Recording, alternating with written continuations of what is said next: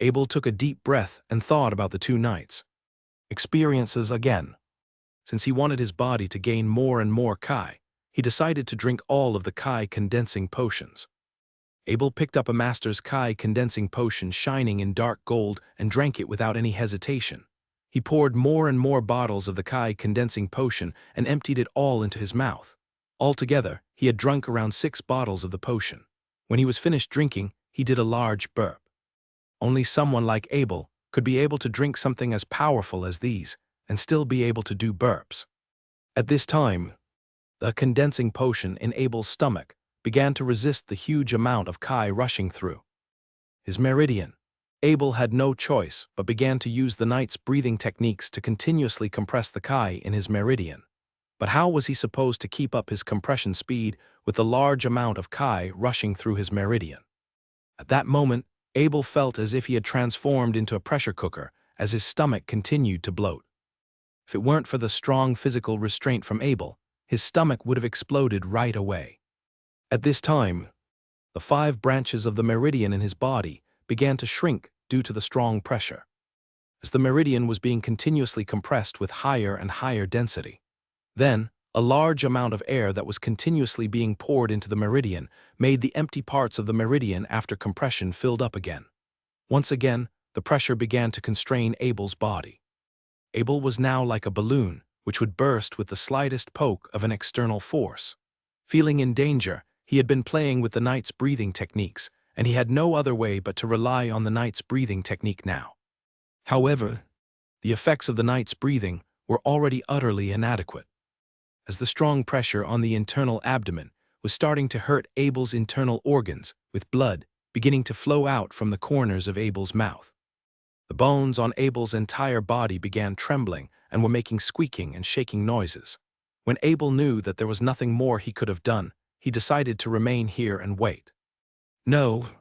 Alongside with a roar from Abel, his mighty power of the will began to rush out of. Through his power of the will, he imagined his meridian as a rough piece of steel and his power of the will as a hammer. He began to command the hammer with his consciousness and powerfully struck a meridian out of the 5 he had. The Kai within had compressed more than half of its initial size, but with the speed of light, his meridian began to fill up with Kai again as soon as the hammer was lifted. Abel did not care much about his meridians. Instead, he turned to his second meridian and continued to strike it without hesitation. By the time he finished striking his 5th meridian, the first meridian was filled with Kai once again by the 6 master's potion. As Abel continued to strike, this process of compressing and refilling the Kai in his meridian created a strange sense of imbalance in his body. At that moment, Abel couldn't even felt his own body. All of his perceptions were fading away. This was because all his power of the will was focused on his meridian. This meridian was just a model of steels in his eyes. Also, he was not directly striking his meridian. He only struck the area where the Kai was located, hoping to force it to the center where his 5 meridians were connected. If there was anyone near Abel right now, they would have realized that he had already entered into a state of realization once again.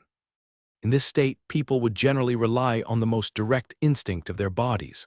They had no concerns about the consequences and would not hesitate around anything. It was a fascinating ability passed down by the history of humanity. After each stroke, the compressed part would rebound some strange energy back to Abel's body. This energy was known as increasing energy. When a novice knight became an official knight, their bodies would go through a lot of developments, largely caused by this increasing energy. Not only could this increasing energy develop Abel's body, but it could also increase his power of the will. When Abel continued to strike, he was improving himself in all aspects, which he did not even realize as he was in the midst of this state realization.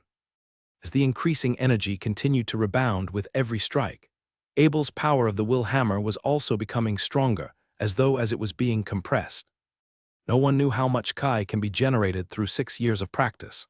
However, when Abel was in his state of realization, he guesses maybe he could achieve it in 24 hours if he continued to revive the increasing energy rebound from each strike. So it should be long. This was the longest that Abel had ever been in an insight before. Now his power of the will was becoming a golden hammer, and the Kai inside the meridian was longer being recharged. The effects of the 6 potions were finally over. His meridian had now become a crystal stone that was as big as his fist. As his body was being developed with the energy, his skin was shining with a light gold color. If anyone had seen Abel at that time, they would have seen through his bone marrows, which was pure as jade and as hard as a stone. Abel then opened his eyes and took in a breath of air. He thought that he wasn't going to, but luckily he made it through the process, and it felt good to be alive. After Abel had woken up, the first thing he wanted to do was to find his father Bennett and Uncle Marshall, to ask them what the more Kai the better meant. He just drank all 6 bottles of Master's Kai condensing potion without any problem. Therefore, according to the logic of the 2 knights, he should also be okay if he drank 60 bottles. Standing up, Abel found a thick layer of black shell on his skin. It was the impurities generated from the increasing of rank through the energy in his body. As there was no one nearby, he stepped out of the tent and stripped off all his clothes. When Abel continued to stretch his body in all kinds of positions, the black shell continued to fall from his body.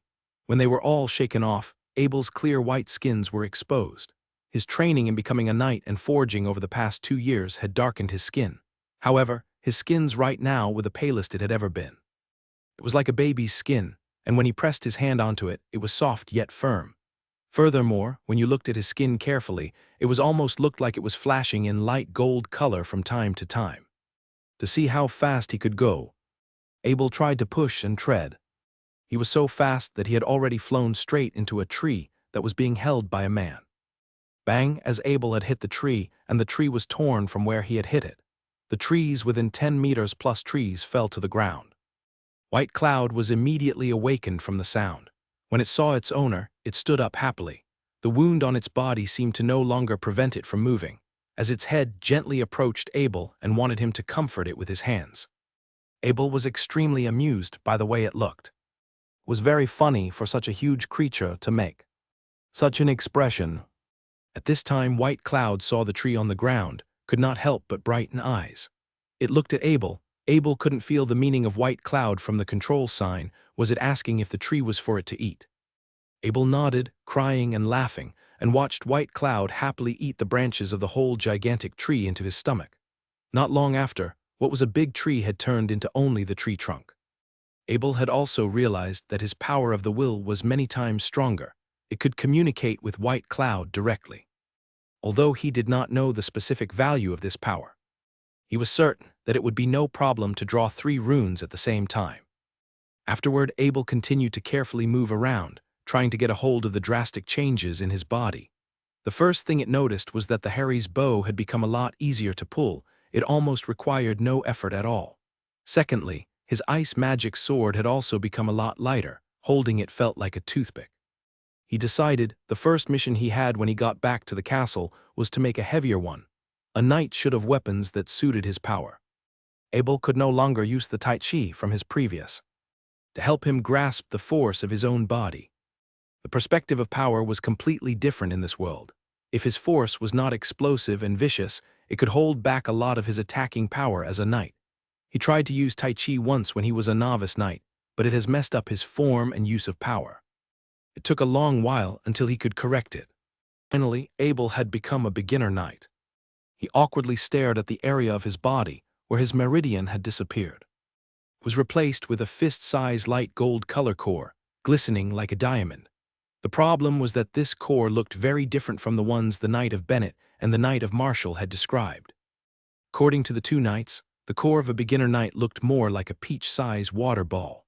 However, the core that Abel had, if we could take it out, he could have very well be able to sell it off as a gem. Once a beginner knight had a core, they could proceed to build a Kai pressure point. A beginner knight could build 5 Kai pressure points at most. Every time they built a new one, they would be raised by a rank. When they reached rank 10, or in other words, completed building their 5th Kai pressure point, they would become an intermediate knight. Intermediate knight could then start building Kai pressure points on each of their limbs and skull. When their Kai pressuring point had been formed on their left arm, they could directly deliver their combat Kai on to their weapons. That's why this ability was exclusive to intermediate knights and above. By that point, the intermediate knight would become very powerful. It could not only make his weapons sharper, but he could also more easily strike his combat Kai directly into his opponent. Unique property of combat Kai was that it had a strong excluding tendency. If it was in its owner's body, it could make the person strong. However, it could be a disaster if it had got into another person's body. It could nightmarishly corrupt and destroy every single organ. The only way to stop this was to exclude the other person's combat Kai from the body, which could be achieved by unleashing your own combat Kai, using expensive drugs, or if you were lucky, a strong resistant body could also do the trick. When the intermediate knight had built a Kai pressure point in their skull and all 4 of their limbs, they would have 10 Kai pressure points in total, each connecting to the core through a combat Kai network. From then on, the core of the knight would become stronger and more secure. These network between the core and the Kai pressure point was like a highway, allowing the much more combat Kai to travel through the body. This allowed the elite knight to shoot out combat Kai from his body. As these networks got stronger, the further he could shoot. Abel continued to stare at the light gold core in his body. Suddenly, a wave of combat Kai shot up from his body. He was shocked to discover that his combat Kai was also a light gold color. When he got back to the castle, he had to ask the Knight of Martial about this.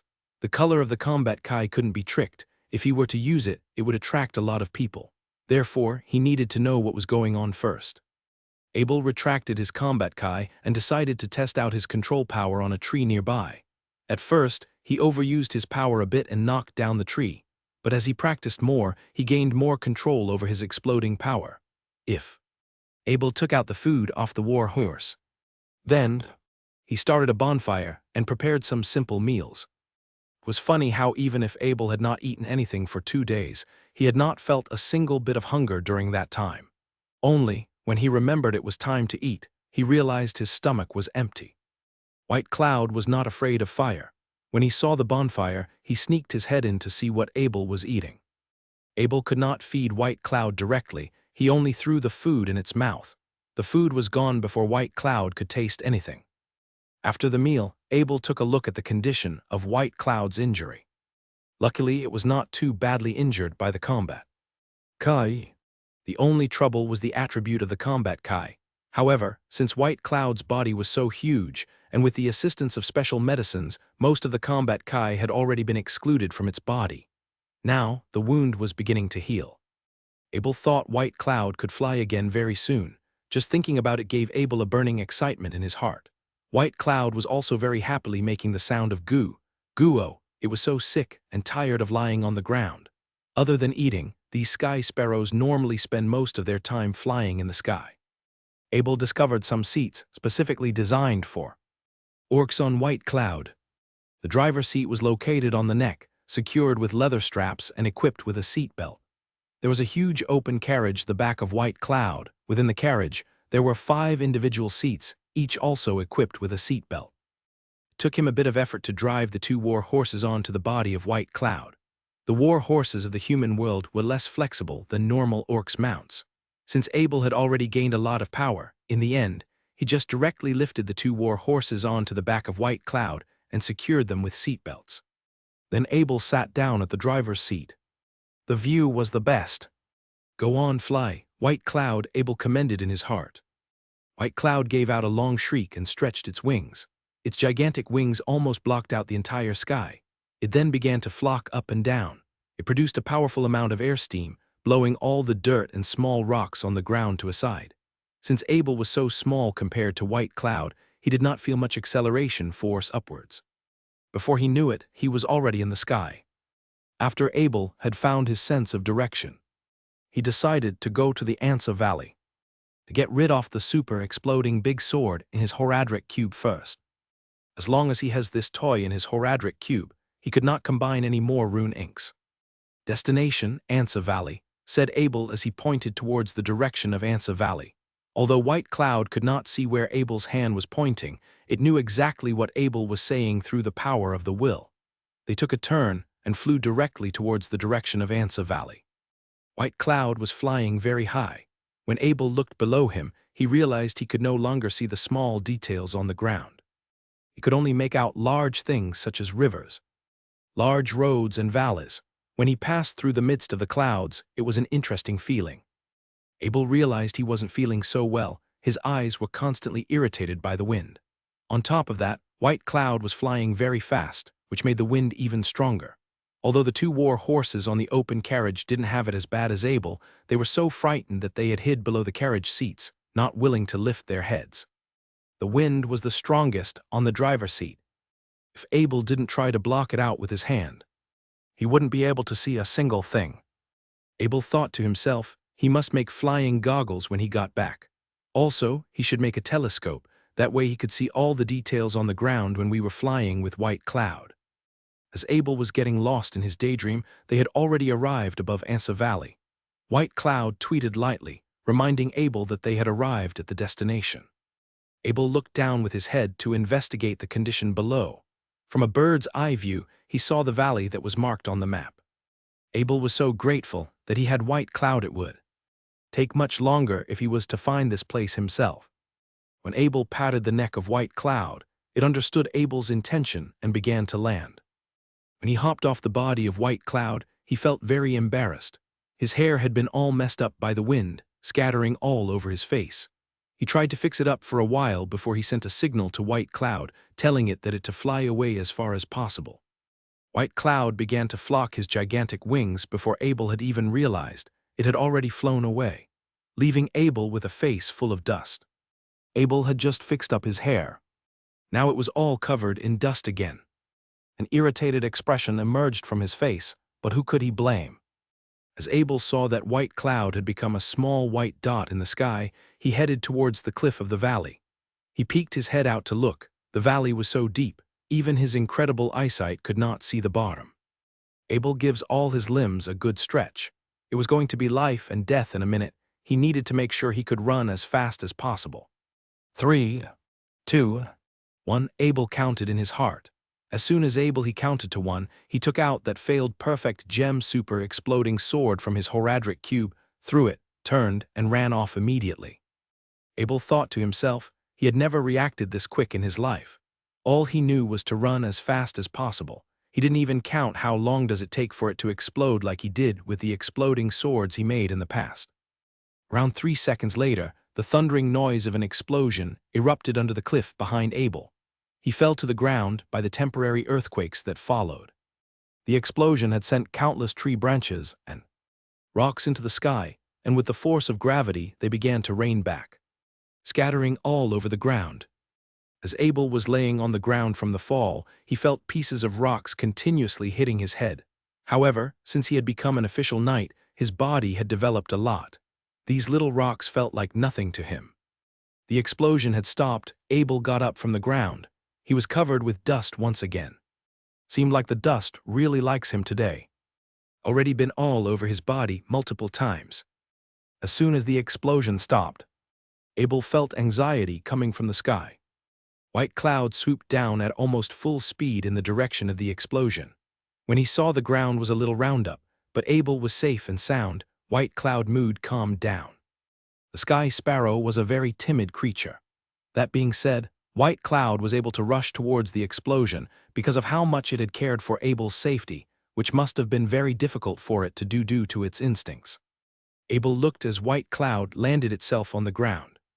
He reached out his hands to caress its feathers, and it also reached its head out to coordinate with his movements. The two seemed to be a great pair of partners together. Back to the edge of the cliff. At this time, the cliff has collapsed for about nearly 10 meters, which was more devastating than what Abel has imagined. That explosive sword was a bomb. It was just as deadly as an aerial bomb back on Earth. If Abel could extend the explosion time to about 6 seconds or more, he could launch an aerial attack with it as he rode on top of White Cloud's back. Abel was in the mood of some research now. Go home. Abel jumped to White Cloud back, sat down at the rider position and fastened his seat belt. White Cloud huge and lightweight body once again emptied, and the cliff was crushed into smaller and smaller pieces by every second. While the same journey would take about 6 to 7 hours by horse, Abel would only have to take half an hour if he were to ride on White Cloud's back. Abel instructed White Cloud to land in the forest behind the castle and found a space in the forest. After it has made a landing, Abel instructed it to move around freely. In the meantime, he He strapped 2 werewolf bodies to the backs of one of the horses, then led them back to the hairy castle. Master Abel is back. When we arrived at the castle, the gate of the castle was open. It seemed that the panic caused by the orc attack had just ended. The village leaders had all returned to their homes, and the guards seemed to be quite energetic when they saw Abel's return. "Abel, why did you come back so late?" the Knight of Martial condemned as he walked out the door. "Nothing, it just accidentally took more time. I didn't expect it to take so long for me to get promoted." Abel had already figured out a reason on his way back. Although this reason wasn't sufficient per se, he wasn't lying either. "You, an official knight?" Incredible look emerged from the face of the Knight of Martial. This was not as simple as upgrading from a level 4 novice knight to a level 5 novice knight. Whenever there was a big promotion, the knights must be prepared physically, psychologically. They would need the aid of a large number of supplements, as well as an incredibly long time for them to ready themselves. The Knight of Martial felt embarrassed now. He thought about how old he was when he first became a beginner knight. Being compared to a genius was hurting his self-esteem right now. "What happened to the werewolf?" Knight Martial asked, looking at the dead werewolves on the horse. "Well, I saw them, had to kill them before they got me."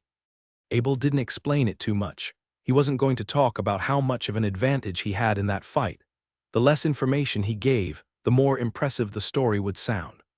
The Knight of Martial waved to the butler Lindsay. "Send these 2 corpses to the city's mansion, and make it clear that Abel was the one who killed them." "Yes, master." Butler Lindsay directed the men to lift the 2 bodies off the horse. Abel requested, "Can we please discuss your study? I have something I want to ask you, uncle." "Is it about your promotion?" The Knight of Martial took Abel and hurried to the study room. The Knight of Martial's study room is the safest place in the whole castle. Since Abel proposed to talk in the study room, it must be said that he did not want to let others know. "Tell me what's the matter." Entering the study room, the Knight of Martial said after closing the study door. Abel remained silent and directly gathered his combat kai.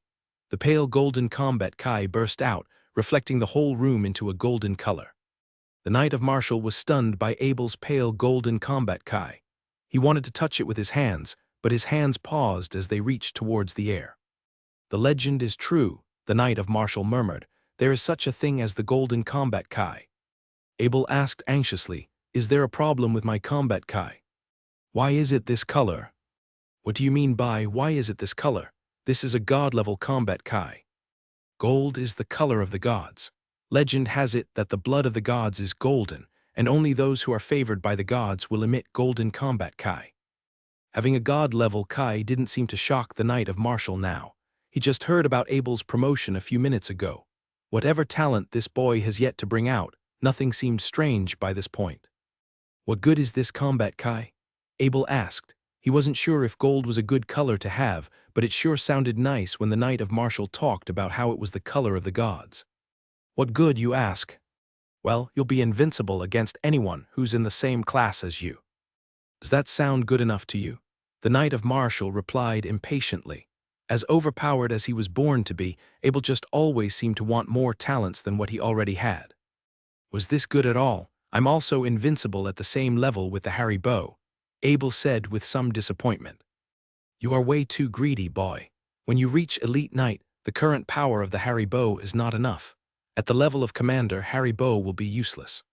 With the legendary power of the Golden Combat Kai, you can increase the Combat Kai by 4 times. Seriously, how are you still not satisfied?" "Wait, so how many power-ups can I get with my Golden Combat Kai?" Abel asked vigorously. "Just try it yourself. Don't use your Combat Kai, hit me with half of your strength, and let me know how much the half of your strength is. After that, hit me again with your Combat Kai activated. It should be fine here, right?" Abel turned to look around the study room. The room was large, and the materials were placed in a bookcase on the wall. There was a huge space in the middle of the room. "It's okay, give me all you got," the Knight of Martial said with confidence.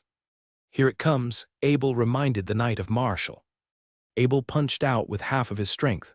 Within less than a second, the Knight of Martial used half of his strength and blocked the hit with his body. The Knight of Martial quickly increased his strength. Only 80% of the energy was urgently added, but it was completely useless against Abel's strike. For reasons he wasn't sure of, he felt like a ball that was being struck into the air. Actually, he was flying for about 10 meters back. The bookcase behind him made a huge crackling sound as his body crashed into it. Abel, the Knight of Martial, shouted. Fortunately, Abel did not use his combat kai. His strength did not hurt the Knight of Martial, but it was going to take a while for the books to be put back into their original spot. As some of them were family secrets that could not be touched by outsiders, the Knight of Martial would have to clean them up themselves.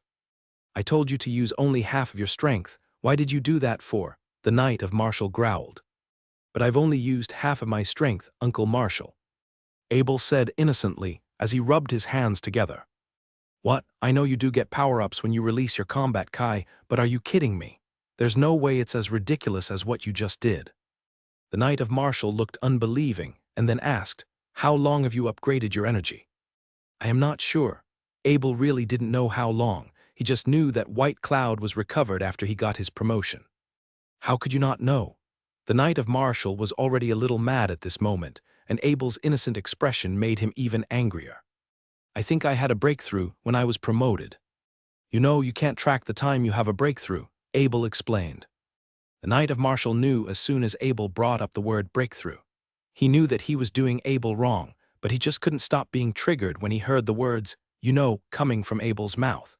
Abel has made it sound like he knew what a breakthrough was supposed to be like, but he has never had a breakthrough for his entire life. Take another punch with 10% strength. Remember, it's 10% strength. Don't get it wrong this time, Knight Martial warned carefully. Rest assured, although I'm not too good in controlling my strength, it should not go wrong. Abel's tone was very serious. When the Knight of Martial heard Abel's statement, he silently increased the power he intended to use on defense from 60% to 100%. Abel's fist seemed to be weak. Seriously, the strength of 10% was the strength to gently wave his hand. When his fist hit the Knight of Martial, the Knight of Martial's body shook slightly. The Knight of Martial secretly rubbed his back with his hand. Very strong, Abel. That was about 200 pounds of force right there. After a long period of body transformation, all of Abel's skin, muscles, and bones were now thicker and tighter than ever before. While 200 pounds of force might not be a lot, it would hurt a lot more if it was released from an iron rod than if it was from a wooden stick. That's why the Knight of Martial felt pain back there. Apart from the physical force that Abel used to hit him with, it had something to do with how tough Abel's body was. You monster! The Knight of Martial murmured behind Abel's back. That was just as strong as those giant beasts from the Orc Empire. Hit me once more with your combat kai, the Knight of Martial ordered. Then, as Abel stared at him with a dropped jaw, he grabbed a shield from the corner and placed it in front of him. As the golden combat kai started pouring out, Abel's punch landed right in the center of the shield. This time, the Knight of Martial stood right where he was at. His body flinched for a bit, but that was about it. Something was different though. The Knight of Martial was sure of that. The impact might have looked the same as the first punch, but something was different. The difference was with the shield. The first punch was blocked with Martial's bare hands, and no knights would fight with their bare hands. While the second punch didn't send the Knight of Martial flying, it did manage to make him budge behind a standard knight's shield. 700 pounds, the Knight of Martial said with certainty. You just increased your power by 3.5 times. The Knight of Martial continued with a slightly admiring voice. You've got muscles, and you've got your combat kai. All that's missing is just a nice set of armor. If you've got yourself one, I don't know what can stop you. Wait, Abel felt so content to hear that. For once, he's felt safe to be in this world. Too soon, my boy, the Knight of Martial called Abel off. I was comparing you with ordinary people. If you are facing a wizard right now, you'd wish that he's too exhausted to cast any spells on you. Abel asserted as he looked at the Knight of Martial in the eyes. I'm going to become one, Uncle Martial. I'm going to become a wizard. Without interfering with Martial to pick up his paperwork off the ground, Abel quickly left the study after saying goodbye. He went back to his bedroom and was quickly accompanied by the little black wind. Poor black wind. It was worried sick because it hadn't seen Abel for the last few days. As Abel picked it up from the ground, it quickly licked his face as a puppy would to its parent. Come to think of it, Abel was already a beginner knight. Since he could use the mount enhancement technique now, he could help Black Wind get stronger while it was still little. Abel held Black Wind to the ground with its belly up. As it was wiggling its tiny body, Abel chanted out a spell that made him aware of everything about its physical condition. He then injected his golden combat kai into his hand, then started rubbing Black Wind's body with it. Black Wind closed its eyes, as it enjoyed being massaged like this. Combat kai was a very volatile substance. Because of how erosive and destructive it was not advised to be injected into any living creature other than its creator. That being said, the negative effects of combat kai could be neutralized when the orcs prayed to their gods. How such methods worked was quite complicated in itself, but generally speaking, what the mount enhancement technique could do was to synchronize a mount with its rider. This would make it harder for the combat kai to have much of a rejecting effect on its intended target. While the effect of such a method was not effective in the short, the long-term effect would be irreversible for the mount itself. The Knight of Martial waved at Abel as he went to the dining room. "I forgot to tell you something. The Edmund's boutique shop just sold off all the weapons you've put up on auction. When you have the time, go collect the gold that you're supposed to receive." "Yes, Uncle Marshall. Another thing, Viscount Dickens just asked us to visit his house. The intel we sent him was, well, it was very useful for us," the Knight of Martial continued with a laugh. "I think he's inviting us over to talk about our rewards." Abel asked in a worried tone, would that map be good enough to, say, be granted a lord? In this world, if someone's war glory was falsely claimed by another, the act itself would be looked down upon and be punished by the state's law. Because of this, Abel's act of finding the parchment map was very clearly ruled out from the Knight of Martial's war achievements. That being said, everything that happened after the discovery of the map was up to negotiation. And that's what's so special about Abel. If he wasn't a master blacksmith, Viscount Dickens wouldn't have asked for his input on this matter. The Knight of Martial would have been to collect all the rewards. The Knight of Martial knew this, of course, and understood that Dickens was trying to avoid offending a prodigy like his foster son. "It's okay, Abel," the Knight of Martial said in a reassuring tone. "Viscount Dickens is a fair man. I'm sure that you will get the reward that you deserve. Let's go tomorrow, then. We'll go to Edmund's boutique shop on our way." Speaking of the Edmund's boutique shop, Abel remembered that he needed some supplementary potions for his official knight's training. If drinking supplements could help him get through his novice knight's training a lot faster, the same method could be applied to helping him get through his current training. Abel ate a lot that night. While he missed the diet inside Harry Castle, the Knight of Martial was looking to change the family's menu. Now that Abel was a beginner knight, regular meat wasn't quite enough to help him advance to the next state. Fortunately enough for them, Harry Castle had a lot of income from the weapon store and the blacksmith shop. Feeding two knights wasn't an issue here. The biggest expenses for a knight were the weapons and equipment. Since Abel was a master blacksmith himself, he could pretty much make whatever that he wanted to use. As for armor, that was even less of a problem for him.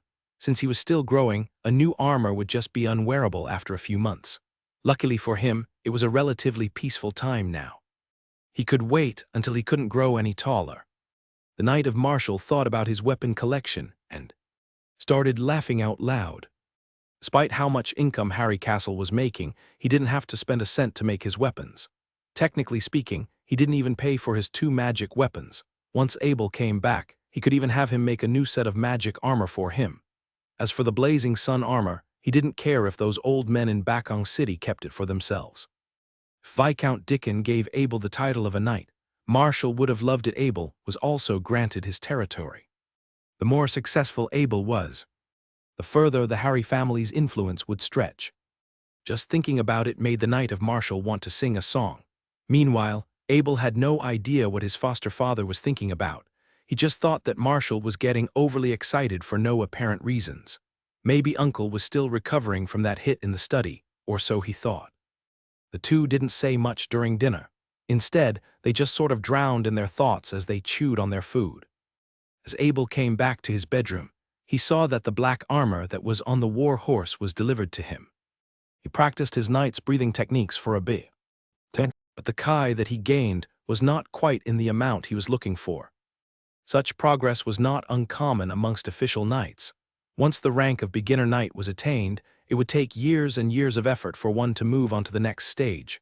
It was like grinding a pin from a piece of rock, to put it simply. While it was getting kind of hot the next morning, the Knight of Marshall and Abel decided to ride off a lot earlier than they normally would. They were right to do this, as the sun was starting to get hot when they had reached the Harry Castle's dacha inside Harvest City. The Knight of Marshall decided to stop for some clean up. He took Viscount Dickens' invitation very seriously.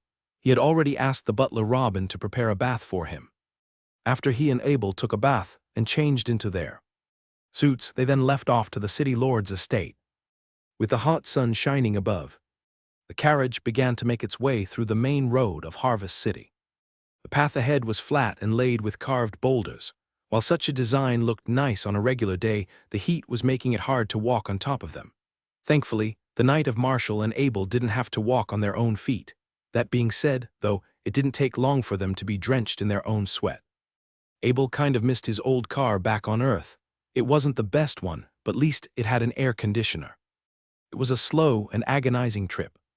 At last, the carriage had made its way to the Lord's estate. "Master Knight, Master Abel," the coachman called out, "we have arrived at the Harvest City Lord's estate." The Knight of Marshall tidied his suit for a bit. He then took out a towel and started wiping the sweat off his head. He passed over another towel to Abel. "Wipe your sweat with this. Remember, today is an important day. Don't do anything rude when you see him." When the Marshall Knights and Abel stepped off the carriage, the huge high wall of the city palace came into Abel's eyes. The last time he came here at night, the city palace seemed more magnificent and aggressive during the day. "I give you my sincerest salute, the Honorable Knight of Marshall and the Honorable Master Abel. I have come here to welcome you both on behalf of the Lord of this city." Since Abel was the adopted son of the Marshall Knight, in this formal occasion, he was presented by the Knight of the Marshall. The knights bowed slightly and said to the steward, "I'm very glad to see you. Abel and I are honored to be invited to meet the Honorable Lord." Abel bowed slightly, following the Marshall Knight, thanking the steward. Under the guidance of the housekeeper, they went through the huge courtyard. Although the fountain in the middle of the courtyard was not as bright as at night, it seems that there was a little bit of coolness under the sunlight. After entering the hall, Abel felt the coolness from time to time. The huge rock-walled hall completely blocked the heat outside. Walked through a long corridor to a door carved with the goddess of the harvest. The steward stood still and said quietly to the Marshall Knight and Abel, "This is the reception room. The city lord is waiting for you." When he saw Viscount Dickens again, Abel felt more deeply than when he came last time. The powerful force from Viscount Dickens' body was like a volcano. Although it did not erupt, he felt heavy pressure just standing in front of him. "Did you rank up, Master Abel?" While Viscount Dickens was very aware of how threatening his combat kai was for the other knights, he didn't expect Abel to be shocked. Viscount Dickens's combat is only aimed at the official knights, and those novice knights should not be able to feel this coercion. Abel's reaction has shown that he had become an official knight. "Yes, my lord." Abel bowed humbly and replied with a fancy gift in the air with one hand. Viscount Dickens secretly rejoiced that he did not mistreat Abel for his effort. Not to mention in Duchy of Camel, such genius was very rare even in the entire human world. He was being friendly with Abel because Abel was a master blacksmith, and now he found that Abel was not only talented in forging, but also talented in knight practice. Viscount Dickens pointed towards a knight on the side. "This is the Knight of Saroyan. He's the one who led the orc extermination." Knight of Saroyan bowed to Marshall Knight and Abel. He always wanted to thank them in person for allowing him to contribute. This ceremony was heartfelt gratitude expressed by the Knight of Saroyan. Regarding the goodwill of the elite knights, both Marshall Knight and Abel also responded quickly, and the atmosphere on both sides seemed very friendly. "He's had a nice record to him. 159 official orc riders, with 2 of them as elite riders, and wounded a Sky Sparrow," said Viscount Dickens with a smile. It turned out that the Sky Sparrow was wounded by the army. At this time, Abel knew the origin of Bai Yun's injury, but fortunately, it did not expose Bai Yun. Viscount Dickens turned to look at Abel and said, "Master Abel, the 2 corpses you sent yesterday were identified by the Knights of Saroyan. One of them escaped from the siege, had noble status, protected by elite orc rider. I also sent this meritorious service to the Bakong headquarters overnight, and the headquarter had raised your reward. Large cities such as Harvest City had their own ways to transmit information in the Blacksmith's Guild. Reports of battle achievements were given due rewards after verification, and for achievements reported by city lords such as Viscount Dickens, the response would be very fast. Hearing the increase in the reward, Abel couldn't help rejoicing.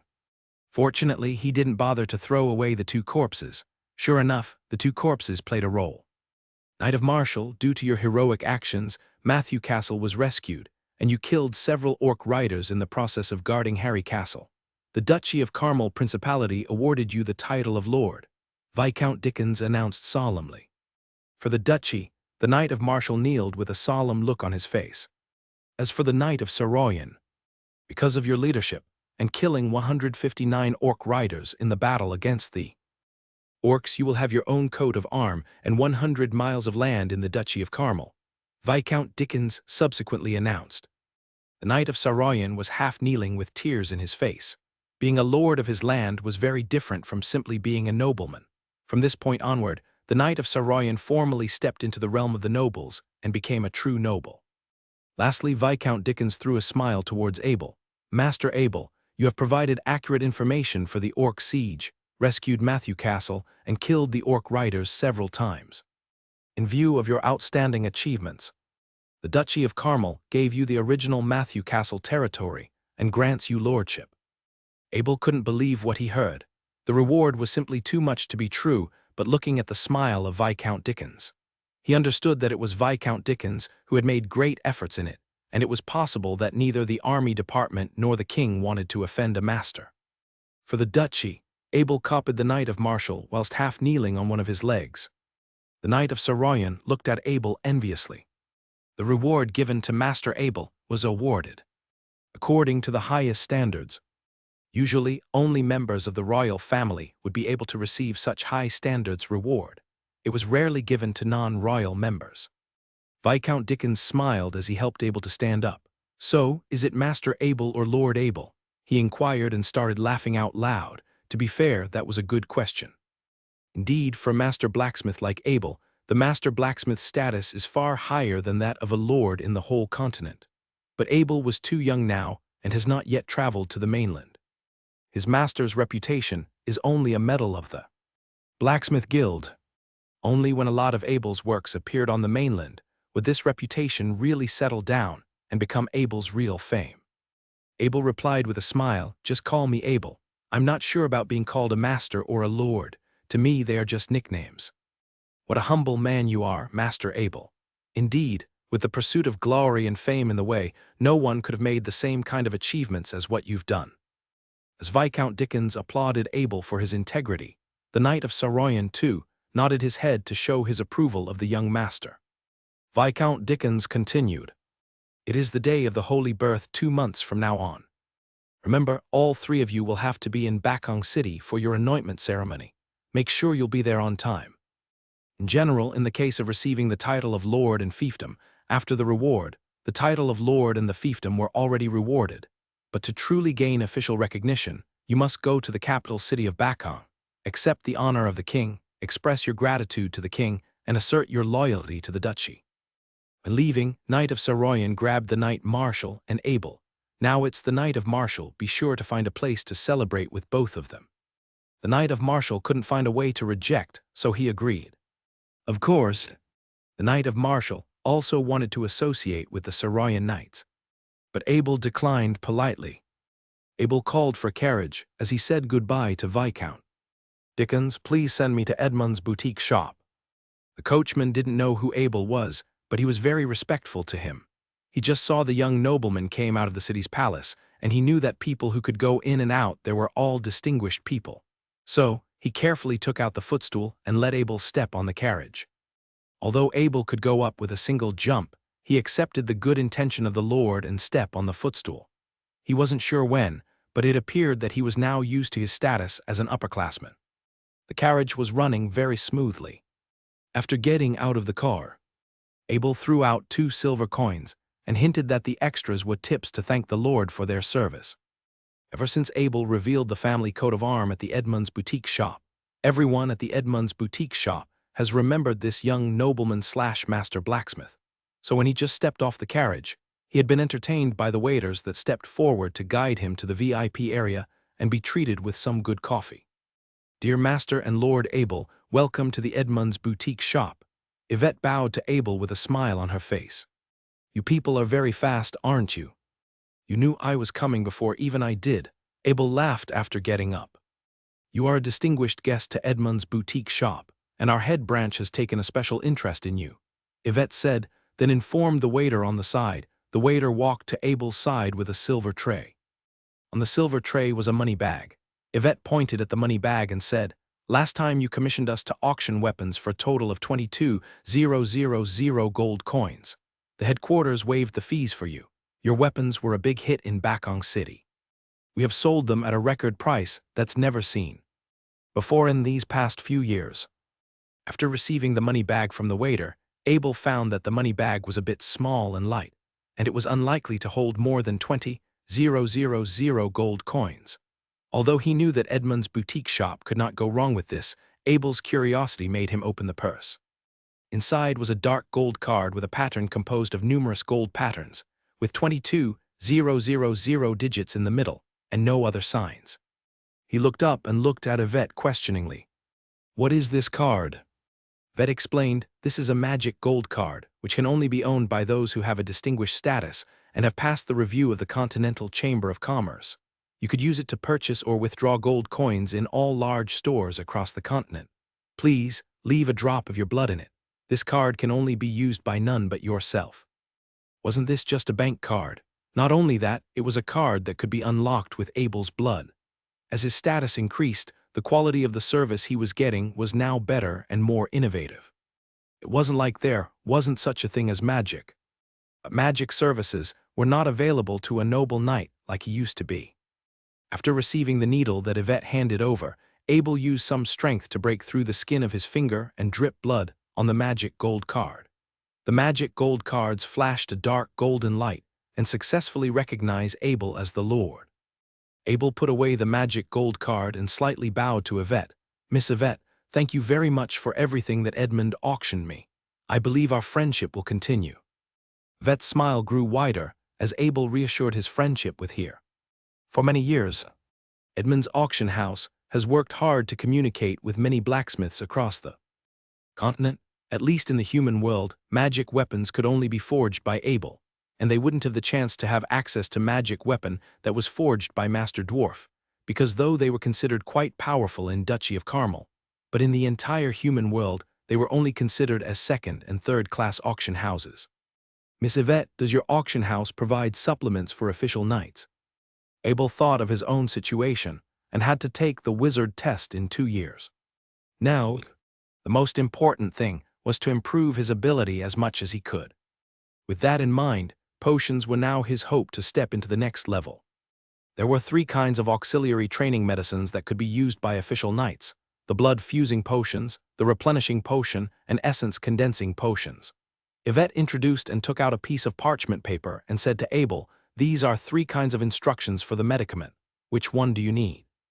Abel took the parchment with the description and efficacy of the 3 potions. The blood-fusing potion was a potion that was used during an official knight practice. It could convert the blood in the body directly into combat Kai that store in the body. This potion was used to exchange blood for the combat Kai and accelerate the speed of gathering the combat Kai, but each time you used it, you lost some blood. The second potion, the replenishing potion, was meant to be used in collaboration with the blood-fusing potion.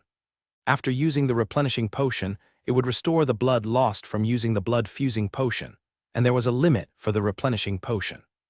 For each bottle of blood-fusing potion used, it was necessary to take the replenishing potion for 10 consecutive days, and then rest for 5 days before using the blood-fusing potion.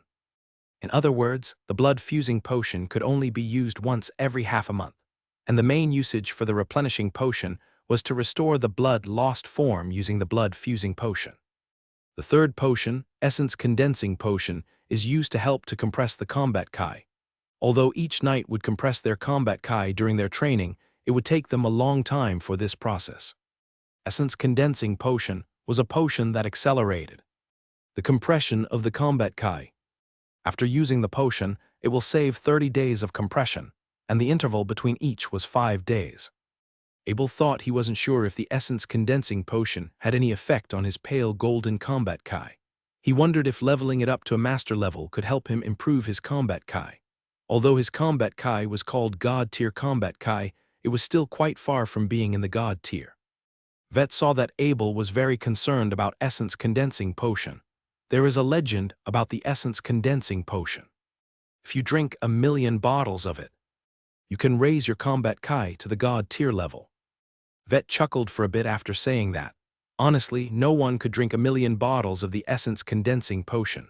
First of all, it was simply too much of a waste of money, and even if one could and was dumb enough to afford for such an expense, he would probably be dead from the side effects. Just the time it would take to drink 1,000,000 bottles. How many years would that take? I will ask for some of the 3 potions at any price. Abel decided to purchase each of the potions and go back to try the effect. If it was effective, then he would purchase more next time. These 3 potions are lesser. Because of the materials, it is difficult for master pharmacists to make the potion for intermediate. Therefore, on the mainland, official knights are using lesser potions. Vet explained very clearly that she did not want Abel to misunderstood for any reason. Vet went on and said, 50 gold coins per bottle for the blood-fusing potions, 10 gold coins per bottle for the replenishing potion, and 100 gold coins per bottle of essence-condensing potions. Abel couldn't help but stagger. The potions of these official knights were several times higher than the price of the novice knights. It seemed like reaching the elite knight level through potions was not the affordable way for ordinary noblemen. Give me 27 bottles of blood-fusing potions, 270 bottles of the replenishing potion, and 162 bottles of essence condensate potions. Abel was about to buy a 1-month supply of potions. 27 bottles of blood-fusing potion for 350 gold coins, 270 bottles of the replenishing potions for 700 gold coins, and 200 coins for essence condensing potion, with a sum total of 250 gold coins. Yvette counted very fast in her mind and stated the value and total price of all 3 potions.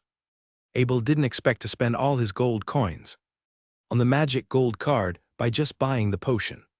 He took out the magic gold card from his arms and handed it to Yvette. Yvette took out the same magic gold card and docked both cards together. Abel felt a question coming from the magic gold card. Do you agree to pay 250 gold coins? Abel said in his heart, I agree. He saw that the amount in his magic gold card changed from 22,000 to 1,750. He put away the magic gold card. Abel could not help but be full of longing for magic. This time, Yvette has prepared 2 large boxes for Abel. The boxes were lined with soft red silk to protect these potions. On the return journey, the Knight of Marshall and Abel went to Matthew's castle first. For the sake of clarity, the territory around Marshall Castle was already under Abel's possession. As the entire Matthew family was no longer, the area that was 100 miles in between the Bennett Knight's domain and Harry Knight's domain was technically unclaimed. The same could be said for everything that was in Harry Castle. While Abel didn't ask for it, he was granted the authority over these said properties. He could design his new coat of arms now if he wanted to, but he would have to wait for it to be approved after going to the ceremony in Bakong City. As the carriage approached Harry Castle's front gate, Butler Ken brought a few guards and servants to welcome them in. They seemed quite eager to do something like this. After all, with their former masters gone, no one knew what their future would be like. The least they could get was the first impression of the man newly in charge of this territory.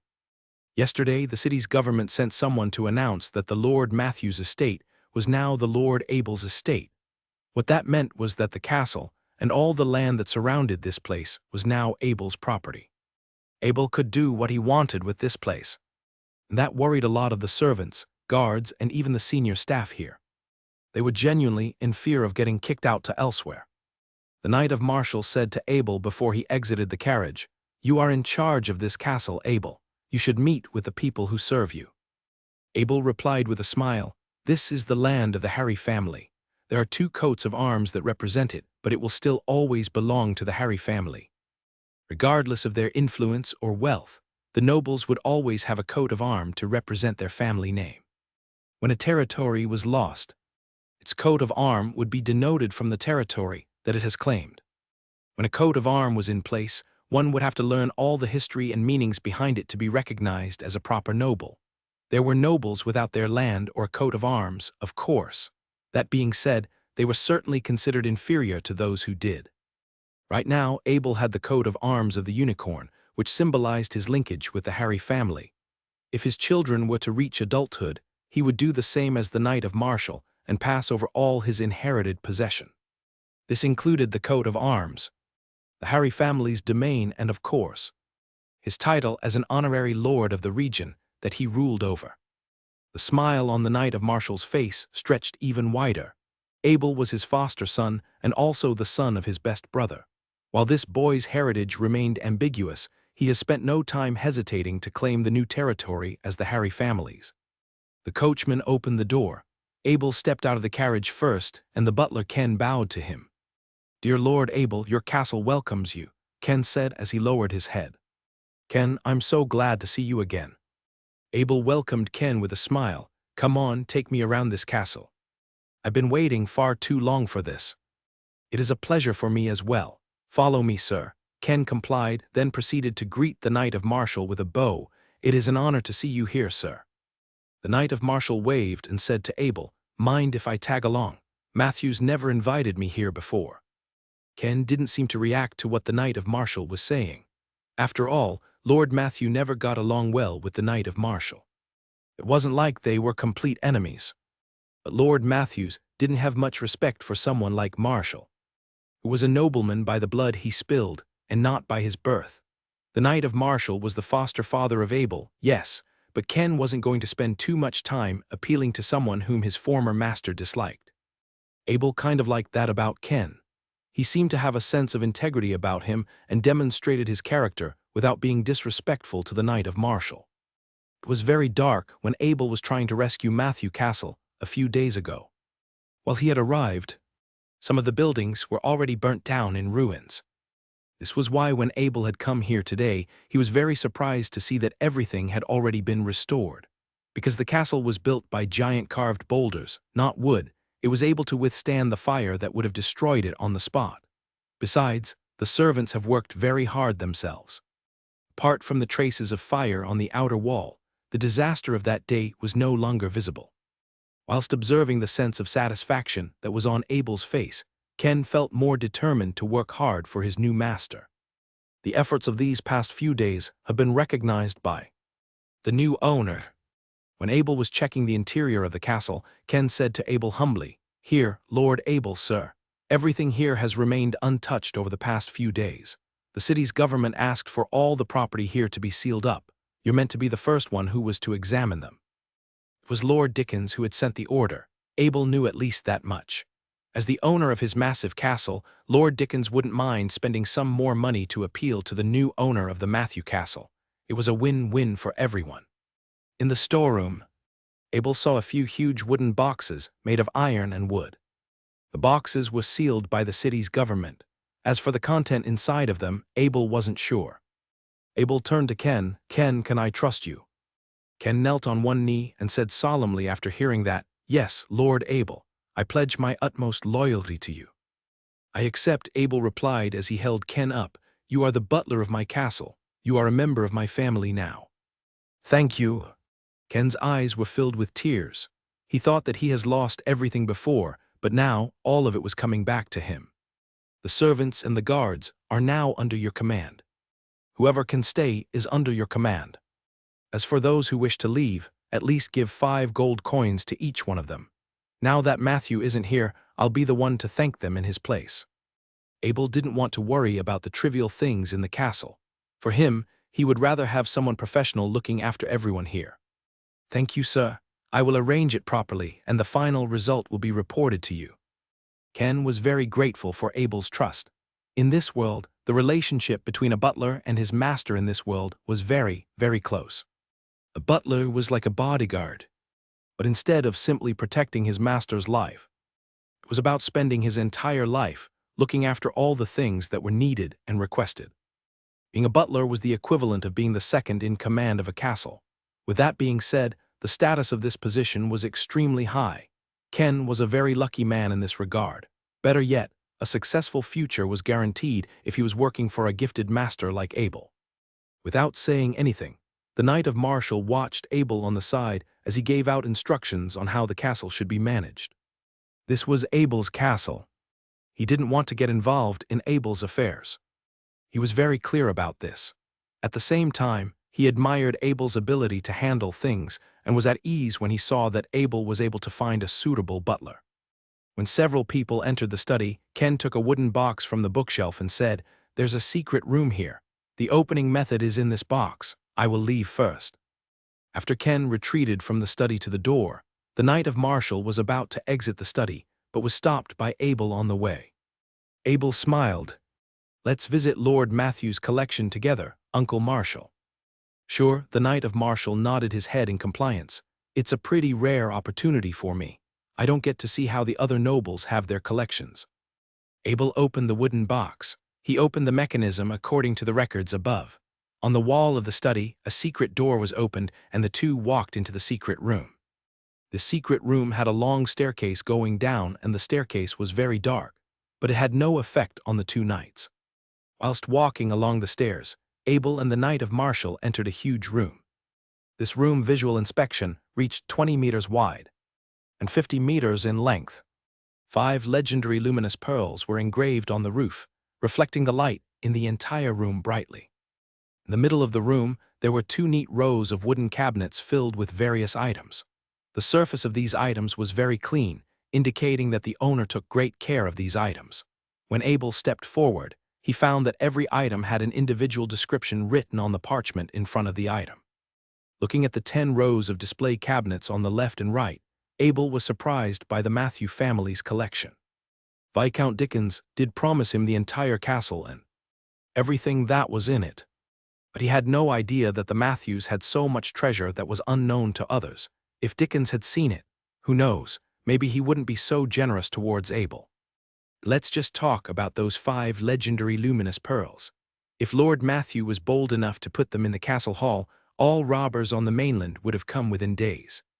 Abel didn't know much about the history of this world. Still, he was fascinated to see all the historical items that were in this place. It was an eye-opener for him. Every time he looked at a treasure that could be dated back many years ago, he would always wonder if it was a treasure from a certain country or a weapon of a famous general. "Hey uncle, look at all this. Do you still remember what we have in Harry Castle? Hey uncle." The Knight of Marshall threw a side stare at Abel. "Think about the years that have been put into this collection here. This family has been collecting for hundreds of years. What's the point of comparing it to my collection?" The Knight of Marshall seemed pretty okay with it on the outside, but secretly, he's already decided that he was going to make a new collection room when he went back. This comparison was simply too overwhelming for him. It was making him more embarrassed than if he was wearing nothing but his underpants. Abel was getting more excited the more he walked around this place.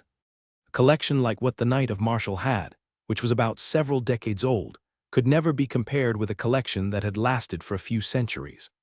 As close as Matthew's family collection was to being a museum, Abel did not find any scrolls or anything that contained a secret knight technique, which showed just how scarce and precious the secret knight technique was. To protect themselves from having their status being challenged, the nobles would do everything they could to keep a monopoly on the ways a knight could be trained.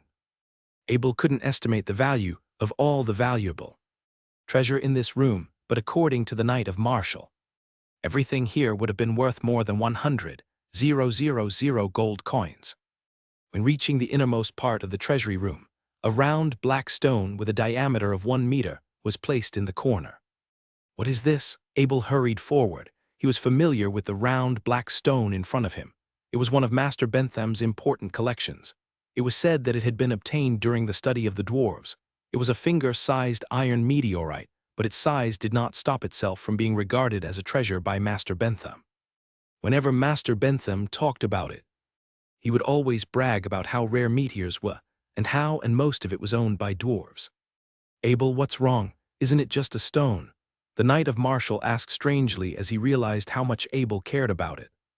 Abel grinned at the Knight of Martial. Just a stone. Did you just say that, Uncle Martial? If Master Bentham was here, he would have broken your head immediately. Oh, only if he can beat me. The Knight of Martial chuckled. So what is it? It's an iron meteorite, Abel's answered firmly. He was so strong on the word meteorite that he just couldn't stress enough about it. What does an iron meteorite do? The Knight of Martial asked, as he wasn't a true blacksmith that understood the importance of an iron meteorite.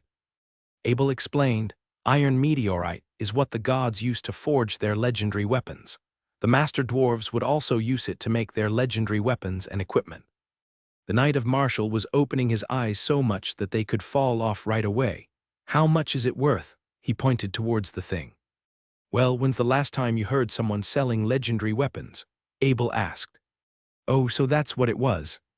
As a master blacksmith himself, there was just no way that Abel would spare the chance to craft his own legendary weapons.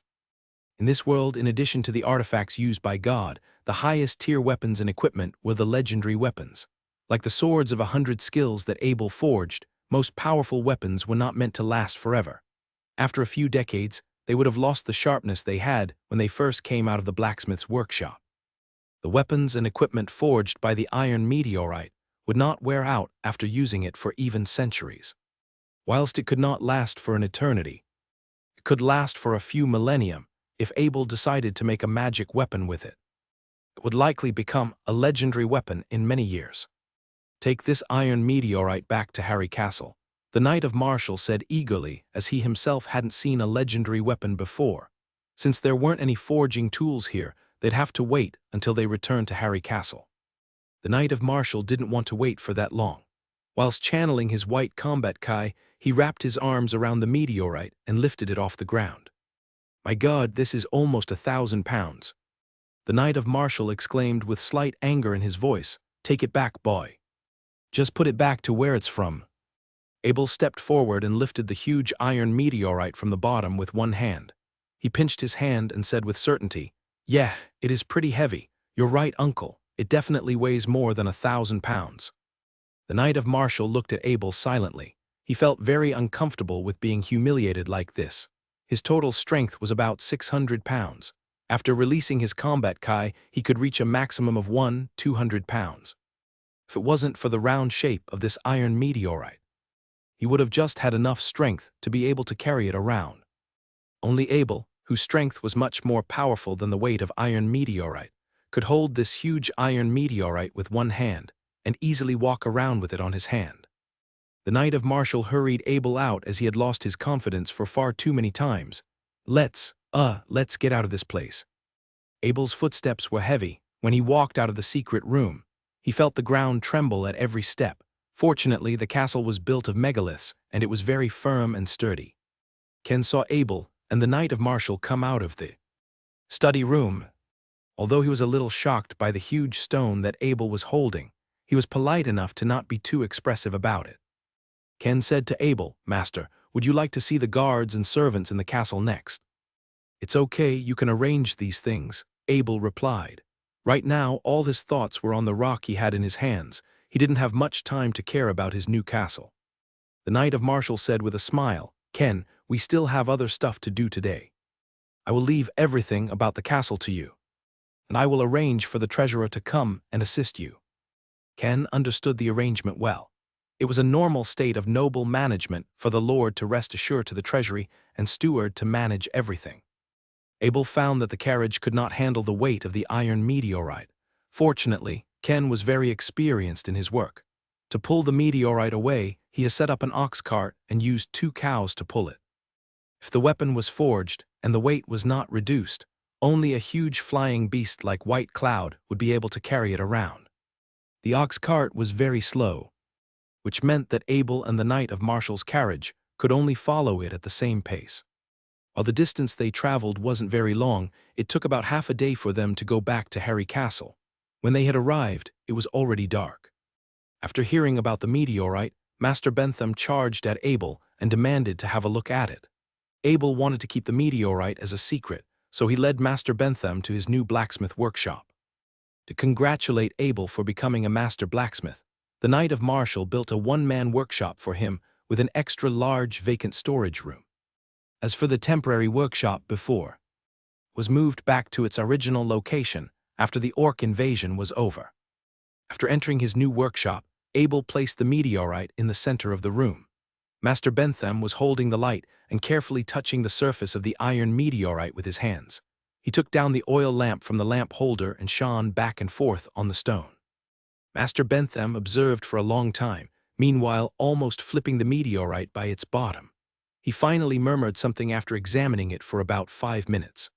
"Yes, this is an iron meteorite. I have never seen such a huge iron meteorite when I was with the dwarf. What kind of weapon do you think this iron meteorite is suitable for?" Abel asked. He had some doubts about what to do with this iron meteorite. The most important thing in his mind was to forge a super heavy sword, which is almost unbeatable when he holds it on his hand. "In my opinion, your level is still improving now. You can't find a second piece of iron meteorite, so you should forge it when your level is high enough." Master Bentham knew very well about Abel's potential. While the boy was still improving at a very rapid pace, it'd be better if he didn't waste the meteorite right now. "I agree with you, Uncle Marshall. For now, let's just leave this meteorite where it's at." Abel thought of his recent surge of his power of the will, and there was rune that he could discover from time to time. When he could master more runes and have a more powerful willpower, by discovering the method of using rune language to forge equipment, and then use this iron meteorite to forge a very powerful rune language would be the best choice. Abel played with Black Wind for a while at night. After training it using the mount enhancement technique, he gave it a massage using his combat kai. Abel smiled as he thought, "Grow up quickly, be very, very strong, my little puppy. When you grow up, your task will be to carry me and my weapons around." Black Wind suddenly shivered up its back. It widened its eyes, looked at its master in doubt, and wondered what made him have such a big grin on his face. Black Wind's reaction was pretty amusing for Abel. Not only was it kind of dumb in a cute kind of way, but it was also growing a lot lately, which proved that the mount enhancement technique had worked. If the priest of the orcs could see the growth of Black Wind, will be surprised at the growth speed of Black Wind. This is because Abel's golden combat kai is more powerful than ordinary combat kai, so the effect of the enhancement was more obvious. After settling the Black Wind, Abel asked Black Wind to play on his own, and he was about to start combining the potions. Abel took out 27 blood-fusing potion, 270 replenishing potion, and 162 essence condensing potions from the boxes. He placed them in front of him and merged them 3 at once with his Horadric cube. As the potion was turned from beginner to a greater level, it began to glow with a shade of blue. The resulting product was 9 bottles of the greater blood-fusing potion, 90 bottles of the greater replenishing potion, and 54 bottles of the greater essence condensing potion. Then it was from greater potion to the greatest potion. As Abel merged the bottles into fewer yet more concentrated portions, the resulting liquid began to glow with a luxurious ring of gold. It was 3 bottles of the greatest blood-fusing potion, 30 bottles of the greatest replenishing potion, and 18 bottles of the greatest essence condensing potion. Finally, it went from the greatest potions to the master's potions. What remained was 1 bottle of the master's blood-fusing potion, 10 bottles of the master's replenishing potion, and 6 bottles of the master's essence condensing potion. All of them had a dark golden glow on the outside. As he was done with the fuse, Abel took the bottles away to a safe location. Abel took out the master's blood-fusing potion. Abel closed his eyes, poured the potion into his mouth. The night breathing technique started, and he immediately felt the blood began to boil. As the blood inside of him began to boil, it started vaporizing and shrinking in volume. The golden combat kai in his blood began to gather up. While the quantity of it was not too much at all, it was about 10 times better than what he gathered up under normal conditions. That being said, the progress he was making now was much more efficient than before. After about half an hour, Abel began to kind of weak from the inside out. The blood-fusing potion was making him lose in blood. What a shock this was. This was not what the blood-fusing potion was known to do. Wouldn't his blood level just stop decreasing if it became too dangerous for him? Abel quickly poured a replenishing potion into his mouth. After the master's blood-fusing potion entered his body, it felt like his whole inside was burning like a lit oil barrel. It felt better later on, and he soon got used to this feeling. A new meridian did take form, but there wasn't much combat Kai inside of it. It was an empty meridian. If it wasn't for the supplements he's made, it would take years for Abel to fill them in with his Kai pressure point. Abel didn't expect a master's blood-fusing potion to be this effective. If he didn't make any replenishing potion, he would have been the first knight to be turned into a mummy by a potion. Speaking from history, Abel didn't know if there was anyone who had drank a master's blood-fusing potion before. According to Miss Yvette from the Edmund's boutique shop, with the current amount of supplies the market could provide, the best blood-fusing potion available to this world would only be in the intermediate level. Frankly, what that meant was that Abel had just turned himself into a guinea pig for a first-time ever experiment.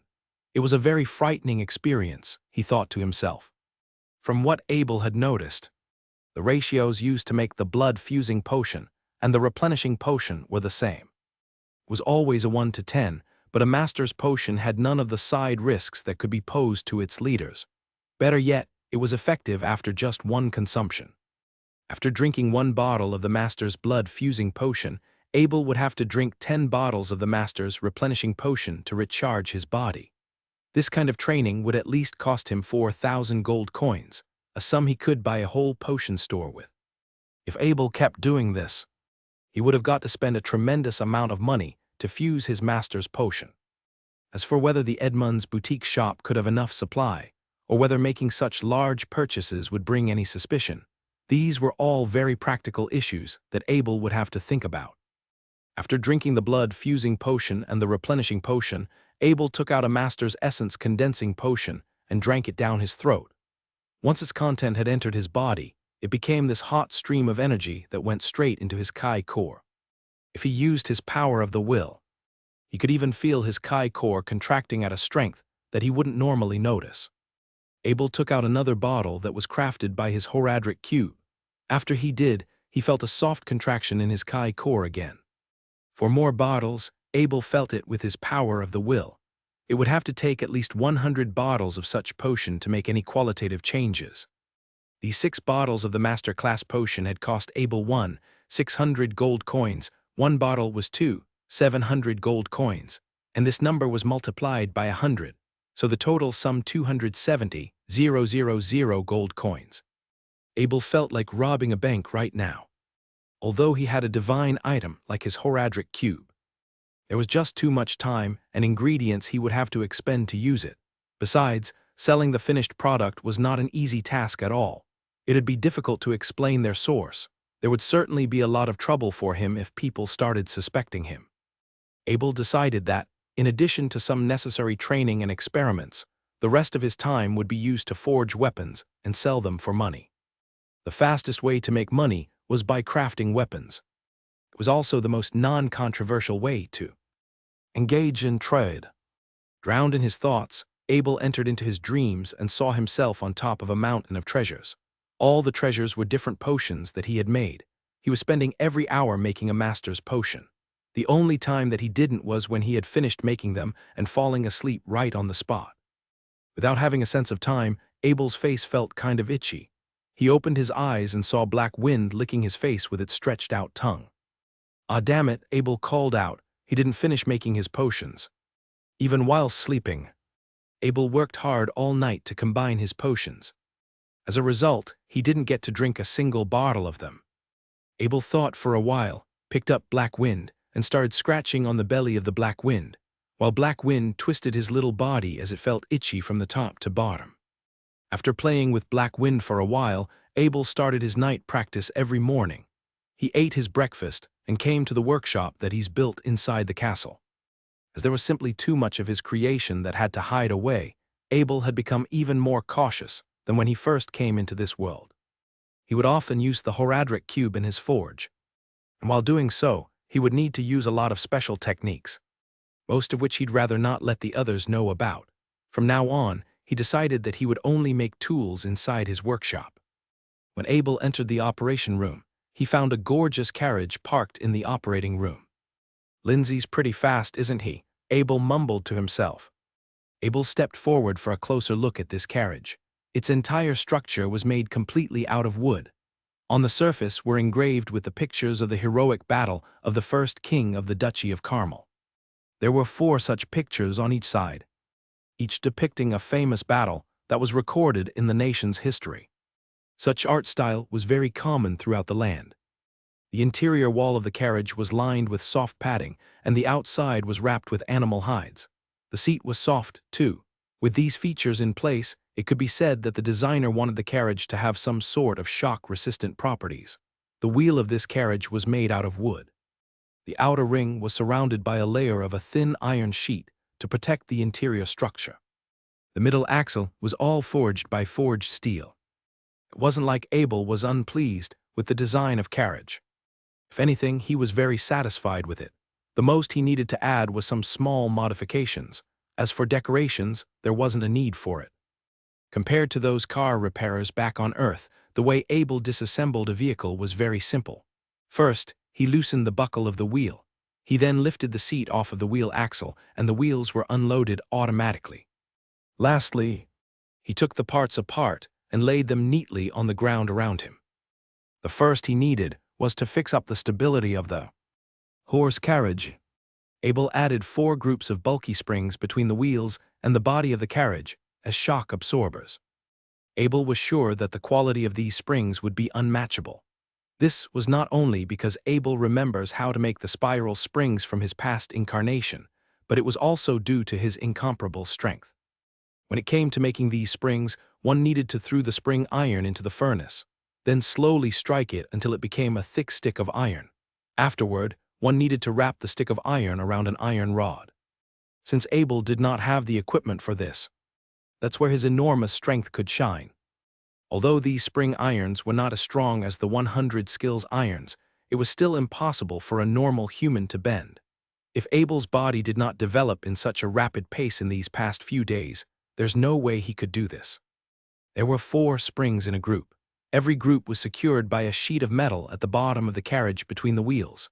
It took Abel a large amount of time and effort to secure this total of 16 springs. The shock absorbers had been completed. Then it was the most crucial step. Before this, Abel had already forged 20 thick rectangle sheets of 100 skills iron. Only Abel would have used 100 skills iron to form an ordinary sheet. Normally, these type of iron was only used in the weapons of the highest value, such as a big sword. In fact, they were treated as treasures by all blacksmiths. Abel drew out a rough area on the sheet and proceeded to throw it in the furnace. After it was burning red, he took it out with a tong. Then he put a hole for the gem on the sheet with a hammer drill. After Abel drilled a hole in all 20 of the sheets, he threw them all into the water for cooling. After he whipped them dry, it was rune drawing time. He had prepared to draw some ice magic runes, which he was way too familiar with. However, this time he would be using the intermediate ice magic rune ink he had combined. The rune path created by these intermediate rune ink was often very fragile, so it was better to still be very careful. On top of that, Abel would be using this on his own carriage, so safety was definitely a priority. However, these rune inks were combined anyway, so it didn't actually cost that much. Since Abel's power of the will had increased, drawing runes were like a walk in the park. He had drawn 5 runes in a row until he felt his power of the will depleting. He rested for 30 minutes before drawing another 5 runes. Just like that, 10 ice magic runes were complete. Abel then took out the intermediate fire magic rune ink and turned the other 10 iron sheets into fire magic iron sheets. In the whole of each of the sheets, Abel separately placed 10 blue gems and 10 red gems. All of these gems were combined by Abel, so the cost was low as well. Afterward, Abel used some normal iron to forge 2 large boxes. He then put some small holes on it with a hammer drill and placed each of them on each side of the carriage. Then, Abel secured some fan arms on to each of the holes inside the cupboard. There were conveyor belts connecting the fan arm to the wheels, allowing it to spin. That's where the 20 sheets of iron could show its power. He secured the 10 ice magic iron sheets on each of the 10 fan arms on one of the large boxes. Outside the cupboard, Abel added a handle. There were 10 different modes to the handle. If one pulled on the handle on the lowest mode, it would only ignite to 1 ice magic iron sheet. thus only unleashing a small amount of ice magic power. As the gears went higher, the more magic sheet it would ignite, thus the ice magic power would increase as well. When the carriage was moving, the conveyor belt would spin these sheets inside the large box according to the motion of the wheels. When the ice magic power was ignited, cool air would blow out from those small holes of the box. This was a special ice magic air conditioner designed by Abel. It used the same technology as those ice magic big sword of his, since a big sword normally would be sold for 20,000 gold coins in an auction. If each sheet of iron worth the same amount of a big sword, this air conditioner could worth more than 200,000 gold coins. Of course, if you want to calculate the price of this thing, who could forget about the intermediate rune ink? Since the material for these ink was extremely rare, they were almost priceless. Therefore, it was very hard to calculate the actual price. With the same method, Abel installed the 10 fire magic sheets into the other large box, thus creating a fire magic heater. This entire air conditioning system could cost well over 400,000 gold coins. Abel wondered if he should mass produce it. A mere air conditioning system like this could pay for the training fees for his entire life. Normally, when a horse carriage was made, the gap between the wheels and the body of the carriage was only filled with some lubricants. This method seemed very outdated to Abel. Since he had now installed the springs onto each of the wheels, they could continue moving despite the bumpy roads. It would also go faster since it required much less effort for the bull or horse to pull. Abel also did some upgrades to the wheels of the carriage. He wrapped layers of orc skin on each of its rims. The outermost layer was equipped with the highest quality orc skin. These orc skins were found in the secret collection of the Knight of Martial. Due to their small surface area, they could not be turned into armors. Therefore, they were just gathering dust in the storage. Only until now, Abel had taken it out to use it as tires for the carriage. Just like that, the super luxurious horse carriage has completed its upgrade. Abel called in some carpenter from the castle. He told them to secure the 2 large boxes of the air conditioner with wood and turn it into 2 tables. Now, both the front and back of the carriage was equipped with 2 sofas, 2 tables on each side, and under which was an air conditioning system. Abel had sacrificed 3 days of effort to make this horse carriage, or bull carriage, since it would be pulled by inferno bulls. He was sure that the Lord of Martial would be very satisfied to receive this as a birthday gift. Abel then took out the 2 different rune signs he got from the worgen. Although he had never seen these runes before, according to the Knight of Saroya, who was the leader of the Knight Brigade that battled the orcs, a worgen had also taken out a sign like this when it was being attacked. It hugely reduced the impact of the 33 knights' combined combat Kai strike. As far as Abel could remember, there weren't many runes in Diablo 2 that could reduce impact. If Abel's train of thoughts was correct, these 2 rune signs could very well be the 12 Sol Thor runes. 12 Sol Thor. Plus 9 the lowest impact. Offset physical impact 7. Abel didn't know what offset physical impact 7 meant in reality. However, he was reminded of the wound that was on a white cloud. Although it was long, it wasn't too deep. Abel speculated the rune sign must have drastically reduced the power of the 33 knights' combined combat Kai. Therefore, offset physical impact 7 should be around the force of around 30 official knights. Although Abel was unsure how much power a commander would have, this rune should be more than capable of defending against an elite or below knight. Abel had an idea he should make a shield out of this rune, since it was still too challenging for him to make great defending weapons such as the Ancient Vow with rune language. These single rune weapons should be doable. Although Abel was not used to making shields, he didn't think it would be a problem because of his incredible strength and his increasing power of the will. Abel decided to make a knight's shield, also known as the kite shield. These shields were flat on the top and sharp at the bottom. They were very commonly used by knights. Its surface was often color-painted with the knight's family's coat of arms. It was practical and functional. Abel picked out the best iron from the iron ore. He decided to start from scratch. It was the first time he would make a rough iron model since his strength has developed drastically. This time he struck the iron with a 100-pound hammer. He couldn't help it.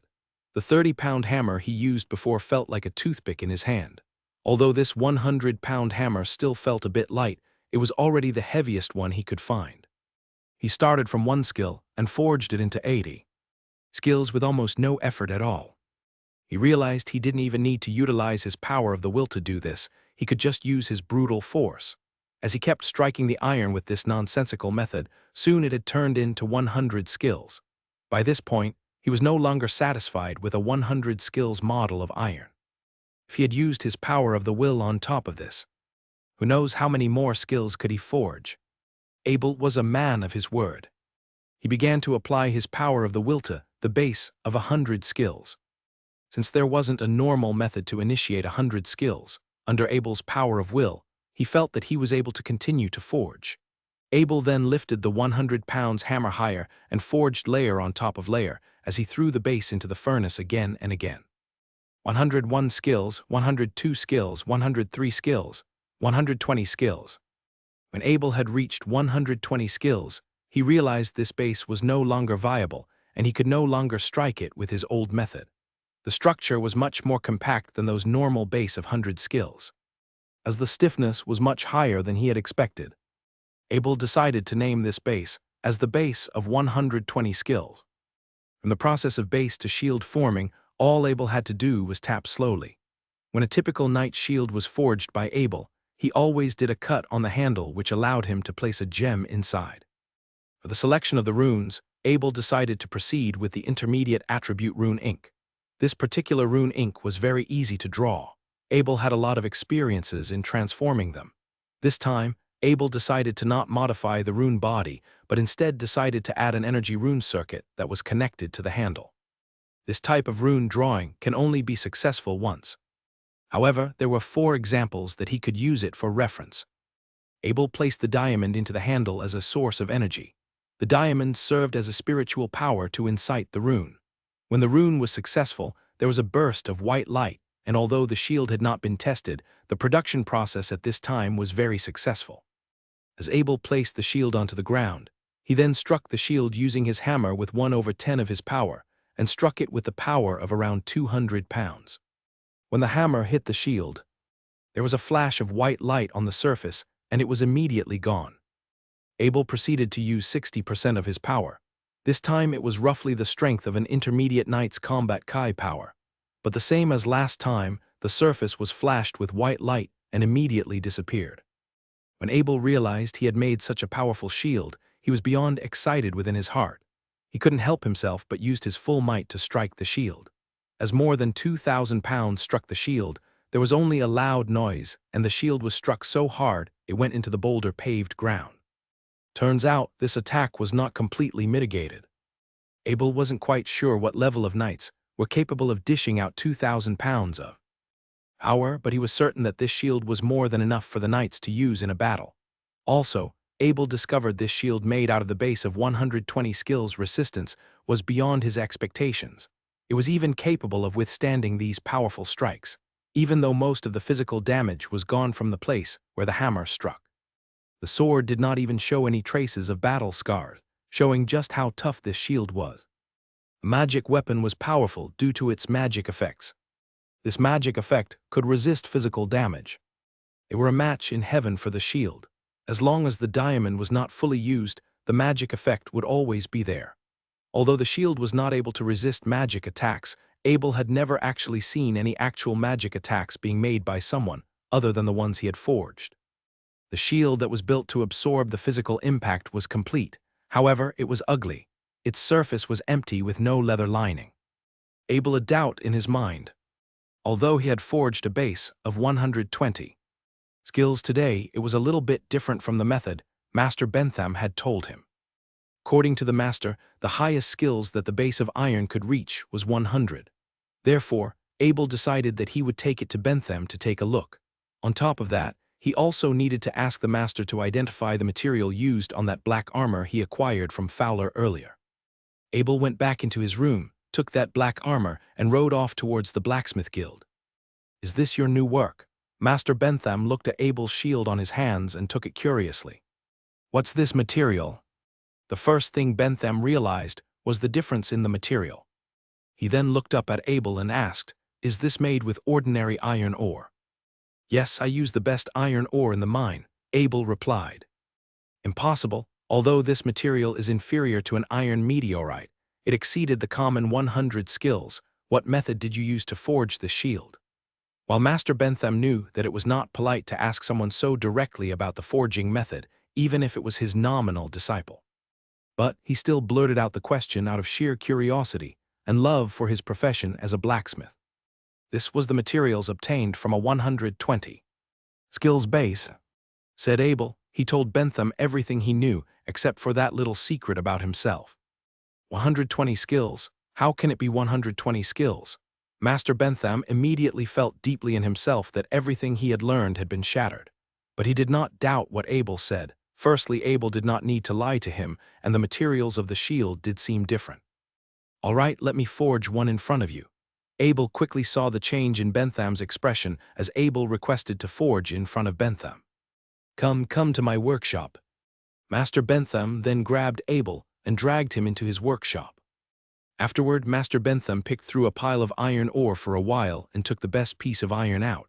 He then placed it on the operating table and said to Abel, "This is the best iron ore I have. Check if it's good enough.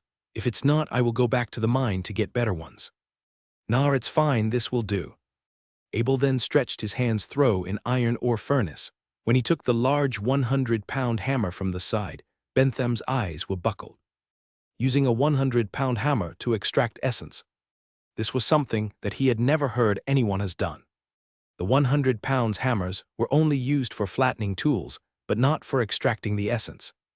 Normally, it would take more than a few thousand strikes until it became a 100 skills. How could anyone persist for so long with such a heavy hammer? But when Master Bentham saw Abel pulling the iron ore out of the stove for forging, he realized that Abel was using the 100-pound hammer with more ease than himself, using his 30-pound hammer. By listening to the hammering sound between the hammer and the base iron, he could tell that Abel was using a tremendous amount of force. Master Bentham always knew that Abel had enormous strength, but from his memory, it was never this powerful. Abel's strength must have increased tremendously these past few days. From 1 skill to 80 skills, Bentham nodded as he looked at Abel's forging method, as he was using his method that he taught. When he saw Abel striking the base until 81 skills, he knew that Abel's abilities had already exceeded his. Abel no longer needed to use his power of the will, which was not how his old method had suggested. Abel only increased his strength and continued to strike. By this point, Master Bentham felt like he was no longer watching a man forging the base of the iron. Instead, he was watching a stone monster hammering the ground, and with each strike, the master felt the ground trembling below him. Normally, the base should not longer be refined with so much force at this point, yet it continued being struck violently, over and over again. When it had reached 100 skills, Abel began to use his power of the will. This was because he was not experienced enough. If he had enough experience, he would have been able to continue without his power of the will. With Abel's last hammer strike, the base iron on the table had been refined 120 times. When Bentham saw the outcome, he looked at it silently, completely speechless. "How strong are you?" Master Bentham finally remembered this important question. The reason he had asked Abel this question was because if this technique is to be used by others, they had to first acquire a tremendous amount of power. But what kind of power can be achieved to make such a base, with 120 skills? "About 2,000 pounds. Abel whispered. When Master Bentham heard what Abel said, he was shocked and frightened. 2,000 pounds, Master Bentham said to himself, monster. How much power is there if you don't use your combat kai? It suddenly occurred to Master Bentham that Abel was a knight and that his strength was increased by fighting. 2,000 pounds was when I don't have to use my combat kai, Abel explained. But he didn't dare say the figure that was included with the combat kai, as he was really afraid to frighten Master Bentham. Master Bentham sighed and shook his head in frustration. Not to mention blacksmiths. There were not even many knights who could obtain such power. It seemed like Abel was the only one in this world who could forge a base of 120 skills. Master Bentham turned the shield around. To his surprise, there was a gem installed. He could not help but ask, "Is this a magic defense guard?" "Yes, it's my new invention. It can absorb the impact of attacks," Abel explained. "Your abilities are miles ahead of me at this point," Master Bentham exclaimed. The master did not know how the impact could this shield absorb. If he knew, he couldn't be so relaxed like this. I found some armor. Can you help me take a look at it? I am not sure what material is it made out of, said Abel as he placed the black armor onto the hands of Master Bentham. It was only at this moment Master Bentham realized. Abel was carrying another thing with him. When the master received the armor, he almost dropped it. The weight of the thing was drastically lighter than its appearance. Holy Wolf's treasure, how did you get this? Master Bentham asked shockingly. It's my spoil of war. A few days ago I killed a virgin and took it from him. Is this thing called the Holy Wolf's treasure? Abel was unsure why Master Bentham was so shocked, so he honestly replied. This is a holy object of the virgin. If they knew that you had this armor, they would do anything to get it back. Master Bentham then proceeded to say, remember how I told you about the legendary equipment? This armor is legendary. Master Bentham continued to explain, according to the virgin totem, a holy wolf had slaughtered the young of a black dragon. Although the dragons tried to hunt the holy wolf down, the holy wolf escaped eventually, while being badly injured. He brought the core of the young dragon back to the virgins, and their blacksmith had turned it into armor. So the virgin you had killed must be a high-status royal virgin. Abel was reminded of the virgin long spear technique. He was certain what Master Bentham had said was correct. The best thing you can do right now is to lock this armor up somewhere safe. Never let anyone know you have it, Master Bentham suggested. When Abel realized the danger of this armor, he decided to follow what Master Bentham had suggested. The virgins were one of the greatest nations of the Orc Empire. The idea of getting hunted down by them was not a pleasant one. Just thinking about it sent a shiver down Abel's spine. At first, Abel was thinking of wearing this armor if he decided to transform into a virgin. He could gain some protection. Luckily, he had asked Master Bentham before doing so. If he was going to wear this armor around the Orc Empire, it would be suicide. As he carried the Holy Wolf's treasure back to the castle, Abel didn't just hold it in his hand as he did before. He put it in a box and directly locked it up in his personal operation room as soon as he got back. He was the only person who had the key to this operation room, so it should be safe. As time passed, the atmosphere of Harry Castle was filled with more and more excitement. Since the Lord of Marshall's birthday was coming up, and both he and his adopted son had just been promoted to Lord, the Lord of Marshall decided to throw a huge banquet to celebrate all three of these good fortunes. He invited all the nobles of Harvest City, neighboring lords, and of course, the Knight of Bennett and his family. Other than going to the forest to comfort his lonely white cloud in his free time, Abel spent all his days in the blacksmith guide trying to forge weapons. He had prepared a lot of things to be auctioned at Edmund's boutique shop. Of course, they were not all magic weapons. If there were too many magic weapons in the market, it would definitely impact its value. Edmund's boutique shop was a boutique shop within the Duchy of Carmel.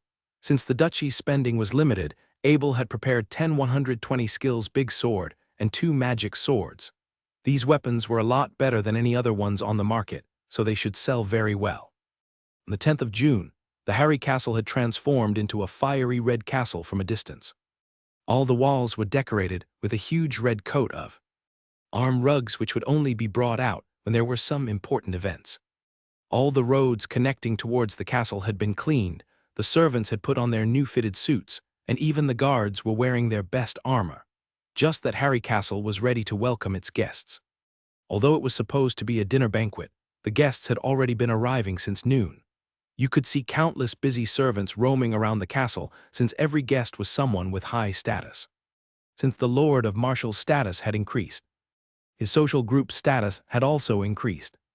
Although it was only a lord position, this position was very hard to achieve in Duchy of Carmel. Therefore, all the lords were very well respected. Especially, since the Lord of Marshall was a lord with a fiefdom, he became one of the top members of the Harvest City's royal circle. Abel had already put on his luxurious suit before the banquet even started. Since he had never been to a king's wedding, he did not have a coat of arms in his chest pocket. Other than that, his suit was designed according to the status of a lord. This was because before this banquet, the Lord of Marshall had specifically invited the best tailor in Harvest City, Lady Candace, to make this suit for Abel. Abel was irritated by how complicated it was to put on this suit. In hot weather like this, Clothes with so many layers like this suit had made him feel like he was being locked up in a box. However, according to the words of the Lord of Marshall, being a noble was not about how much money you had, but how much money you looked like you had. To Abel, this meant that you want to show off, you suffer, but of course, he would not say it out loud. You could see how much the Lord of Marshall cared about this banquet from all angles. The wine was all imported, which he had to order from the Havis cities many days prior. It was the Duchy of Thunder's 10-year edition wine. The silverware on the tables were all brand new, and even the chefs were specifically invited to Harvest City to cater to this banquet. Generally speaking, the Harry Castle did not have the rich historical significance of those 100 to 1,000-year-old castles. Although the Lord of Marshall was born in a large family, since he had gained his fiefdom and castle, by law he was no longer related to the Harry family in Bakung City. Also, due to the long distance between their two cities, their relationship was not that close. Under these circumstances, the Knight of Marshall was very strict on the standard of this banquet. He was a man with dignity, and everything has to be perfect. "Uncle Marshall, do you want me to send some servants here from Abel Castle?" asked Abel in a hurry. He realized that every guest in this banquet was someone with high status, so they demanded their own personal servants, which caused a shortage of servants in Harry Castle. "That would be great, Abel," the Lord of Marshall replied promptly. He also realized the current situation.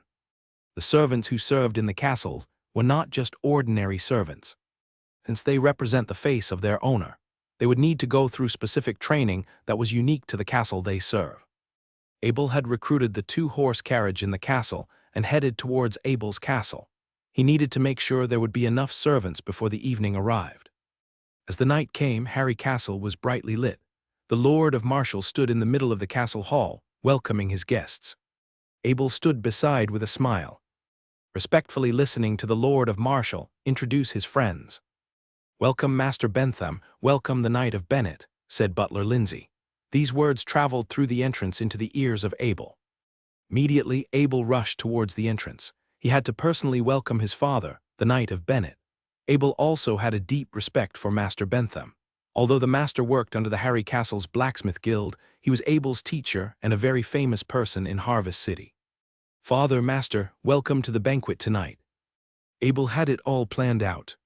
He ordered the luxurious horse carriage, which was supposed to be the Lord of Marshall's birthday present, to first pick up the Knight of Bennett's family, then Master Bentham.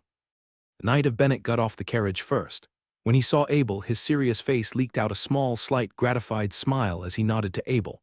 Then came his Nora. They had not seen each other for a very long time. When she finally saw Abel, her eyes began to sparkle. However, due to the seriousness of this event, she tried her best to hold her tears back. Next was his big brother Zach. When Zach saw Abel, he immediately jumped off the carriage and hugged him tightly. The Knight of Bennett gave a small cough, reminding Zach this was a serious event and that he should behave himself. Abel couldn't help but giggle. His big brother was still afraid of his father. He then proceeded to say with a smile, "My dear brother, when you become an official knight, I will make you a full body armor as a present." Zach's eyes began to sparkle. He let out a big laugh and said, "That day won't be too long, you better start preparing now." Master Bentham was the last person to get off the carriage.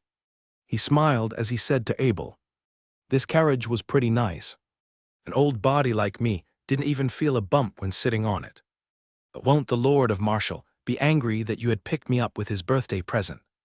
If the Lord of Marshall found out that I have a carriage and don't pick you up with it, he would be furious," Abel replied, as he reached out his hand to help Master Bentham off the carriage. Abel did not explain each of the features of this luxurious bull carriage in detail to Master Bentham. He did not want to spoil the surprise for the Lord of Marshall. Master Bentham also didn't know the value of this thing. Master Bentham only knew that Abel had added a shock absorber to the carriage, which he knew Abel could do so. After Abel had accompanied his father's family and Master Bentham into the hall, he decided to go back to the Lord of Marshall. Suddenly, he heard the voice of Butler Lindsay from the entrance again. The mighty Master Thorin Oakenshield had arrived. Although the Lord of Marshall had never met this master, he knew that Master Thorin was the judge of Abel's blacksmith master's examination. Therefore he had sent him an invitation as well as a gesture of good manners. At first, The Lord of Marshall was not expecting Master Thorin to show up in these banquets since he was a dwarf. Yet, he was here. This was probably because he wanted to show respect to Abel. "Welcome, Master Thorin," said Abel sincerely as he bowed to Master Thorin. "Hello, Master Abel. Although the human's lord status doesn't mean much to you, I and the Blacksmith Union still want to wish you well," said Master Thorin. His intention of coming to this banquet had become clear. He wanted to show everyone that the Blacksmith Union was on Abel's side. "Master Thorin, would you be able to stay at the castle for a while after the banquet? There are some things I want to ask you." Although Master Bentham had studied forgery under the dwarfs, he was never a blacksmith for the dwarfs. Abel had always wondered about this, so he wanted to ask Master Thorin. At first, Abel thought about visiting Master Thorin after everything was settled. But since Master Thorin was here, why not ask him today? "Of course, Master Abel, you must have some interesting ideas to discuss. I will stay," Master Thorin thought. Master Abel only asked him to stay because he had come up with some new inventions. Master Thorin was very happy to share his forging experience. Lord of Harvest, the Honorable Viscount Dickens had arrived. Fourth Prince of Duchy of Carmel, the Honorable Majesty Prince Wyatt George had arrived. Every guest was shocked by these words. Even the Lord of the city and one of the 4 princes of Duchy of Carmel were attending this banquet. The ruler of the city would rarely attend other people's banquet, let alone going to another person's castle to attend a banquet. Not only that, but someone with such an honorable status, such as the 4th Prince of Duchy of Carmel, had also decided to attend the banquet of an ordinary lord. How was that possible? As the host of the banquet, the Lord of Marshall and Abel quickly rushed towards the entrance. There were 2 horse carriages in front of the castle gate, which was followed by 8 knights. The owner of the carriage had already gotten off the carriage and heading straight towards the castle. "The Honorable City Ruler, the Honorable Majesty Prince Wyatt's. Welcome to Harry Castle," said the Lord of Marshall as he bowed to the 2. "I heard it's your birthday, so I brought something for you as a gift," said Viscount Dickens with a warm expression as he took out a small box. The Lord of Marshall received the box. He said as he opened it, "I know you are very busy, so I didn't invite you. It was my mistake." Inside the box was a medal of honor. On its surface was etched with the drawing of the goddess of Harvest City. It was personally made by the priest of the goddess of Harvest City Shrine. It had been blessed to bring good fortune. The Medal of Honor was very complicated to make. Only one could be produced each year. Yet, countless lords in the city wanted one. It was said that the goddess of Harvest City would help protect the fiefdom of the owners of this medal. Although it was not hard for Viscount Dickens to obtain this medal, for him to give it away as a gift, it showed that he respected the Lord of Marshall a lot. "Thank you so much, this present was a treasure," said the Lord of Marshall with a face full of happiness as he put the medal back into the box. As Prince Wyatt saw that Viscount Dickens handing out present to the Lord of Marshall, he expressed a bit of dissatisfaction. Although he had come to this banquet with Viscount Dickens, he was still a royal, and the royals in Duchy of Carmel always had tensions with the nobles. Although Prince Wyatt had a high status, his father King Store George was not in good condition. If the king passed away, as the 4th prince, he would be kicked out of the royal family and became a noble. Since he did not have a fiefdom, he could no longer use the last name George. Moreover, if his offspring could not obtain enough outstanding military service, they would have become ordinary citizens. Therefore, other than the oldest prince, every other prince was trying their best to obtain an outstanding military service during their time as a prince. This was because no matter where they go, an elite guard would be by their side, which made getting an outstanding military service much easier. A few days ago, when Abel was auctioning his magic weapons at Edmund's boutique shop in Bakong City, Prince Wyatt was also traveling around the southern area. When the prince heard the news, he immediately came to join the auction. There were not many magic weapons in the human world. Therefore, Prince Wyatt wanted to buy some. No matter for personal use or bribing people, it would help him tremendously. There was only one reason why Prince Wyatt had traveled to Harvest City. He wanted to see Master Abel and directly buy some weapons off him. Luckily, he ran into Viscount Dickens on the way, so he decided to attend this banquet with him together. Since Prince Wyatt came in a rush, he did not prepare any gifts. Everything that he brought along with him was either too expensive or too cheap. There was nothing suitable as a gift. On top of that, this act by Viscount Dickens was trying to impact the prestige of the royals. Prince Wyatt was also not fond of the last name of Harry. In Duchy of Carmel, everyone knew that since the Harry family was one of the largest families in Bakong City, they opposed the royals. Prince Wyatt had just discovered that Master Abel was living in a Harry castle in Harvest City, and this Harry castle was exactly the offspring of the Harry in Bakong City. The night of Marshall, I came in a rush, so I didn't prepare any gifts. I hope you can forgive me, said Prince Wyatt with a smile followed by a bow. Abel watched from the side. He noticed the arrogance within the smile of Prince Wyatt. Moreover, he called the Lord of Marshall as the Knight of Marshall. Although his position had not been officially declared by the royals, according to the noble tradition, the name should still be changed with the title of a lord. Your Majesty, your presence is the biggest gift to Harry Castle. The Lord of Marshall also disliked Prince Wyatt, but he still spoke with a face full of smiles. The two prestige guests had arrived at the hall. Suddenly, the atmosphere began to light up. The highest status nobles began to approach and chat with Viscount Dickens and Prince Wyatt. While the nobles who were not prestige enough to chat with the two royals, they were also very excited for the fact that it had a banquet alongside the ruler of the city and Prince Wyatt. This was something to brag about. Master Abel, I came here today was all because I want to buy a magic weapon, said Prince Wyatt as he approached Abel holding his wine glass. At the time, Abel was talking to Master Thorin about forging experiences, and the prince had interrupted their conversation. All my magic weapons were sold through Edmund's boutique shop. If you want to buy one, feel free to join one of our auctions, said Abel with a slight sense of irritation as he thought about ignoring Prince Wyatt. He wasn't trying to gain anything out of the prince, and since the prince had disrespected the Lord of Marshall earlier, Abel was utterly in a bad mood. The dwarf's Master Thorin curled his eyebrows. The request of the prince was unreasonable. Although blacksmiths would sell their weapons privately, they were often only reserved for their close friends. Blacksmiths needed to make a living too.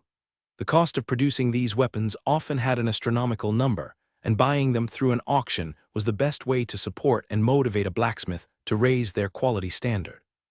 I will give you 10,000 gold coins for one of your magic weapons. Prince Wyatt didn't seem to catch the rejection Abel had made, since he proceeded to speak with a sense of arrogance.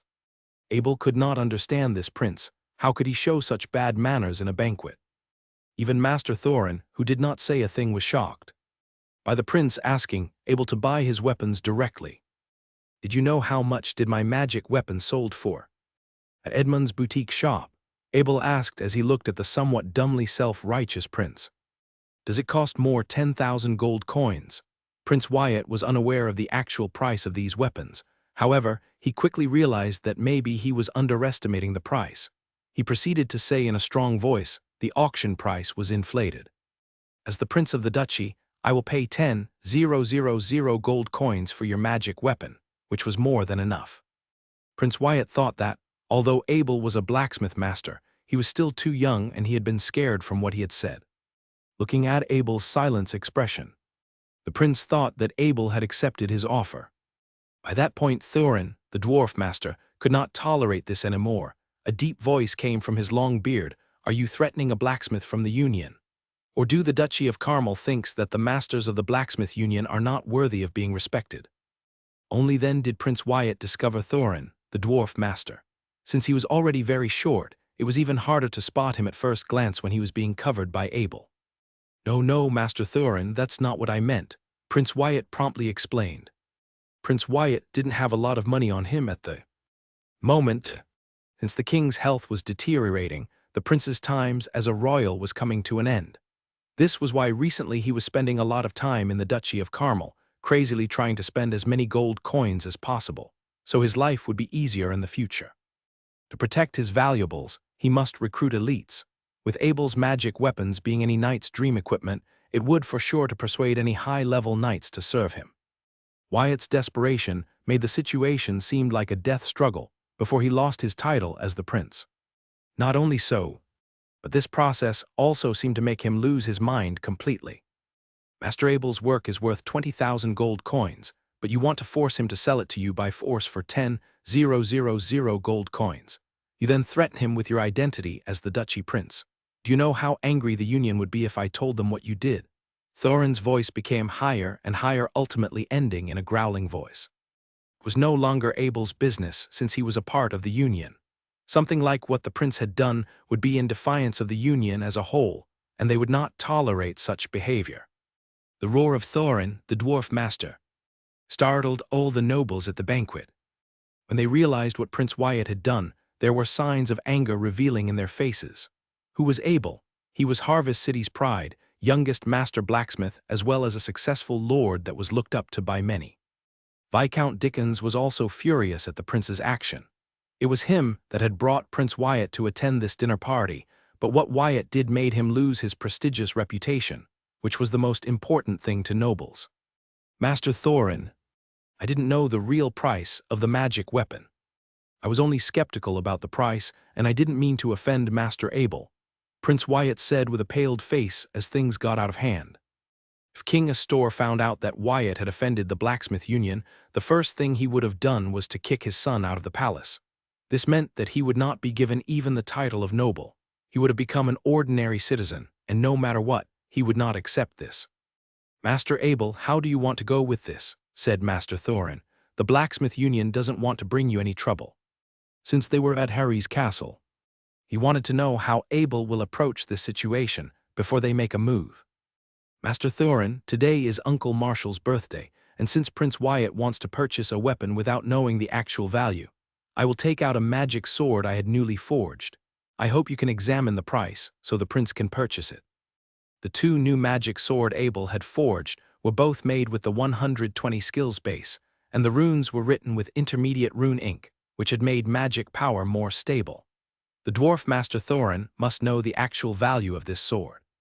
Since Abel didn't want to deepen their tensions, he decided to just sell off one of these big swords to the prince. As you wish, Master Abel. Thorin, the dwarf master, thought that Abel did not want to cause any more trouble for the Union, so he tried to resolve the conflict. He could not help but admire this young blacksmith. Abel then waved at his steward Lindsay to collect a magic sword from his operations room. After a while, Lindsay came out with a Knight-Mage sword. Master Thorin, this is my latest work. Please examine it and let me know your thoughts. Abel gestured to Lindsay to give the magic sword to Thorin, the dwarf master. The nobles on the side were all very curious to see this. Magic sword, a magic sword that worth 20,000 gold coins. It was even higher than the price of a castle, which made all the nobles watching the whole event extremely excited. Thorin, the dwarf master, took the magic sword and inspected closely at its body and flicked his finger on it. With the flick of his finger, a blue light flashed, and his fingers were immediately covered with frost. Thorin moved his fingers and quickly shook the frost off his fingers. He then turned and looked at Abel curiously. Your achievements was astounding. It was even more shocking considering your age. This sword was even better than the ones forged by the masters of my people, although it was made with a normal iron. Its quality had hugely surpassed 100 skills. The nobles all around listened quietly to Thorin's explanation of the weapon. This was an extremely rare opportunity to hear a dwarf master evaluating a weapon. Thorin, the dwarf master, bowed slightly towards Abel and said, Master Abel, I am glad you found a new method to produce stronger steel. I will forward a request to the Union to record this achievement in the Blacksmith Union Hall of Honor. The Hall of Honor was the blacksmith's holy temple in the Holy Continent, where records of all blacksmiths' achievements in improving their forging techniques have been passed down by countless people and recited by bards on the continent. I was already thinking of talking to you about this after dinner. Abel smiled back. Thorin, the dwarf master, with a look of delight in his face, saluted. It was my pleasure to discuss with you. As Thorin picked up the magic sword again and said to the steward, Please bring me a piece of log. Shortly after, Lindsay sent for his servant to bring a 1-meter-long log to lay before Thorin, the dwarf master. Thorin, the dwarf master, took the magic sword and slashed directly onto the log with mild strength. The sword immediately sank a depth of 1 cm, and there was frost surrounding the log. Your use of the rune ink was rather unique, as the effects lasted much longer than any ordinary ink. In comparison to my kind of magic swords, yours was much more powerful with formidable power. May I know your ink recipe? Abel had some difficulty in answering this question, as he had combined the inks through the Horadric cube. It did not have any formula or recipe. "I'm sorry to make things difficult for you, Master Abel. I've gotten too curious." Thorin, the dwarf master, touched his beard in embarrassment. Usually, it was an unreasonable request for another master for their recipe, but he couldn't help himself after he saw how powerful magic swords' effects were. Master Thorin instantly regretted these actions. Prince Wyatt's face was becoming gloomy, and the words of Thorin made him felt as if he was targeting him. Thorin continued to praise the magic weapon to raise the value of the weapon, which ultimately would cost him more gold coins. Viscount Dickens then interrupted the conversation with a smile and asked, "How much is this great magical sword worth, Master Thorin?" Thorin suddenly remembered that he had yet to assess the value of this magic sword. He quickly made some mental calculations and said, Thorin Oakenshield values this sword at 50,000 gold coins." When Thorin, the dwarf master, finished his evaluation, all of the royals at the castle all looked at the magic sword with a look of envy, jealousy, and longing in their eyes. Viscount Dickens picked up the magic sword with great curiosity. He then waved the sword for a few times and turned around to ask Abel, "Master Abel, how many of these swords have you made this time?" "May I have one?" "Viscount Dickens, if you want it. I can give you the one I have." Before Abel could finish his sentence, Prince Wyatt's face immediately began blushing. Prince Wyatt did not have that many gold coins on him that evening. Though his identity was still a royal, he wasn't at the point where he could enjoy the magic gold card. If he had the inheritance of Duchy of Carmel, then he would have been eligible for it. As of right now, his identity as a prince, as well as the instability of his position, meant that he could become an ordinary noble anytime. "I won't take away your personal one, Abel. If you don't have any magic sword right now, I can wait until your next forge." Viscount Dickens hated to be called Viscount. Everyone in Harvest City knew about this. Since Prince Wyatt's affected his name, it had made him very unhappy. However, he could sense that the prince might not have enough money. It didn't matter if he bought an extra weapon, as long as he could embarrass the prince right now. Viscount Dickens then took out his magic gold card from his pocket and said, "I can pay in advance, Master Abel. 2 of the same magic weapons have already been forged at this time, and since the ruler of the city needs it, you can have the other one." Abel turned to Lindsay and asked him to bring out the other magical weapon. Abel's workshop was not open to anyone. Only Lindsay and the Lord of Marshall were able to enter and leave the operations room. Now that Lindsay realized the values of the weapons, he decided to add a lookout post in the doors of the operations room. Lindsay moved swiftly. Within minutes, a large magic sword was soon in the hands of Viscount Dickens. Viscount Dickens waved the magic sword in his hand twice and happily held the magic gold card in front of Abel. Abel then also took out his magic gold card as he paired it with Dickens' card. Abel's balance then jumped immediately from 1,750 to 51,750. Abel was very short of gold until now. He had never held so much gold in his hand, but he was still too slow in earning these gold coins, considering the 270,000 gold coins were the amount he needed to pay for the potions required for his training. At that moment, everyone was staring at Prince Wyatt. The price of the magic weapon had been set by Master Thorin, and one had already been purchased by Viscount Dickens. Now it was up to the prince, who had no reactions, to make his next move. "Master Abel, may I discuss with you privately?" Prince Wyatt said to Abel in a dried-up tone. "Your Majesty, Prince Wyatt, this way please," Abel said as he pointed towards the guest room. When Abel and Wyatt came back, there was a small smile on both their faces. Abel had a genuine smile, while the prince had a slightly bitter smile with his eyes sparkled darkly. Abel immediately raised his awareness as he came back from his discussion. By this time, Abel, who had superior mental strength, was aware of Prince Wyatt's malice. "This magic sword is yours now," as Abel handed the last of the magic sword to Prince Wyatt's hands. This dramatic scene within the banquet of the Harry Castle gave all of the nobles that were attending a tremendous surprise and shock. First, it was the fact that the ruler of Harvest City, as well as one of the 4 royal princes, was attending. Then they were shocked that one piece of Abel's forgery was able to reach up to 50,000 gold coins. When all the guests had left the castle with satisfaction, Thorin and Bentham were still talking with each other as they were staying over to exchange their forging knowledge. When the guests had all left, the Lord of Marshall immediately asked Abel impatiently, "What did the prince give you in exchange for the magic sword?" The prince exchanged a yard on the 1000th level of Triumph Avenue in Bakong City for the magic sword, Abel replied. The yard on Triumph Boulevard. Lord of Marshall's eyes lit up and he laughed. "It's the best place in the entire duchy," he said. "I just wanted to settle it and get it over with, that's why I agreed." Abel was not afraid that Prince Wyatt would trade his cheap yard with him, since that would risk angering the blacksmith union. "Where's my birthday present?"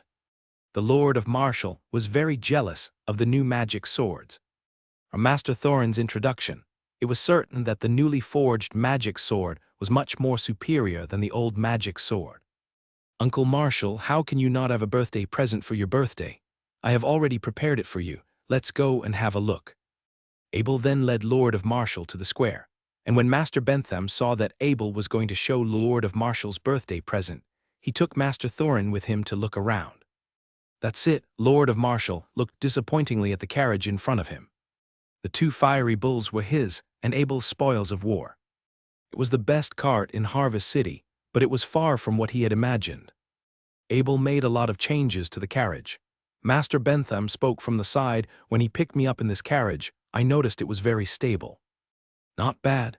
Lord of Marshall was a little relieved, and though his intermediate knight's body did not mind the stability of the cart, it was still better than a normal carriage, as Abel had taken a lot of effort to modify this carriage. Abel saw Lord of Marshall's face and knew that he was thinking of getting his magic weapon. Abel laughed and said, "Uncle Marshall, come inside the carriage and look." The 4 of them got into the carriage together. The spacious compartment was not crowded even with 4 people, and there was no problem at all if there were 2 more people. Lord of Marshall looked at the tables on either side and said, "That's a good idea. I can now put fruits on the 2 tables. How convenient." Abel gave Lord of Marshall a scornful look and said, "How could I possibly modify just a little, knowing your interests?" The Lord of Marshall looked indifferent. The greatest happiness in his life was meeting his wife. The greatest fulfillment was guarding the castle that he and his wife built together. And the greatest luck was to have Abel as his adopted son. His little hobby was to show off. With such a son to be fond of, how could he not show off? "This is the controller," Abel said, pointing to the switch near the table. "There are 10 switches. The table on the left regulates the cold air, and the table on the right regulates the heat." "Has it?" Lord of Marshall asked incredulously, touching the switch at the left table. Master Thorin and Master Bentham looked curiously at the 2 cupboards which could regulate the temperature of the carriage, and both were astonished at the apparition of a device that was said to have been used to control the temperature by magic. "The car needs to be moving before you can turn it on. Then you can press the controller to change the temperature," Abel explained. "Enough talking, let's go for a ride," the Lord of Marshall called impatiently to the driver sitting outside. As the 2 bulls took their steps and began to run, Lord of Marshall and Master Thorin both found that the carriage was much more stable than they had imagined. Since they had all finished the banquet, all 4 of them felt a bit hot. The Lord of Marshall pressed the start button and turned the air conditioner to the coldest mode. Although they could not see how the machine operated, the fan was tied to the wheels of the carriage with a conveyor belt. With the movement of the carriage, the magic metal sheets began to spin, unleashing the ice magic power from the box to the rest of the carriage. "This is incredible," Master Thorin was the first to exclaim. "How did you do that?" Master Bentham asked. "It's a great treat," Lord of Marshall sighed. "It was easy." Abel opened the door under the wooden table on his left to reveal the iron cabinet. Inside, when the cabinet was opened, all 3 of them were shocked. Is this a magic sword?" The Lord of Marshall was certain that it wasn't a magic sword, but it was just with the appearance. Other than that, there were barely any differences. "Your way of thinking's left me speechless," aid Master Thorin, looking somewhat dumbly at the 10 iron plates in the cupboard. "It's a waste for the Lord of Marshall to ride in," Master Bentham said with a voice that was filled with envy. "And the one on the right?" the Lord of Marshall asked. "Yes, it was made with some fire magic gems," Abel explained while he opened the cupboard on the right. When the chests were opened on either side, Master Thorin was dumbstruck by Abel's style, while Master Bentham talked softly to the Lord of Marshall about borrowing the cart. Master Thorin was shocked by Abel's writing. He kneeled down to closely examine the magic metal sheets within the two boxes. After a while, he stood up and shook his head in all Master Abel, your love for your stepfather was beyond my imagination. Every single one of these 20 magic metal sheets in here can be taken out and used as a magic weapon. Moreover, they hold the same value as the 2 magic weapons you sold today. After hearing Master Thorin's professional review, the Lord of Marshall's jaw can't help but drop to the ground. He then began to laugh loudly and asked Master Thorin, "Are you saying this horse carriage which Abel had given me cost more than 1,000,000 gold coins?" Master Bentham reached out his hand and patted the shoulder of the Lord of Marshall. He then spoke with a ridiculing tone, "Be careful, this thing is expensive. Someone might steal it." The Lord of Marshall arrogantly lifted his head, laughing loudly as he said, "No one would say this if they know the number of weapons I have equipped, so don't even think about taking me down if you are not a commander." Abel couldn't help but shake his head. His Uncle Marshall was in show-off mode again. Even in a banquet, the Lord of Marshall did not put down his 2 big swords. According to his own words, if a knight did have his weapons with him all the time, it would be suicide. Master Bentham and Master Thorin's eyes suddenly began to light up. The 2 big swords in the Lord's back was too flashy. All these times the 2 masters kept their manners and avoided asking the Lord about it, but since the topic has been brought up, the masters had become interested. The masters knew that Abel's best weapons were probably either reserved for his personal use or for his family. Therefore, the 2 big swords that the Lord of Marshall had always carried around with him must have been Abel's finest of the finest. "Let's have a look. What about these weapons that made you so crazy?" Due to their many years of friendship, Master Bentham could just ask the Lord of Marshall directly without caring so much about being polite. Looking at how interested these masters were to his weapons, the Lord of Marshall felt tremendously proud of himself. Although Master Bentham was not a real master, he was still one of the blacksmith elite of Harvest City. On the other hand, Master Thorin was a part of the Blacksmith Union. He was an acclaimed master of the entire Holy Continent. The Lord of Marshall disarmed the 2 big swords from his back and placed one of them on the table of the carriage. In regards to the other one, he was not willing to let go of his hand. He turned to Abel and said with dissatisfaction, "This ice magic sword isn't even as good as the sheets of metal in the carriage. How can I show it to people?" The masters looked at each other and smiled. Abel said with a choice, "Fine. I'll make a new one for you the next few days. Just put up with this one for now." The masters then looked at the magic sword on the table. They mutually told each other that they could have a look first. At last, it was Master Thorin who took out the sword out of the sheath. Master Thorin lightly flicked the blade of the sword with his finger. The strange thing was that this big sword doesn't seem to be too different from those ordinary ones. It doesn't seem to have any special effects, and since the gem in the handle was covered with decorations, Master Thorin felt a bit confused. He turned and asked Abel, "Is this a magic sword?" Of course, this sword would only unleash its power when attacking. Lightly flicking on the blade doesn't count as attacks, Abel honestly explained. "What magical attribute is this sword?" Master Thorin proceeded to ask. "None, it only has the ability to rumble off enemies," said Abel. "No way, that's impossible." Master Thorin was a bit lost for words. He then picked up the sword and said to the Lord of Marshall, "The Lord of Marshall, can you please step off the carriage with me and test out the ability of this sword?" "Of course, Master Thorin," said the Lord of Marshall as he opened the carriage door and jumped off. After everyone had got off the carriage, Master Thorin lifted the magic sword and struck towards the sword of the Lord of Marshall, who was already in defense position. When the swords came to contact, a white light flashed from the magic sword in Master Thorin's hand. Afterward, the Lord of Marshall could not help but get knocked back for 10 steps. Master Thorin still could not believe what he saw. He exchanged sword with the Lord of Marshall, but the result was the same. Master Thorin, who was now holding the magic sword, had been knocked back for 10 steps. "My God, this is a golden weapon. Master Abel, you could produce a golden weapon. Do you know what does this signify?" There were only 2 blacksmiths in the entire nation of dwarfs who could produce a weapon of this level. Master Thorin proceeded to spoke with excitement. You had become the greatest blacksmith of the Holy Continent, or in other words, a perfect master. Abel didn't seem to be too excited by these words from Master Thorin. This was because his goal was no longer to increase his rank as a blacksmith. All he wanted now was to become a wizard. Everything else was pale in comparison. Master Bentham was there to witness each step of Abel's transformation from an amateur to the master he was today. Now Abel's level had increased once again. He could not help but exclaim, "Abel, your growth has been tremendous. Now I can only look at you from afar, hoping you can make good use of your gift as a blacksmith."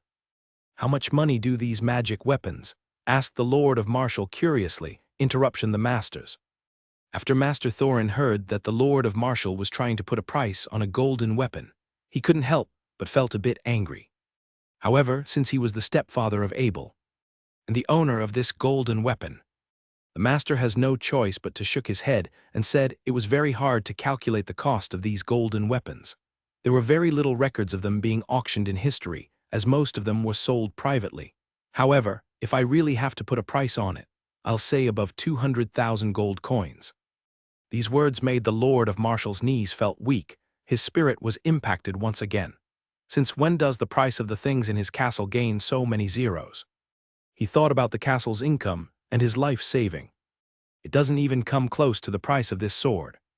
However, after he thought about it for a bit, he realized he was actually the owner of this sword, and Abel was his successor.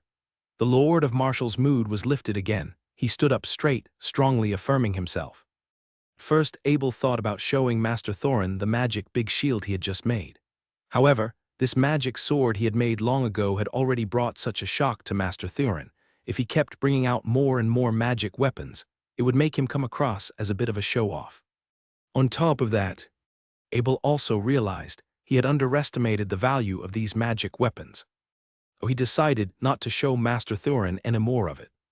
After they returned to the castle, Abel was reminded of the evil intent of Prince Wyatt, so he brought the Lord of Marshall to his private operating room within the castle. "Abel, what's happening?" the Lord of Marshall asked in confusion. "Uncle Marshall, I have a feeling that the situation with Prince Wyatt will not be settled that easily. You have to be careful when you go out," said Abel quietly, expressing his worries. "No worries. The big sword in my hand will not be afraid of him," said the Lord of Marshall carelessly. He was a survivor of the orc attacks, not just an ordinary knight. His glory was built on the corpses of orcs. Seeing the arrogant look of the Lord of Marshall's face, Abel had gotten ever more worried. Therefore, he had taken out the magic big shield he just made and handed it to the Lord of Marshall. He said, "Here, take this shield, don't let go of it the next few days." The Lord received the shield with a face full of excitement. Everything his adopted son made was a treasure, since everything he owned would be under Abel's name in the future. He had never rejected any of Abel's gift. "What rank is this shield?" asked the Lord of Marshall. "According to the words of Master Thorin, this should be a golden level shield," said Abel after he thought for a bit. "What's its ability?" the Lord of Marshall proceeded to ask with care. "It can at least absorb the combat Kai attack of an elite knight," Abel replied. "Then what am I afraid of? Prince Wyatt can come right at me. I have 200,000 gold coins weapons, a 1 million gold coins horse carriage. That kid doesn't even have enough money to buy a 50,000 gold coin weapon. How can he ever compete with me?" At that moment, the Lord of Marshall seemed to forget how much money he had in his wallet. All these outrageously luxurious equipment had made his self-esteem even higher than Mount Budapest. Within a luxury room of Cosmo Hotel, the largest hotel in Harvest City, Prince Wyatt was sitting on a chair with a face full of gloom. The coffee on his table had gone cold long ago. "Your Majesty, don't be so angry. It's not good for your health," said the elite knight guard of Also. He was trying his best to carefully comfort Prince Wyatt. In regards to a banquet the prince and the 3 elite knights had attended yesterday, because they were not a noble, they had dinner with the retinues. A group of bogans could make fun of the offspring of King George. They must have forgotten who was the true ruler of this country. Prince Wyatt had been holding his anger back since the banquet. He began to lash out through the comfort of the Knight of Also. When he thought about the ridiculed looks of the Harvest City's noble, Viscount Dickens' offense, and the lack of respect Abel had shown him, Prince Wyatt, who was spoiled by thousands, was furious. If he tries his best, he could tolerate the ridicule of nobles and offense of Viscount Dickens. However, he could never tolerate a 13-year-old teenager, unwilling to respect his status. Also, what would happen if I kill Abel? Prince Wyatt trusted the Knight of Allsoap a lot, so he had directly told him his intention. This idea had deeply shocked the Knight of Allsoap. He quickly replied, "Your Majesty, we must not try to mess with Abel. Otherwise, we would become enemies with the entire blacksmith union." "If I have to seek this revenge, I will never be satisfied," said Prince Wyatt as he ruthlessly stared at the Knight of Allsoap. He then proceeded to say, "If I can't kill Abel, how about the Lord of Marshall?" "Your Majesty, the blacksmith union probably won't give us any trouble for killing an ordinary lord. Moreover, we can just blame it as a robbery attack." The Knight of Allsoap replied softly. "Nice, I'll leave it to you," Prince Wyatt said ruthlessly. The Knight of Allsoap looked at Prince Wyatt with a hint of embarrassment. Although he was an elite knight, he was not confident in murdering an intermediate knight by himself. Murdering someone was different from defeating someone in a battle. If the Lord of Marshall had escaped, they could have big trouble. The Knight of Allsoap was the only guard out of the 4 who had a close relationship with the prince. The other 3 elite knights belonged to the Royal Defense Force. They were only responsible for the safety of the prince. They would never needlessly attack a noble based solely on the prince's interest. Seeing the embarrassed look of the Knight of Allsoap, Prince Wyatt couldn't help but sigh. He then proceeded to say, "Take these 10,000 gold coins and see which one of the 3 are willing to come with you. Also, take this magic sword with you. I want Abel's stepfather to die in the strikes of his own sword." "That will be perfect. 10,000 gold coins would be more than enough to persuade those greedy bastards," the Knight of Allsoap said with ease. The banquet in Harry Castle had ended. Yet the Lord of Marshall could not settle. He had to go visit a friend in Harvest City and exchange some knight fighting techniques with him. Almost everyone in the castle knew the reason behind the Lord's visit, right in the morning. The Lord of Marshall got on his bull carriage and headed towards Harvest City. He enjoyed riding on his carriage lately, not only because the 2 inferno bulls were very eye-catching, but most of all, this carriage was some of the most comfortable things he had ever sat on. The sun was blazing outside. So the Lord of Marshall turned the air conditioner to level 6. He closed his eyes, enjoying this rare cool breeze under the summer heat. If he had a bottle of wine with him, it would be perfect. The first thing he wanted to do when he returned to his castle was to tell someone to add a liquor cabinet in this carriage. "Master, someone is blocking the way," said the driver with a shaky voice as the bull carriage came to a halt. As the Lord of Marshall was enjoying himself, suddenly his heart dropped. He was reminded of the warning which Abel had given him. He began to pick up his big sword with the rumble ability while clinched his shield with the other hand. He peeked outside the carriage. At first, the Knight of Allsoap thought about attacking the Lord of Marshall when he was unaware. But the other elite knight that came along with him refused. As the Knight of the Royal Defense Force, they had to respect the knight's virtues. They could not attack an opponent who was not prepared. Therefore, the Knight of Allsoap had no choice. He had to block the carriage and directly attack the Lord of Marshall. "Are you guys Prince Wyatt's elite knights?" The Lord of Marshall recognized they were 2 of the 4 knights guarding Prince Wyatt during the banquet. "I am here to take your life, but will give you a chance to battle," said he. Knight of Allsoap. He one-handedly lifted his big sword and drew a straight line in mid-air. Then he put his sword back to his side and made a knight gesture of manner. "Fair enough, you followed the knight's virtues." The Lord of Marshall looked at the 2 elite knights on the horse with a sneer. The Knight of Allsoap knew that the Lord of Marshall was an intermediate knight. Defeating him was easy. The hard part was to not let him escape, so the elite knights did not disarm their horse. Although the carriage driver was paranoid, he remained silent. He knew that he would only have the chance to keep his life if the Lord of Marshall won this battle. If not, the 2 elite knights would not give a peasant like him a chance to go back and report them. The Knight of Allsoap squeezed the horse with his leg. The horse let out a long neigh and began to rush forward with its muscly legs. With the speed of the horse and the roar of the Knight of Allsoap, his body and his big sword were covered in combat kai. He began to strike around 5 meters in front of the Lord of Marshall. Under the combination of all these forces, the knight seemed unstoppable. "Defense," the Lord of Marshall roared. He placed his faith in Abel and his magic shield. Moreover, he was also all too familiar with this knight defense move. He had executed it perfectly in battles countless times and counteracted countless enemies. The Lord of Martial held the shield with his left hand and placed the magic shield in front of him. His body leaned forward, front leg bent and back leg straight. The Lord was ready to take on the Knight of Alsop's attack. Dong, the sword of the Knight of Alsop, struck upon the shield of the Lord of Martial. At first, he was expecting his sword to penetrate the shield. Then he could finish off the Lord of Martial with thunderstorm combination strikes. The Lord of Martial was fully aware of how powerful the charging attack of an elite knight could be, so he almost used full force in this defense. However, little did he know, when he was holding this magic shield, he almost did not feel a thing at all. The strike had been counteracted. The Knight of Alsop was shocked as he went straight past the Lord of Martial. The Lord of Martial did not even budge a bit. How was this possible? The magic sword in his hand was exchanged with a yard in Triumph Boulevard, valued at 50,000. It could not even defeat an intermediate knight. The Knight of Alsop began to wonder if he had been scammed. The Knight of Alsop looked a bit distracted, yet the Lord of Martial remained in full focus. All these years of battle experience had taught him that he has to constantly look for the chance to execute the final strike, so if he was not focused all the time, it would be suicide. In that split second, the Lord of Martial began to flash his combat kai and rushed straight towards the Knight of Alsop. Although his horse was not as fast as, his impose was just as strong.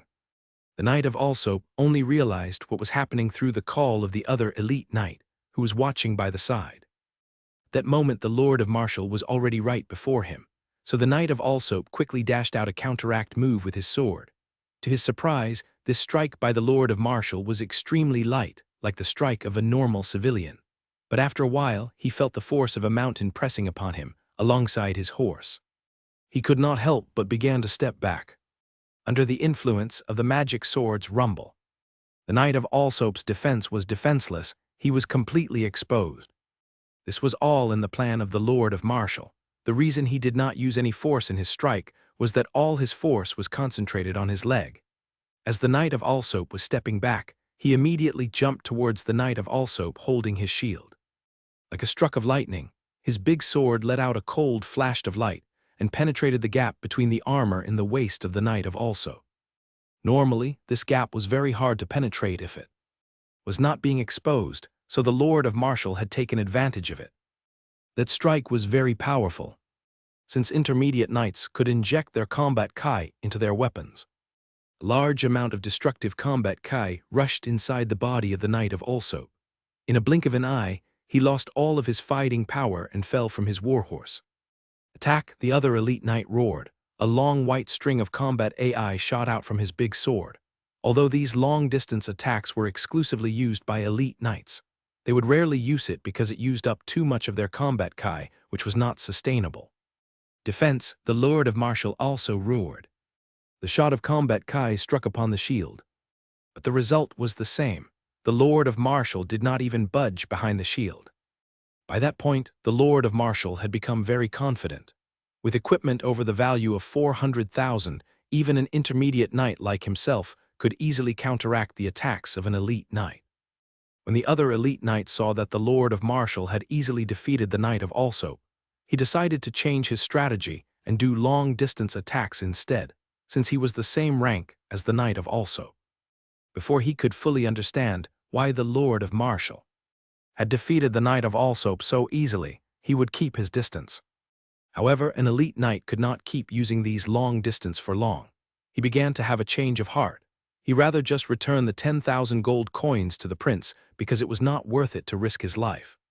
The other elite knight continued to shoot out his powerful combat kai, sparkling in mid-air.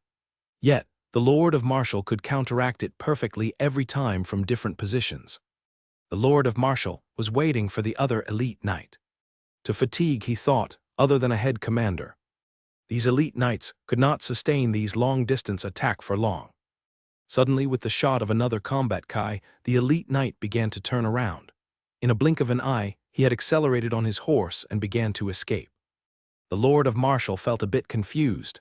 This was an elite knight, why was he trying to escape? The Lord of Martial did not chase after him immediately. His legs could not outrun the legs of a warhorse. Although he could use the Knight of Allsoap's warhorse, it would take some time before they could be harmonized. The Lord of Marshall returned to his horse carriage, put down the shield in his trunk and took out the hairy bow. By the time point he had set up the bow, the elite knight was around 100 meters away. He lightly let loose the bowstring. In a split second the arrow had disappeared from the bow, and soon reappeared in the back of the elite knight. Elite knights were not only powerful due to their ability to use combat kai, but it was also because they had very sharp alertness to danger. Although it was almost impossible for a normal person to avoid this arrow in a blink of an eye, the elite knight lightly twisted his body. The arrow traveled through his right arm and struck right in the center of his war horse's skull.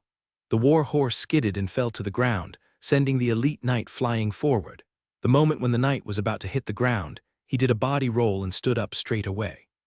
He did not stop as he continued to unleash his combat kai, madly running towards the forest nearby.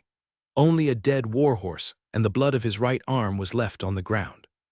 All of these things had taken place in almost no time before the Lord of Marshall could install another arrow. The elite knight had already disappeared. The hairy bow was too weak, the Lord of Marshall concluded. He failed this time was because the bow only had 400 pounds worth of strength. If it had 500 pounds, no way this knight could escape. The Lord of Marshall must have forgotten the strongest bow in this world could only possess about 200 pounds worth of strength. Only this composite bow that Abel had modified could have such power. The Lord of Marshall knew he could not chase after this knight anymore. However, he had already badly injured an elite knight and scared off another.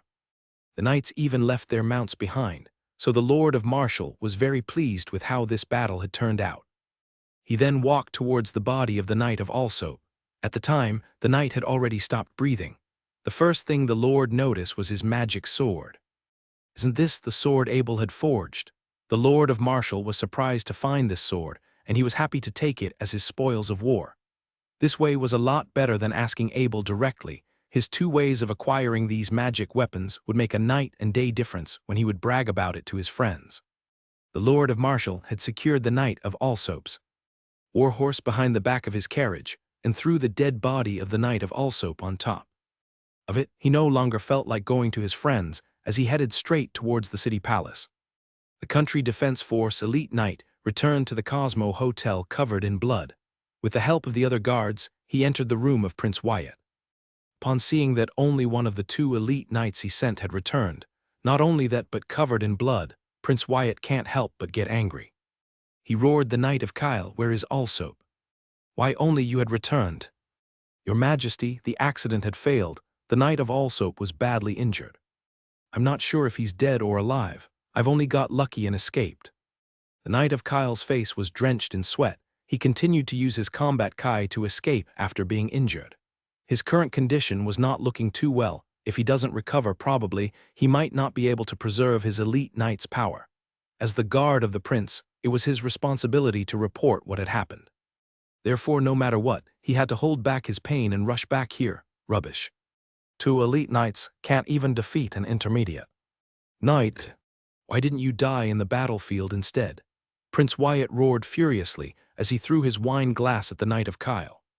The other knights saw that the Knight of Kyle was about to faint, so they quickly stepped up and held him by the arm. The knights made eye contact with each other. Their gaze showed a sense of anger, sorrow, and dissatisfaction for the prince. There was a price to a knight's loyalty. No matter what, they have to be loyal to the person they were loyal to. The prince didn't even seem to even care if the Knight of Allsoap was dead or alive. All he cared about was if they had completed the mission. For him, the knights all felt a sense of disappointment and sorrow. "How many opponents did you had?" asked Prince Wyatt, ignoring the poor condition which the Knight of Kyle was in. "Only the Lord of Marshall," the Knight of Kyle said with a lot of effort. "How can Marshall be that powerful? He was only an intermediate knight and he could defeat elite knights," said Prince Wyatt suspiciously. Suddenly, he remembered something. He ruthlessly stared at the Knight of Kyle. "Where is the magic sword that the Knight of Allsoap had brought along with him?" "Your Majesty, I have no choice but to escape. I did not have time to retrieve the magic weapon," said the Knight of Kyle. His face had become paler. "That thing worth 50,000 gold coins and you didn't retrieve it. said Prince Wyatt. His suspicions continued to increase. Suddenly, an idea flashed in his mind, but as he looks at the wound on the Knight of Kyle, he couldn't help but groan. Suddenly, the prince had another idea. He began to mutter, if the Lord of Marshall could defeat 3 elite knights, will he come after me? Damn, I should have brought more guards along with me. At this moment the prince no longer cared if the Lord of Marshall was dead or alive. He was only an ordinary lord after all. The only thing that was worrying about was if the Lord of Marshall would urge to come to Harvest City and find him. The guards next to him could be no match with the Lord. Prepare the horse, we have to leave now, Prince Wyatt shouted at the healthy guards. With the current condition of the Knight of Kyle, he cannot ride a horse, said an elite knight pointing at the Knight of Kyle. We'll leave him here, just give some money to the servants and tell them to take care of him. Now let's hurry and get out of here, said Prince Wyatt. He looked at the blood-drenched Knight of Kyle and it sent shivers down his spine. He thought, if the Lord of Marshall decided to seek, he might end up like the Knight of Kyle. This action by the prince had made the elite knights utterly disappointed. They decided that the first thing they would do when they got back was to resign from the country's defense force. A majesty like this doesn't deserve to be served by them. Not long after Prince Wyatt had left, Viscount Dickens led a few men into Cosmo Hotel. They realized that the prince had already escaped. They captured the Knight of Kyle, who has been left behind. Prince Wyatt's attempt to assassinate Marshall did not go as smoothly as he had expected. He was the son of King Astor in the Duchy of Carmel. This meant that his attempt would significantly deepen the already tense relationship between the royals and the nobles. As a knight who has been awarded the title of lord through attaining outstanding military service, and with Abel as his adopted son, who was also a newly promoted lord and a blacksmith master, Harry Castle within Harvest City could be found in the discussion among every noble in Duchy of Carmel. This family with a unicorn as their coat of armor had produced 2 lords, and both of them gained their fiefdom through outstanding military service. The Lord of Marshall had suddenly become the idol of many nobles and knights. There was only one opportunity every 4 or 5 years to become an owner of a knight estate. That's why it was every knight's dream to achieve this title. When the Lord of Marshall was young, he fought bravely against the orcs and was granted fiefdom. And ultimately, he was awarded the title of a knight due to this heroic deeds, as well as demonstrating the valor in the code of chivalry. His love for his wife, infatuation for life and death, and his effort in guarding the castle where his wife was buried in, all showed how Marshall had truly kept the knight's declaration of, "I swear to love and death." He alone had defeated 20 orcs, the majority of them, and protected the castle against attackers. He rescued Matthew's castle with the identity of an intermediate knight alongside Abel. Together, they repelled against the attacking enemies. Everything the Lord of Marshall had done was noticed by the world due to his title as a knight. As time passed, more and more people began to notice him. It was at this time that Viscount Dickens had submitted the attempt assassination of Marshall towards the arbitration tribunal for nobles. The 2 elite knights, one dead and one alive, who were responsible for the assassins were both captured and brought to court. When the news had spread, there was an uproar amongst the nobles. They were called the nobles due to their prestige identity, and they were honored and respected by many. In the noble circle, any hatred between any nobles would be solved by a formal duel. The duel would invite the noble to arbitrate. A private attack on the nobles would generally be a felony. However, if it was an ordinary person, showing any signs of hostility would have already been a serious crime. If a nobleman was defeated on the battlefield and demanded the treatment of the nobleman as a prisoner of war, no one would have dared violate the rule of knights. All these rules and laws were designed to keep the nobility safe. But now a royal member had attempted to kill a lord who had just been honored for his merit. This made the nobles even angrier than before. After the noble court of honor had collected all of the pieces of evidence, they informed every noble family in the city. The 4 big noble families of Bakong City, led by the Lord of Marshall's relatives, the Harry family, fired a report to King Astor Gorge, demanding Prince Wyatt should be punished harshly. At that moment, Abel was sitting on White Cloud. When he heard that Marshall was being attacked, he immediately went into the operations room and forged 4 exploding big swords. He even placed the scroll of town portal, which had never left him, into a metal box. as Abel filled the Horadric cubes with 4 exploding big swords. He took a spear from the weapons rack and called out White Cloud from the forest behind the castle. "White Cloud, let's go faster today," Abel said softly as he gently patted White Cloud on the neck. White Cloud gave a little tweet, indicated that it understood what Abel said and promptly flapped its wings. Knowing Abel's hurriedness, it quickly flew as fast as it could, and its huge body passed through the clouds and broke it apart. Abel assumed that Prince Wyatt and his guards must have been rushing back towards Bakong City as soon as possible. When the direction was confirmed, Abel carefully examined the ground and quickly regretted not completing his telescope. If he had a telescope, it would have been much more convenient. "Let's take a break, Your Majesty. The horses are tired," one of the night guards said to Prince Wyatt as he felt sorry for the horses. "It's a long way from Harvest City. I don't think Marshall will be able to chase us here. Let's have a rest here for a bit," Prince Wyatt said as he nodded at the horses, who were all sweating and snorting. Since the 3 left in a hurry, they needed to travel lightly and left their carriages and servants behind. It seemed to be that they would be returning to Bakong City with only themselves. Night Guard lit a bonfire, while the other went hunting, who was overqualified to do so as an elite knight. Within a short moment, he had already caught 2 rabbits and a wild chicken. Soon, it was on the fire, ready to be served as food. "When I get back to Bakong City, I'll get my men together and walk all over Harry Castle," Prince Wyatt ranted as he ate the tasteless food. The elite knights were silent, quietly eating their food while ignoring the prince's words. Prince Wyatt noticed the silent protest from these W knights. He became very dissatisfied with their attitude since he believed that they were supposed to protect him with their lives. Although Prince Wyatt was born a royal, he was only the 4th prince. There were 3 brothers that were above him and below him, successful in their own rights. Hence, in the kingdom, Wyatt was not the king's favorite child. Alongside his mother's early death, it meant that he was raised by a steward. This led to his wild and arrogant behavior. Apparently, education within the royal family couldn't seem to change this habit. When things were going well, Wyatt tended to be polite. However, when he felt hurt, he sought reckless acts of revenge. By this time, Wyatt was convinced that it was Abel's fault. It was Abel who had caused these chains of events that made his life miserable. Hence, Abel had to pay the price. The royal warhorses were the best of the best from the Duchy of Carmel, but within half a day's pursuit, White Cloud took around an hour to catch up. Looking down from the sky, Abel recognized Prince Wyatt and his 2 elite knights. Wyatt's distinctive royal dress, as well as the golden armor of the knights, made it easy to spot. Abel then took the necklace out of his coat, placed it on his hands, and began chanting the ancient orc spell. With a flash of green light, Abel had soon turned into a wirgin. In his heart, he commanded White Cloud to dive down. The mark of the Horadric square on his hands began to flash as White Cloud's body drew a beautiful curve and came swooping down. "Look out, something's up there," said an elite knight. Their sense of awareness was very sharp. Reacting to attacks was an instinct for them.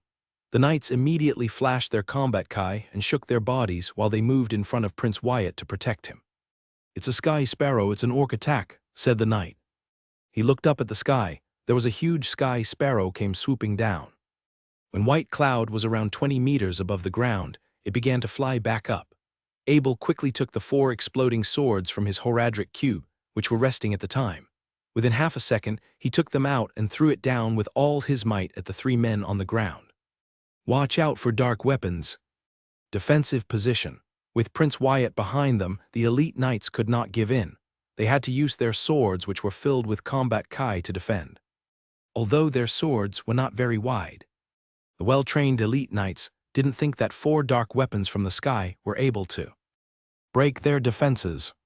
1, 2, 3, Abel counted in his mind, as 4 bangs followed, sending dust and gravel flying around with the blast. Abel sat on White Clouds and looked down, after the dust in the wind driven away. The 2 elite knights wearing golden armor were covered with scars, fresh blood gushing out from their wounds. 2 elite knights were badly injured in at least 10 places, but they had a very strong vitality which allowed them to stand still and maintained a defensive posture. "Go down," Abel said to White Cloud. About 10 meters above the ground, Abel jumped off from White Cloud and went towards Prince Wyatt with a long rifle. The damage to Prince Wyatt's body was very minor, The main damage was blocked by the two elite knights in front of him. Although there was a wound on the price left leg, which was bleeding, he still could not fully comprehend what had just happened. "Wirgin," one of the elite knights shouted when he saw Abel's transformation. During this shout, fresh blood spilled quickly from his wound, but he didn't seem to care. Instead, he turned to another knight and shouted again, "Take the prince and leave." This elite knight then immediately rushed towards Abel with a flash of combat Kai. He knew that if he didn't strike now, he wouldn't be able to fight back as his injuries worsened. This was Abel's first encounter with an elite knight. Although the Wolf Rider long spear technique of the Wolf royal family can achieve maximum power without a mount wolf, it could still double the strength. Suddenly, there was a strange orc howl coming from Abel's mouth, and by howling, the spell of the Wolf Rider was added to his long spear. With technique number 11, Abel charged forward with the thrust of his spear. Within seconds, he was up close with the advancing knight. Abel didn't know the strength of an elite knight, but according to the Lord of Martial's intermediate knight interpretations, the elite knight's strength would not exceed 1,000 pounds, and the combat Kai would at most increase it to 2,000 pounds. This meant that it would destroy almost everything in front of him. Abel's strength was about 2,000 pounds, with an incomplete bonus of 3,000 pounds using the Wolf Rider's rifle. Alongside with the elite knight being already wounded, he doubted the knight could even reach 2,000 pounds. When the spear and the sword collided, the elite knight's sword directly flew off, but Abel's long spear did not stop. The long spear flashed a green light as it pierced through the elite knight's armor. It was like a thin piece of cloth being poked with a blade of green light. Soon, it had penetrated the elite knight's body and went out from the other side. With an ear-piercing shout, Abel threw the elite knight out of his spear, directly to the directions where Prince Wyatt was. Running towards, another elite knight was covering Prince Wyatt as he ran towards the horse, heard a sound, and looked back. To his surprise, he saw the dead body of his fellow knight come flying over. The other elite knight couldn't think of how was this possible. It all took place in a few blinks of an eye. Even an injured elite knight could not be killed in such a short period of time. That elite knight did not use his sword to block the body as it would risk damaging it, so he just used his let it fly directly towards him. The moment the corpse came in contact with him, he finally understood why his fellow knight was killed in seconds. The force was so great that the High Knight's body flew nearly a dozen meters flat, smashing Prince Wyatt to the ground as he limped toward the horse.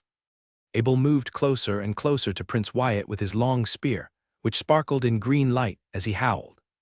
The elite knight who had risen on his feet did not get any more injuries as the attack was blocked by Prince Wyatt, who was knocked to the ground and immediately fainted. The elite knight's eyes twinkled and his mouth whispered, "Are you a Wolf Rider from the Wolf family?" The Wolf family's Wolf Rider spear skill was a secret that was not allowed to be spread other than their family members. If any other orcs had learned these skills, they would be hunted by them. The Wolf family's number 11 long spear technique was infamous in the orcs and human world. Countless enemies had died in the face of this technique during battles. That flash of green light in the long spear along with the howl was their signature. Abel didn't listen and didn't want to say anything. No matter orc or human, he did not want to stop the spell. With Abel being 2 ranks lower than the elite knight, his only advantage was his tremendous strength. When it comes to fighting techniques, he was still miles behind. In terms of knight training, Abel had less than 1 year of experience. His time of becoming an actual knight was even shorter than that. For a rookie like him, a small mistake in these kinds of battles would lead to the death of Abel. The elite knight felt that his strength was draining away as he continued to lose blood, and he couldn't wait anymore. A swirl of combat Kai flew out from his big sword. This was the elite knight's long-distance combat Kai attack. Abel couldn't help but quickly step back. In the face of an attack like this, Abel had no choice but to keep stepping back and try his best to slash away the combat Y with his green long spear. Luckily, this royal virgin technique lived up to its name. Every time the combat Kai had gotten near him, he could always slash it away, which allowed him to keep stepping away. The attacks of the elite knight were getting weaker and weaker. With his vicious use of combat Kai, the blood spilled even quicker out of his body. He made a final long-distance combat Kai attack too. Abel and his combat Kai was drained. This was a chance that Abel would not let go.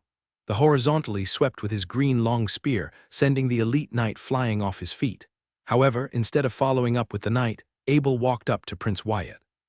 At that time, Prince Wyatt began to slowly wake up from the concussion.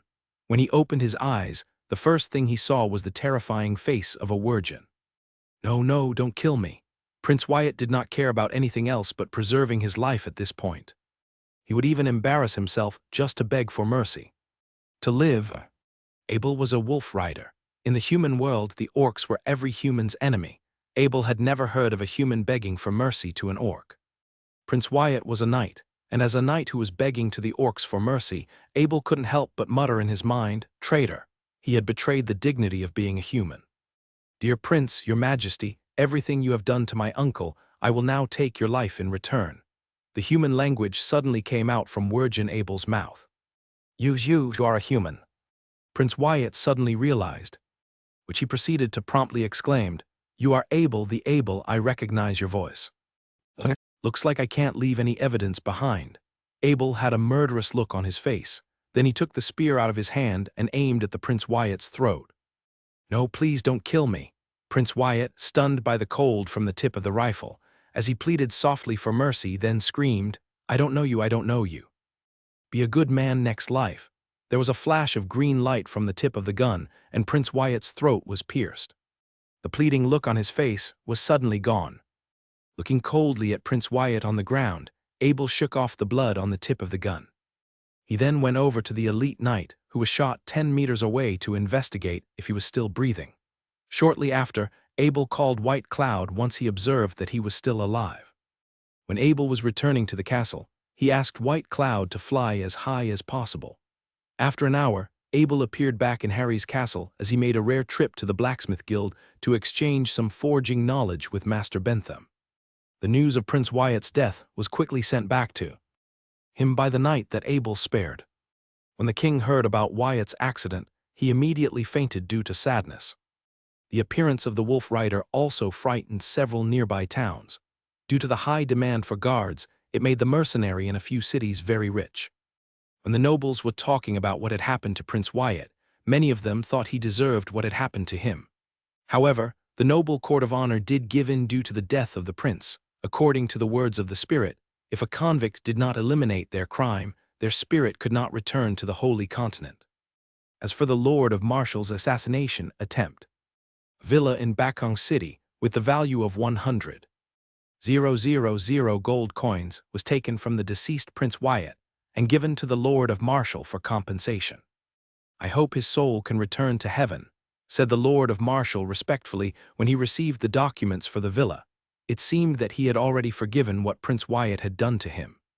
Not only that, but he could even say these words of honor, hoping the prince's soul may rest in peace. This action deeply touched the few royal secretaries who delivered the documents. The Lord of Marshall legendary modesty, bravery, and justice was really not just in vain. Abel knew personally that Lord Marshall was very pleased with the villa he revived was worth 100,000 gold coins. He knew that it would produce an annual income for Harry's castle. After this event, their lives seemed to go back to normal, and everything was calm once again. This event had intensified the tension between the royal family and the nobles. Alongside with King's health recovering, the conflict on the surface of the kingdom sank to the bottom again. In Abel's room, other than doing knight training, Abel had spent all his time dwelling his table, drawing sketches of all kinds of armors from this world and his previous world. He had used up almost 10 sheets of lambskin. Lambskin was very expensive. They were all made by young lambs and cost around half a gold coin each. Therefore, everyone who could afford one would use it very carefully. Of course, you can get cheaper ones, but those had been mixed with the skin of rabbits, and nobles would not use them. Nothing could match the softness and ease of use of these skins from a young lamb. Moreover, the most important thing to a noble was their face. So they would never use a fake lamb skin, no matter how poor they were. Their ink pens were normally made by the single thickest strand of feathers from the wings of a mature swan. After the feather had been plucked from the swan, it was steamed to melt off the fat within. Then, the heated feather would be plunged into a bow of sand. After it had been cooled down naturally, it would be installed with an ink tube and pen tip. Last, a small hole would be open around 1 mm at the tip of the pen, and that's how these swan feather ink pens were made. Abel was getting used to the writing equipment of this world. He fully understood what could happen if writing paper was invented, and as an enthusiast of ancient history, Abel would never try to invent such a thing and try to change this world. The invention of paper was spread from the east to the west, which made almost an unlimited amount of information accessible to normal citizens and allowed society to rapidly develop. This world had already gone through tens of thousands of years of holy continent history, but Abel never heard of anyone coming up with any inventions similar to paper. Therefore, through his speculation, this world rarely changed, and their culture was almost in a stale state. Abel was very satisfied with his current status in this world. The only thing that he cared about was his family and friends. With the secret he possessed, he would not try to change its culture. The only reason he had locked himself up in his room for 3 days was to come up with armor for his Lord award with the king in 2 months.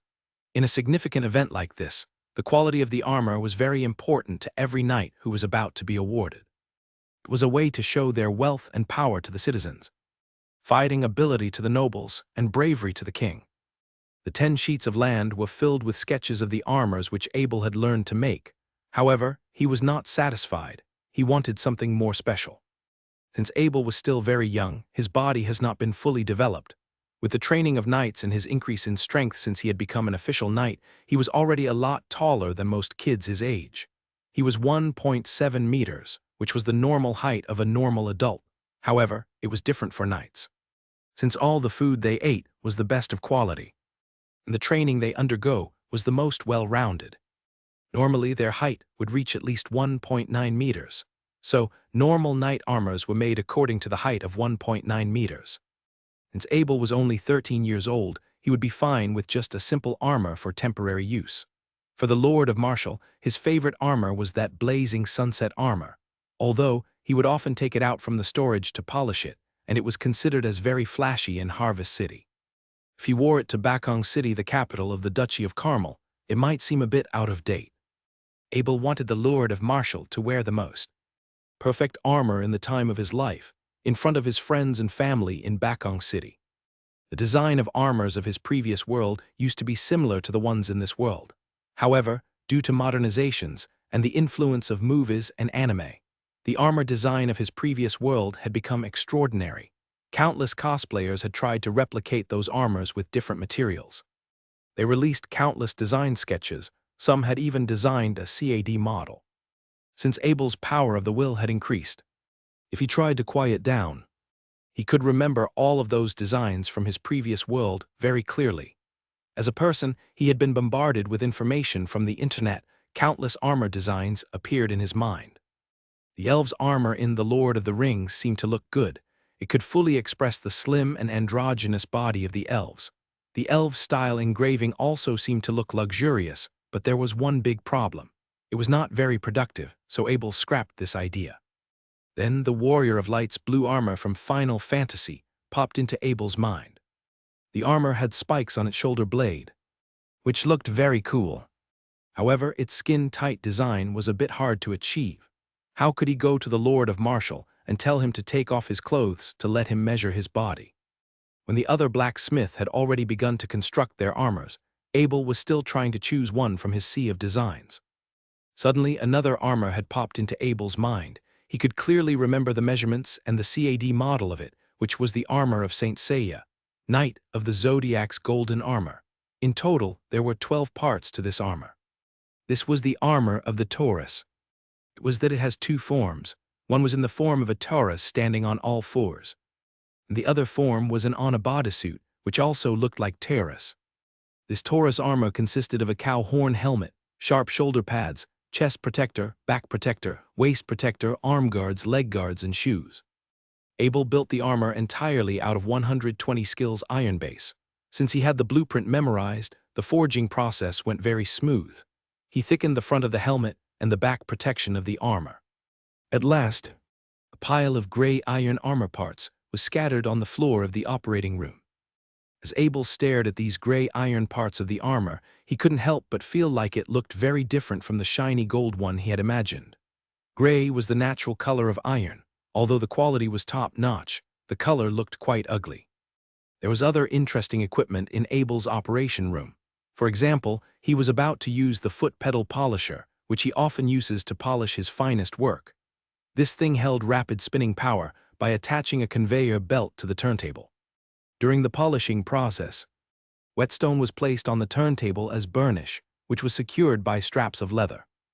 Abel had created this machine so he didn't have to do hand polish. This machine could save him a lot of time, and the result was a lot better as well. Abel picked up the parts of the armor one by one and placed them on the machine to polish, and then burnish. Soon the surface of the parts was completely smooth, shining in cold lights. Although the color was still not perfect, it was much better than before. The material he was about to use had toxic mercury inside them. Therefore, Abel had worn a face mask for safety. He took out the gold leaves Steward Lindsay had brought and cut them into long, thin strips. Afterward, he threw them into the furnace and added some mercury. Abel then used a gold rod to stir. After the gold leaves had completed dissolved into the mercury, he put them into a bowl of cold water for cooling. Soon the mercury had become a silvery gold paste. As Abel looked at the silvery gold paste, suddenly he was struck with an idea. Could these gold paste count as a liquid? What if I combine them, will I get better ones? Since Abel was spoiled with money, he decided to shove the 3 chunks of silvery gold paste into the Horadric cube. After he pressed the start button, the 3 chunks of paste disappeared, and soon a dark-style crystal glass appeared inside the cube. Within the glass was some dark gold paste. Abel took out the dark gold paste from the Horadric cube and closely examined it. Although he didn't know how the Horadric cube ranked different liquid, he knew this dark gold paste he was holding was the most perfect and their highest quality. He mixed the gold paste with salt and alum until it became liquid. Then he painted it on top of the parts of the armor. Afterward, he placed these parts of the armor on top of the furnace. He continued to spin them until their surface began to shine in gold, and soon the mercury had been expelled. He continued to heat the armor parts on top of the furnace. As more and more mercury had been expelled, the gold of the parts became even shinier. Not sure if it's because this gold paste was combined into Horadric cube, it was shining in a unique, yet eye-catching tone. The surface looked perfect, it was flawless even without any touch-ups. Abel did not care about the manufacturing cost. He continued with this gold paste formula for 3 more times. At least all the parts of the armor were shining in gold. Abel put the leftover gold paste into a jar, so he could use it for repairing the armor in the future. The armor had been forged. Afterward, he installed a diamond and began to draw the 12th Thor rune with his rune pen onto the armor. The only step left was to ask the tailor and cobbler of the castle to design the lining of this armor. It took Abel 10 days of harsh labor to complete this armor. It was the longest time he had ever spent on making any equipment. In the next 3 days, Abel had forged himself a full body worth of equipment. They included armor, a shield, and a knight spear. The armor was forged according to the traditional formula of this world. It was painted with blue on the outer layer, which suited Abel's age. He also drew the 12th Thor rune on top of it and installed a diamond into a gap of the armor. Although the orcs had taken the blame for the prince's assassination, he was still worried that the royals would give him trouble for what he had done to the prince previously. Therefore, he must have adequate protection. After the process of becoming a lord had completed, Abel could demand his coat of arms. That way he could wear 2 medals when he attended any official events, his own coat of arm medal and the blacksmith master medal. The knight spear was an exaggeration big sword. It has a length of 5 meters. It looked like a long square pyramid, sharp at the top, thick at the bottom, which was equipped with a large surrounding handguard. Inside was the handle. This was not those ordinary one-time use wooden knight spear. It was made entirely out of 120 skills iron base with Abel's enormous strength. This knight spear weighs more than 300 pounds. On top of that, it was equipped with the 4 Nef rune, which could rumble off an enemy. This knight spear could be a nightmare for any opponent. Just imagine if someone was fighting against Abel in a battlefield. They would be continuously knocked back by this knight spear's special ability along with Abel's enormous strength. Every time they got knocked backward, Abel would have more time to execute his knight charging technique and knight acceleration technique. The power of these techniques would just more powerful with each strike. Therefore, under these conditions, Abel's opponents would be continuously knocked backward while being strike until their life had come to an end. Although Abel had already simplified his armor and could only equip himself with his original ice magic sword, if anyone was to purchase this equipment in the market, its value would still be an astronomical number. At this point, Abel just wished his Mount Wolf Black Wind could grow up faster. If he could ride Black Wind while equipped with this equipment, it would be perfect. The little Mount Wolf Black Wind had entered its rapid growth phase after it has been cast with the Mount Strengthening spell. Now its difference in size could be seen every day. During the morning, Abel brought 2 ice magic swords and 2 fire magic swords to Harvest City on his carriage.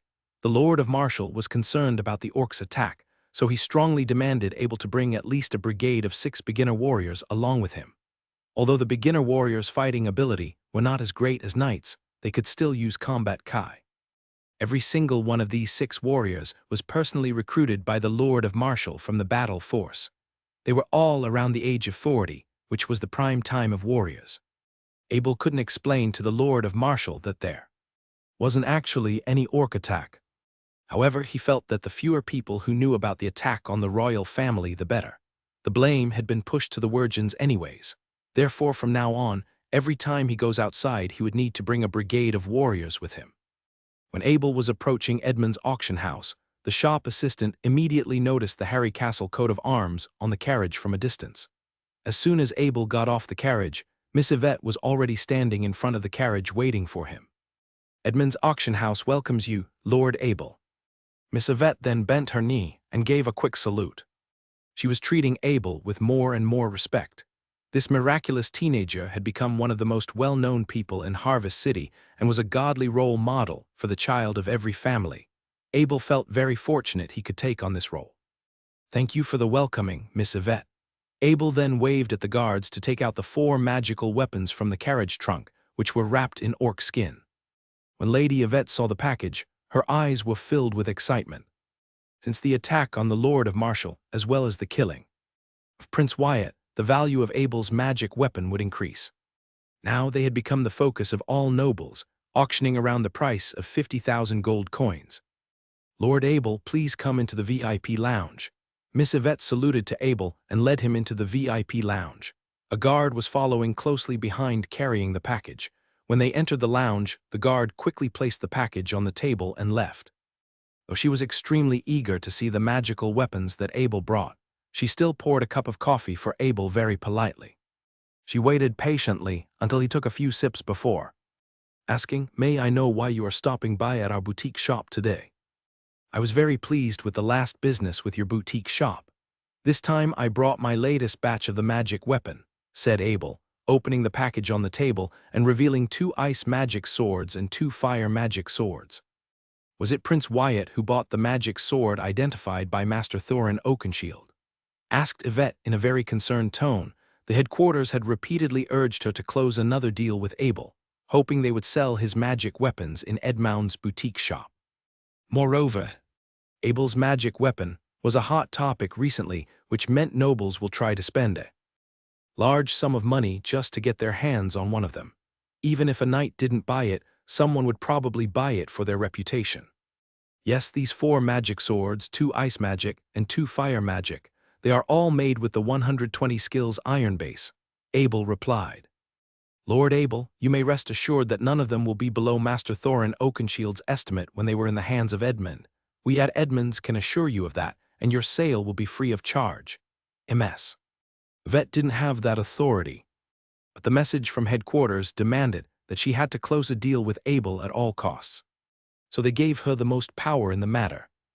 Edmund's boutique shop didn't really need to make any money off this auction. The attention they could attract from the fame of Abel was more than enough to bring profits to their shop. Since Master would only become even more famous in the future, if they would maintain Abel as their supplier, their boutique shop would be famous too. "I'm very pleased with your service, Miss Yvette." Abel accepted Miss Yvette's offer with a smile. As it was the first time this kind of ice magic sword had been offered for auction, Abel explained to Miss Yvette the power of the ice magic sword. He flicked the blade of the sword with his finger. It flashed a blue light, and soon his finger was filled with a layer of frost. Abel then proceeded to say, the ice sword can attack enemies with two effects. One is to slow them down with the frosting power of the sword. The other is the damage caused by the ice magic. Although it was not too powerful, if this ice magic was injected into the body of a person, it would be even more difficult to remove than combat Kai. What a powerful weapon! Miss Yvette, who is not a professional, but she worked at a boutique shop. Therefore, she understood the properties of many weapons, and what slowing an opponent down in a battle could do. Miss Yvette, I need to buy some more potions. Please give me 27 blood-fusing potions, 270 replenishing potions, and 162 essence-condensing potions. Abel was going to buy another month's worth of potion, which was a lot for any person. Lord Abel, I'll send you these potions immediately. It will cost 20,250 gold coins. At first, there were some doubts about the fact of Ms. Yvette, but it had quickly disappeared. At that moment, Abel felt a sense of relief in his heart again. Sure enough, his large purchases of knight potions were very notable. It's enough for a normal knight to use more than 2 years, although it was a lot. Luckily, it didn't send too much shock to Miss Yvette. Soon more than 400 bottles of the potion were brought out in a leather-domed box. When Abe finished paying with his magic gold card, the figure was cut in half again. The card showed a number of 31,500 gold coins. Until his next auction, he could another month worth of potion. Of course, although this amount of potion was enough for more than 2 years of consumption for normal knights, Abel could finish it in 1 day. However, Abel was no longer in a hurry. His speed of development had already been very impressive. So Abel decided to take it slow. Only use the potions in large doses when the necessary time arrived. As Abel was coming out from the VIP lounge, he overheard the sound of various voices chatting. When he looked over, businessmen were chatting in the resting room of the boutique shop. Have you seen the Lord of Marshall's golden armor? Not at all, but I've heard people talked about. Well, I saw him yesterday, and it completely dazzled my eyes. He came to Harvest City with his golden armor. When he got off his Inferno bull carriage, a ray of sunlight reflected off his armor. It was shining so brightly that I could barely even see his figure. Went the armor of Prince Wyatt's guards, also gold some time ago. It's nothing compared to that. The materials of that armors were like brass compared to the armor of Lord Marshall. When Abel heard the conversation, he knew that his beloved Uncle Marshall had taken his carriage and the Taurus armor to Harvest City to show off. However, what these businessmen were saying was true. The Royal Guard's golden armor was mixed with a lot of brass to display a golden color. Although this lowered their armor protection, their dignity was more important, so a little loss of defense didn't matter to them. Lord Abel, it would be extremely popular if you put up for sale the same armor that the Lord of Marshall was wearing. Ms. Yvette suggested to Abel, whispering towards him. Abel chuckled, waved his hand and said, that suit of armor took too long and took too much effort to forge. I don't think I will be making another one for a while. Abel had decided not to sell any items that were identified as golden rank by Master Soren, Oakshield. From Master Soren's speech, he felt that these golden rank equipment were extremely valuable. People would have doubted the person who was selling, where they had acquired their materials from. Furthermore, the cost of this equipment were extremely expensive, and not many people could even afford them. Hearing Abel's excuses, Miss Yvette didn't attempt to persuade him anymore. Amid the enthusiastic sound of Miss Yvette's farewell, Abel left Edmund's boutique shop to regroup with the guards. Abel then went to all the stores selling potions in Harvest City and bought a second group of potions that could be combined into a single dose. When he was finished, there was only 250 gold left in his magic card. Young master, the Lord has been searching everywhere for you to see him. He is waiting for you at another courtyard. Elliot, one of the knight brigades of Harry's castle, galloped over and dismounted his horse to salute to Abel. Elliot, how did you find me? Abel asked strangely, bowing slightly. The Lord's Guard and Knight Brigade are all out looking for you. I'm just the first one who found, explained the Knight of Elliot. Looking at the Knight of Elliot's worried facial expression, Abel immediately began to wonder why the Lord of Marshall was in such a hurry to find him. So he hurried back into his carriage, and under the protection of the guards, rushed back to Harry Castle's courtyard in Harvest City. Abel, here you are. said the Lord of Marshall, taking a few steps with a gloomy face as he pulled Abel out of the carriage. "Uncle Marshall, what happened?" Abel asked quickly.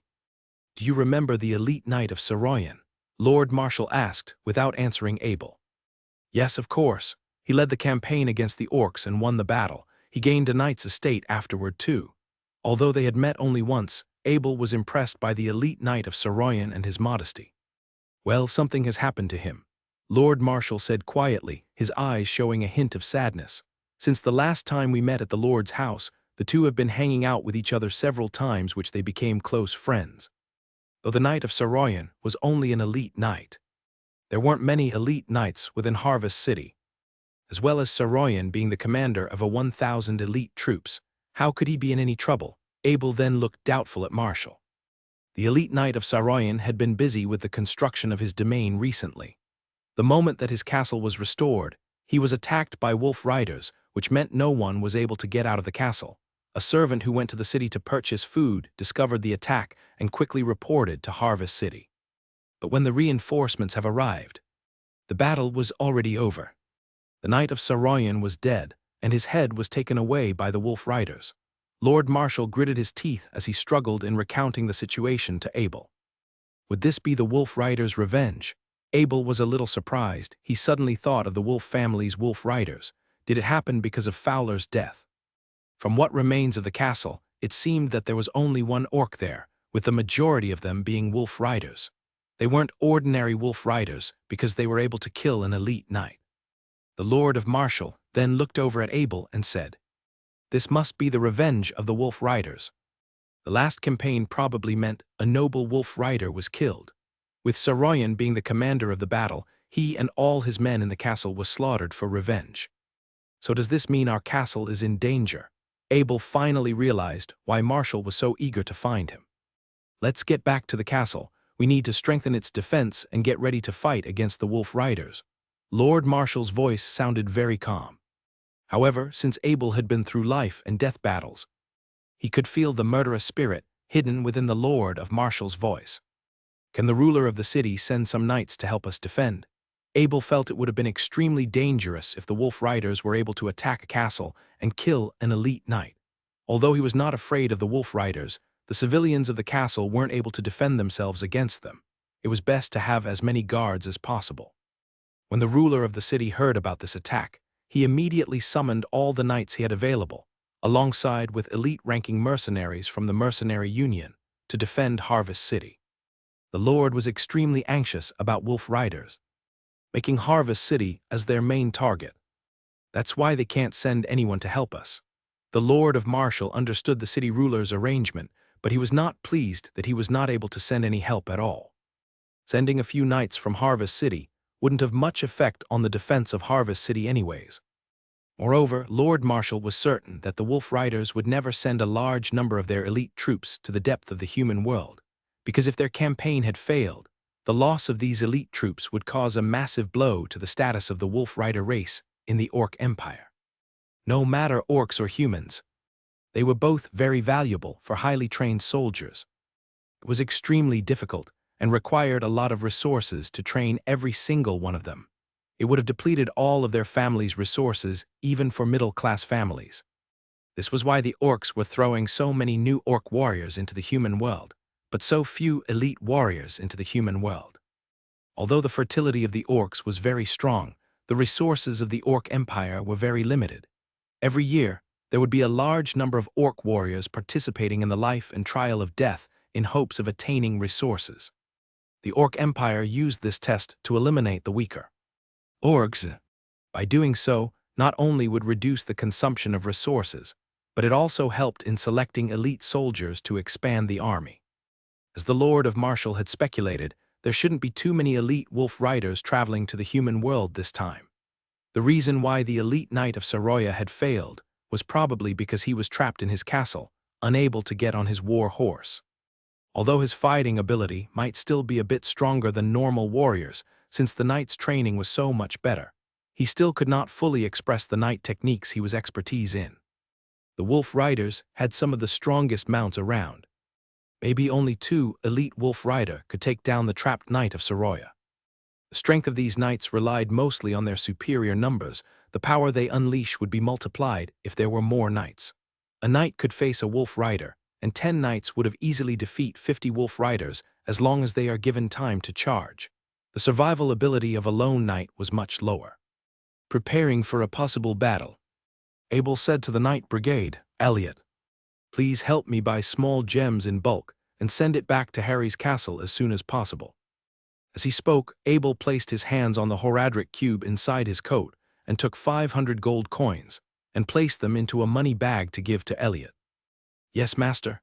Elliot did not inquire about the purpose of the gems, but quickly took the coins and rode away. When the Lord of Marshall and Abel returned to Harry's castle, they found it safe and looked at each other with a sigh of relief. In regards to Abel Castle, there shouldn't be any worries since it was mostly empty. Moreover, very few people knew that the previous Marshall Castle had now become the Abel Castle.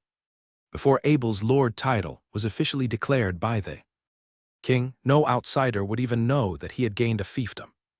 As Abel went back to his room, he began to think about what he could do to prevent these wolf riders from taking revenge. He knew that even if he decided to hand them back the Holy Wolf's treasure, it still wouldn't guarantee that they would stop seeking their revenge. The reason why Abel had sent the Knight of Elliot to purchase those small gems was because he was planning to replenish all the used-up exploding big sword in the Horadric cube. For the worst scenario, he was also planning to prepare a super exploding big sword made with a perfect gem, which would unleash mutual destruction if necessary. Of course, that was only Abel's worst-case scenario. But it was only a matter of time. Some while ago, Abel had an idea about that exploding big sword. He wanted to test whether if it was possible to extend the duration of the explosion. However, as Abel was busy with other things, this project seemed to have drifted off his mind. Suddenly, a faint sound of knocking came from outside the door. Dong, dong, dong. Abel could tell it was the maid who was outside. The maids were professionally trained, and there was a fixed rule about their knocks. On weekdays, 2 knocks meant an ordinary matter. However, 3 knocks means there was an urgent matter for Abel. "Come in," Abel said while looking at the door. "The Lord of Marshall is waiting for you downstairs, young master," said the maid, bending her knees while saluting towards Abel. When Abel heard the news, he walked straight past the maid and directly down the stairs, although he felt a bit disrespectful afterward. As soon as Abel had walked down the stairs, he heard a group of voices said in unison, "Hello, young Master Abel." To his surprise, it was a team of 20 knight servants with the Harry family coat of arms standing behind the Lord of Marshall. They were all equipped with full body armor. Abel carefully examined these knight servants. Each of them was at least 40 years old or older. From their imposing manner, they seemed to be the most kick-ass group of beginner warriors. Abel never knew that Harry's castle had a team of knight servants like this. He could only recognize around 3 to 4 faces. Other than that, Abel had never seen any of them in his life before. Knight servants were also known as reserve knights. They were generally no more than 20 years old. They would often learn by the side of a knight while serving them, maintaining the weapons as well as taking care of the warhorse. Since knight servants were considered much nobler than ordinary people, a large number of soldiers decided to become a knight servant for the status.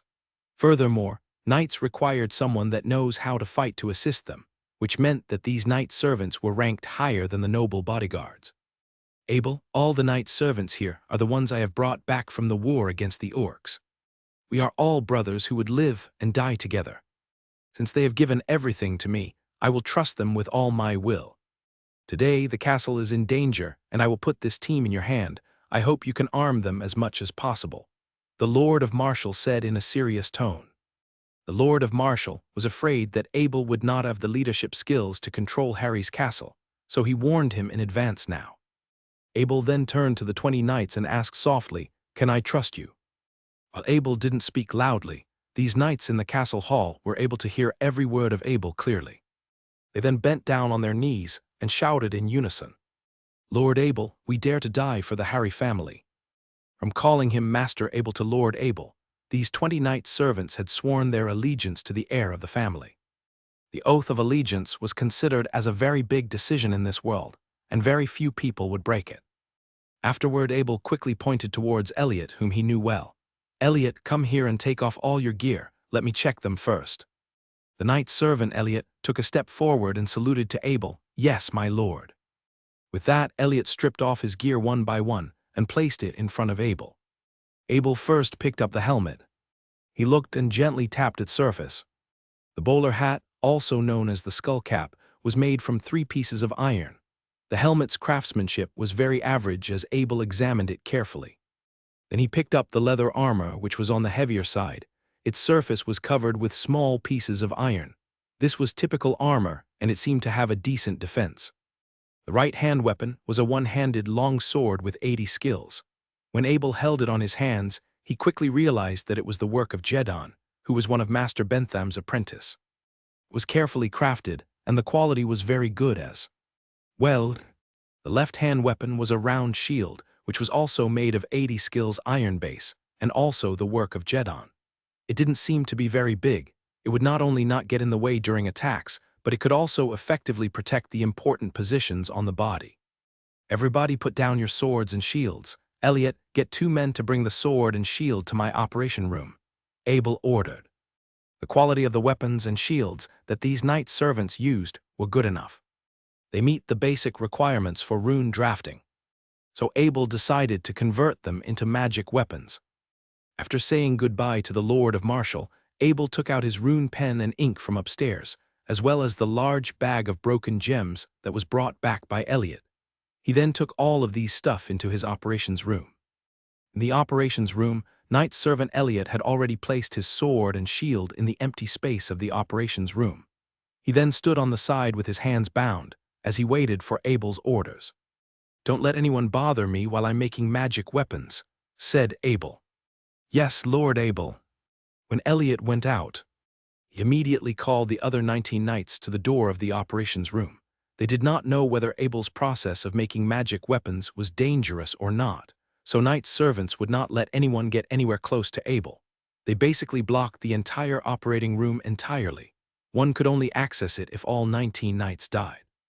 In the operations room, Abel first combined a bunch of small broken stones into ordinary stones. He realized the price the Knight of Elliot had paid was much cheaper than the price he normally pay. It seemed like buying things with the noble title was a scam. He then combined a bunch of red gem into a piece of perfect red gem. This was in preparation for the super-exploding big sword. The next step was to make magic weapons. Abel was about to draw a rune on a non-self-made weapon for the first time. Previously, he had full control over every single process of making his magic weapons, from forging the iron base to the rune drawing. Abel picked up a single-handed long sword made by Jedon with his hand. He used his power of will to carefully inspect for any small mistakes. There was a minor flaw, but it shouldn't matter too much. After inspecting the weapon, Abel realized the items that were left over from the previous days had made quite a mess on the operations table. Abel then flicked his hand and threw the single-handed long sword into the Horadric cube. After tidying up the mess on the operations table, Abel's spirit sank into the Horadric cube. He was about to retrieve the one-handed long sword. However, a startling scene stopped him. When Abel's power of the will rested on the one-handed long sword in the Horadric cube, a set of characters appeared on its surface. It was in Chinese. At this moment, Abel almost shed tears, such a familiar language. For so long, he almost seemed to forget about his previous world. There was a fear in Abel's heart that he would forget about his past. He was afraid of forgetting about his original parents, friends, and everything about his old world. He had already forgotten the faces of some of his old friends, and he was afraid that he wouldn't be able to remember his parents' faces one day. The Horadric cube that came with him into this world was his only hope in remembering his past. It was the foundation of his peaceful existence in this world. With the cube beside him, he felt that his previous world was almost supporting him. Since Chinese characters had appeared once again, his doubt has been confirmed. The Horadric cube really did come from his previous world. The Chinese characters were all white and read: one-handed sword normal. Single hand damage 2-3. Durability 21x24. Abel was shocked to realize that the Horadric cube was able to display the properties of a weapon, although not as fully equipped as Diablo 2. This world was a real world, and it made sense that it was completely different from the world of a game. Nevertheless, Abel was very happy to see that the statistics of these weapons were being displayed. But how come the weapons he put in the Horadric queue before never displayed any properties? No one could answer Abel. After careful speculation, there could only be two reasons. One reason might be that every weapon he had shoved in the Horadric cube before was forged by himself. Another reason might be that, since his power of the will had increased tremendously, it unlocked more features within the Horadric cube. Abel threw his ice magic sword into his Horadric cube. His power of the will was fully fixed on it, and soon a message appeared. Big Sword of Frost, normal. Single hand damage, 3/7. Durability, 24/24. +1/2 ice damage, effect lasts for 2 seconds. The words Big Sword of Frost, normal, was written in a bold blue font. It was unlike the single-hand longsword before, which was entirely white. Turns out that single-hand longsword was considered as a white weapon, and this ice magic sword was considered as blue weapons, also known as magic weapons.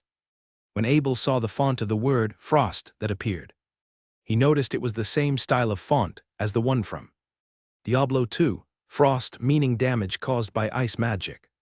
However, the original property of 10 Thull rune suggested +314 ice damage.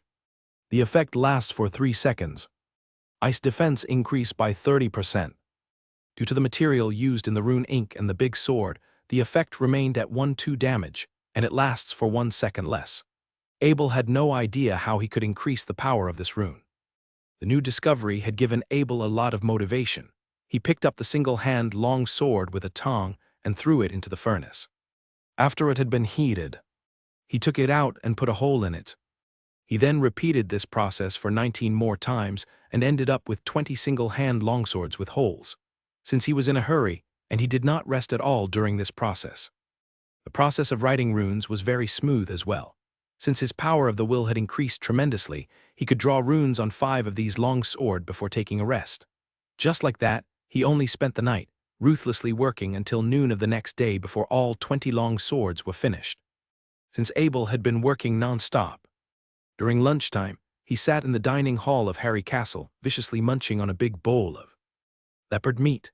The Lord of Marshall understood the reason behind Abel's lack of table manners, so he did not say a thing.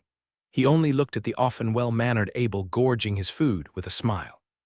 "Uncle Marshall, I am a little hungry today," said Abel as he noticed the attention of the Lord of Marshall. He suddenly realized the way he was eating was lacking in manners. Manners were very important on the dining table of nobles, and Abel was a bit ashamed of himself. Normally, Abel was very careful when it came to small details like these. He had been in this world for more than 2 years. Although he took precaution in the beginning, now he found himself fitting in quite well. It was only after a day of intense labor, when his power of the will could no longer function, did he forget about this little detail of manner.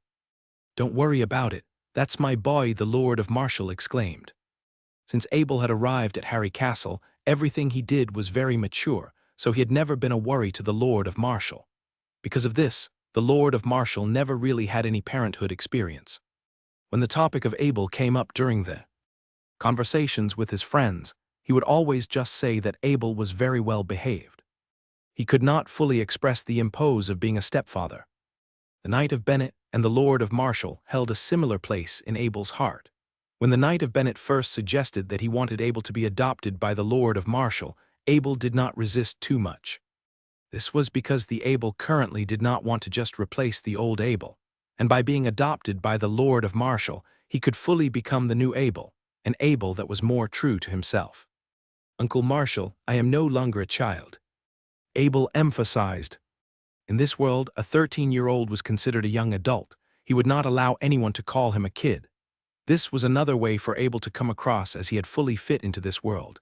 If he was still on Earth, the adult Abel would never say such a thing. "You are right, you are not a kid," said the Lord of Marshall while laughing loudly. "How are the magic weapons going?" asked the Lord of Marshall with a caring tone. If things continued to escalate, it seemed like the Wolf Rider might attack Harry Castle in 2 days. The latest news from the scout stated that a small group of Wolf Rider was roaming around outside Harvest City. But the Lord of Marshall's experience told him that this was probably just the Wolf Rider's plan to keep the Harvest City military forces within the surrounding Harvest City. Viscount Dickens must have noticed this too, but he could not take the risk. Therefore, he was damned to continue guarding Harvest City with all his military force. However, the Lord of Marshall was wrong to blame Viscount Dickens. In reality, Viscount Dickens sensed the presence of a wolf rider who possessed the same fighting ability as a commander knight roaming outside the city walls. That's why he was not willing to send any military force outside of Harvest City. At the same time, the head commander Wolf Rider would not show itself easily. It knew that the moment he showed himself would be the time where he would fight to the death with Viscount Dickens. This was the responsibility of Viscount Dickens. All the luxury of being a ruler of the city came with a price, and that was protecting the city and its citizens with all his will. If Viscount Dickens had sent some people to support Harry Castle, it would lower the chance of him winning against this head commander Wolf Rider. He could not take this risk for the entire city, just for the safety of a single castle. The 20 single-handed long sword was almost complete. We should be able to give them to the knights along with a shield by tomorrow, Abel said as he placed his cutlery on the table. Wow, that's quick. Even though we are in a hurry, you should take care of your body too, said the Lord of Marshall. He felt like there was no way he could change Abel's crazy working style. It's nothing compared to the time where I was making that bull carriage for you, said Abel with a smile as he whipped the oil of his cheeks with a napkin. Cough, cough, the Lord of Marshall began to blush upon hearing these words of Abe. He then proceeded to say, the past few days I've been trying to get used to my new armor and weapons. If they are as good as before, there is no way the wolf riders can penetrate our castle. They will pay for what they had done. Suddenly, the Lord of Marshall thought of the Knight of Soroya again. He continued to say the other 2 elite knights that fought against the orcs, the Knight of Bennett and the Knight of Hopper, have also been attacked. Luckily, they were prepared for it, and they safely returned to Harvest City with only some light injuries. What a bunch of arrogant wolf riders, said Abel, with a slight hint of anger in his voice. This area was located in the center of the human world, so it should be the safest place for humans. However, due to the series of orcs' attack, it had sent anxiety into every home around here. I had heard the news that the elites from Duchy of Carmel had been ordered come here, but still, it would take at least 3 days. So if he can stay strong in these 3 days, everything will be fine, said the Lord of Marshall. Finally, there's some good news, but 3 days are more than enough time for the Wolf Rider to finish their good deeds. Can't the elites come faster? Abel complained. The Lord of Marshall then explained it's already the fastest they can go. The closest big city from here is Sidor City. Even for them, 3 days is very fast. The country elites who come from Bakong City might take even longer, but of course, this is one of the fastest elite recruitment. Apparently it was a Wirgin who had killed Prince Wyatt, so King Astor George was extremely angry. When he heard that the Wirgins started to attack again, he immediately began to recruit a large number of elites from all the big cities. Abel felt an odd sense of happiness lurking within him. He was the one who actually killed a Prince Wyatt, but he successfully blamed it on the Wirgins. Now the king wanted to seek revenge by sending help, and the person he was sending help was exactly the person who had killed his son. After Abel finished his lunch, he requested the servants to deliver the food straight to his operation room during dinner time. After he finished his dinner, he continued working again. After 20 times of diamond installation and 20 times of the power of the will guiding, 20 single-handed longswords were complete. Abel then put one of these 20 long swords into the Horadric cube. He concentrated on it with his power of the will, and these statistics appeared. Single-handed longsword, normal. Single-handed damage, 2-3. Durability, 24/24. Plus 1-2 ice damage, effect lasts for 2 seconds. The world's single-handed longsword, normal, was written in a bold blue font, which meant that it was a qualified magic weapon. Abel was about to draw the 12 Salthor rune on to the shields. It stated that it could absorb impacts. Not only that, but Abel had discovered its ability to absorb impact was greater than the game had suggested. It took another day until Abel could finish drawing the runes and installing diamonds onto all 20 of these shields. When he threw the shield into the Horadric cube, these statistics appeared. Absorption round shield, normal. Defense 5. Durability, 12/12. Absorb physical impact 3. Although the blue font suggested that this was a magic shield, It could not fully unleash the power of the rune and achieve the ultimate, absorb physical impact 7. Abel thought that this was a bit strange. According to what Master Soren Oakenshield had said, the shield should be considered as a golden weapon, but the Horadric cube still showed that it was a normal magic weapon. Abel guessed maybe this was due to the different interpretations of two worlds. Abel tried his best to resist his exhaustion. He opened the front door of the operation room and demanded that the 20 knight servants come inside. The 20 knight servants excitedly entered the legendary blacksmith master operation room. Immediately, they were stunned by the single-handed long sword and round shields that were scattered on the floor. Before they had entered, they already knew that everything in here was a magic weapon, but still, it was the first time they had seen a pile of them together. It was also the first time they had seen someone just carelessly put these magic weapons on the ground. Everyone began to pick up their long sword and shield from the ground. Although they all looked similar, every knight could clearly identify their own weapons due to their intermediate relationship with their weapons. Abel began to speak. All of these long swords were been turned into ice magic swords. When you strike your enemies with it, it will not only slow them down, but also hurt them with ice magic. In regards to the round shields, they now have the ability to absorb physical impacts. So as long as you have this shield, an elite knight or below will not be able to hurt you. Abel was still a bit unsatisfied with these shields. They were only 80 skills after all, which might not be able to withstand the attack of an elite knight, but it should be fine against anyone with an intermediate occupation. "Thank you, my lord. I will pledge my life to protect the castle," the 20 knight servants shouted in unison as they kneeled on one knee. Their eyes flashed with a fiery passion of excitement. No matter what occupation, every fighter held an ultimate passion for their weapons. Let alone a magic weapon, no, 2 magic weapons, one for attack and one for defense. "Let's keep it a secret," Abel added. From the outside, it's very difficult to tell that these weapons were magic weapons. Their effects would only unleash during battles. There were actually 2 reasons why Abel wanted to keep this secret. One reason was that, if people realized even knight servants could attain a piece of magic weapons, they might think they were very easy to make, therefore causing a drop in market value.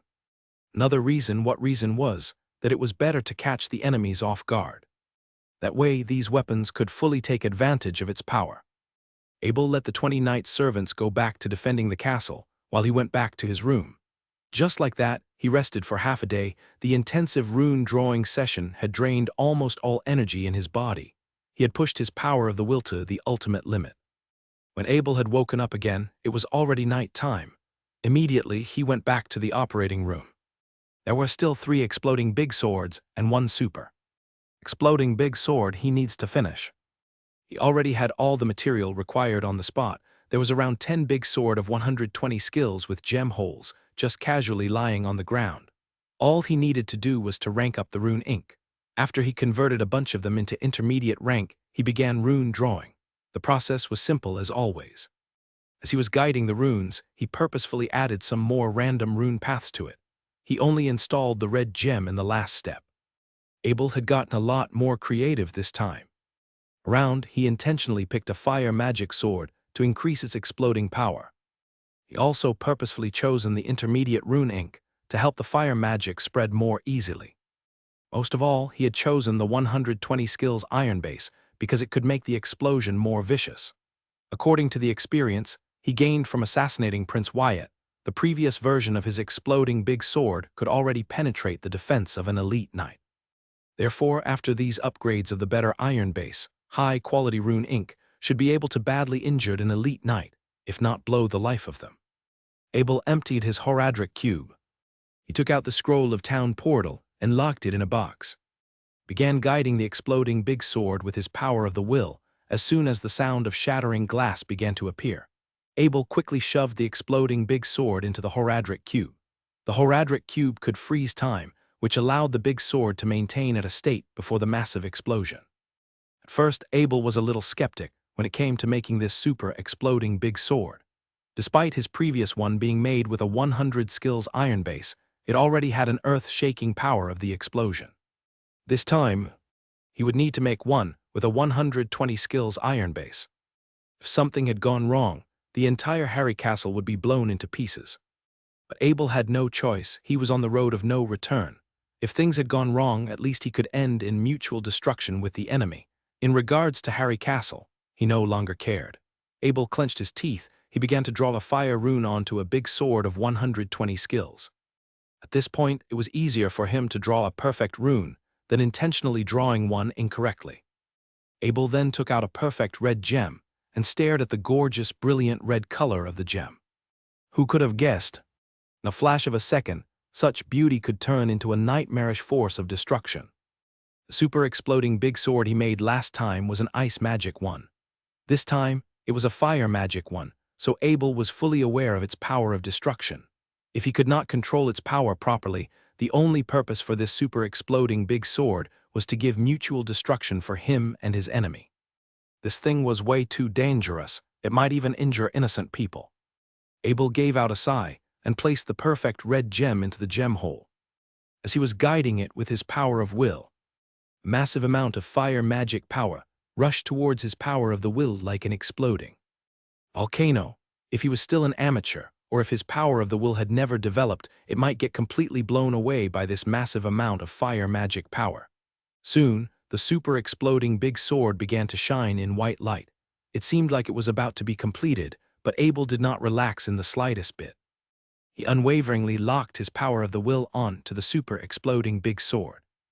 The white light flashed for a few more times before it turned into red light. The red light intensified. Was so bright Abel could no longer even open his eye to examine the condition of the super exploding big sword. Luckily, Abel still had a lot of power of the will left over. He continued to ruthlessly lock it on to the super exploding big sword. He felt that everyone was still under control. Alongside the blinking red light, the originally rigid body of the big sword of 120 skills began to vibrate. It seemed like it was trying to withstand this vicious force of fire magic. Although the 120 skills iron base had already exceeded the strength limit of iron, it was still normal iron. These types of materials were essentially not a match for this massive amount of fire magic. As the vibration intensified, Abel sensed the surface of the sword was beginning to crack through his power of the will. A quick jerk with his power of the will, the super exploding big sword had completely disappeared. Soon, it reappeared in the Horadric cube. Abel let out a breath of relief. This thing was very different from normal exploding big swords. Although normal exploding big swords were very powerful, he still felt confident about escaping its explosion. But this thing, it was beyond Abel's imagination. During the making process, Abel had already sensed that this fire magic super exploding big sword was a lot more destructive than his previous ice magic one. Abel still did not know how perfect red gems like the one just used could even exist. If a wizard had seen how he had just treated one of them, the wizard would definitely choke Abel to death. These perfect ranked gems, especially the ones combined with the Horadric cube, was considered as the most powerful, pure, irreplaceable gem in this world. Therefore, one could say, the number of gems like this could be produced was hopelessly small. Clang, clang, clang. As the loud and rushed noise of the bell spread across every corner of the Harry Castle, Abel began to lose focus on the base that he was forging. It was a 120 skill base that he was making, but would only take a second for him to accidentally snap it into two. Abel threw the broken sword away with his thong. He rushed out of the workshop and ran towards the plaza inside Harry Castle. What happened? Abel grabbed one of the guards and asked. Virgins were discovered outside the fort, Sir Abel. The guard quickly gave a bow to Abel. Abel stopped the guard before he was about to leave. Come with me. I need you to help me put my armor up. Regardless of its type, wearing armor was a very effortful thing to do for knights. Abel didn't have his own underling knights. The 20 men Marshall sent him were more like bodyguards than underlings, so it got weird if Abel were to order them to do anything other than fighting. If Abel were to have his own underling knights, he would have a lot less things to concern himself with. Underling knights could do many things for him, such as helping out with chores, maintaining armors and weapons, taking care of horses, changing armor for his master, supplying extra weapons, and etc. Despite the amount of potential Abel had shown, not a lot of people knew that he was already an official knight. Honestly, he preferred not telling people. Most people who found out were pretty strong themselves, e.g. Dickens, and they knew how hard it was for Abel if they revealed his true powers. Abel was just a little over 170 cm in height. The blue armor he was wearing was a perfect fit for him. It was the right weight, too. It wasn't heavy enough to slow down his movements. Apart from his armor, Abel also had his ice magic sword on his back. In his right hand was a red-based shield with the unicorn crest on it. Lastly, he's held a 5-meter, 300-pound lance in his left hand. These were the equipment he was wielding when he was climbing the Harry Castle wall. "You've come, Abel," Lord Marshal greeted in his golden bull armor. For a man who had been waiting for a Wirgin invasion for days, he seemed very relaxed at the moment. "Any changes on the battlefield, Uncle Marshal?" Abel asked. As calm as Lord Marshal seemed, his eyes were clearly strained with bloodshot. Besides, the golden bull armor takes a lot of time to wear. Maybe Marshal just hadn't taken it off for the past few days. "Those Wirgins are starting to gather up. Apparently, they want to assemble a unit powerful enough to play a game of cat and mouse with us," Marshal replied, then turned towards his men with loud laughter. "So we are the mice, and these dogs want to be the cat. Fine then, I say. We'll just knock their fangs out when that happens." In contrast to the serious atmosphere back then, the soldiers suddenly began to laugh out loudly. Abel knew Lord Marshal was trying to cheer them up. If these guards were too anxious about the upcoming battle, they wouldn't even perform half as good as they normally would. "Where are the knight servants?" Abel suddenly realized and asked. "Shouldn't these men be inside the fort at a time like this?" "Oh, they are inside a secret tunnel outside the fort," Lord Marshal replied. "These Wirgins don't know what formations are, so when they all gather up, we'll teach them a lesson in military tactics." Lord Marshal seemed very confident about that. Out of the 5 high-ranked wolf riders that were already discovered, he was sure he could take 2 to 3 of them, with his 2 magic swords and the golden bull armor, of course. And not a lot of people knew how strong Abel was. Marshal could tell how strong he was by practicing with him very frequently. Not just that, Abel also crafted magic weapons for the 20 knight servants.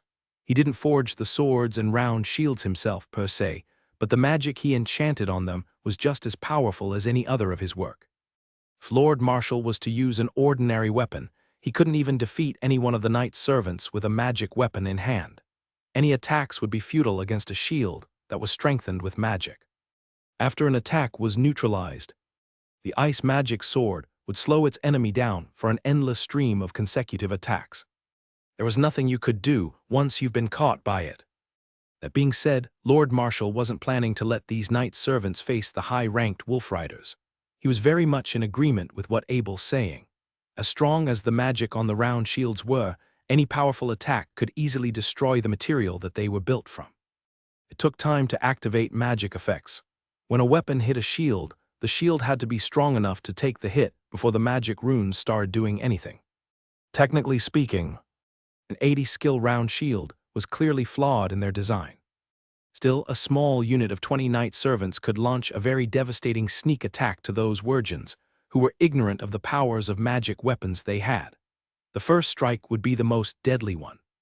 From Lord Marshal's point of view, instead of having the knight servants inside the castle for defense and no offense, he would much rather use this firepower for a surprise attack on the battlefront. About 100 meters outside Harry Castle, more and more wolf riders were starting to gather up. Eventually, they stopped appearing on the battlefield. 5 high-ranked wolf riders, 50 intermediate wolf riders, and 100 beginner wolf riders. "They are going big, aren't they?" Lord Marshal exclaimed. It was noon now. Instead of choosing nighttime, which would have given them a lot more advantages, these prideful Wirgins chose to attack Harry Castle in the middle of the day. "Don't worry about them if there isn't a commander," Abel commented. After seeing those wolf riders himself, he started feeling a lot less anxious. These wolf riders from the wolf family were very easy to recognize. 5 of the high-ranked wolf riders were wearing steel armor plates, and 50 of the intermediate wolf riders were wearing leather armor plates. The 100 low-ranked wolf riders were not wearing any protection on them at all, which reflected how much shortage the Orc Empire was in for armors. In the human world, every official knight would be granted his own armor, weapons, and other gear accordingly. All of the wolf riders had long spears as their weapons. While the appearance of those spears was all the same, The low-ranked wolf riders had ones with less metal in them. The intermediate and high-ranked wolf riders had either more metal in the spears or pure metal in the spears. "Would you dare to go out now, boy? Why don't we rush out and hunt them down?" Lord Marshal called out. As he said this in his shiny golden bull armor, he was like a god of war in front of the soldiers standing on the wall. "You bet," Abel replied excitedly. "Send out the horses," Lord Marshal shouted to his men. Pretty soon, 2 war horses, wearing half-body armor plates, was sent out. These 2 Mars were just recently bought from the Duchy of Thunder. Because of how heavy the golden bull armor and Abel's 300-pound lance were, regular horses weren't strong enough to ride them around. With the help of the knight servants, the 2 got up on the horses fairly quickly. As Abel sat on his one, he rubbed its back with his hand for a bit. He hadn't ridden it much after it was bought, so the most he could do now was improvise as he goes. As the war horses trotted away from the castle, Abel intentionally rode his one behind Lord Marshal. He whispered the enchantments as softly as he could, and a peculiar aura began to surround himself and his horse. Apart from Abel, there wasn't anyone else who possessed the power of the will. If there was, that person would feel a very overwhelming and distant force coming towards him. Abel was already used to this. Every time he massaged Black Wind with his mount enhancement technique, he would feel the same suffocating force with his 6th sense. The more Abel used his mount enhancement technique on his horse, the more he began to gain an understanding of its spirit. From what he could see, this was a very innocent and pure horse, which was destined to be a war horse since it was born. For all the training it had received, its sole purpose was to serve the knight it was supposed to carry. From its simple perspective, it was nothing but a part of its rider. The more Abel read its mind, the more he felt moved by its unconditional trust towards mankind. How can a creature maintain such spirituality and humility? Without such qualities, no knights would be strong enough to survive on the battlefield. Abel was getting slower. Lord Marshal could feel it. He turned around to tell Abel to hurry up, but what he saw had him in total shock. Every time Abel's horse staggered for a bit, Abel moved in the same direction slightly with his body. It was like their bodies were synchronized. Forget about Lord Marshal. Such horsemanship would not be expected from someone who was born on a horse. Again, Abel has proved himself to be in a completely different league from the rest of mankind. "I'm ready, Uncle Marshal." Abel smiled as he finished performing his mount-enhancing technique. Abel felt really good right now. He had never been so intimate with his war horse before, and nothing could calm him and his partner down, except for a good, long race. "Open the gate." As Lord called for the gate to be opened, several guards came and lowered the castle gate. They quickly shut it back after Abel and Marshal went through. As the 2 went out of Harry Castle, the low-ranked wolf riders started howling towards them. They wanted to spring at the 2 humans right away, but their commanders stood stationary at their posts. "Don't start the attack," their instincts told them. As Marshal and Abel's horses started trotting instead of galloping, Abel could feel himself very excited for the upcoming battle. Again, it wasn't just him. His horse was ready for action too. He could feel every inch of its muscles bulging at the sight of the wolf riders in front of them. As Abel's horse began to accelerate, it quickly went ahead of Lord Marshal and charged straight towards the wolf riders. Yes, it went solo into the enemy troops, and everyone was watching Abel from inside the Harry Castle. They did not know what their young master was planning, but they certainly felt admiration for his brave decision. "Combat Kai!" Lord Marshal screamed at the top of his lungs. And white Combat Kai started flashing out his body. Actually, because he was wearing the golden bull armor, it looked more golden than white, which was the color it was supposed to be. Abel too screamed as he released his Combat Kai. Unlike the one his uncle pretended to have, his Combat Kai actually had the color gold to it. No one could tell, though. He was wearing a blue set of armor, so blue was the color that was reflected. Besides, since the sun above them was so bright, Lord Marshal looked more like the real deal than him. The knights charging on a horse technique. Almost simultaneously, Marshal and Abel screamed out the name of the Harry family's secret technique.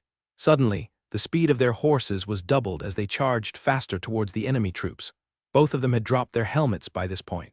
As the sun shone upon them, 2 streaks of light, one blue and one gold, flew straight towards the same direction. The wolf riders saw this and all howled at once. It was a matchup of 2 against 150, and neither side was backing down. As disadvantaged as the knights appeared to be, they were becoming faster and more ready at every instance.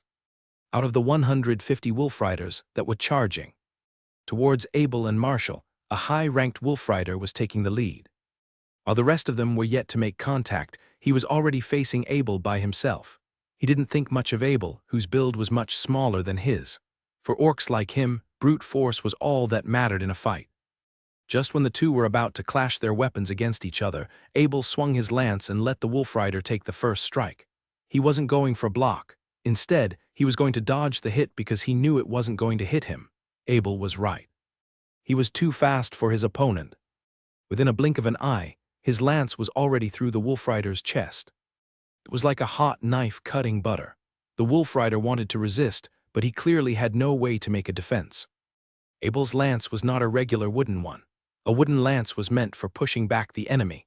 It was a one-time weapon, something that would be destroyed right after it had done what it was designed to do.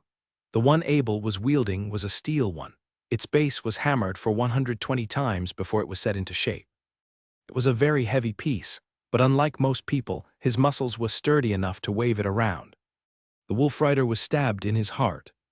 As strong as the Wirgins were, a stab to the heart was more than enough to kill them instantly. Abel didn't stop, though. As the wolf rider's corpse hung on his lance, he continued to speed up his horse towards his enemies. A few arrows were shot at Abel, but with the armor that he was wearing, all of them. Abel didn't even pay any attention to them. He was more focused on his second target, which was an intermediate wolf rider that was coming at him. Unlike its dead superior, the intermediate wolf rider decided to parry away Abel's lance with its spear. It was a bad choice, excluding the weight of the dead Wirgin. There was about 300 pounds of weight in Abel's lance. A quick fling with it was quite enough to break the Wirgin's spear into two. The rest was pretty obvious. As Abel had his power of the will fully turned on, he could clearly feel the wolf rider's bones tearing up and smashed into dust. Even its organs were starting to turn into mush. Pretty soon, its dead body too was skewered along with the high-ranked wolf rider. Despite having two dead Wirgins on his lance, Abel was not slowing down at all. Because of how fast he was going, both he and his horse were drenched with the blood of the dead Wirgins. Another one, fourth one, fifth one. Abel was finally stopped after he charged towards the fifth wolf rider. If it wasn't for the Harry family's secret knight's technique, he would have had to stop at 2 or 3.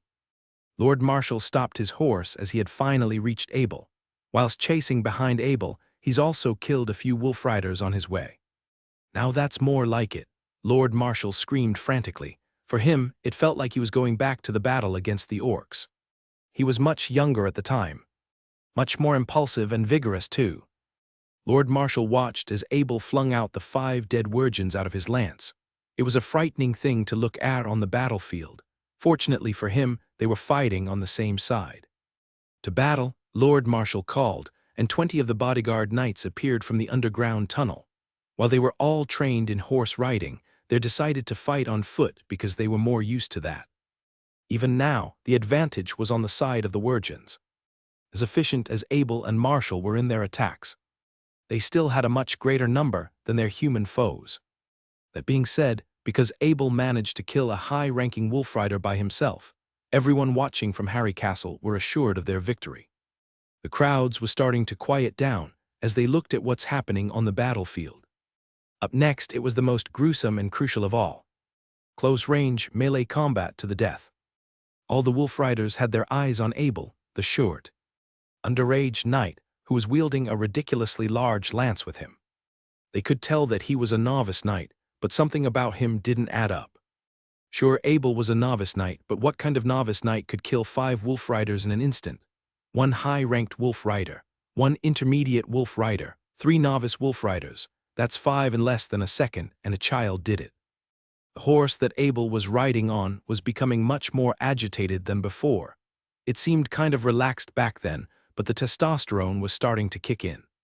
"My honor is my life," Abel screamed, and his horse sped up into the wolf rider's troop. The large, heavy lance in his hand was like a demon's hand, flicking away everything that it had scraped. Because of Abel's terrible strength and the effect of the lance itself, tens of wolf riders were sent flying away from their position. 20 of the bodyguard knights started lining up their formation. Once they were ready, they slowly trekked towards the remaining wolf riders. After witnessing Abel's bold display, the Knight of Martial, too, chanted out the battle cry, "My honor is my life," and charged towards his enemies. If it was about engaging in direct conflict, the Knight of Martial was much more experienced than Abel. The way he killed his enemies might not be as flashy, but the golden bull armor he was wearing was quite invincible against almost any attack. Under the command of their superiors, the novice wolf riders howled and charged towards Abel. They couldn't match him with their skills, but they could sacrifice their bodies to slow down his movements. And that's what they did. As several of the low-ranked wolf riders clung themselves onto Abel's lance, they have effectively sacrificed their lives to slow down his movements. If Abel wanted to, he could throw them all away in just one swing, but he clearly had no time to do that. With the little time that the wolf riders had stopped him for, a high-ranked wolf rider struck towards his chest with its long spear. Clang! But the armor was simply too durable to be penetrated. It was a devastating discovery for the wolf riders, as it had cost them so many casualties just to have the opportunity for an attack.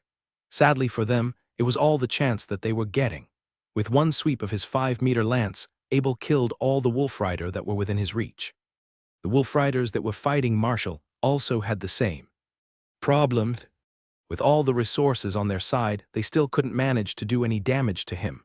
It was a frustrating situation for them, and a miserable one at that. By now, all 20 of the bodyguard knights have already entered into the battlefield. As veterans who have come back from the war against the orcs, they were all fierce warriors who had a record to prove their worth. After struggling for a while, the wolf riders decided to draw their forces away from Lord Martial and Abel, with a fraction of their troops keeping these two busy. The rest of them were aimed to destroy the small unit of the bodyguard knights. As the 20 humans were obviously in the warrior class, the wolf riders did not think that they would be wearing any powerful gears that could withstand their attacks. Even the orcs knew how valuable a magic weapon would be. There was just no way that it would be equipped by regular bodyguards. With my long sword in hand, my eyes towards the front, I am forged into steel. With my shield closes towards me, it guards my beating heart. As long as the unicorn is on my chest, I shall not waver. My banner shall remain. With the sound of horns echoed across the field, and my blade flashing with blood, the path before me shall be opened and clear. As the bodyguard knights began to sing their war song, the wolf riders struck their spears into their enemies' small shields. There were a lot of screaming and sounds of metal clashing against each other, but the formation of the bodyguard knights did not change at all. With the spears completely deflected, the bodyguard knights continued to sing their songs with a volume that could be heard from a mile away. These men were very organized in their teamwork, with 10 of them in the front row making space for the 10 in the back. The 10 in the back struck with their long swords towards the enemies at the front. 2 of the wolf riders that were too slow to react to this. As their bodies were stabbed by the blades, a thin layer of ice came out and slowed down their movements. Things were as bad it could get for them, as even these warriors were equipped with ice magic weapons. With just 2 seconds left, the 10 bodyguard knights who charged forward did not continue with their attacks, but instead guarded themselves with their defensive position. The other 10, on the other hand, stopped defending themselves and began launching their attacks with their combat kai. Within a blink of an eye, 2 of the wolf riders were shot in the head and died immediately. After the bodyguard knights finished their attack, they returned to their defending position and started recharging their combat kai, and the other 10 began to launch their own attack. Wave after wave, they pressed onto their enemies like an unending flood. If it weren't for the magic equipment they were wearing, such formation would be very risky against the powerful wolf riders. Like knights, warriors were a very legitimate class to be in. That being said, however, they did not engage in the same kind of systematic training as the knights when it comes to practicing their combat kai. While knights fed themselves with large amounts of food since when they were young, warriors had to rely on regular food to maintain their bodies. The resulting combat kai would be very different for the two classes. While warriors were very explosive in their release, they could not maintain their kai for too much time, and often had to wait for their internal energy to be recharged. Knights, on the other hand, were much more durable because of the stamina they had trained for. In terms of explosiveness, the knights were also better than the warriors on average. Technically speaking, the warriors were inferior to the knights, but they were often the unit that was the most commonly used on the battlefield. Knights were much harder to train, so many of the military tactics present were designed for the warriors. The tied formation was a classic example. Whilst using this formation, the warriors were required to put their utmost trust in their comrades. When attacking, they ought to use up all their energies without reserve. When defending, they must do all they could to block any attack for their partners. If the high-ranked wolf riders were trying to attack the bodyguard knights, Abel and Marshall would keep them in check by chasing them down. Pretty soon, each one of them was able to trap two of the high-ranked wolf riders from assisting their comrades. To be honest, Abel was not happy to be in this situation. The Mount Wolves was simply too agile for him to make any killing blow. No wonder they were so suitable in guerrilla warfare. I hope you grow up soon, Black Wind. Abel prayed in his mind. If he was riding on a fully grown Mount Wolf right now, these wolf riders wouldn't have been fighting him so easily as they were. After blocking a sword with his shield, Abel used his lance to pick up a wolf rider's spear from the ground. He then released his gold combat kai and transferred about 7,000 pounds of force from his lance into the spear. When the knight's lance was fully charged, he threw the spear with the firepower of a small missile. And a missile it truly was. Whilst flying through the air, the spear went through two of the wolf riders and disappeared into the horizon. As effective as this method was, Abel decided to try it again. Pretty soon, another wolf rider over the distance had a hole punched through its neck. The two high-ranked wolf riders facing against Abel looked at each other for a bit. Suddenly, they howled towards the sky and called for their underlings. Instead of attacking Abel himself, all the forces were now diverted into the horse he was riding on. Such a way of attacking was quite rare to see. Whether it was the humans or the orcs, mounts were a very cherished resource even on the battlefield. If a wolf rider's Mount Wolf did not launch an attack, most human knights wouldn't bother to attack it directly. Mounts were not to be attacked. This was an unspoken rule that was established many centuries ago. Abel knew about it, which made him even angrier about what these wolf riders were doing. Abel turned his head and looked for the bodyguard knights. After checking for the distance between him and them, he swung his lance around and forced the wolf riders to back away from him. As no one dared to make a move on him, he took the time to jump down from his war horse and patted it on the back. Abel was telling his horse to leave.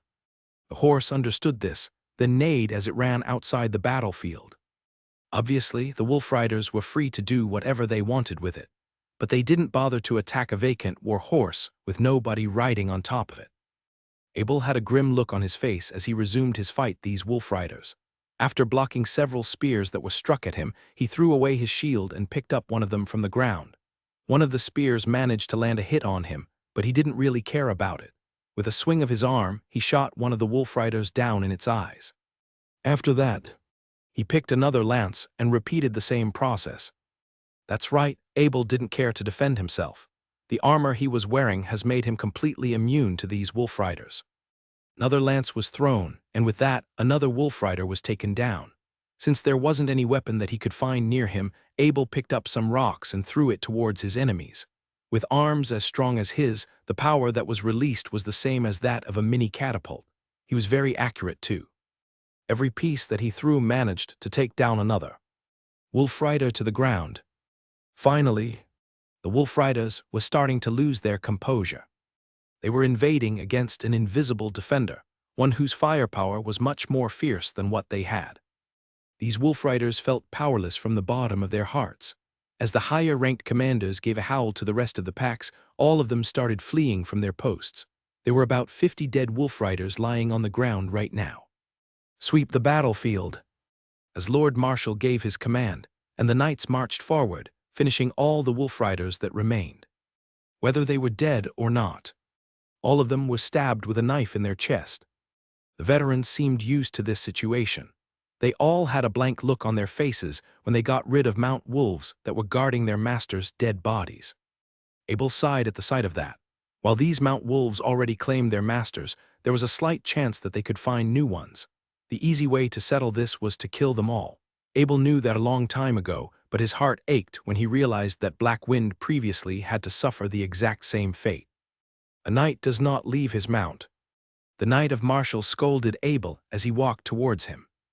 "But it'll be killed if I don't," Abel protested. The Knight of Martial said with a straight face that he rarely wore, "That's because you aren't as experienced as a knight yet. If you want to protect your mount, make sure you don't get knocked down first. It's the most basic requirement of a proper knight." Abel thought back on the training that he did. While he thought of some of the moves as unnecessary, now that he's thought about it, they were all meant to deflect attacks that were aimed at his mount. "I'm sorry, Uncle Marshall," Abel apologized. "I didn't have the right understanding of what a knight should be like." "You are talented, boy, but don't let your powers delude you. Remember, it is very important to go back to your basics. You have a long way ahead of you."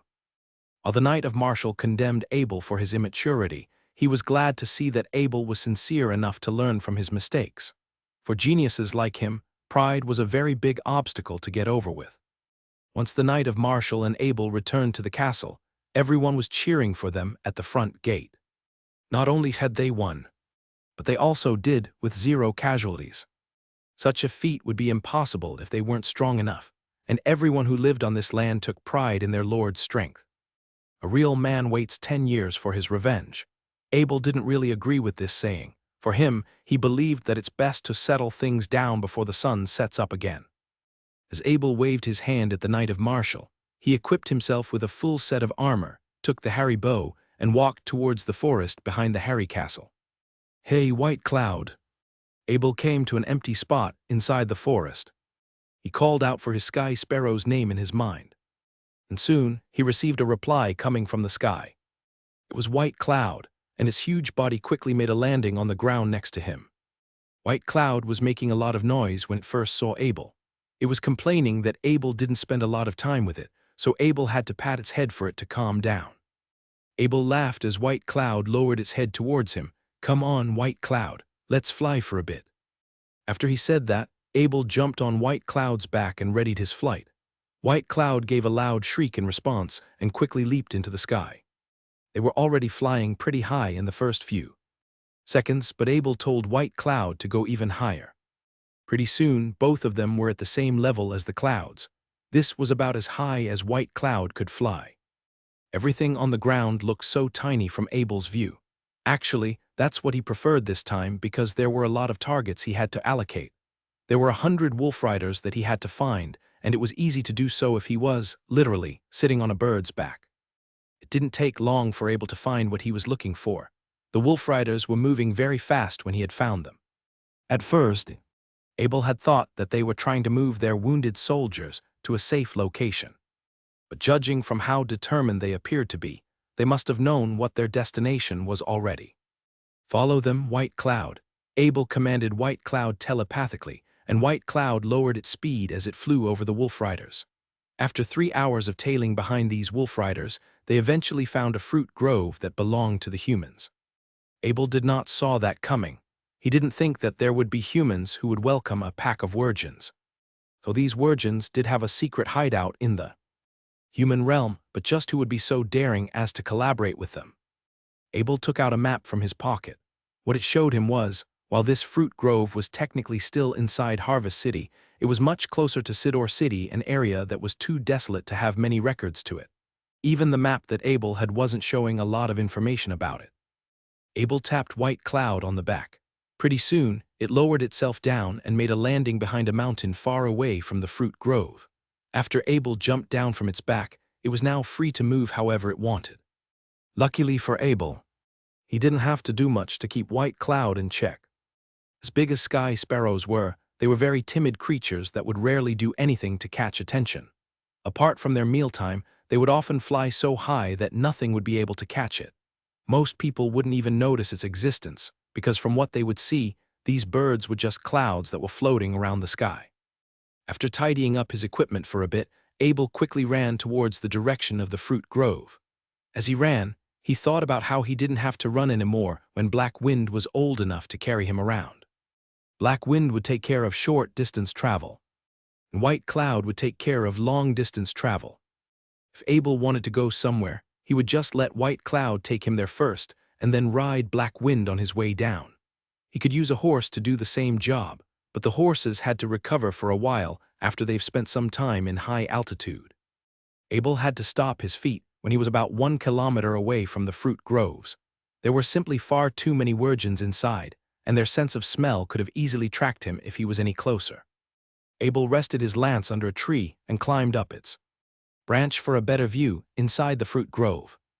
Instead of going in for a rush attack, he was more interested in finding out how these virgins were sustaining themselves inside the human world. What an ironic sight he has found. Inside this fruit grove, humans and virgins were living together in harmony.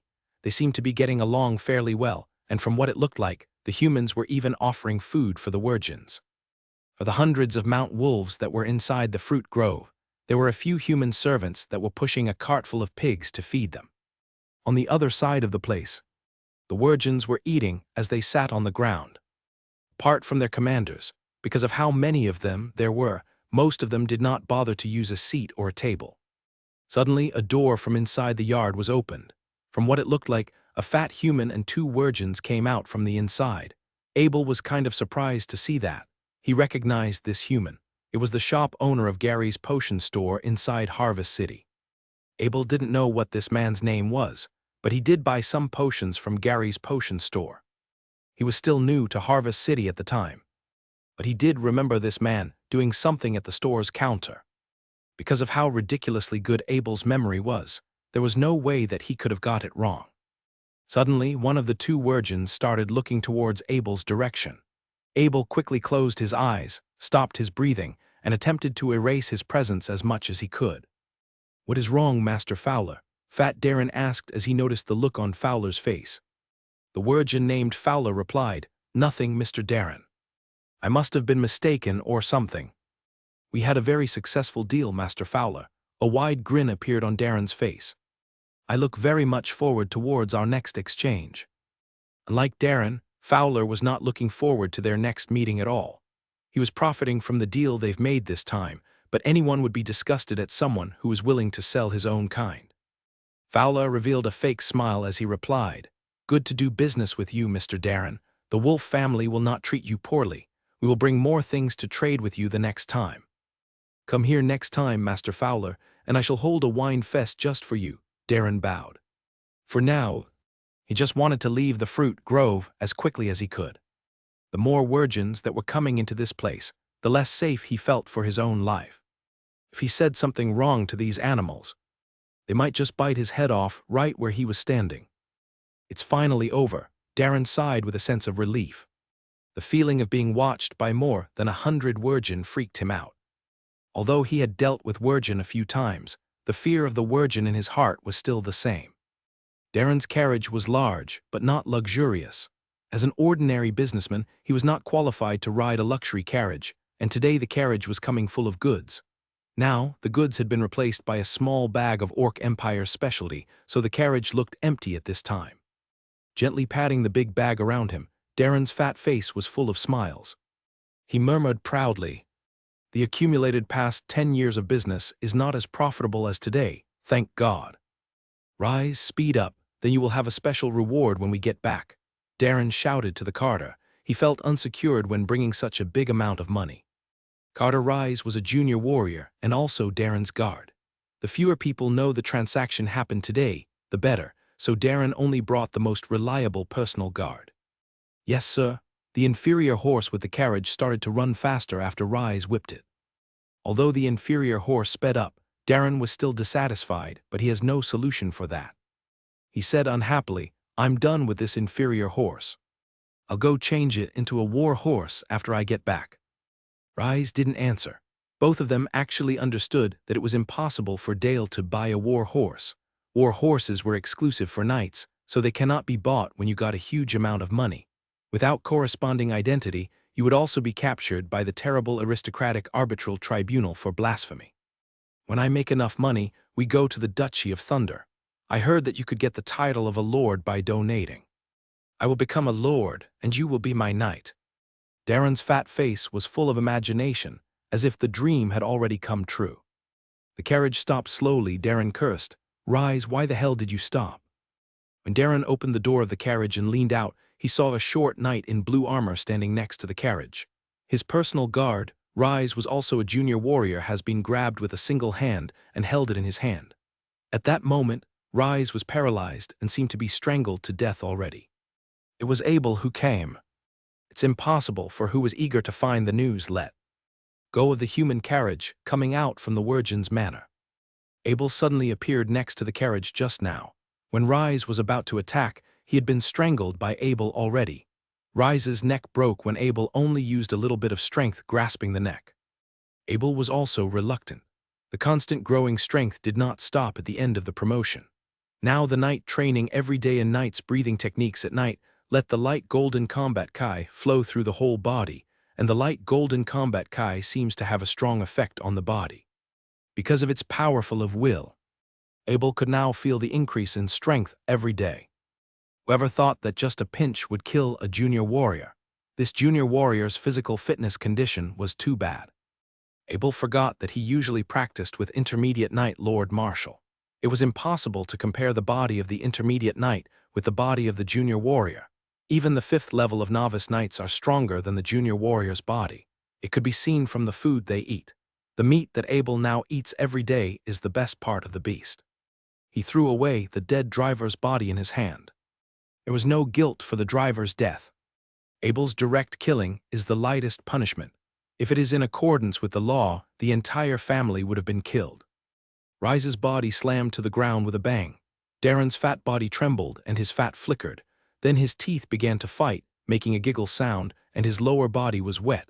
The urine scared by the Virgin was finally scared out at this time. Seeing this fat man's reaction, Abel felt angry and funny at the same time. This businessman who can betray human beings was as timid as a mouse. Really don't know how he could have started a business with. Virgin, please don't kill me. I'll give you everything you want. Darren begged in front of the Knight whose face was covered by his helmet, though he knew it was not surprising that he died thousands of times if anyone knew what he did, but his strong desire to survive still made him plead. Say it, what's the relationship between you and the Virgin? Abel frowned, took a step back because of the fat man was full of stench in front of him.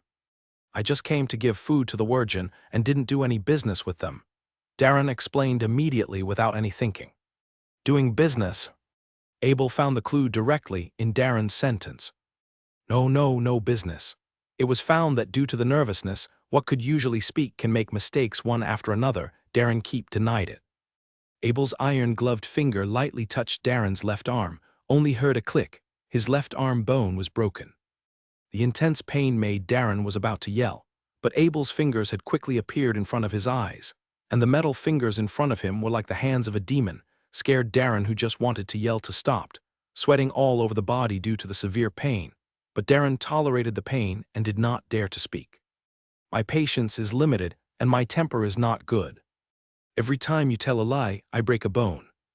You have 206 bones, you still have a lot of opportunities to lie. Abel's voice was very light, just like sitting with a friend and chatting. When he heard it, it seemed like he was listening to the terrible demonic words. His whole body shivered even more. He didn't know how many bones there were in humans. This was the content of the education of noble knights, but he knew when every bone in the body is broken, it would cause pain that is worse than death. I'll tell the truth, I'll tell the truth. Darren's psychological defense was defeated. And he no longer wanted to keep anything at this time, said directly. I came to trade support potion with Werewolf. These are items that were exchanged from the Virgin. Darren pointed to the bag that had fallen to the ground in the carriage. Abel stepped forward and held the bag in his hand. When he opened it, he found that it was all the same dry flower. He had about 20 pounds in his hand. Abel was not familiar with flowers and plants and asked, "What is this?" "This is the Dementor grass. Ordinary people would be addicted to it and indulge in hallucinations, but it is the element for most promotion potion. And the human world produced very little." Darren realized that there was no life danger at the moment, so tried to answer everything Abel asked. Abel couldn't help criticizing. Aren't this just drugs? If it wasn't the element for promotion, I'm afraid it would be the same as drugs in another world. Say it, how did you contact the Virgins? Don't tell me you can contact them by yourself, Abel asked. Darren looked at Abel with a sense of embarrassment. His eyes turned around, and he was about to come up with some excuses. But then Abel's iron fingers appeared again in his eyes. It's the 7th Prince, Prince Middleton George, and I was his deputy in Harvest City. Darren almost cried to say the whole sentence. What kind of asshole son did King Spence George bear? Abel could not help but curse, then looked at Darren with a smile and asked, I'm done, the last question. What do you have to save your life? Darren seemed to see the hope of life, and his strong desire to survive made his eyes piercingly pleaded, and said in succession, I hid 20,000 gold coins in the basement of Gary's potion store in Harvest City. There are a lot potions in stock. I'll give them all to you. Please let me go. Basement, where is it? Abel asked. Under my bed. Darren has found something wrong right after he said it. The method of interrogation used by Abel is a surprising way of interrogation that he saw in previous lives. It can be seen in many films and television works. And it turned out that people who hadn't seen movies and televisions were immediately uttered. Darren looked terrible at the moment. As the last chip was handed over, what was waiting for him is already obvious. After Darren died, Abel threw 2 bodies onto the carriage, patted the horse, and let the horse leave freely. A bag full of soul-catcher grass hung on the treetop of the tree. This time, Abel wouldn't take a second look at the Wirgin's hideout. He's caught the attention of the Wirgin just by looking at Darren. Fortunately, he responded quickly and changed his sight in time. Such keen senses did not belong to a high-ranked wolfrider. That Wirgin was a high-ranking commander. Wolfrider commander was here, rushing out hastily to inquire would be suicidal.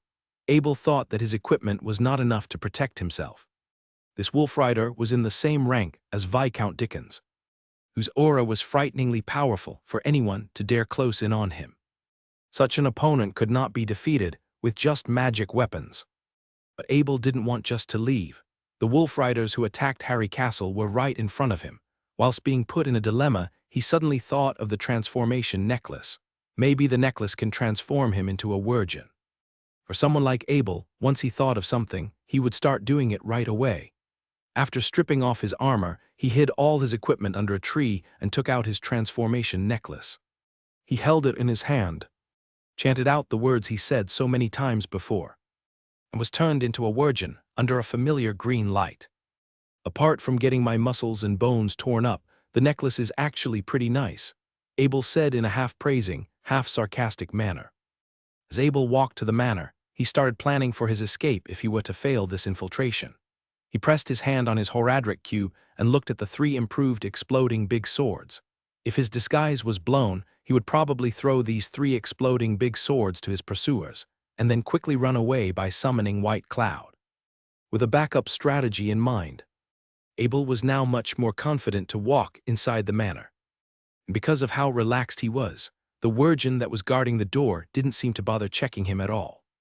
Seriously, not even a body check, and these dogs want to invade the humans. Abel thought to himself, if the security measure here were a little stricter, he would have been running away by now. In fact, Abel couldn't blame the guarding Wirgin for such negligence of duty. This manor was usually tightly guarded. A signal whistle could be heard here all day long. Anyone approaching had to be examined by the human guard first, and then by the Wirgins themselves. And just today, there were more than 100 wolfriders in the manor house, and many wounded people were brought in. A large number of people were serving these wolfriders. With so many in here, no one would dare to spy here. Abel was kind of a particular case. Without checking a second time, the guard just assumed that Abel was also one of those Wirgins, and when Abel entered the manor, the wolfrider who rested in the yard thought that Abel was a Wirgin in the manor. In this way, Abel is able to get inside the manor with just a few nods of his head. The low-ranked wolfriders were eating. Judging from the way they've talked amongst themselves, failing the invasion made them feel humiliated, and they became fearful of the humans who lived in Harry Castle. They actually thought that their opponents were blessed with some sort of divine gifts. This was the simple mentality of ordinary Wirgins. Any invincible opponent would be deified by them. Such a habit made Abel want to laugh at them, but at the same time, it was also reassuring to hear that they wouldn't harass Harry Castle again. At the same time, Abel learned that the highest leader here was a wolfrider commander called Fowler. Fowler was here, and the distance from here to Harvest City was enough to avoid the detection of masters like Viscount Dickens. Besides, by standing his post here, Fowler could also support the wolfriders without letting anyone take away this precious hideout. The manor was purchased by the Wolf family from the 7th Prince, Middleton George, It was also a trading place for business with Prince Middleton. Prince Middleton was happy to trade with Wergen in this remote place. After all, trading with orcs was risky. Abel did not hesitate. Most of the time, after he came to the manor, he observed the manor. The warehouse and the house where Commander Fowler stayed gained most of Abel's attention. After an hour, there was a sharp howl from a far direction, and then another cry, but this howl was closer than the previous one. It was audible. Then, a howl came again not far from the manor, and a guard hurried toward the Commander Fowler. "What's going on? Why would you use this kind of emergency messaging?" one of the wolf rider asked another. It seemed that the wolf rider next to him was a Wergen who was familiar with the signal. The Wergen said with pride, "The message just passed said that there was a situation 20 miles ahead. Not sure what the situation was. Howls like these can't convey information that is too complicated." 20 miles was the carriage discovered by the Wergen scout. The more Abel thought, the more likely it was. While Abel was thinking, a shadow came out of the middle house of the manor. It was Commander Fowler. He howled, and then another faint black shadow rushed and stopped suddenly at the side of Commander Fowler. This rapid deceleration was a violation of the laws of physics. Such powers and keen senses, Abel admired. As Commander Fowler turned towards the Mount Wolf, it charged straight towards the gate without a care for the fence in front of it. Its leap was about 4 meters high. Everything was so fast that Abel couldn't see it properly. This was a scarce opportunity. Abel stood up, and while all the Wergens focused on the Commander Fowler, he turned close to the room left by Commander Fowler and opened the door gently. Abel found that the Wergen's body was more flexible than the human body. Despite all the movements he just did, no sound was made at all. The reason was that the Wergens had meat pads on their hands and feet. They could withdraw their claws while sneaking and extend their claws to attack. He entered into Commander Fowler's room. The furnishings in the room was straightforward. A large bed, a table, a chair, a night pearl illuminated above the head, and that was all. A small bag was placed on the table. Abel stepped forward and opened the small bag. From the outside, it was a small bag, but after opening it, he felt that inside the bag had a vast space, about the size of a room. Abel was very excited to see this. This was the first time he saw the first space storage item other than a Horadric cube. He had never heard of such a storage item before. He settled down anyway. It was already his once it was in his hands, Abel thought. He did not know how the Wergen used this storage item. He directly entered it with his power of the will. It was full of potions. Abel was very familiar with these potions. The blood-fusing potions, replenishing potions, and essence-condensing potion. The 3 combat Kai-enhance potions were special medicine that is strictly forbidden to flow out of the human world. Even when Abel bought it for a large amount, he was afraid of being suspected as a smuggler. All the potions were densely packed in the small bag, and the quantities were not counted, but according to Abel's estimates, these should be enough for him to consume for 2 months, which means that there are potions worth more than 1.2 million gold coins. This gift was just about enough to make Abel forgive what these wolf riders did to Harry Castle. Well, at least for the time being. Abel turned around and found an animal skin on the bed. Abel did not saw it when he first came in. When he looked closely, he found that this animal skin had a very slight aura to it. Although this aura was barely noticeable, weirdly enough, it was found on a dead animal's hide and not from a living beast. Just how powerful was this beast when it was alive? Abel stopped thinking. He stepped forward to roll up the animal skin, put it in a small bag, and checked the room. The pillow was also pretty nice. He could feel the coolness as soon as he put his hands on it. He tried putting it behind his head, and as soon as he felt a sense of comfortableness with it, he quickly put it in his bag as to not fall asleep right away.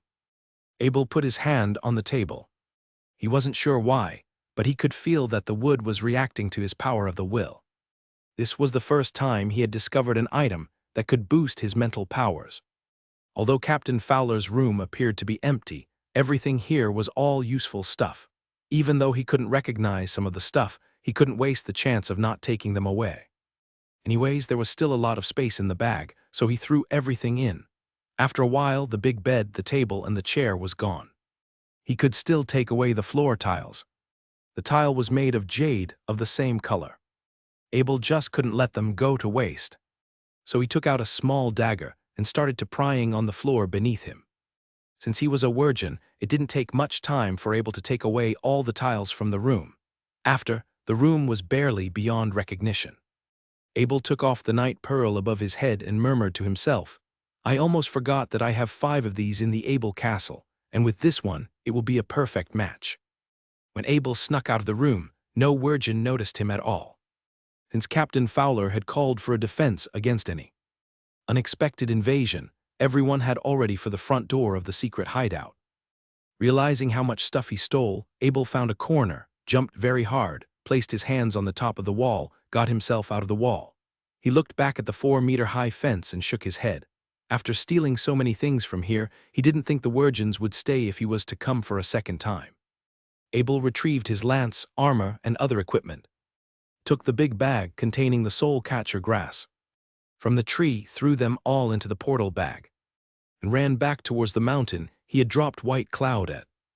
When Abel rode on White Cloud and fly to the cloud, he heard a heartbreaking howl in the direction of the manor. Abel felt kind of sorry when he heard it. Yet, who wouldn't be sad when a thief had robbed everything from one of their rooms? After Captain Fowler heard about Darren, he rode his mount Wolf to the place where the incident happened, only to find out that the fat man was killed a few hours ago. After checking Darren's carriage, Captain Fowler guessed that he was targeted because of his money. While no sympathy was spared for him, Fowler had to find a new way to contact the 7th Prince again, which meant any ongoing trade would have to be delayed for the time being. As Captain Fowler inspected the scene, an ominous feeling started coming over to him. He was very accurate in this kind of thing. Because of how keen his senses were, he could foresee dangers coming from miles away from him. But just when he thought that an invasion was coming towards him, his room was already invaded by a thief. Oh no! Captain Fowler thought of the bag that was made of Orc Spirit Portal. That was the treasure of the clan, and it was the key item for the Woof family to transport items. Even if there was a giant transporting flying animal like a sky sparrow, there was simply not enough space on its back to carry so many military items. There was no longer time to investigate the dead fat man. Without any second thought, Fowler rode his mount Wolf back to the secret hideout. But when he entered the manor, everything appeared to be normal. Was something wrong with his 6th sense after all? It might have something to do with overtraining. Whatever it was, he just couldn't find out what has been bothering him this entire time. Well, that was until he opened the door to his room. Who did this? Captain Fowler shouted as he found out that his room was completely emptied. The most precious Orc Spirit Portal bag of the clan, along with other belongings that he trapped in this small manor through various means, were all gone. Whoever did this was not sparing him anything. The floor tiles on the ground were all made of the best meditation jade. Even a small piece of it could effectively stop one's mind from being interfered with negative thoughts, which was something that happens a lot more to people in the upper level of their training. The higher the level, the easier it was to be bothered by various negative thoughts. Meditation jade was always an extremely precious asset for trainers, not just from the humans. For the past 100 years, Fowler has been stealing and robbing it from anywhere he could live in the Orc Empire. He would then gather all the jade he's got and store it inside his room. Beds, tables, and chairs were made of the same kind of wood, which was only produced in Dragon Abyss. According to the legends, this timber was cut from the ambergris trees, which were trees that were watered with the saliva of dragons. When an ambergris tree grows, it will secrete a substance on its skin, which would attract dragons to come feed of it. And when the dragons fed themselves off the trees, more of their salivas would be poured and would help with the plant's growth. The wooden furniture made by ambergris timber could strengthen one's power of the will. For powerful fighters like Captain Fowler, was what made him so invincible even against enemies in the intermediate rank. What saddened Captain Fowler the most was the pillow on his bed, which made with the core of a meditation gem piece. If it wasn't for this pillow, he would have had no need to be stuck in this middle-of-nowhere hideout. Except for the armor on his body and the weapons in his hand, everything that Fowler had was now gone. He just couldn't believe it. How could a location so heavily guarded be robbed like this? Worse yet, the culprit managed to escape without leaving a single trace.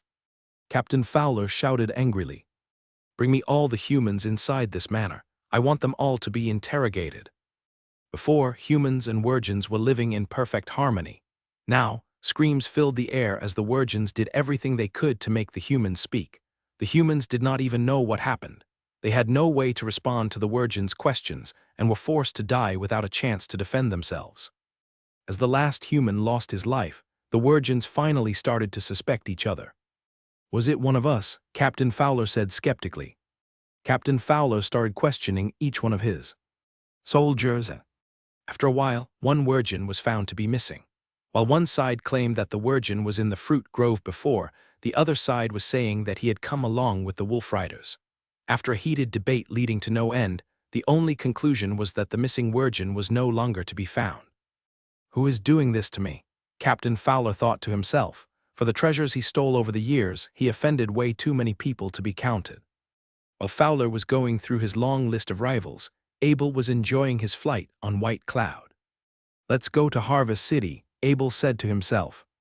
He had almost forgotten that there was a sum of unclaimed money to be collected.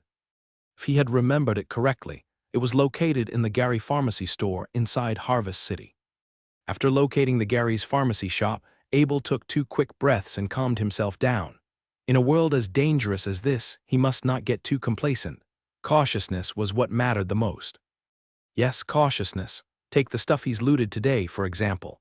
He had never seen some of these items before, and he was sure that even Marshall wouldn't know about them. There was also that shocking howl made by Fowler.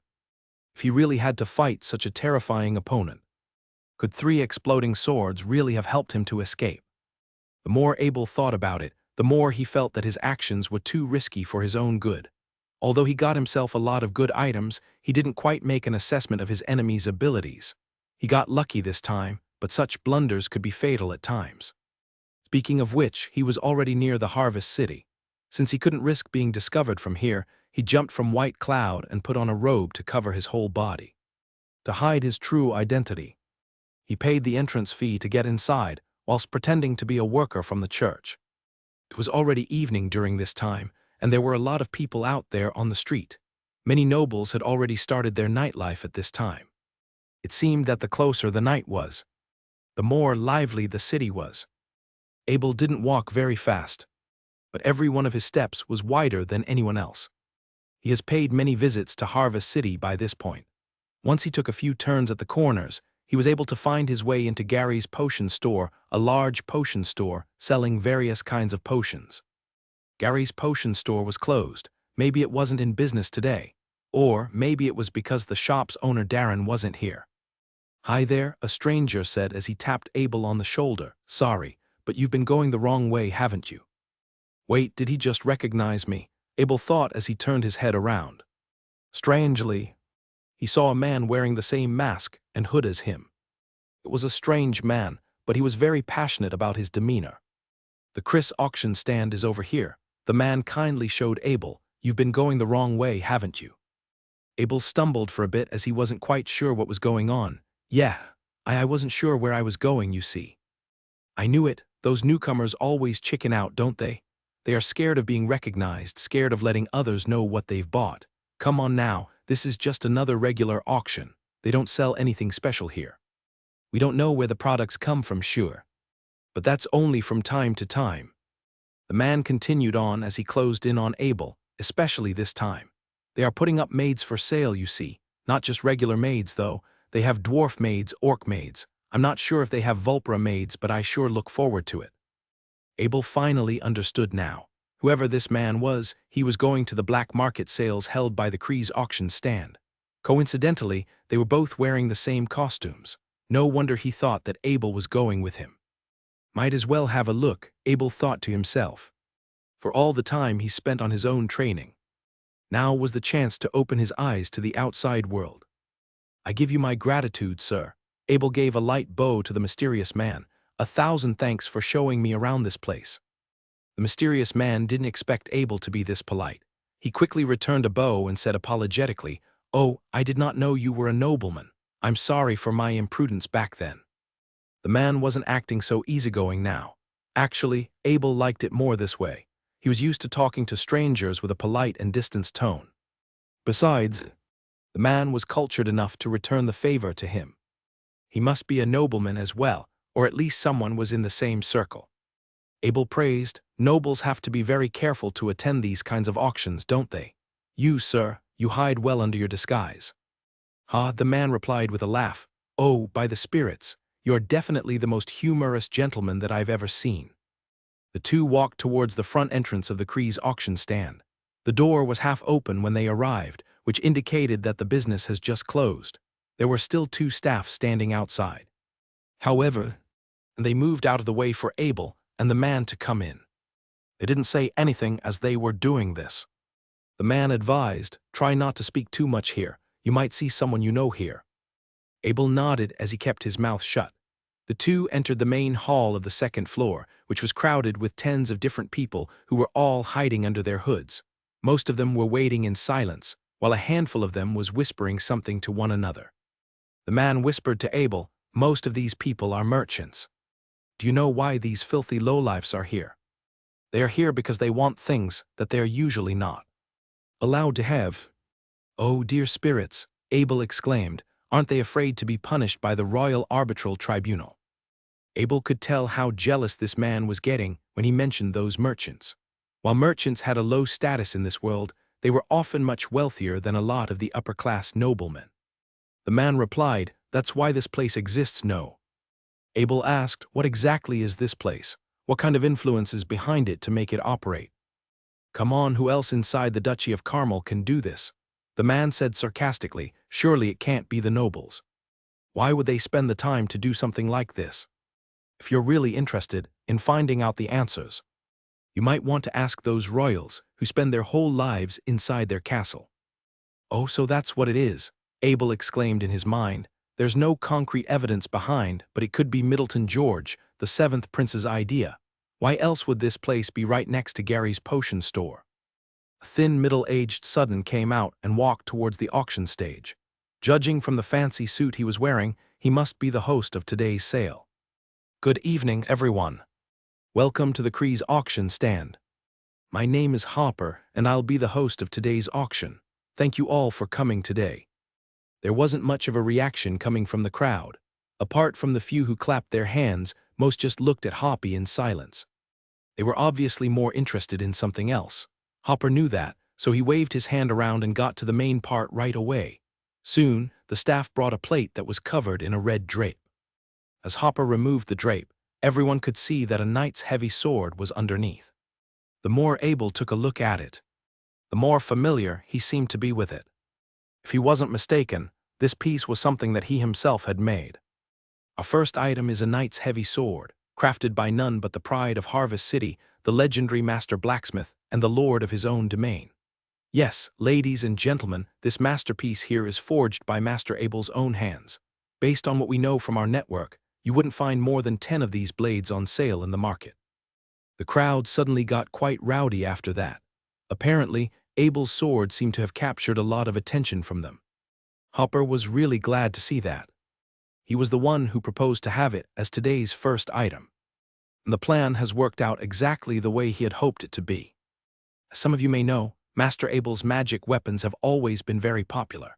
Ever since Master Thorin Oakenshield has labeled them to be around 50,000 gold coins in their worth, it has become difficult for them to be sold in most regular markets.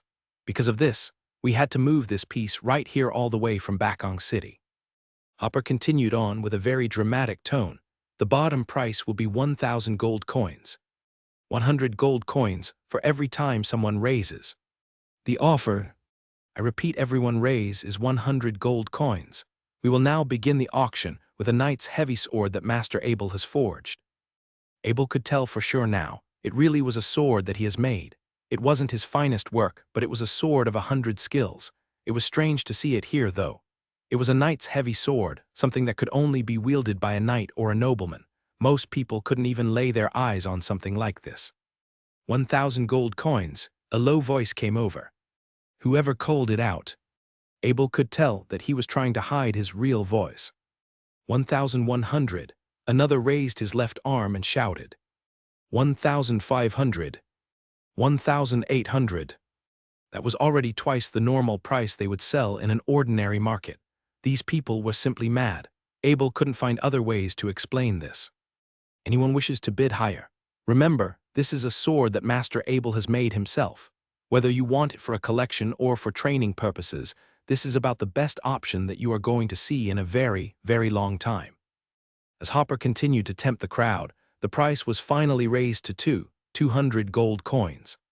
Hopper decided to call stop here. 2,200 gold coins now. Does anyone want a raise? Okay then, 2,200 gold coins once. 2,200 gold coins twice. 2,200. A voice suddenly called out from Abel's side, 2,300 gold coins. What the hell? Abel turned his head around. He didn't see this coming at all, but the man who brought him in was the one who called out 2,300 gold coins. The man laughed as he saw Abel looking at him. It would be a disgrace towards Master Abel if his work were to be sold to a merchant.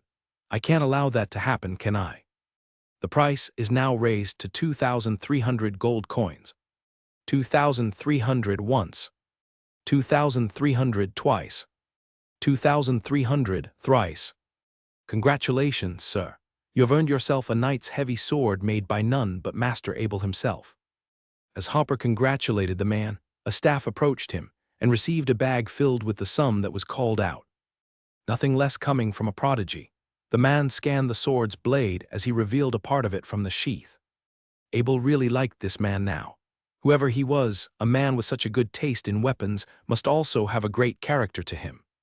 If Abel's got the chance, he'd love to be friends with this strange fellow. The second lot was the Purple Fantasy Series set, designed by Master Lisa of Bakong City. It consisted of a necklace, 2 earring pieces, and a ring. The complete set was made of gold and purple gems. Hopper continued his introduction in a cheery tone. Not only are they made of some very fine jewelry, but Master Lisa has also added a lot more artistic value to them with her craftsmanship. The base price of this set of jewelry was 800 gold coins, and every bid must not be less than 50 gold coins. Abel had already lost his interest when he heard the word jewelry. Harry Castle had no mistresses in the first place. Besides, Abel was way too young to have a girlfriend.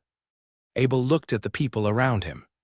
Although he could not see their face, judging from their actions and forms, he could roughly guess what these people do for a living.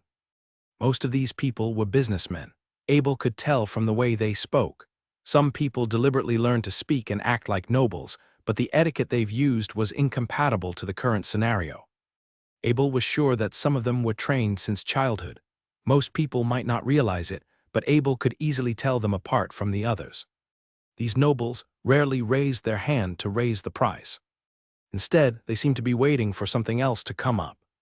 Abel was kind of the same. He, too, had no interest in the next dozen or so items that were put up for sale. Most of these items were items previously used by mistresses of noblemen. Since most people had no access to them, they were directly auctioned here in the black market. Actually, if the ones who sold these items were not nobles, to begin with, they would have been arrested by the Noble Arbitral Tribunal if they decided to wear those in public. Looks like you haven't bought anything at all. Were you also waiting for the last item? The man next to Abel asked. I'm not really interested, Abel replied. Something's been bothering me though. Just why are there so many people who are out to buy these luxurious items? Surely most of them aren't nobles, so what would they do if they actually get their hands on them? Aren't they scared of getting arrested? You don't know a lot about merchants, do you? The man said and explained. You see, the merchants are an insignificant and prideful bunch. Apart from the gold that they have, not much else is enough to give them any comfort. To answer your question, no, they aren't afraid of getting arrested, because after they've managed to purchase something here, all they are going to do is to put what they've bought inside their houses. Rather than wearing the items, they are just going to spend their time looking at them. The man explained. Oh my spirits, what unique taste these men have, Abel exclaimed. For someone like him, it was hard to imagine if all the jewels and fancy clothes inside his castle were all stored inside a collection room. Here, my dear customers and guests, is the last lot of today's auction. I know. This is probably why so many of you have visited us today, so please enjoy yourself as we introduce you to our next lot. Despite having introduced dozens of items today, Hopper was not getting tired at all. In fact, not only did he not tire, he seemed to be only getting more energetic as the hours went by. Her eyes are blue like the sky, her mouth small like a cherry, and her ears shaped like a piece of carved jade. And would you look at the figure of her body, such finesse, such wonder. Here we have an elf from the Double Moon Forest. Under Hopper's dramatic introduction, a female elf in cuff walked up towards the auction stage. There was a small iron chain attached to her handcuffs, and the other end of the chain was pulled by the guard. The female elf looked young, childlike even. This was an underage elf girl with a fearful look on her face and a lot of distress showing from her pair of blue eyes. This is an elf who has yet to lose her virginity. The bottom price is 10,000 gold coins, and the minimum bid is 500 gold coins. We'll start the bid now, Hopper shouted. 10,000 gold coins. Someone shouted as soon as Hopper finished speaking. 11,000 gold coins. 11,500 gold coins. 12,000 gold coins. The auction became very lively now. There were several who hadn't called out any prices yet, and they were going all out at the same time. Abel frowned and asked the man next to him, "The principality has banned the sale of any slaves other than orcs. How is that we have an elf on sale here?" "I also don't know either," the man responded and suddenly screamed as he checked his wallet. "Oh no, I didn't bring enough money today." Abel shook his head at the sight of this. It was probably Prince Middleton George who was responsible. For someone who could trade with the Wirgins, selling elves would most certainly not be taboo for him. 15,000 gold coins. One of the customers yelled as he looked around for anyone willing to compete with him, the murderous spirit, Kai, starting oozing out of his body. An elite knight. Abel was shocked. He did not expect that an elite knight would appear on such occasions. While this man was not as powerful as Viscount Dickens or Fowler, the Kai he released was not something anyone could possess. This man actually used his Kai in public. Not to mention that it was targeted at normal people. Some people were already collapsing because of this. As weak as the aura of an elite knight was, it would still take about a month for most people to recover from it. "Why don't you continue the auction?" The elite knight spoke with a rather cocky tone in his voice. He seemed kind of proud to have injured so many people all by himself. "How dare you?" Hopper scoffed without fear as he knew how well connected the Kree's auction stand was. Instead of complying with this troublemaker who was trying to order him around, he decided to turn to the guards. "Catch him," Hopper told his men, but boy, he really made a miscalculation here. In a blink of an eye, all 6 intermediate night guards fell on the ground and started moaning in pain. Like how any fight between a child and a grown-up was, the combat Kai of an elite knight could easily crush any intermediate knight in his way. Abel knew that the elite knight was holding back. He wasn't looking to commit murder in Harvest City, obviously. While the black market was not protected by law, as long as no one died here, no one would bother to report on the elite knight. "Looks like I've saved 15 grand for myself." The elite knight laughed, then kicked Hopper off the auction stage with one kick. He didn't even look at Hopper's bodyguards, as they were all too frightened to even stand up on 2 legs. Without anyone in his way, he came straight towards the enslaved elf. "Greetings, my lovely elf lady. I have always wanted an elf as a maid. You will be my exclusive maid from now on. From this point onward, I will be your master till the end of my days." The elite knight feigned politeness as he introduced himself to the elf. The elf girl was too shocked to say anything. While looking around with her big pair of eyes, she desperately searched for any help that could come and rescue her. Abel did not want to get involved, but when he saw the helplessness and despair in those eyes, he was reminded of the time when he first came to this world. He was reminded of being scared and alone every single day, just like this elf girl was. She was now in the human world, surrounded by malicious people who wanted nothing but to exploit her. The elite knight reached out and grabbed the chain on the elf's handcuff. While doing so, a mysterious force interfered and stopped him right where he was at. "Who the hell are you?" The elite knight was very annoyed. If he didn't know that elves were up for sale here, there was no way that he would be coming to this dirty place today. And to have someone interfering him from getting what he wants, that just pissed him off even more. Abel looked at the elite knight in front of him, and found it funny because Abel just found out that the elite knight in front of him didn't bring his weapon in order to hide his identity. Finally, an opportunity to fight an elite knight empty-handed, Abel thought to himself. Lord Marshal no longer wanted to fight empty-handed with Abel in Harry Castle. Lord Marshal and every knight in the world seriously lacked the skill of fighting empty-handed. The reason that Lord Marshal refused to fight empty-handed was that the knights never learned any empty-handed fighting skills. Abel said as he gently placed the chain on the ferry. "Girl's hands, stand aside. I'll try not to drag you into this." The fairy girl could sense Abel's good intentions, but she couldn't understand what he meant. As more relaxed as she seemed to be, she wasn't moving at all. Abel sighed as he saw this. He tapped the fairy girl on her back, then led her to the auction stand. While doing so, he kicked the bodyguard down from the auction stage. Such disrespectful move angered the elite knight. He charged towards Abel and began grabbing him by the front chest. He was fast, but Abel was able to respond on reflex. Abel grabbed the hand that was reaching towards him, with his left pulled it towards his behind, and the elite knight flew out by his own force. The elite knight slid on the floor for about 4 meters. It didn't hurt him, though, as Abel was just returning the force that was directed towards him. As it turned out, the short, young boy was not an ordinary fighter. He was much more experienced than his age showed. The elite knight quickly calmed himself down. Abel was no longer someone to be looked down upon. Rather, he was a real opponent to be recognized. The elite knight carefully took a step forward. As his front foot closed in, his back leg quickly followed. Such footwork was typically used by knights to send their enemies back. Since the auction stage was behind Abel, if he had no choice but to step back, he would have had to take the elite knight's full blow up front. Abel was not that predictable. The experience he's gained from his past life has made him see through a weakness in the elite knight's movements. While the footwork was meant for an armed assault, using it for closed-ranged combat would leave no chance for defense. Just when the elite knight was about to slash at Abel diagonally, Abel bent his knees and drew his distance forward. He didn't use this chance to go for a countermove. Instead, he faked a hit and spun his body one more time. Next thing the elite knight knew, his enemy was right behind him.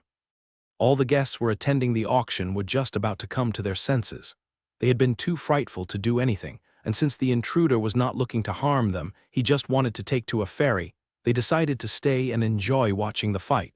Sadly for them, everything seemed to happen so quickly.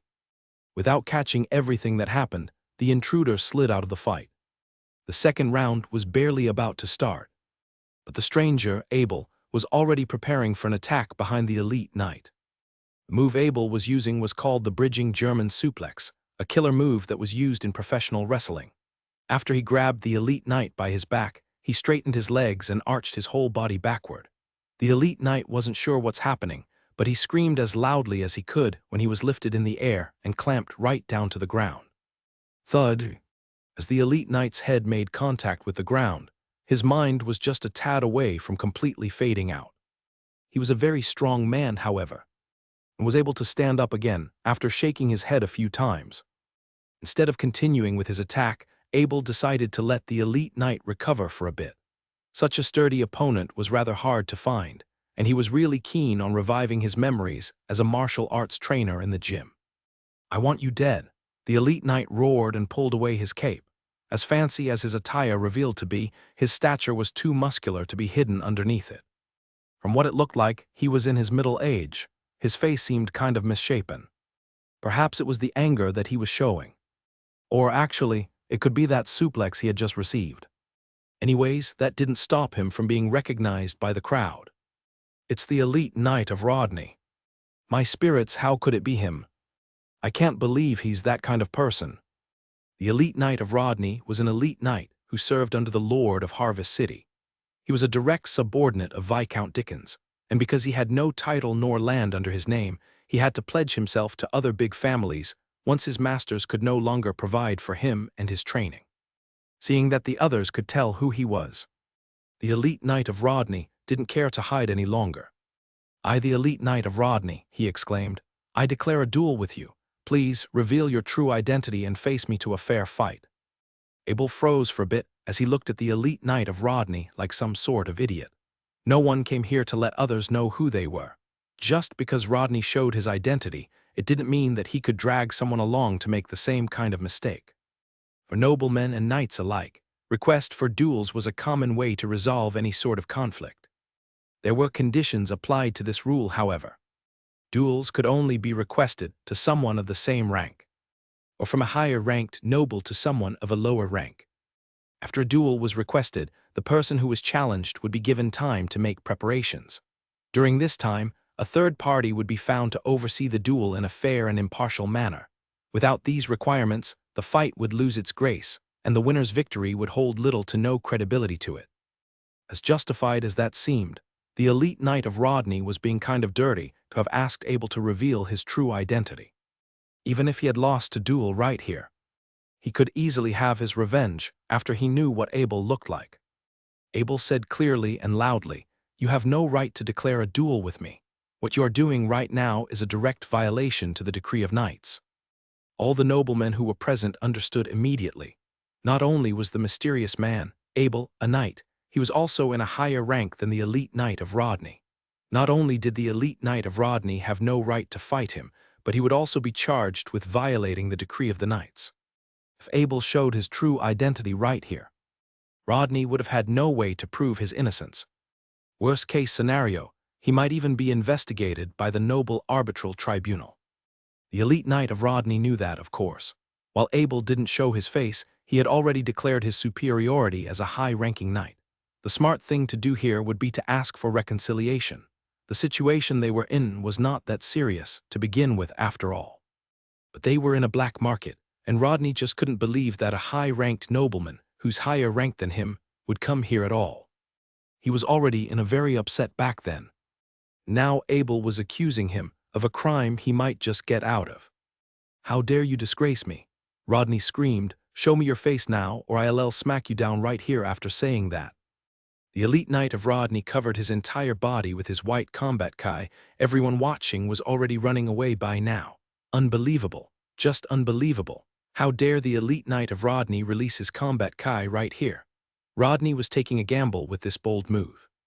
He didn't think any good citizen would go tell on him for releasing his combat kai. Besides, as long as Abel was not a nobleman, it wouldn't matter if he melted his limbs off with his combat kai. Is he out of his mind? Abel thought to himself. When he just became a beginner knight, the first thing Lord Marshal told him was to not show his combat kai in the city or in front of any nobleman. Without respecting this rule, a knight would no longer be considered civil by his community. From Rodney's perspective, he was really starting to get scared. Instead of running away like the others, Abel was just starting there and observing his next move.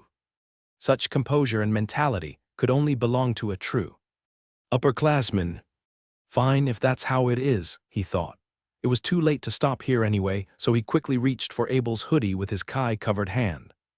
Abel's eyes turned cold as he saw the hand coming at him. He still hadn't revealed his combat kai up to this point, and Rodney's kai could have easily killed any ordinary person who didn't have his own kai. Combat kai was an extremely erosive and dangerous substance, and direct contact with it could have killed most people on the spot. So that's what it was. Rodney wasn't looking to see how skilled Abel was at fighting. Even if Abel was the best martial arts fighter in the world, if he didn't have his own kai core to cover himself in combat kai, Rodney could have just neutralized him by touch. Abel viciously stuck out his hand. Without hesitation, he grabbed the elite knight of Rodney by his combat kai-filled hand. Immediately, Abel jumped off the ground. He used one of his legs to lock down the neck of his opponent and the other locking down the chest. Abel squeezed both of his legs, tightly hugging the waist for his dear life. He would not let the knight of Rodney escape. At the same time, the two men fell onto the floor. Abel madly pulled with his arms, and the knight of Rodney let out a scream of agony. Just like that, a perfect Yud Hishigi Juji Gadaim grappling technique was executed. The knight of Rodney had been fully secured on the floor. He was filled with confusion. Why was his opponent not afraid of his combat kai? His opponent had grabbed his hand full of combat kai without hesitation. Not only that, but his opponent had also willingly made contact with his body, which was also filled with combat kai. No one from the crowd, even the knight of Rodney, had noticed that Abel was using his own combat kai as well. It was just that Abel's combat kai was shining in a pale gold color underneath his skin. This kind of combat kai could not increase your strength. Could only avoid other people's combat kai getting into your body. The knight of Rodney continued to scream as Abel doubled down on his force. His neck was harshly pressed by Abel's leg through the perfect Yud Hishigi Juji Gadam grappling technique. The Knight of Rodney began to lose his ability to breathe, and he felt like his arms were about to break through Abel's reverse lock. This excruciating amount of pain caused the Knight of Rodney to lose control over his body. All he could do now was to continue gushing out his combat kai. Both Abel and the Knight of Rodney was fully engulfed in a white flash of combat kai. Abel realized something strange. This was the first time he had attacked an official knight with his physical body while using his combat kai. Since he was a beginner knight, he could not inject his combat kai onto his weapons. He could rarely make contact with an opponent's combat kai. Even if he did have a chance, it wouldn't last long. Abel just wanted to have fun. He knew that the Knight of Rodney did not bring any weapons along with him, so Abel could finally have a chance to test his skills out on an official knight. Abel was very confident in his karate grappling techniques, so that's why things had ended up like this. Abel could felt the vicious combat kai of the Knight of Rodney rushing towards his body. However, when it was just about made contact with his pale gold combat kai, the vicious combat kai suddenly calmed down.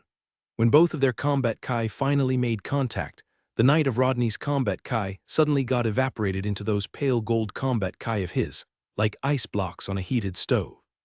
When Abel realized his body was immune to other people's combat kai, he longer cared how much combat kai the Knight of Rodney was injecting in his body. On the other hand, the Knight of Rodney also realized Abel was not putting up any defense towards his combat kai. He began to feel hopeful, so he doubled down on unleashing his combat kai towards the body of Abel. As Abel continued to let massive amounts of white combat kai enter his body, yet they were all evaporated by his pale gold combat kai. He felt his body expanding, and this feeling only escalated as time passed. Soon, he felt like he was about to explode. Suddenly, he was reminded of the knight's breathing technique. Under this circumstance, he had no choice but to let loose of the Knight of Rodney for a bit and began to use the knight's breathing technique. A large amount of pale gold combat rushed towards the kai pressure point in his chest. The speed of the combat was much faster than those master's potion he had drunk before. In almost no time, the kai pressure point in his chest was filled up. I can't continue like this. Abel decided to suppress his pale gold combat kai into his abdominal area. The pale gold combat kai began to swirl within his abdominal. To his surprise, another kai pressuring point was beginning to form. Abel wondered if he was actually dreaming. How could he raise his rank again in such a short period of time? Before his battle with the Knight of Rodney, he was still a rank 6 knight. But before he even had time to react, he had already turned into a rank 7 knights. Despite all of this, the pale gold combat kai in his body doesn't seem to get drained at all as the Knight of Rodney continued to inject Abel with his white combat kai. The kai pressuring point in his abdominal also began to absorb the white combat kai.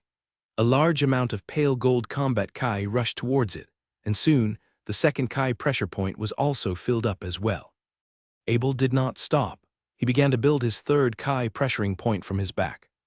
After the kai began to swirl, those pale gold combat kai was sucked into his 3 RDY pressuring point. Now he was a rank 8 knight. By this point, Abel had become a little numbed to his crazy rate of rank increase. He could no longer stop. As the lockdown Knight of Rodney continued to inject his combat kai into Abel, Abel couldn't help but continue to increase his rank at this madding rate. More kai pressuring point began formed, this time under his right armpit. It was then immediately filled with combat kai. Now he was a rank 9 knight. The same went with the kai pressuring point under his left armpit, which had also formed after a while. Finally, he was a rank 10 knight, or in other words, an intermediate knight. The Knight of Rodney began to notice that something must have gone wrong. His combat kai was starting to drain. It was like his combat kai was being swallowed by something terrifying.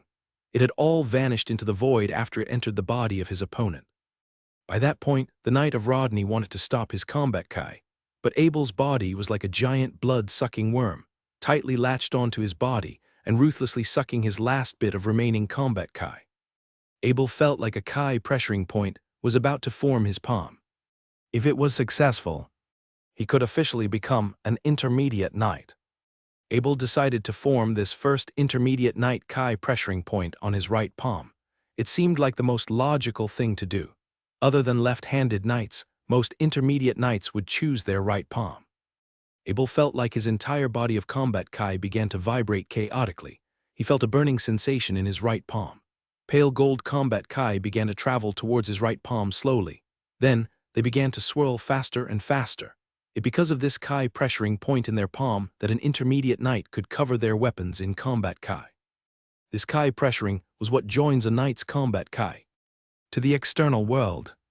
By the time the kai pressure point had formed in his right palm, the combat kai within Abel's body had already become balanced. It no longer needed to rush towards the kai pressuring point within his right palm. However, that kai pressure within his right palm did not like that, and it began to viciously suck like a man dying of thirst in the desert. At first, the Knight of Rodney thought Abel had stopped sucking his combat kai. As he was just about to enjoy a sense of relief, suddenly, an immensely powerful sucking force came from the right palm of Abel.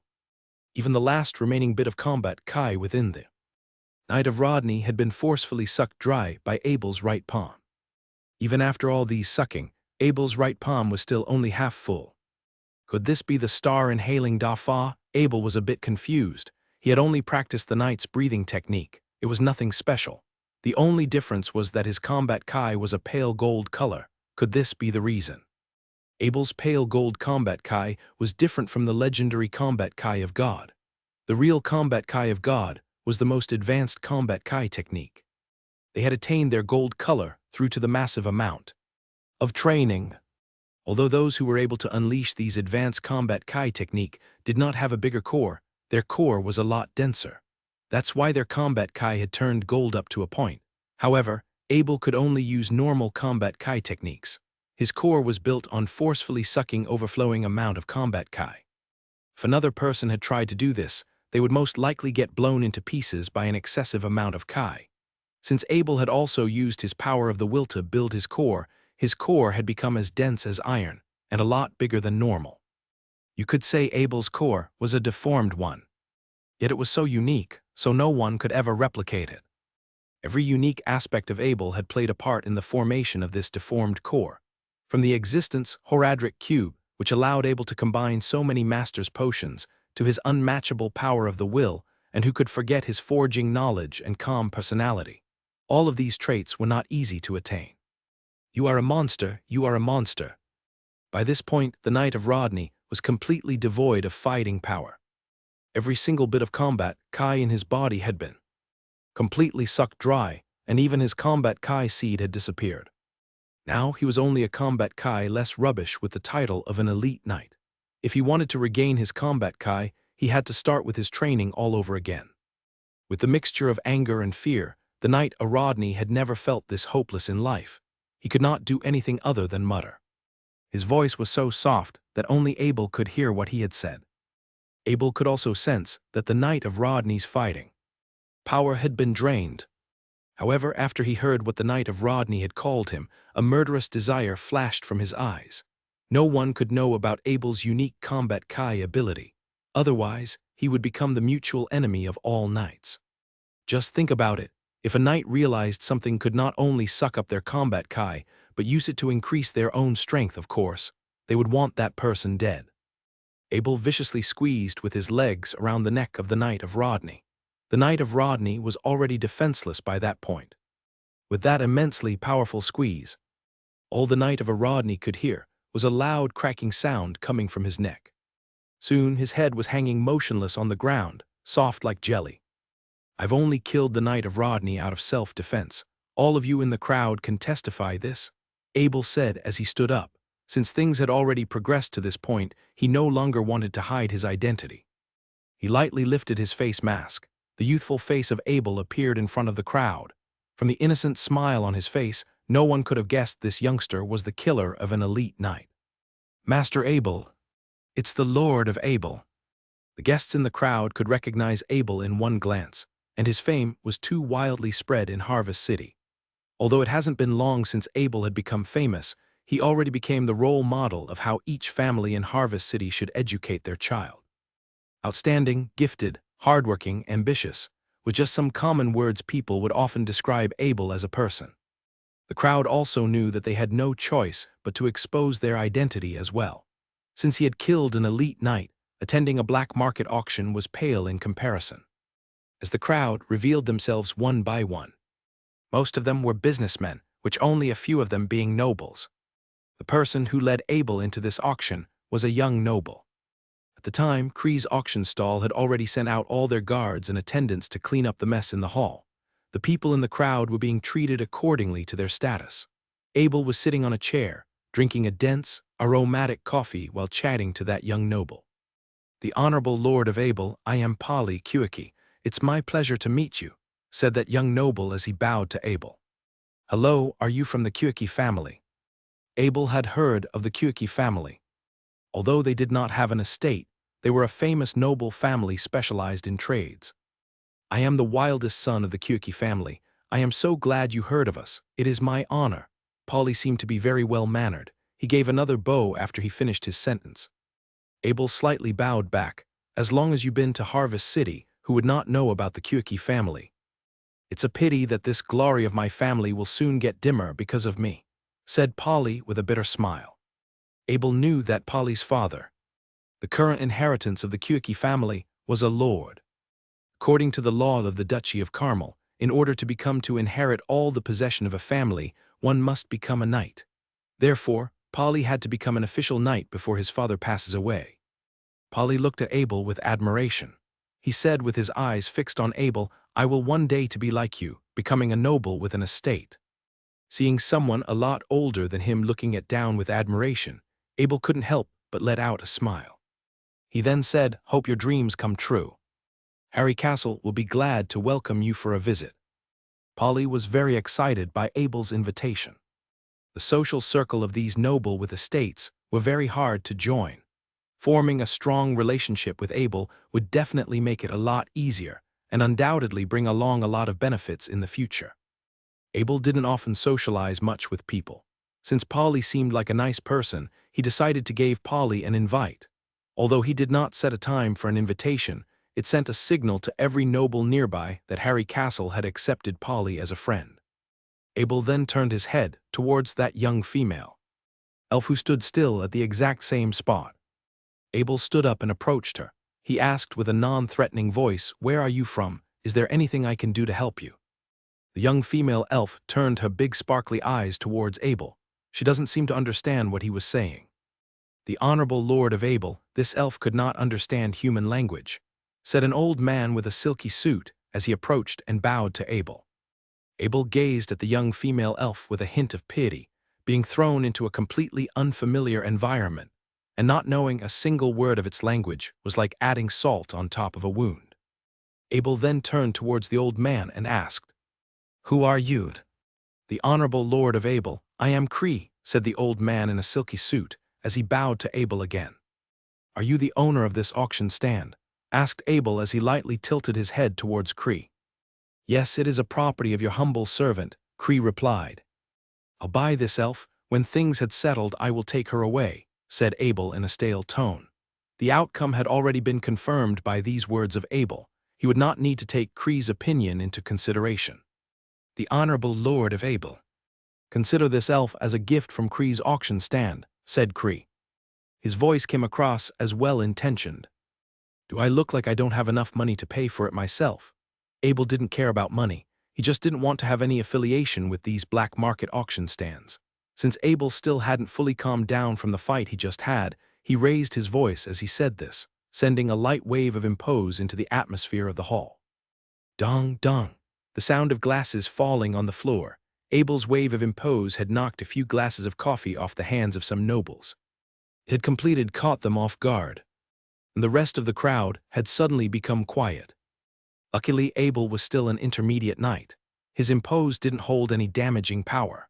However, due to the interference of his pale gold combat kai, the area his impose was able to cover was even bigger than those of an elite knight.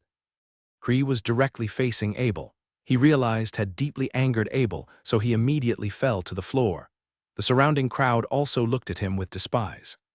Who did Kree thinks he was? A mere elf could settle the anger of the Lord of Abel. Not only that, but he still wanted to become a friend of Abel. No one with a mind would dare to do a stupid thing like this. Abel took out 150 gold coins of 100 value from his pocket and threw it in front of Cree. The deal is complete.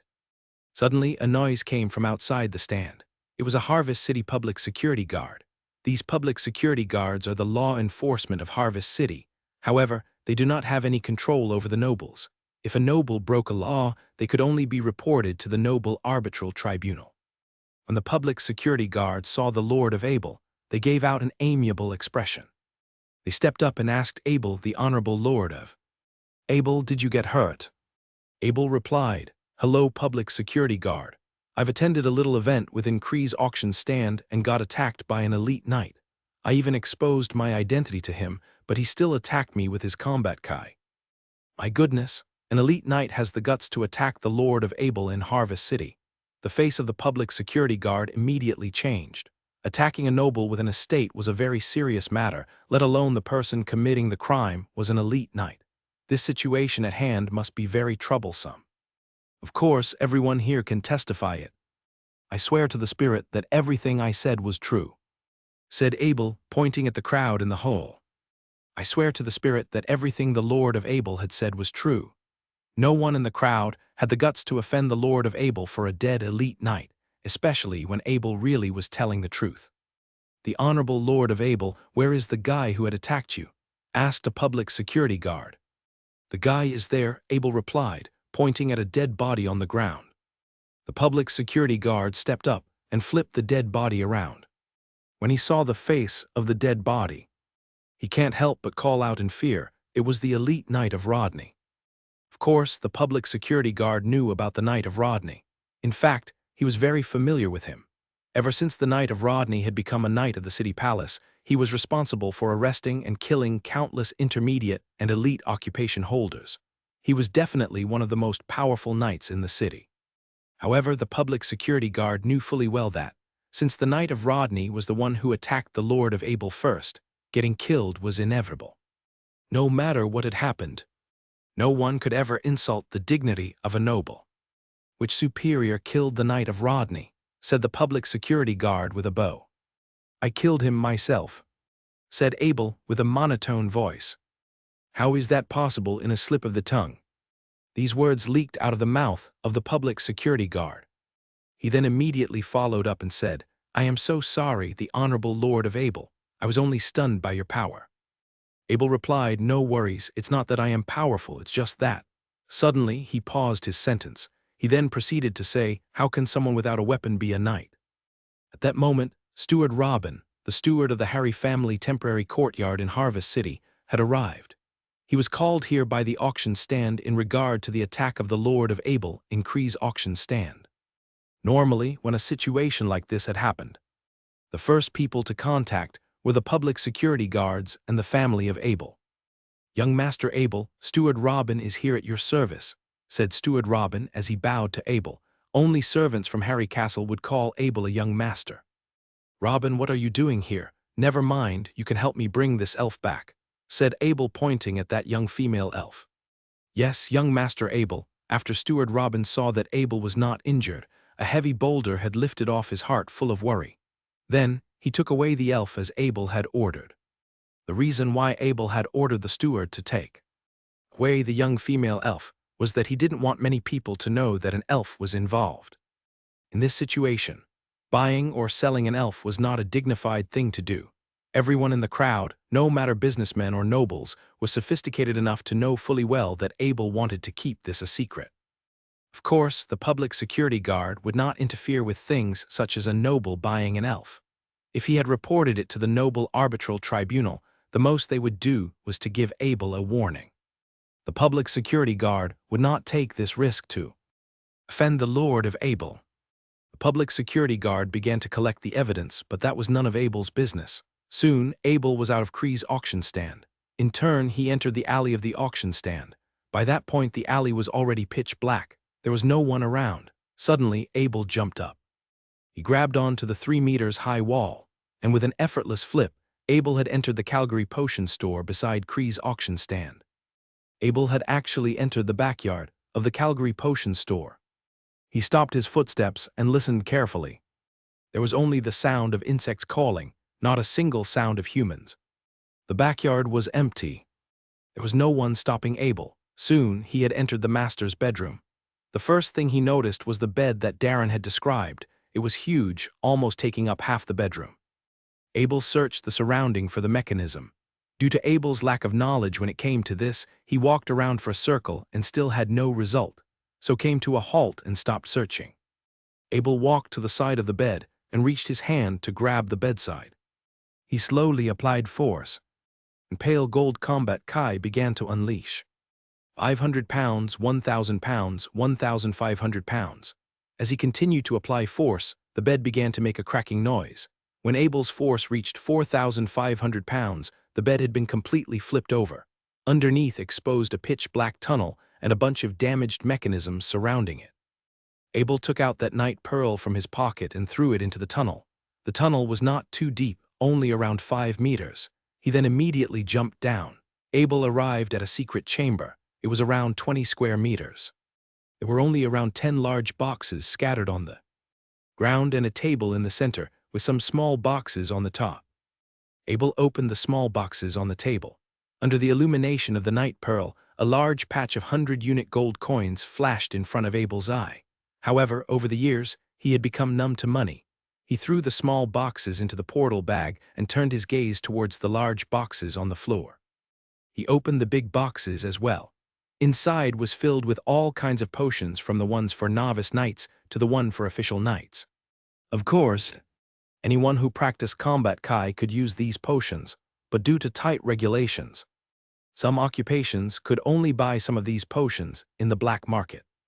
Abel shoved everything into his portal bag and left the tunnel. He looked at the bed he had destroyed with a headache. At first, he wanted to just take things and leave without a trace. But now, anyone with an eye would notice what had happened. Since things had already progressed to this point, Abel had no choice. He opened up the oil lamp next to the bed and poured the oil all over the bed. He then used flint and lit the bed on fire.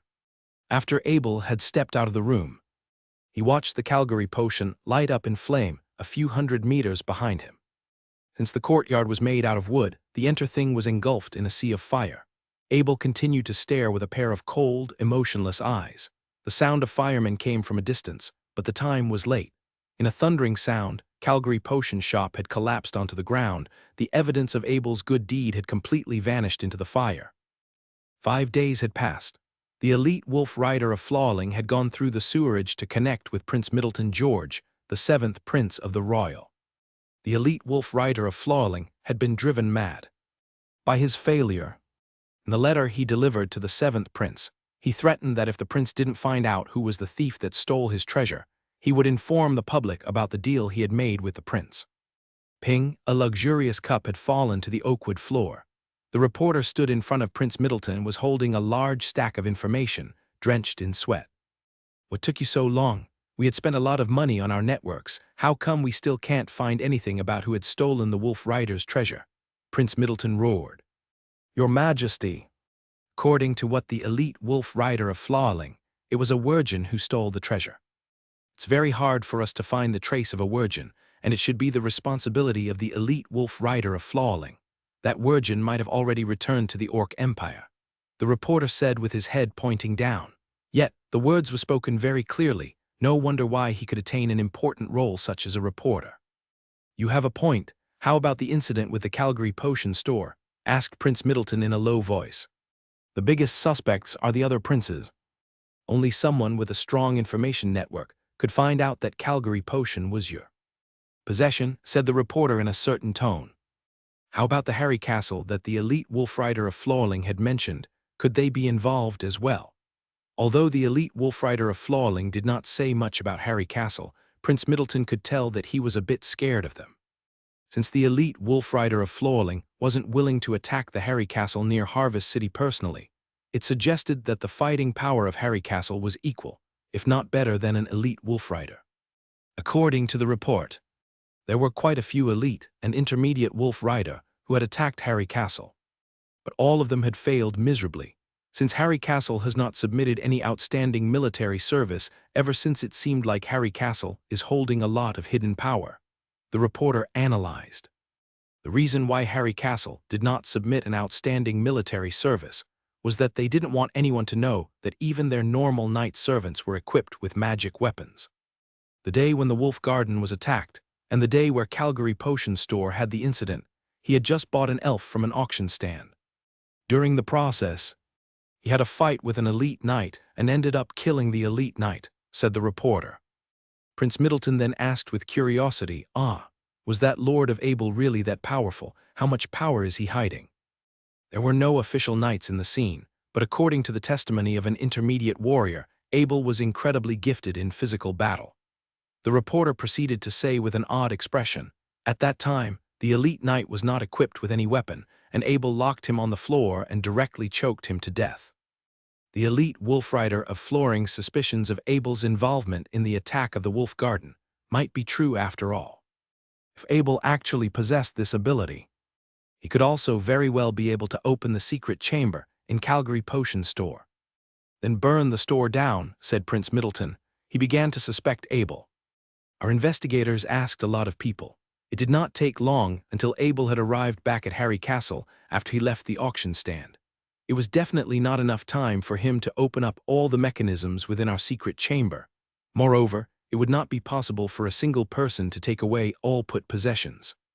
The elite wolf rider of Floring did not tell Prince Middleton that the treasure he had lost was the orc spirit portal bag. He only told him it was a treasure. Report to the elite wolf rider of Floring everything we had discussed. Tell him he can go search the Wirgin himself, and there was not enough time for Abel to attack the Wolf Garden. No one knew that Abel had White Cloud as his mode of transport. Hundreds of miles could be completed in a blink of an eye. Little did Abel know, everything he had done had already been proven innocent by Prince Middleton, who he had never met before. If Abel knew about this, he would definitely celebrate with a large bottle of wine. The morning sun cast upon the side castle of Harry Castle. Early in the morning, Abel had already finished his basic night training and ate his breakfast. He lazily sat next to the tree in front of the front gate with a bottle of fruit juice in his hand. Meanwhile, little Mount Wolf Black Wind was laying on his leg. Little Mount Wolf Black Wind's relationship with Abel had grown closer and closer. As long as Abel was in the castle, Black Wind could lean against him, run around in a circle, and wiggling its tail to beg for Abel to pat it. If Black Wind had not grown so fast, it would look just like a big dog. However, it was now a lot bigger than a big dog. In front of Abel stood the second inhabitants of the side castle of Harry Castle. Young female elf. After multiple hand signal exchanges, Abel had confirmed her name. However, the name was way too long. It sounded like the ultimate tongue twister. Abel decided to call her only by the first two syllables, Lorraine. Abel not only did not make Lorraine his female servant, but he also treated as a guest to the castle. He gave her one of the guest rooms in the side castle of Harry Castle and appointed a female servant to help take care of her. Moreover, Abel did not force Lorraine to learn the human language. Instead, he was happy to learn the elf language from Lorraine. It was Lorraine herself who suggested to Abel that she wants to learn human language. Such a studious elf. Fruit juice, said Abel as he picked up another bottle of fruit juice and gave it to Lorraine. Lorraine's eyes were like sparkling gems. Her pupil was like a jet black, yet translucent ceramic. She no longer had that frightened look in her gaze. Instead, she was thankful for Abel. She was very satisfied with her current lifestyle. And she softly repeated after Abel, fruit juice. Afterward, a string of mysterious yet majestic sound came out of the mouth of Lorraine. Then, Abel tried to repeat after her. Both Abel and Lorraine were very smart people. They could learn and remember the words they had said to each other in one take. Next time, when they had encountered these words again, they could use it. Abel had set fixed time every day for language learning, which was from after he had completed his knight's training to lunchtime. Abel had also designed a detailed learning plan.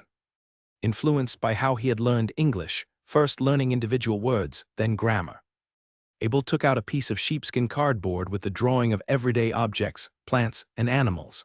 Of course, every single drawing was extremely small, but they were very detailed.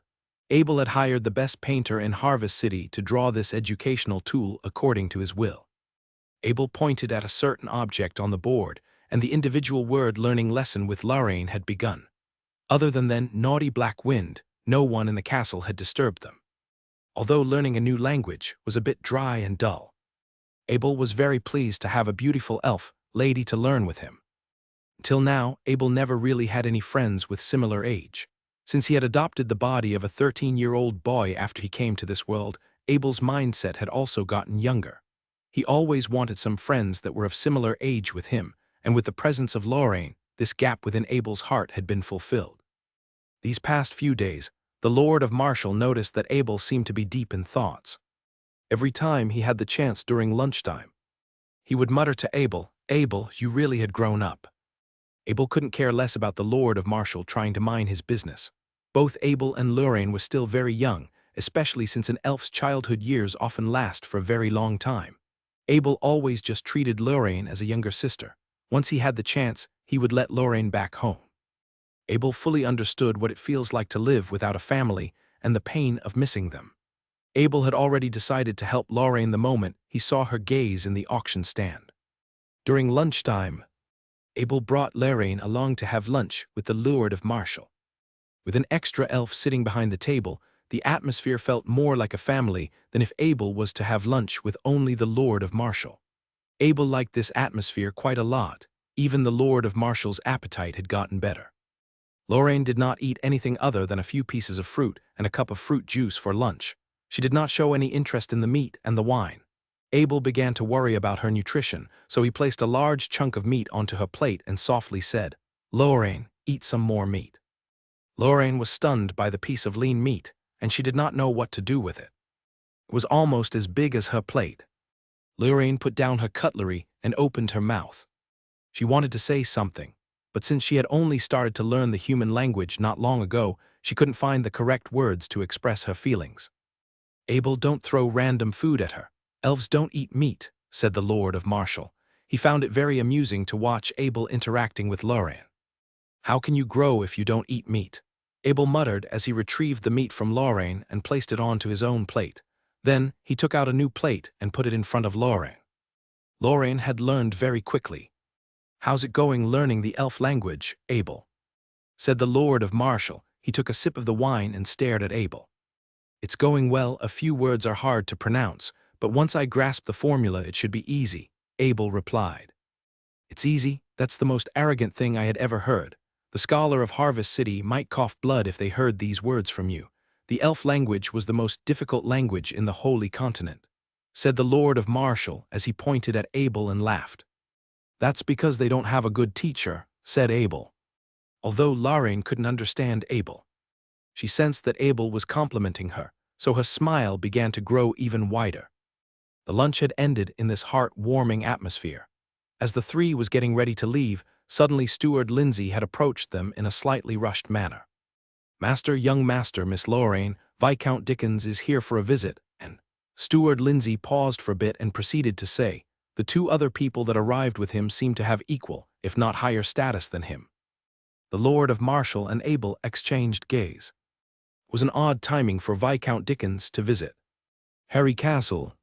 A few weeks ago, Harry Castle was attacked by the Wurgens of the Wolf family, but Viscount Dickens didn't even send anyone here to help, so why did he suddenly decide to come for a visit? But no matter what, Viscount Dickens had personally came here for a visit. Both the Lord of Marshall and Abel had to go outside and welcome him. Abel then turned to Lorraine and said a few simple yet elegant words from the elf language. "You, yourself, rest." Although Abel could not form a complete sentence with the elf language, smart Lorraine could understand what Abel had meant with these three words. She then replied with human language to Abel, "Okay," and then she walked off towards the direction of her room. "Welcome, the Honorable Viscount Dickens. I am very sorry for the wait."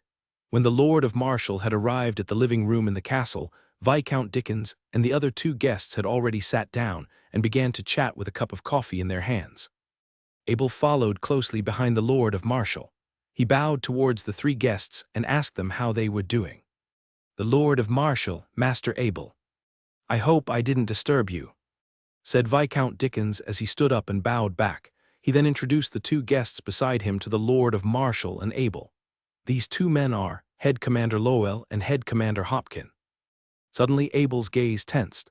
These two men were head commanders. In order to know how significant this was, one had to understand that in a big city such as Harvest City, Viscount Dickens was the only head commander in charge.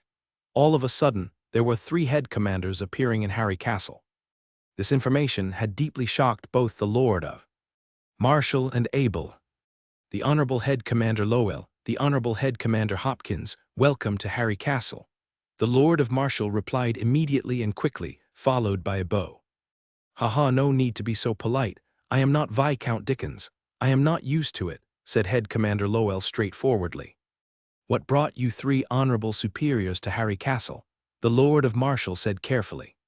Hopkins and I want Dickens to bring us here to pay a visit to Master Abel. Also, we heard that your castle had driven off a bunch of wolf riders. We just want to come here to take a look. These words by Head Commander Lowell showed his respect for Abel as a blacksmith master. At that point, the Lord of Marshall felt a big rock had lifted off his chest. These 2 head commander did not come here with bad intent. I also could not believe it. How could Harry Castle withstand so many elite wolf riders? Said Head Commander of Hopkins. His voice was a bit raspy when he was speaking. It sent a sturdy and serious tone. After Head Commander Hopkins had spoken, he immediately stepped forward. A wave of charging imposed pressure shot out from his body. It looked like a fountain of water, sending shock waves in mid-air and the surroundings. Almost at the exact same moment when Head Commander Hopkins shot out his imposed pressure, Abel had also stepped forward, blocking the Lord of Marshall with his body. An enormous imposed pressure dashing towards Abel's body, but he did not budge a bit. He used the 5 Chi main pressure point of his body, and the Chi pressure point in his palm to unleash the pale gold combat Chi. Although normal people could not see Abel's combat Chi since it was under his skin, the 3 head commanders had extremely sharp senses. An intermediate knight, the 3 commanders were immediately shocked as they cried in confusion together. Abel's age wasn't a secret. He was a 13-year-old teenager. However, he had already become a master blacksmith as well as an intermediate knight. For a genius like Abel, his future would be far beyond the commander's wildest imagination as long as he takes the right step in his future. At that moment, Viscount Dickens began to regret not sending any reinforcements to protect Harry's castle, whilst Head Commander Hopkins was also regretful for his impose. He might have caused an awkward situation, and it was not his intent to cause harm to the 2 intermediate knights in front of him with his imposed pressure. All he wanted to do was to test Harry Castle's true strength.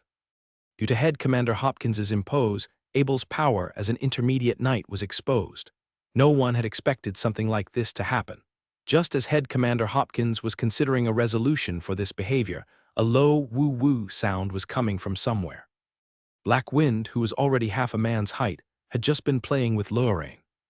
Though it was impossible for a normal person to perceive what was going on from the other side of the castle, a Mount Wolf, however, could detect any situation easily. When Black Wind realized that something was happening to his master, it dashed desperately to protect its master. Black Wind, come here, cried Abel, fearing that the 3 commanders might hurt Black Wind. Dear me, is this a Mount Wolf or a Mount Wolf with an owner? Exclaimed Viscount Dickens. Due to the appearance of the Black Wind, the tension began to ease. Head Commander Hopkins had also disregarded his dignity and said to Abel, Master Abel, I'm so sorry. I didn't mean any harm. The head commander's apology was too much for Abel to refuse. Abel then suppressed his anger and said, Dear Head Commander Hopkins, it's all right. You have not harmed anyone. Don't take these little things into your heart. That's how Head Commander Hopkins does things. He's even more impulsive than me. Ha, said Head Commander Lowell, laughing. As the Lord of Marshall stared directly at Abel, his heart seemed to be in a perilous situation. How many days ago since this boy had become an intermediate knight? Abel did not reply. He was too embarrassed. Such a good Mount Wolf. They are considered as the best mounts in the entire Holy Continent, Master Abel. You are a lucky man. Lord Lowell sighed, looking at the Black Wind which had quieted down. To gain any reward, you must pay the price. In order for me to obtain this Black Wind, I fought a wolf rider that was far beyond my strength. Abel remembered that battle clearly in his head. It was the most dangerous fight he had ever had since he came to this world. The atmosphere in the guest lounge seemed to grow more and more harmonious. Any professionals would have had great respect for a blacksmith. Abel's level because you would never know, one day.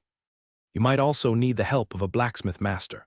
Just like today, these two commanders were actually visiting Abel with their own purposes in mind. "I'm not like either of them, just blurb out whatever that is in mind," said Head Commander Lowell bluntly, "Hopkin, and I have come at the request of the Duchy to assist Viscount Dickens in defending Harvest City as well as searching for the Wolf Riders who had attacked the prince. We heard that Harry Castle had also been attacked, so we decided to come over to have a look. If you want, we can give you the dead body of the Wolf Rider," said Abel directly. At first, he wanted to hide the strength of Harry's castle, but since the head commanders had found out all about it, there was no point in hiding it anymore. "The investigation is only a small matter. Actually, Hopkin and I wanted to purchase a magic sword from you." Commander Lowell immediately lowered his voice in embarrassment, whilst Head Commander Hopkins saluted Abel, still trying to apologize for the earlier event. "No problem. The forging process of a magic sword is very troublesome. But since the two head commanders are in need, I am able to provide it for you both." Abel was very open to people coming to his door to purchase magic weapons, since the best magic weapons were only for his own family to use anyways. His second-tier magic weapons were able to sell at a high price. "Thank you so much." Head Commander Lowell then took out his magic gold card from his pocket and transferred Abel 50,000 gold pieces with a simple stroke on his hand. Whilst Head Commander Hopkins was also very excited to take out his magic gold card. He also transferred Abel 50,000 gold. Looking at the balance of 111,250 gold coins on his magic gold card, it was the first six-figure savings Abel had. He then put away his magic gold card with satisfaction, then turned towards the operations room and picked out two 120 skills magic sword and quickly returned to the guest lounge. The lone figure of Head Commander Lowell and Head Commander Kelvin flashed, and the two magic swords in Abel's hands had disappeared. Abel then looked at the two knights silently and thought to himself, "You don't need to be in that much of a hurry, do you?" As a master blacksmith, Abel never had to worry about his own weapons. He had too many weapons, and sometimes he doesn't even know which one to choose. Therefore, how could he understand the feelings of other knights wanting a good piece of magic weapon? Presently in the human world, only Abel was able to forge a magic sword. Though the two head commanders possessed a noble title, they still had to obtain a magic weapon from the dwarf blacksmith master. Since they were coming to Harvest City, how could they pass out on an opportunity to get a magic weapon from Abel? "If you ever come over to Sidor City, find me, and I'll welcome you with the best wine we have. Also, if you need me, just get someone to notify me," said Bead Commander Lowell with a laugh while he stroked his magic sword. "Master Abel, if you have any trouble in Marva, just use my name, and you should receive all the help you need. If you need to find me, come over to Marva's castle," Head Commander Hopkins said, tightly following Lowell. Both commanders are too kind. Abel was also very happy after he got the favor from the two. Both Sidor and Marva were the closest cities to Harvest City. With the favor of the two head commanders, if in the future Abel had a strong enemy, it would be easy to get a helping hand. "If there's anything happening to Master Abel, you guys don't need to help. I'm the closest to Harry's castle, so I should be in charge of assisting them," said Viscount Dickens, who was trying to fix the tension between them as he quickly took up the subject. After sending off the three commanders, both Abel and Lord Marshal breathed with a sigh of relief. Even though Abel had become an intermediate knight and had a powerful pale gold combat kai, the pressure of facing these three commanders was still very high, not to mention even the Lord of Marshal felt it too. This trade had resulted in an allied relationship between the two commanders. With Viscount Dickens, relations have also been eased. Maybe it was because of Abel's ranking up speed. From novice knight to an intermediate knight required a long time to train. Every bit of combat kai was made through the dedication and hardship of a knight. Although it could be increased by potions, they often have side effects which could make ranking up harder in the future. No one could have guessed that the pale gold combat kai of Abel could absorb the combat kai of another knight. Through his ranking up from a beginner knight to an intermediate knight, Abel's pale gold combat kai had to sucked up all the combat kai of an elite knight. Now, Abel had realized, if he wanted to rank up again with only Master's Potion, the quality could be a lot higher than he had imagined. Abel had a lot of potions on him, but the Horadric cube was taken up by 3 exploding swords and a super exploding sword. So the first thing he had to do was destroy the 4 exploding swords. In the afternoon, Abel did not go back to the operation room to continue forging. Instead, he sat on the white cloud and flew to Ansa Valley, where the last big sword was destroyed. The aftermath of the explosion last time was still there. It made a 10 meters hole in the valley. That's the destructive power these exploding big swords could. Abel then took the armor out of the portal bag, one by one, fully dressed, holding the shield in his hand, leaving only his right arm without armor, exposing the Horadric cube marking. Abel allowed White Cloud to fly above him as he stood alone near the edge of the valley. He first threw out the 3 exploding big swords. Just as expected, these upgraded exploding big swords were a lot more powerful than the previous version. However, when he threw them down the valley, the explosion only shook off some rocks on the edge of the valley. The last one was the super exploding big sword. Exploding big sword made with the 120 skills iron base while drawing energy from a perfect red gem. As soon as it left the Horadric cube, it began to start making cracking sounds relentlessly. Abel used all his might to throw it down the valley. He did not look back. He turned and immediately started running off his life. A thunderous sound of bang followed. The ground under Abel's feet began to vibrate. Abel had already been running for around 20 meters, yet he could still feel this vibration. He immediately jumped. His power had increased massively since last time, so this jump had sent another 10 meters further. The timing was just right. The moment he landed, the ground 10 meters behind had completely collapsed and disappeared. Abel whipped the cold sweat off his head. He would never have guessed, only by changing from ice magic to fire magic, the destruction of the explosion would be doubled.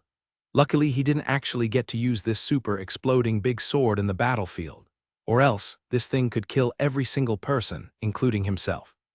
I must find a good method to control such a powerful weapon, Abel thought to himself, in somewhat of an evil manner. If only I could extend the time it takes for it to explode. That way, I could escape. These types of super exploding big swords could whip out a small area of construction. And I take its power of it into the calculation, a single super exploding could whip out the defense of a castle. If he had 4 of these in his Horadric cube, it should be able to turn a castle into a pile of ash. If Abel understood the true value of these perfect gems, he would definitely not be surprised by how much power it could make. There were a handful of people in this world who were aware of the exploding power of these perfect gems. However, since these gems were some of the rarest things around, no one would use it without being 100% certain. Moreover, one Abel had something similar to the Horadric cube that could freeze time. As Abel took off his armor, he realized the shield in front of him was filled with small holes that were made by the strikes of small rocks. He had to go repair this magic weapon, or else it could no longer be used. He then examined the armor in his body, and it was the same. If he did not jump, no matter how strong his body was, there would be no way he could withstand defense against the fragments of the explosion while wearing this armor. In the following month, the lifestyle of Abel became frenetic. His secluded was tightly packed to the brim. As soon as he woke up, he would do his night training, then continue to practice with the Lord of Martial. At last, he would end his training by practicing the Wolf family No 11 long spear skills. After breakfast, he would exchange and learn language from Lorraine. After a month, Abel could almost perfectly grasp the pronunciation of the elf language and could normally communicate with Lorraine. Lorraine had also grasped the human language. She could communicate fluently with other people in the castle. After lunch was forging time. As Abel's strength continued to increase, he had mastered the adequate amount of strength required to forge a 120 skills iron base. He had forged a massive amount of 120 skills iron base. It seemed like Abel would never need to worry the shortage of iron base ever again. After dinner, Abel dedicated time to do the mount enhancement massage for Black Wind. Black Wind had continued to grow massively in the past month. It seemed like it didn't even need to take 6 months until Abel's dream of riding Black Wind could come into reality. After massaging Black Wind, Abel began to do the knight's breathing technique to take in all the Kai he had developed throughout the day into his Kai pressuring points. The day of the Lord awarding ceremony in Bakong City was getting closer. It was decided that 2 days before they went to Bakong City, Steward Lindsay would bring back the extremely high purity crystals from Edmund's boutique shop. These highest purity crystals were transferred by Miss Vet from the headquarters, and they were cut according to the dimensions Abel had provided. In the operation room, Abel used the foot paddle polisher he had created to process these crystals further. The wind protection goggles were easy. It only needed flattering, installing an outer and neck strap. When it came to the making of the telescope, it was a little challenging. Telescopes were made out of all kinds of uneven crystals to create the zooming effect of the lenses. It took Abel a lot of millstone and time until he could form the uneven shape he desires from the crystals. After countless tests and fine-tuning, the first telescope in this world was created by the hands of Abel. Abel took out the portal bag. It felt like the wolf family were giving him presents. One by one, the things from the wolf family continued to come to him. This portal was his favorite. He always stressed that the storage capacity of the Horadric cube was way too small. There were too many things he wanted to bring with him every day, so the room-size storage of the portal bag was the perfect solution to this problem. The portal bag was filled with the things he had gained from the Virgin Garden and Calgary Potion Store. Abel could not take these things out anytime soon. His power of the will could sense that he was already attracting too much attention in Harry Castle. It seemed like these things might never see the light of day. Abel took out all the blood-fusing potion, replenishing potion and essence-condensing potion from the portal bag. These were all potions that Abel could use for himself. He got parts from it from the Calgary Potion Store in Harvest City and a large amount of it the Virgin Garden. Afterward, he threw all of it into the Horadric cube. Abel could never guess that one day he would be combining potion until his hands became sore. Boxes and boxes of potions were taken out from the portal bag and combined into Master's potion. There were fewer and fewer boxes in the bag, and there was more and more Master's potion on the ground.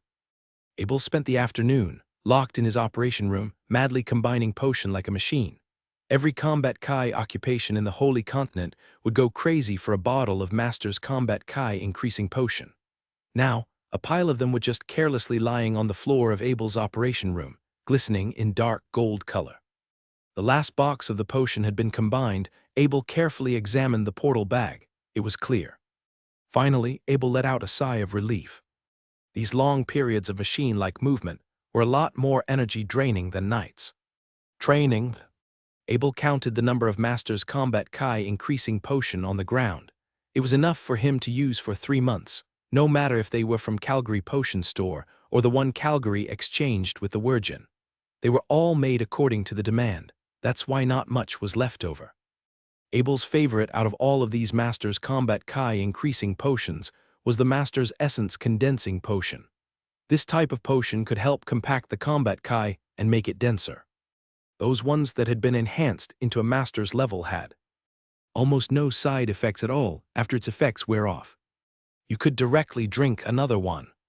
Since the effects of these Master's Essence Condensing Potion generally lasts for an hour, Abel decided to drink 1 bottle every hour. There were 200 bottles altogether. If Abel drank 15 bottles per day, he should be able to finish it before he set off the Bakong City. As Abel was thinking about this, he had already poured a bottle of Master's Essence Condensing Potion into his mouth. He enjoyed the potion unleash its effects in his body. Strings of combat Kai solidified and began to condense. Abel could only feel the effects of a Master's Essence Condensing Potion. Those normal ones would be like water to him. It would not achieve this combat Kai solidify effects no matter how many bottles he drank. Abel then began to clean up. He neatly packed all the potions back into the boxes and threw it in the portal bag. Afterward, he turned to the 1,000 pounds meteoroid. It only makes sense to store this treasure somewhere safe such as the portal bag. Abel placed his hand on the meteoroid. In a move of his spirit, the meteoroid had been thrown into the portal bag. He also shoved the 5 ice magic sword and 5 fire magic sword into the portal bag. During his trip to Bakong City, he would most likely meet someone with an extremely high status who wants to buy his weapons. Abel could not refuse if a situation like that happened, so it was better not to risk it.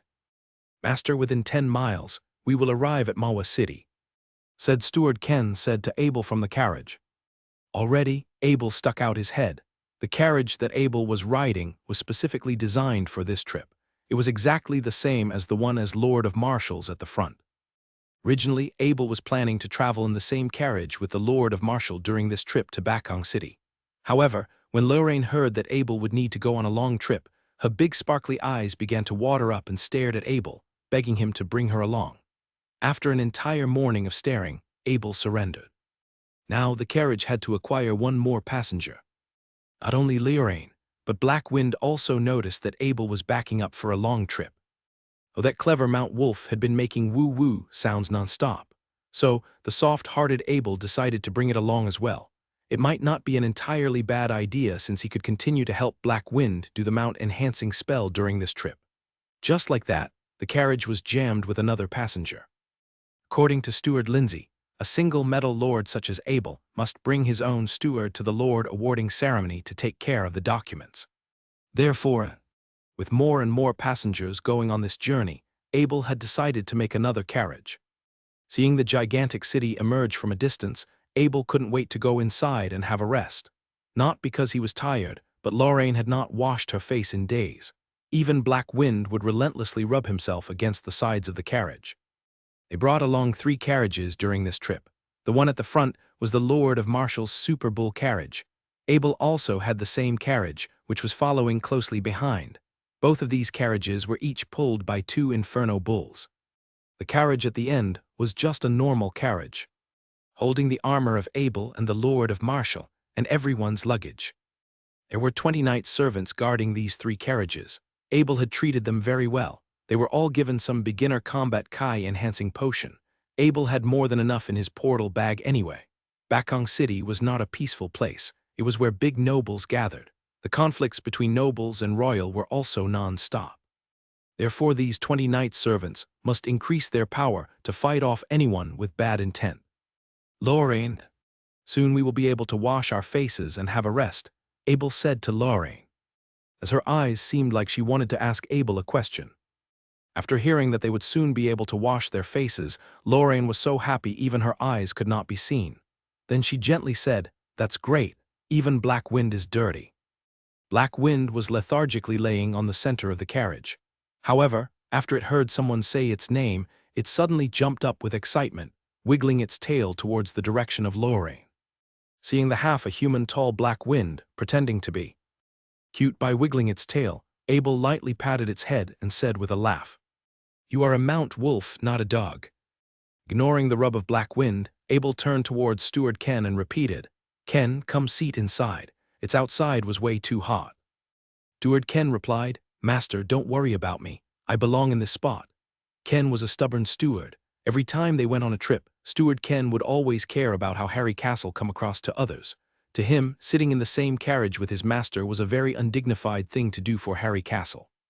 No matter how hot it was outside, Steward Ken wouldn't come inside to enjoy the air conditioner within the carriage. Abel lightly shook his head and turned the air conditioner in level 10. He then opened the window of the carriage and let some of the cool air blow onto the back of Steward Ken. Originally, this type of long journey under the summer heat, going through these bumpy roads, was a thing of torture. However, these 2 Super Bull carriage which Abel had created not only had an air conditioner powered by ice runes, it also had springs as shock absorbers. Therefore, the 5 days' journey had become somewhat tolerable for Abel and the passenger within the carriage. Only the steward, carriage driver, and underling had to withstand these harsh conditions. At the moment, the white unicorn with a red background coat of arms on the carriage had come in handy again. The carriage did not stop for the guard and directly entered Mawa City through the noble entrance.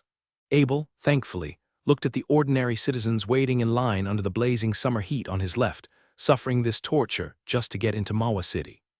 Lorraine stuck out her head, curiously stared at those people waiting in line. She asked gently, "We don't have to wait in line on this side, why don't they come here?" Their status was not high enough, so they can't use this entrance for nobles, Abel explained. Lorraine then followed up, "The elves don't have different status separating the nobles from ordinary people. All elves are sons and daughters of the goddess of nature. No matter if the elf is a noble or an ordinary citizen, we are all members of the elf species. There are no status differences," said Lorraine, sounding like a saint. Abel looked at Lorraine like she had been brainwashed. But he didn't say much. Everyone had their own religion and beliefs in this world. Even the Lord of Marshall and Abel would pray before eating. Their team of the carriage had stopped in front of a huge hotel. After the two stewards had booked a level of rooms, Abel led Lorraine off the carriage. The moment they left the carriage, they felt a wave of heat rush towards them. He could not help but step back. At the same time, the Lord of Marshall was also stepping out of his carriage and made the same motion. The two exchanged gazes and began to laugh at each other. Black Wind followed its master off the carriage. The moment it felt the heat wave, it almost jumped up and immediately wanted to return to the carriage. Abel had a quick eye. He reached his hand and grabbed Black Wind back. Black Wind had no choice. He could only stick out its tongue and follow behind its master. Even his often energetic tail was dragging along the floor. "Abel, this is your greatest invention," exclaimed the Lord of Marshall, pointing towards the carriage. "Do you think anyone else can even afford this carriage?" Abel had seen many very wealthy nobles in Harvest City. However, despite Marshall Castle having hundreds of years of history, the value of all of its collection adds up would definitely not exceed 10,000 old coins. Therefore, Abel didn't really believe anyone could afford this super bull carriage he had built. "You need to travel more. Harvest City is only a small city on the edge of the human world. It had only become famous because of agriculture," said the Lord of Marshall as he walked alongside Abel. When entering the hotel, Abel felt a sudden breeze of cool air. It was a lot cooler inside than outside. In the corner of the hotel was a copper bucket. Abel sensed the cool air was coming from there. "What is that?" Abel asked the Lord of Marshall curiously.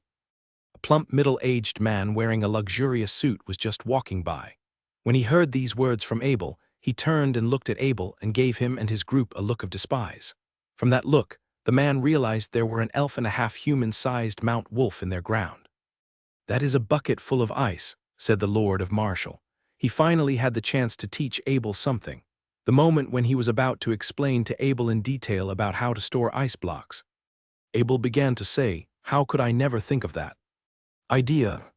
We should dig an ice chamber in the winter to store ice, then we can use it in the summer." The Lord of Marshall tiredly waved his hand. He no longer cared about Abel's education, but as the stepfather of a genius, it was very time-consuming in preparation for this trip to Bakong City. He spent a lot of time thinking about how he would answer his family when the topic of parenting came up, especially those old bastards. They thought since he had chosen the remote Harvest City as his Knight estate, he was no longer useful. They just threw him a bit of money and pretended he never existed. This time, when the Lord of Marshall came back to Bakong City, he would need to have a good chat with them about parenting. That middle-aged man with a luxurious suit continued to stare at the elf and the Mount Wolf with a hint of greediness.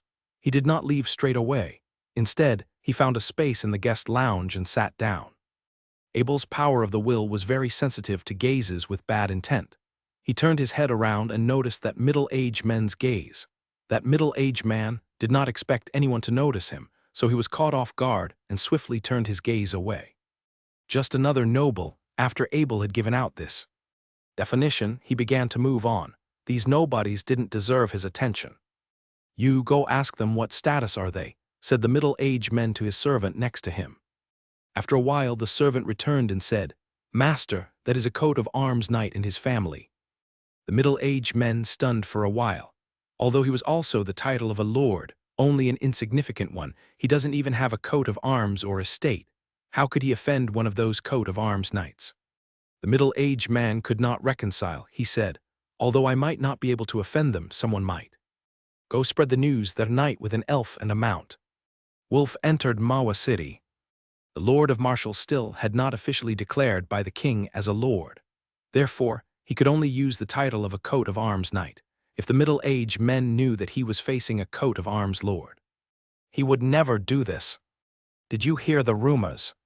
There's an intermediate knight that appeared in Mawa City with an elf and a Mount Wolf. The cost of that insane." As the news began to spread in Mawa City, it spread like wildfire and it became more exaggerated. It was a mercenary group that occupied Mawa City. They were considered as a legal group of mercenaries. However, sometimes they would join up with a group of thieves to do immoral businesses. Whilst this group of mercenaries had also received the news of Abel, many of them had lost their interest when they heard that there was an intermediate knight. They were also no match against an intermediate knight, and they didn't dare to attack a noble motorcade. At the end of the day, there was always someone inside a group who was daring and greedy. Those individuals would be willing to attack nobles as long as they were able to earn gold from it. Master and Intermediate Knight has appeared in Mawa City, journeying with an elf and a mount wolf, as well as plenty of valuables. This news had traveled to the ears of the leader of the Sandstorm mercenary gang in Mawa City. The elite soldier of Hume was calculating if they were able to pull off the attack on the noble carriages. An elf is worth tens of thousands of gold. Legends claimed that after Mount Wolf had identified its master, it can't find another. There's also a large number of valuables that's immeasurable. If you were to kill a noble knight, you must do it cleanly. There cannot be any evidence left behind. Otherwise, if the noble tribunal found out, they would endlessly hunt whoever had killed that noble. Furthermore, with the recent task, the mercenary group had lost some of its men. Just paying off that compensation had already given a lot of financial pressure to Hume, but this one-off business would generate tens of thousands of gold income for them, which also made him extremely eager to take the risk. It was only an intermediate knight. For an elite soldier like Hume, he didn't think an intermediate knight's fighting power would be that much better than his. Along with the help of other mercenaries, dealing with an intermediate knight shouldn't be too much of a problem. All right, we are doing it. The elite soldiers of Hume began to organize his soldiers, preparing. Like Harvest City, where the military and political powers were all in the hands of Viscount Dickens, Mawa City had only about half of the military power in the hands of Head Commander Hopkins, and the other half was controlled by the ruler of the city. Head Commander Hopkins was listening to reports from his subordinates regarding the recent rumors in his residence in Mawa City. When he heard there was a Mount Wolf, he immediately laughed and said, "My dear friends came to Mawa City and did not even visit me. Such a shame." Head Commander Hopkins then turned towards his steward. He said, "Steward, let's send someone to investigate who had spread these rumors and find who dared harm against my precious guests." During their conversation, the room flashed with a sense of chilliness in the air. When the steward bowed, their underling couldn't help feel a shiver running down their spine. The steward understood Head Commander Hopkins. The head commander already had a desire to kill. He wondered who these friends of the head commander were. A mere rumor was enough to trigger a desire to kill within the head commander. On one hand, Head Commander Hopkins really wanted to befriend Abel. Having a friend that was a master blacksmith as well as a genius knight would be beneficial to him and his family in both the present and future. Moreover, Head Commander Hopkins had also promised in front of Viscount Dickens in Harvest City that he would provide Abel a warm welcome if he ever visited Mawa City.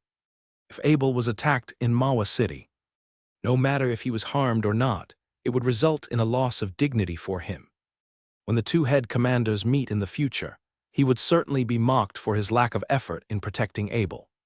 "Yes, my master," the housekeeper bowed back. In the seemingly calm town of Mawa City, a storm was brewing, triggered by the whim of a lord and the intelligence systems used for the military presence. Channels that the magistrates would not normally have been able to obtain were quietly amassing information to the military intelligence service. At the same time, Abel was leisurely drinking Master's Essence condensing potion. He had already drunk nearly 70 bottles along the way. Any drinks that taste incredible would taste like rubbish after drinking so much of it. Not to mention the potion was a medicine too. Though the potions were upgraded to the master's level, it certainly did not cause any big of a change to the taste. Abel was now very experienced in drinking potions, poured directly into his throat to minimize the irritation of his tongue. He slowly enjoyed the potion spread in his body. After 5 days of non-stop Master's Essence condensing, potion drinking, the pale gold combat Kai within Abel had gotten thicker and more compressed. Every time the pale gold combat Kai had rushed through Abel's body, his body composition would get stronger. In these past 5 days, Abel could clearly felt that he had gotten stronger. Although he could not precisely measure how much strength he had gained, Abel was sure he had gained at least 10% more. Lorraine, who was sitting beside Abel, was a little curious about what he was drinking all the way. But since Abel didn't explain it to her, the intelligent elf wasn't going to ask him what it was. She quietly looked out the window to the streets outside. feeling that the potion in his body began to exert its power calmly. Abel opened his eyes and looked at Lorraine, who looked longingly at the street. He could not help laughing. Even a fairy girl like Lorraine had a strong desire to go shopping. "Lorraine, would you like to accompany me on a tour of Mawa City?" Abel said to Lorraine. Lorraine's mouth curved slightly as she nodded with great pleasure and excitement. When Abel came out of the hotel, he not only took Lorraine with him, but Black Wind also stuck tightly beside him. With a mischievous mount wolf like Black Wind, God knows what would happen if no one was watching it. Since Abel had brought Black Wind, he decided to take 6 knight servants alongside with him. It was getting late, and it wasn't too hot. It was a perfect time to go out since Mawa City became lively. Abel thought that Lorraine could not ride a horse, so originally he was planning to get on a carriage. However, when Abel asked Lorraine, he immediately realized that as an elf, she was naturally able to communicate with most animals. During their tour in Mawa City, Abel discovered something strange when leaving the hotel. He noticed that there was someone following him, but the person following them was quickly dragged out with force by someone. Abel was unfamiliar with how things work in Mawa City, and he was getting too powerful nowadays anyway, so he didn't think too much. By dinner time, Abel and Lorraine had already returned to the hotel. It was a short tour, but Lorraine had laughed a lot. During dinner, she could not help talking to the Lord of Marshall about what she had seen in Mawa City. Early the next morning, just as Abel and Lord Marshall were getting ready to leave, a loud voice came from the hotel door. "Master Abel, you came to Mawa City without notifying me." There was a reproach in the voice, but everyone knew it sounded like a conversation between friends. Abel then quickly realized it was the voice of Head Commander Hopkins, but he felt a little strange. How did he realize that he was visiting Mawa City without even telling him about it? "Commander Hopkins, what are you doing here?" Abel hurried a few steps to the door of the hotel, where the Head Commander Hopkins was waiting for him. The busy street in front of the hotel should have been busy in the morning, but now the whole street was silent except for Head Commander Hopkins. A dozen guards standing behind him in the middle of the street. "Master Abel, I've come to say goodbye to you," laughed Commander Kelvin as he directly pointed to something that covered in cloth on the ground behind him. He said, "These are some of the troubles I've solved for you." With a wave of his hand, several attendants pulled the cloth apart, and on the ground there were piles of human heads. Lorraine, who was behind Abel, was immediately shocked from what she had witnessed. She started moving closer towards Abel as he gently pulled Lorraine behind him. Black Wind gave a low whine to the skull on the ground, showing his teeth, which were already sharp. Abel looked at the Head Commander Hopkins with a sense of confusion. Head Commander Hopkins then pointed to the first head and explained, "This is Lord Tuttle. He was planning to murder a coat of arms knight. After being captured, he was killed when he tried to resist." Abel recognized the head of Lord Tuttle at a glance. It was the noble who had revealed a sense of malicious intention yesterday when Abel had just entered the hotel. Abel would have never have guessed that men would be killed the next day. In regards to killed when he tried to resist, Abel would gamble on his life that no way that a noble, without any fighting power, would be dumb enough to resist the capture of a head commander. This was probably just an excuse Head Commander Hopkins had made. Pointing to the second pile of a dozen heads, he said, "These are Lord Tuttle's men who were spreading the words that you have came with great wealth." Pointing to the last pile of heads, up to 100 of them, he said, "This is the elite soldier of Hume with his berserkers mercenaries. These men tried to attack my friends, Master Abel. So I chopped off their heads as their punishment." Head Commander Hopkins sneered. Abel knew that it was possible to arrest everyone who had plotted against him within one night. However, to find the source of the plot, as well as preparing to attack the mercenary group, it had to be an extremely powerful intelligence service to accomplish such a task. Though that insignificant lord was a part of the plot against Abel, he was killed for such a small matter. This would certainly bring about a lot of trouble for Head Commander Hopkins in the future. To deal with a punishment like this, Head Commander Hopkins was required to submit a request to the Noble Arbitral Tribunal.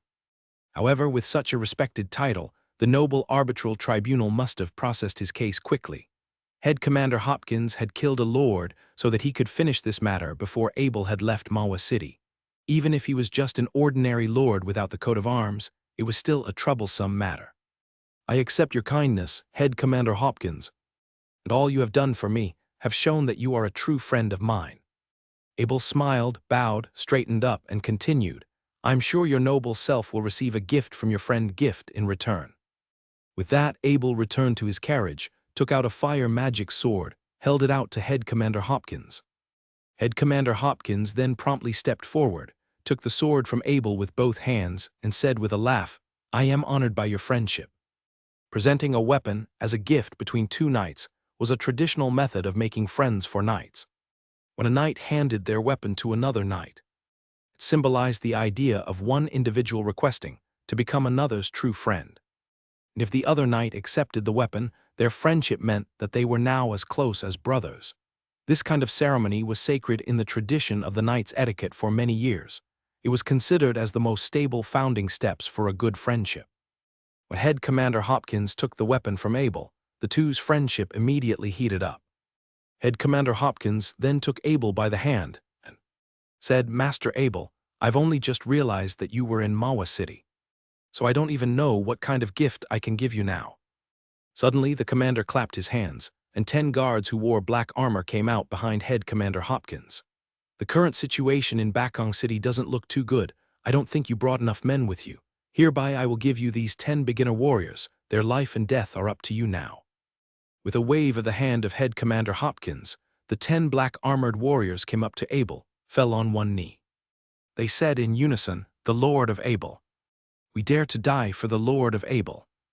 Of course, Abel would not refuse the kindness of Head Commander Hopkins, as their friendship had just begun. It was an ordinary matter to exchange gifts to one another.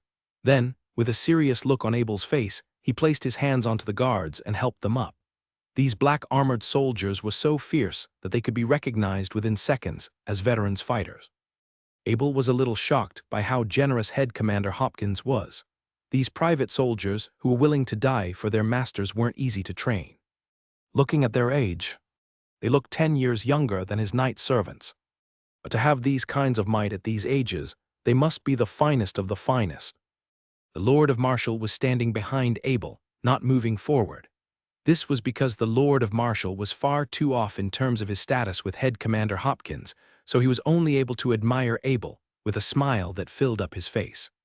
When Abel's team of carriage left Mawa City, all of the mercenaries let out a sigh of relief. Due to Abel's presence, the entire city had been at war. Mercenaries speaking to one another had to be aware of others hearing them. Especially for the mercenaries who were tracking for Abel's locations, they had disappeared overnight in Mawa City. The rest of their journey was quite smooth, with a carriage team of more than 30 beginner soldiers, as well as the coat of arms on the front of the Lord of Marshall's Super Bull carriage that effectively prevented the attack of some greedy bastards. After 12 days, the team of carriages finally reached its destination, Bakong City, the capital of the Duchy of Carmel. Abel had never imagined a city would be so gigantic, with a wall that was more than 50 meters high, walls that made all attackers despair. Every 100 meters had a cylindrical fortification that was connected to the wall. When the carriage approached the city, he realized that all of the walls are built with large boulders and were assembled. Moreover, there were barely any visible cracks with the stones and rocks. Only the walls were able to impress Abel immensely. The city gate outside Bakong City was bustling with noises. There were many vendors in the stands, as well as people lining up to enter the city. For the nobles, there was a passage that allowed them to enter directly. As they entered, there was a small group of guards who carefully inspected at the Lord of Marshall's coat of arms and documents. Of course, these actions were done by the two stewards, as the guards wouldn't allow a noble to handle these small matters. After some formality, the convoy entered the famous city of which Abel had heard for so long. Led by the Lord of Marshall's bull carriage, Abel sat in the carriage with the window opened as he looked around the city curiously. As the team of carriage entered the city, the look of the huge streets immediately attracted the attention of Abel.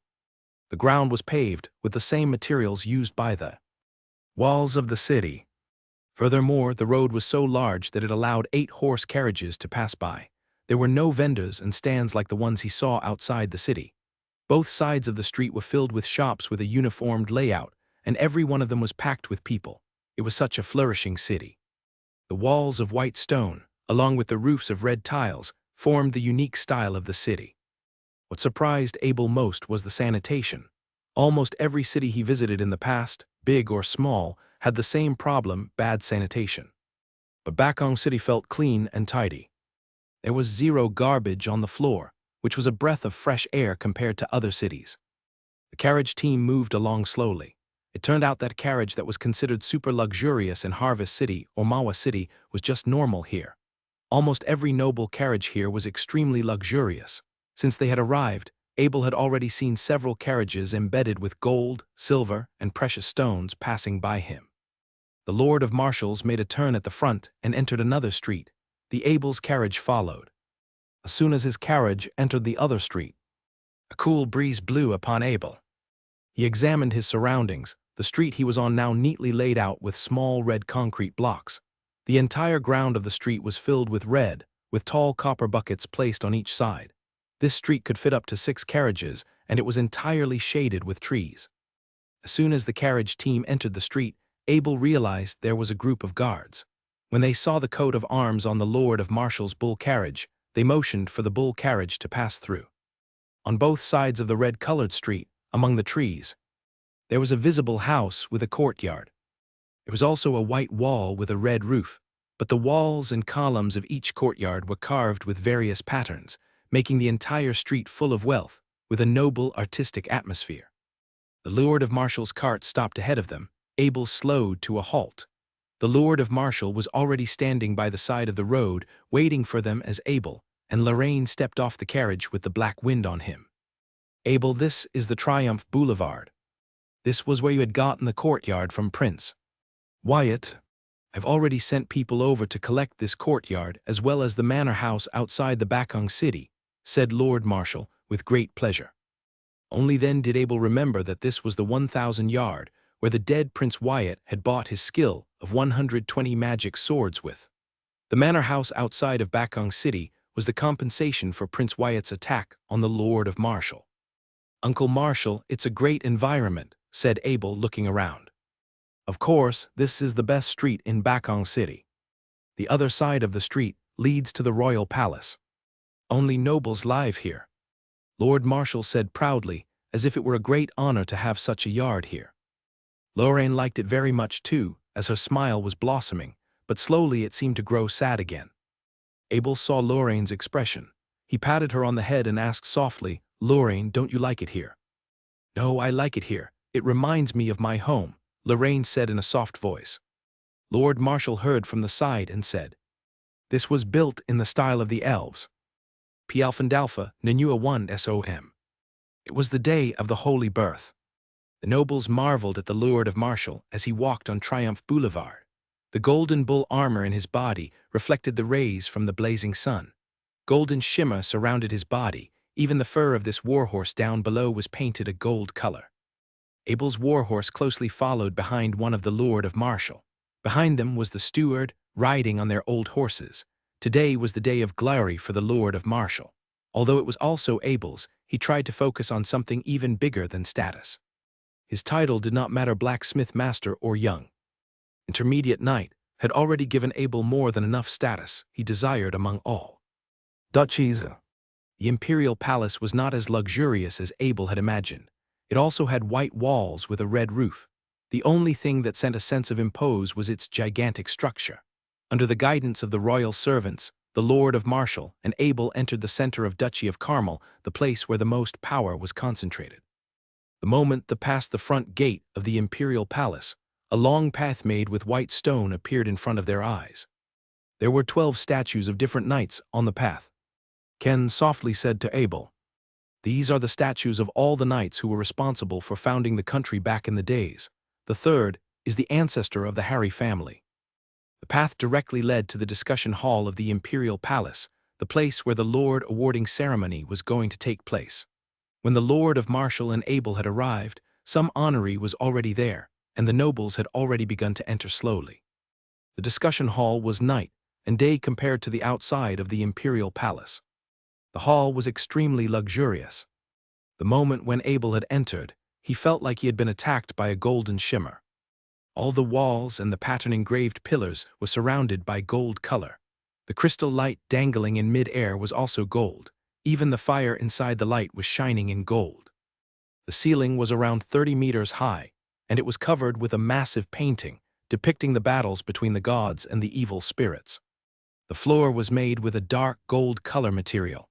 It was polished until it looked like a mirror. One could clearly see their own reflection if you looked directly towards it. All of these just further intensified the gold shimmer of the whole. The Lord of Martial's golden bull armor blended in perfectly with the surrounding environment, and he might as well be a statue. "Martial, why don't you come to visit the family?" said a handsome old man who had a similar manner with the Lord of Martial walked towards them. From his blunt way of speaking, it showed that he was not only someone that knows the Lord of Martial, but someone who was very close to him. "Father," said the Lord of Martial, his expression sent shocked Abel. Every time when the Lord of Martial mentioned his family in Bakong City, he would often call them old bastards. But now he had suddenly acted like a mouse seeing a cat, all tense up and speaking in softest voice imaginable. All the immensely proud of oneself energy he had when he was coming here was all gone. "Stand up straight, look at yourself, you are now one of the leaders of the family," said the old man as he bluntly patted the back of the Lord of Martial harshly. Originally the posture of the Lord of Martial looked a bit like a bow. Suddenly he had bounced up straight.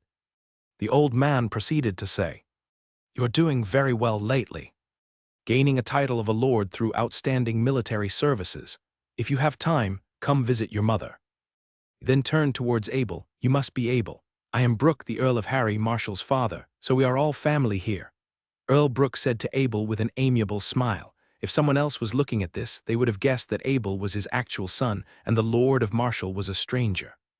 "Grandpa Brooke, I hope you're well," said Abel immediately as he gave a bow. "We are a family, no need to be so polite."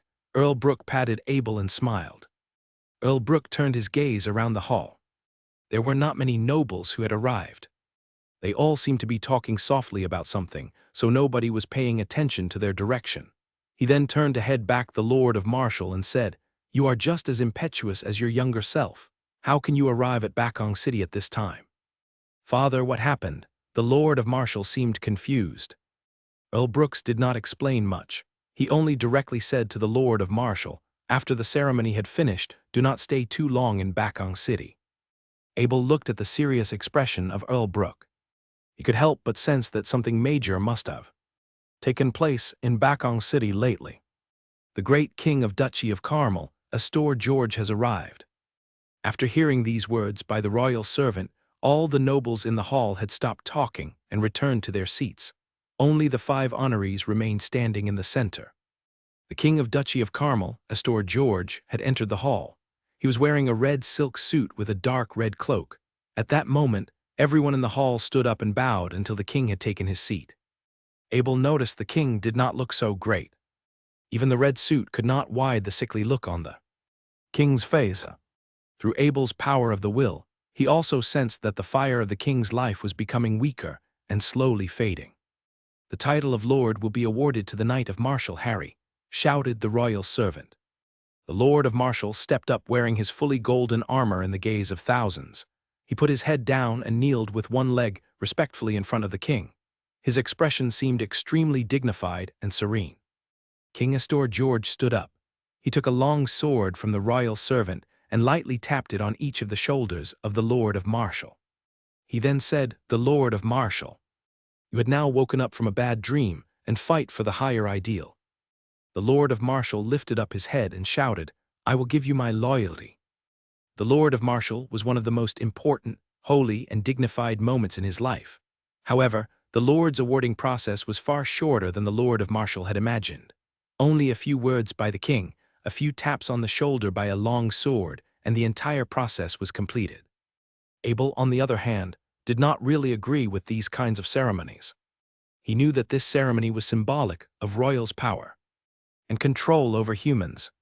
The tap with the sword signified the king had defeated the honoree, and he had the power to kill anyone who was not loyal to him. After 3 honorees more had been officially awarded the title of a lord, it was Abel's turn. He kneeled in front of the king with his fully blue armor. When King Astor George tapped Abel with the long sword, Abel could feel the shakes in his hand. This ceremony had taken up too much effort for this weak-bodied old man. Before the official award, the asking said to Abel, "Master Abel, you are the youngest eagle of Duchy of Carmel, an outstanding genius. Please remember you will always be a man of the Duchy of Carmel." Then the king proceeded to say, "Master Abel, you had now woken up from a bad dream and fight for the higher ideal." Abel shouted, "I will give you my loyalty." The voice of a teenager who was just hitting puberty filled the hall. Such a young coat of arms lord, the entire hall was filled with admiration. King Astor George took out metal and put it on the chest of Abel. The metal was etched with a golden Chinese dragon with a black background. This coat of arms was designed by Abel and made by the imperial palace. No matter which word he was in, Abel would always he was the descendants of the dragon.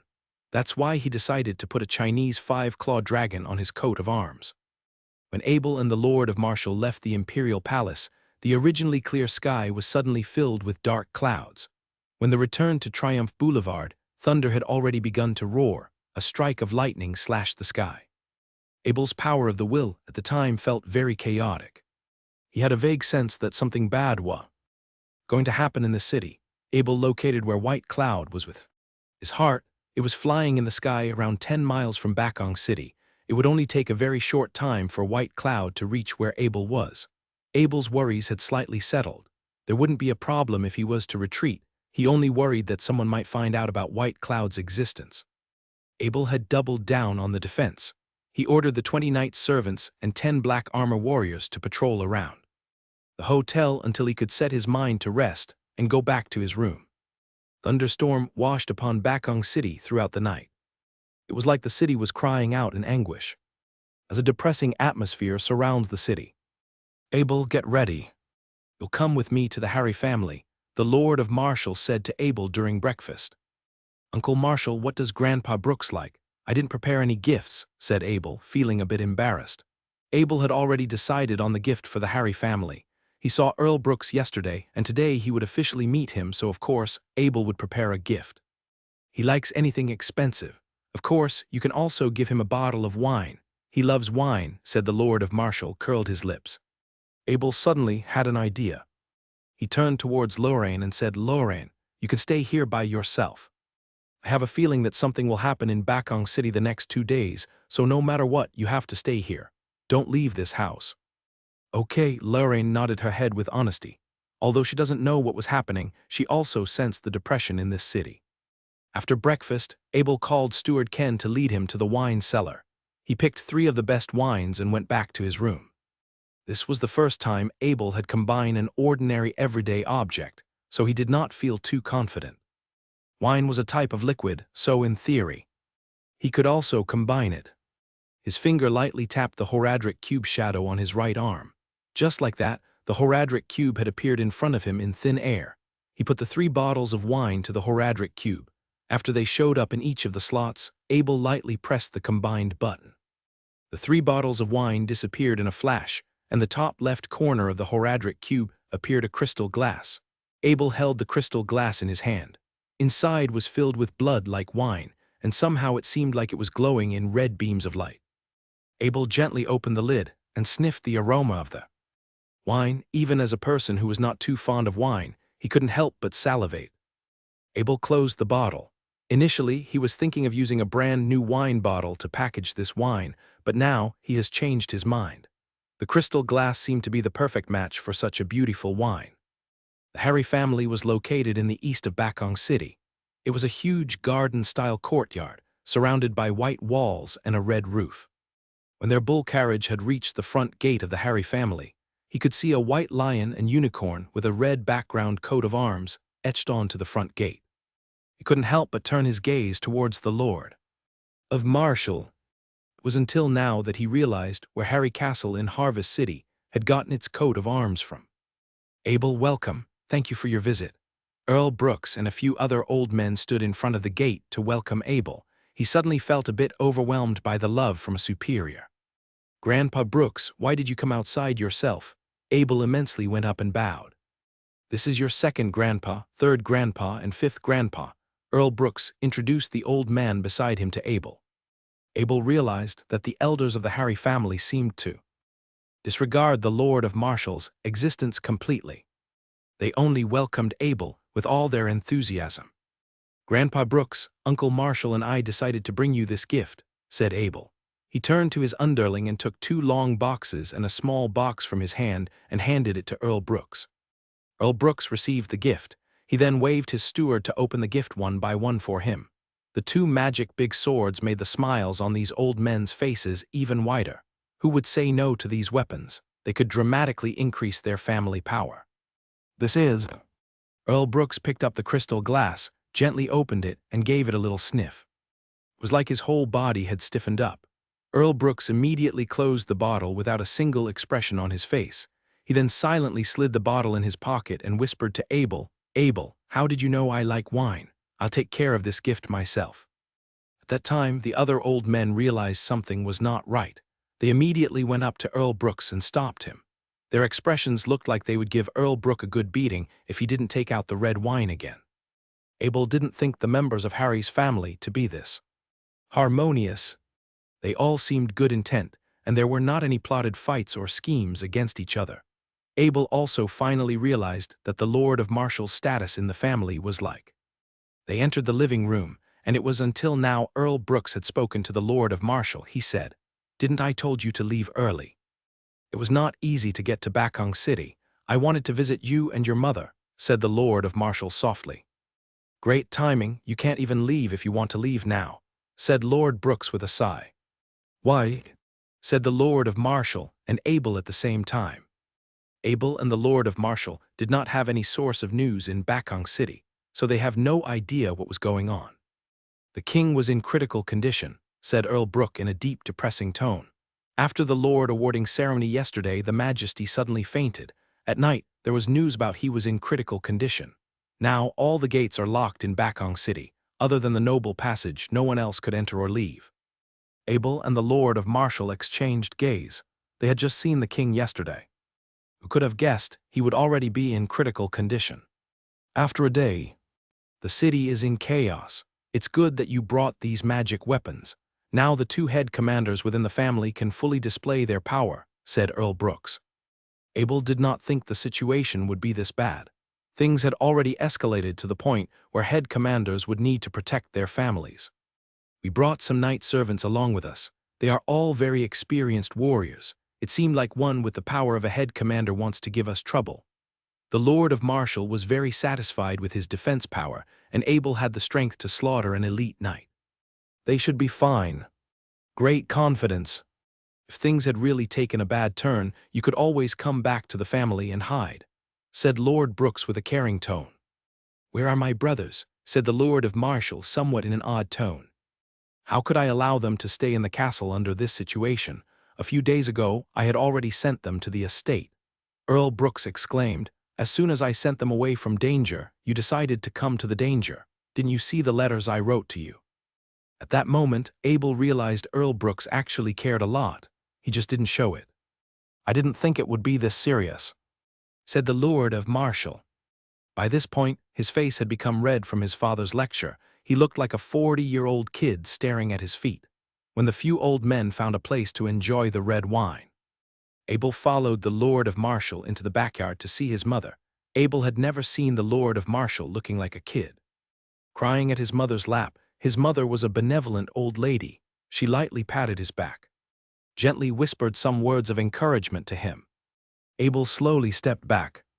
He didn't want to interrupt the Lord of Marshall's intimate time with his mother, who he hadn't seen in a long time. At that moment, Abel also began to miss his family. The ambition to become a wizard and open the Tome of Town Portal in the Scroll of Town Portal had been risen again. There were wizards in Bakong City. Although he didn't know where they were, Abel had already gotten the answer he wanted from the words of the Lord of Marshall. He couldn't wait anymore, especially after seeing that the Lord of Marshall could finally see his mother. Abel's homesickness had been ignited. He returned to the center of the courtyard. From time to time, he would see knights and warriors being moved. It seemed like a storm was going to strike upon the city. "Kill!" A thunderous shout came through from Triumph Boulevard. Abel was shocked. Without informing the Lord of Marshall, he rushed towards the direction of Triumph Boulevard. Not long after he left the courtyard, He could already see the 20 knight servants holding their shields, protecting Lorraine and the 2 stewards. Some knight servants had already been lightly injured.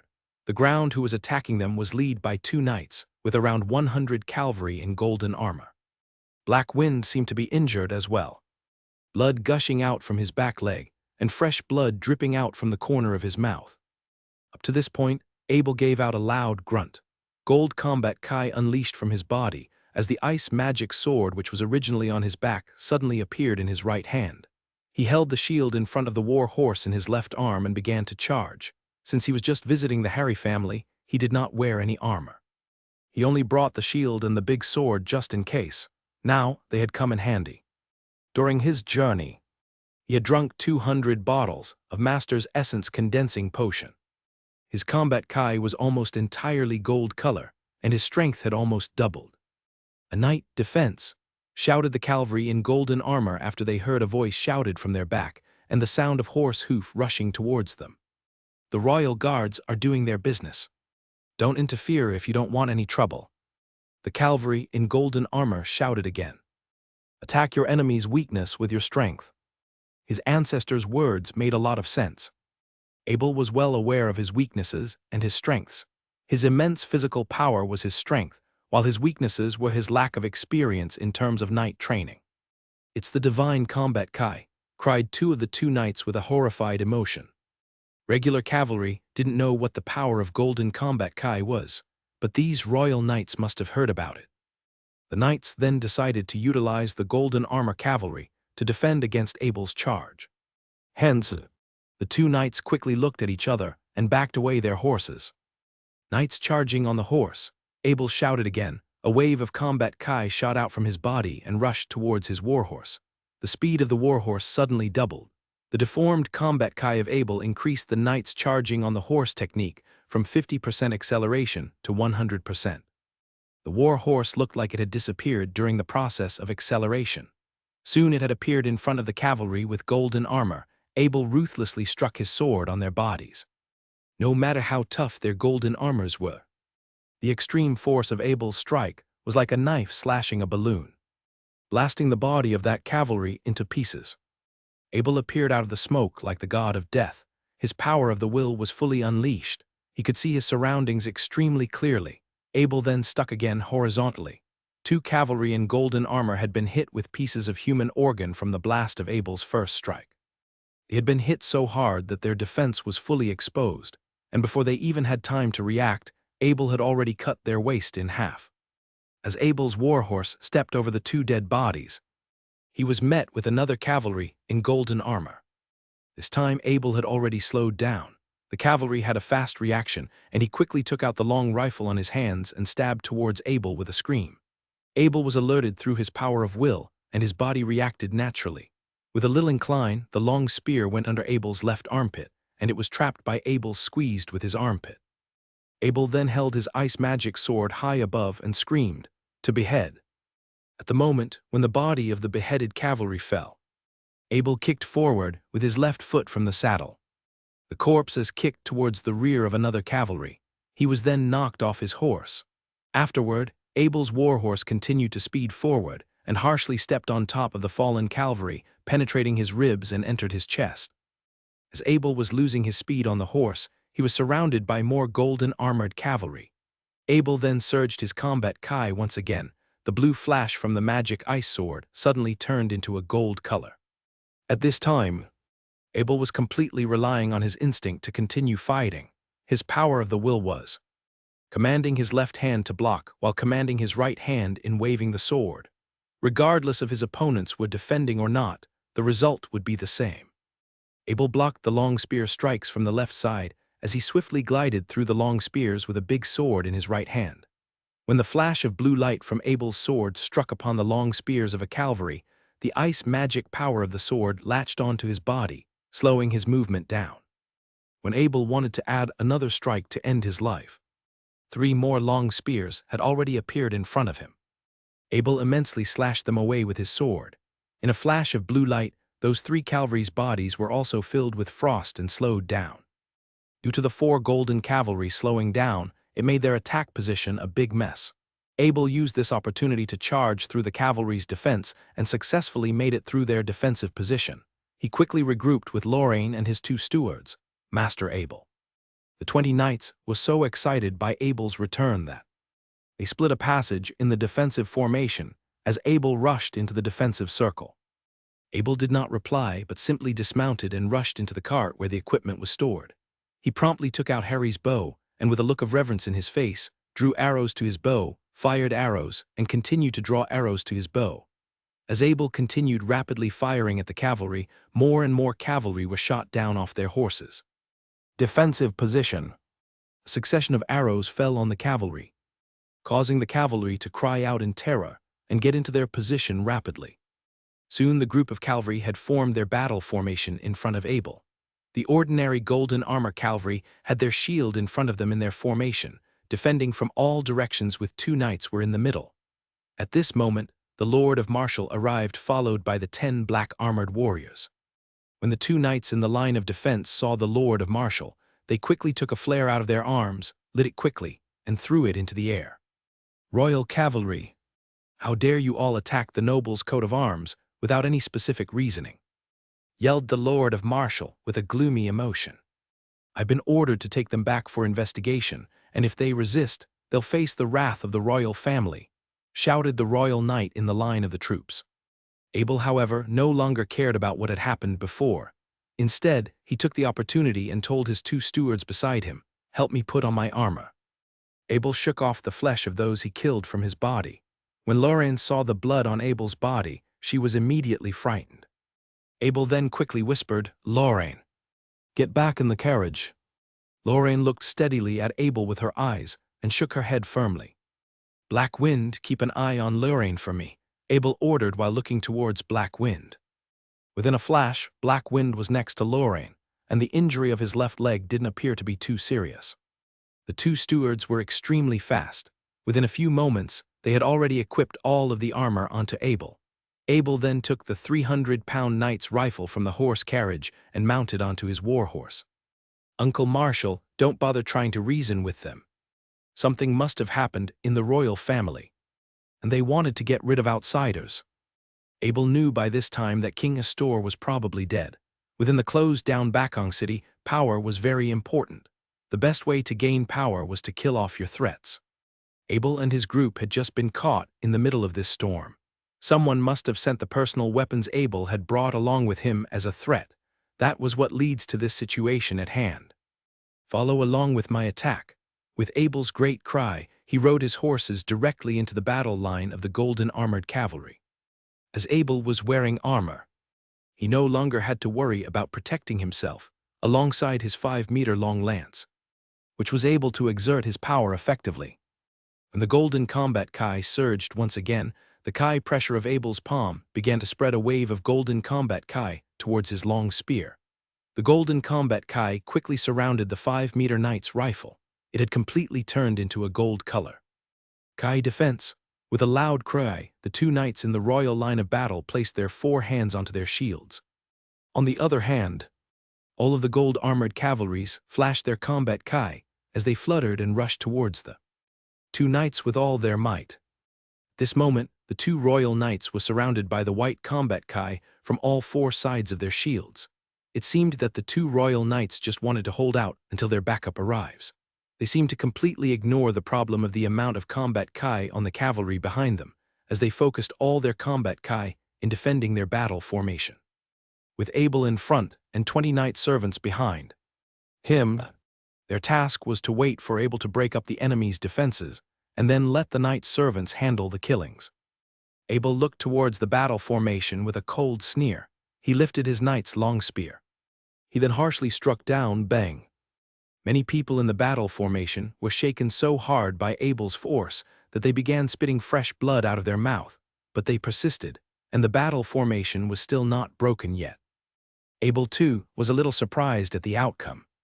His strength was now about 3,000 pounds, and with the golden combat kai quadrupling its power. Abel didn't even use all of his power in his last attack, but the power that it had dealt to his enemies was already extremely powerful. Used his full force to make a second strike. When the 5-meter-long spear struck down from mid-air, it seemed to warp the body of the long spear, unleashing an explosion of air rushing towards the cavalry's shields. Two of the cavalry behind the shield had exploded like a balloon, blasting into mid-air with fresh blood gushing out of their mouth. 4 of their shields had also been blasted off. With the magic power of the rune in Abel's long spear, the shields had been blasted away for 10 meters before hitting the ground. Charge! With the cry of Abel, the 20 knights rushed forward behind him. The Lord of Martial, who was accompanied by his 10 black-armored warriors, also rushed from the other side into the already scattered battle formation of the cavalry. With Abel's massive strike, it had already more or less caused this golden-armored cavalry to suffer from internal injuries. With their military strength already massively lowered, the following scene was not even considered as a battle. It was more like a slaughter. No matter if it was only the 20 knights or the 10 black-armored warriors, they were all veterans in these battles. With their eyes filled with no remorse, they held out their weapons on their hands and ended their opponent's life with the most efficient method to save their energy. Stop! A shadow of a man appeared with a roar. It was followed by an immense wave of imposed pressure. By that point, the Lord of Martial and the 30 beginner warriors were no longer able to do any attacks. They could only stay on their spot, directly counteract this immense wave of imposed pressure. It's a head commander. Abel's eyes began to flash. These kinds of imposed pressure could do nothing to him physically or spiritually. Although he could not unleash any imposed pressure, his power of the will was miles ahead of that commander in front of him. Therefore, imposed pressure could only excite his power of the will even more. The commander got all his enemies under his control. As he looked at the situation at hand with satisfaction, he suddenly felt a strong breeze of wind coming from above his head. Before his soul even had time to react, a knight's long spear had already appeared upon the top of his head. "Ah!" the commander shouted. The body of the commander was surrounded by a layer of white combat kai, forming a combat kai armor. Dong! The knight's long spear struck upon the combat kai armor. Although combat kai armor had been blown off from the head commander, the massive force of the long spear had also been counteracted. That's where the magic power of the 4 Neph rune came in handy. It had the effects of rumbling off enemies. Just like that, the commander had been knocked back around 10 meters, exposing his defense. Abel did not stop. He knew there was a chance the commander could strike back. That's why, as the commander was stepping back, Abel struck again with his long spear. Again, the commander did not have the time to react, and he only blocked the impact directly with his combat kai armor. Just like last time, the armor had been blown off, and the commander had been knocked back another 10 meters by the magic power of the long spear. During the process of this attack, every noble within Triumph Boulevard became alarmed. The nobles who were aware of how things had started began to recount how the royal soldiers had trampled over the rights and privileges of nobles. 2 official lords and their family were unexpectedly being attacked by a group of royal cavalry.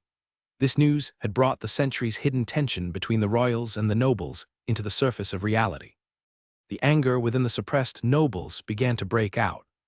At first, a few noble knights had joined the battle formation behind Abel, but soon more and more knights began to join. Some nobles had even sent their own family's knights to join the battle formation. The commander had already been struck 3 times by Abel.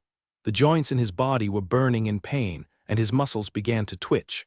If the commander had been struck a few more times like this, his life might come to an end. Stop! Suddenly, the atmosphere in front of the Abel seemed to be slashed. An ordinary old man appeared in front of him, stopping Abel's attack with his hand. The massive force of his long spear was like a child's toy within the control of the old man. Head Commander Hoover. Someone had shouted in shock. Almost everyone had stopped their attack. Abel had heard of this legendary head Commander Hoover. He was the most powerful knight in Duchy of Carmel, a protector of the duchy. "My child, you have immense power. You should be the pride of the duchy, not our enemy," said Head Commander Hoover calmly. His eyes seemed to be able to see right through everything. Head Commander Hoover turned to the nobles in the scene and said, "I will find out who was responsible for sending out these royal guards. No matter which prince it is, he will pay for what he had done.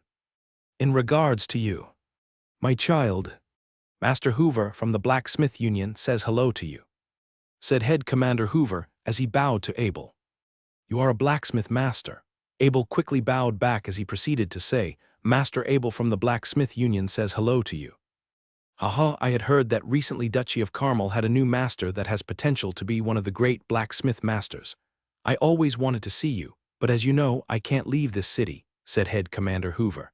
He still sounded calm as ever. When he was talking or Abel, they sounded like good friends. From now on, you would be protected by the Blacksmith Union and me in this city. No one would have the guts to disturb you anymore, Head Commander Hoover promised with a smile.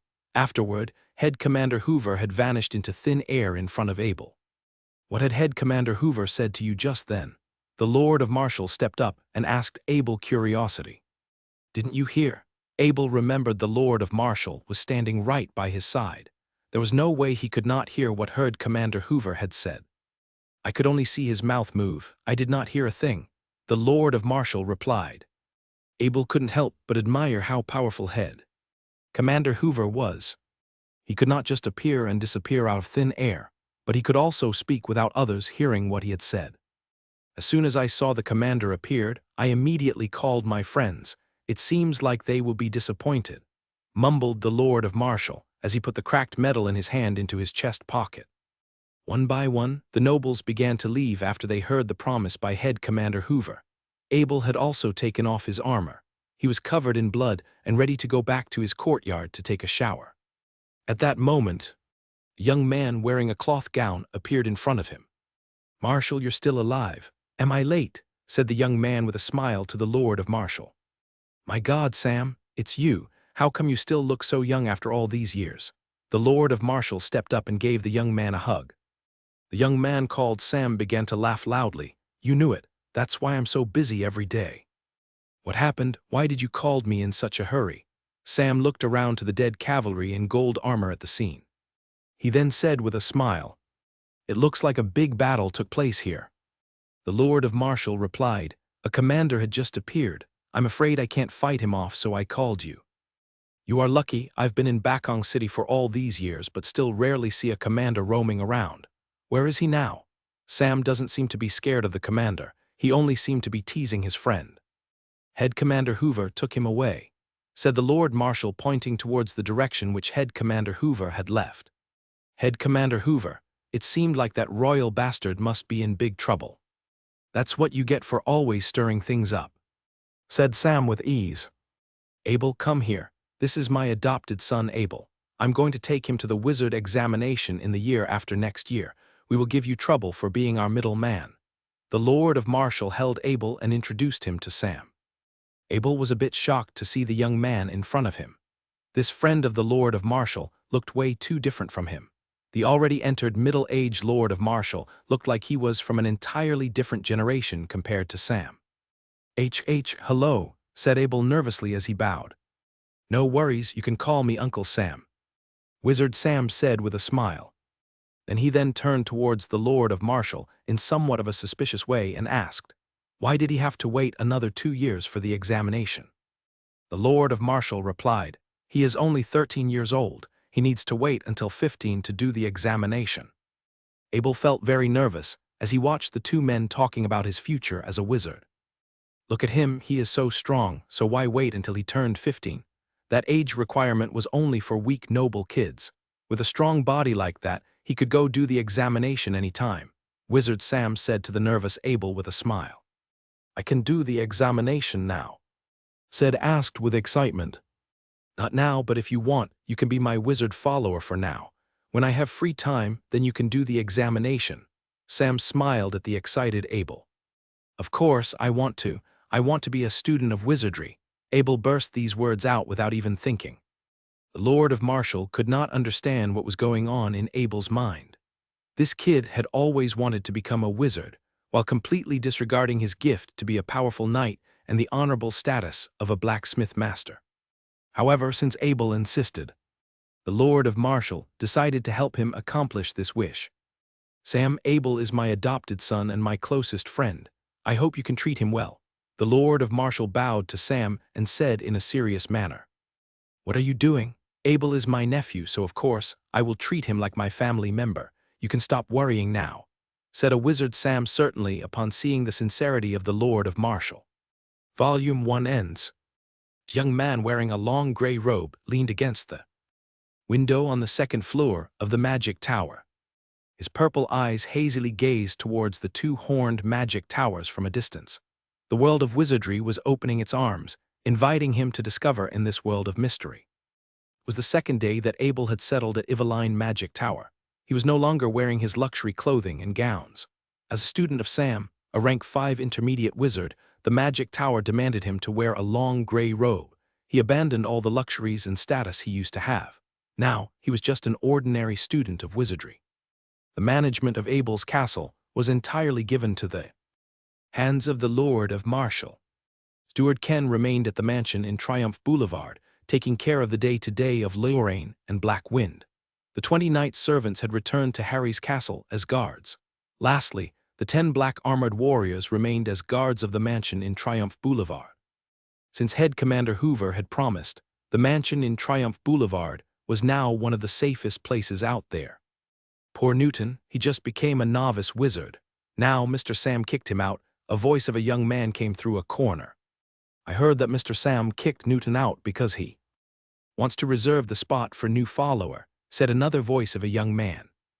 I haven't seen Newton in the empty fields outside the past few days. Wonder where is he now? Of course, he won't be outside the Iveline Magic Tower. Do you remember how he had treated the other wizard students outside when he was in the Magic Tower? Now he's been kicked out. He'll have a taste of what he deserved. How can so little amount of magic power being leaked by the Magic Tower be enough for those wizard students who gather outside every day to practice? It's better than nothing. You've got a point.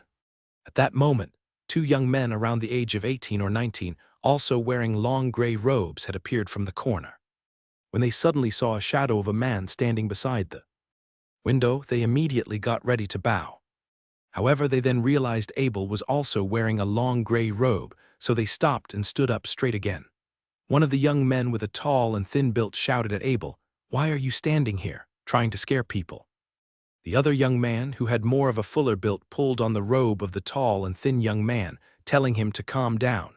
He then stepped up to Abel and asked, "Are you the new student of Mr. Sam?" "Yes, my name is Abel," said Abel to the young men as he bowed. "You don't need to bow to me. I am a follower of Mr. Red."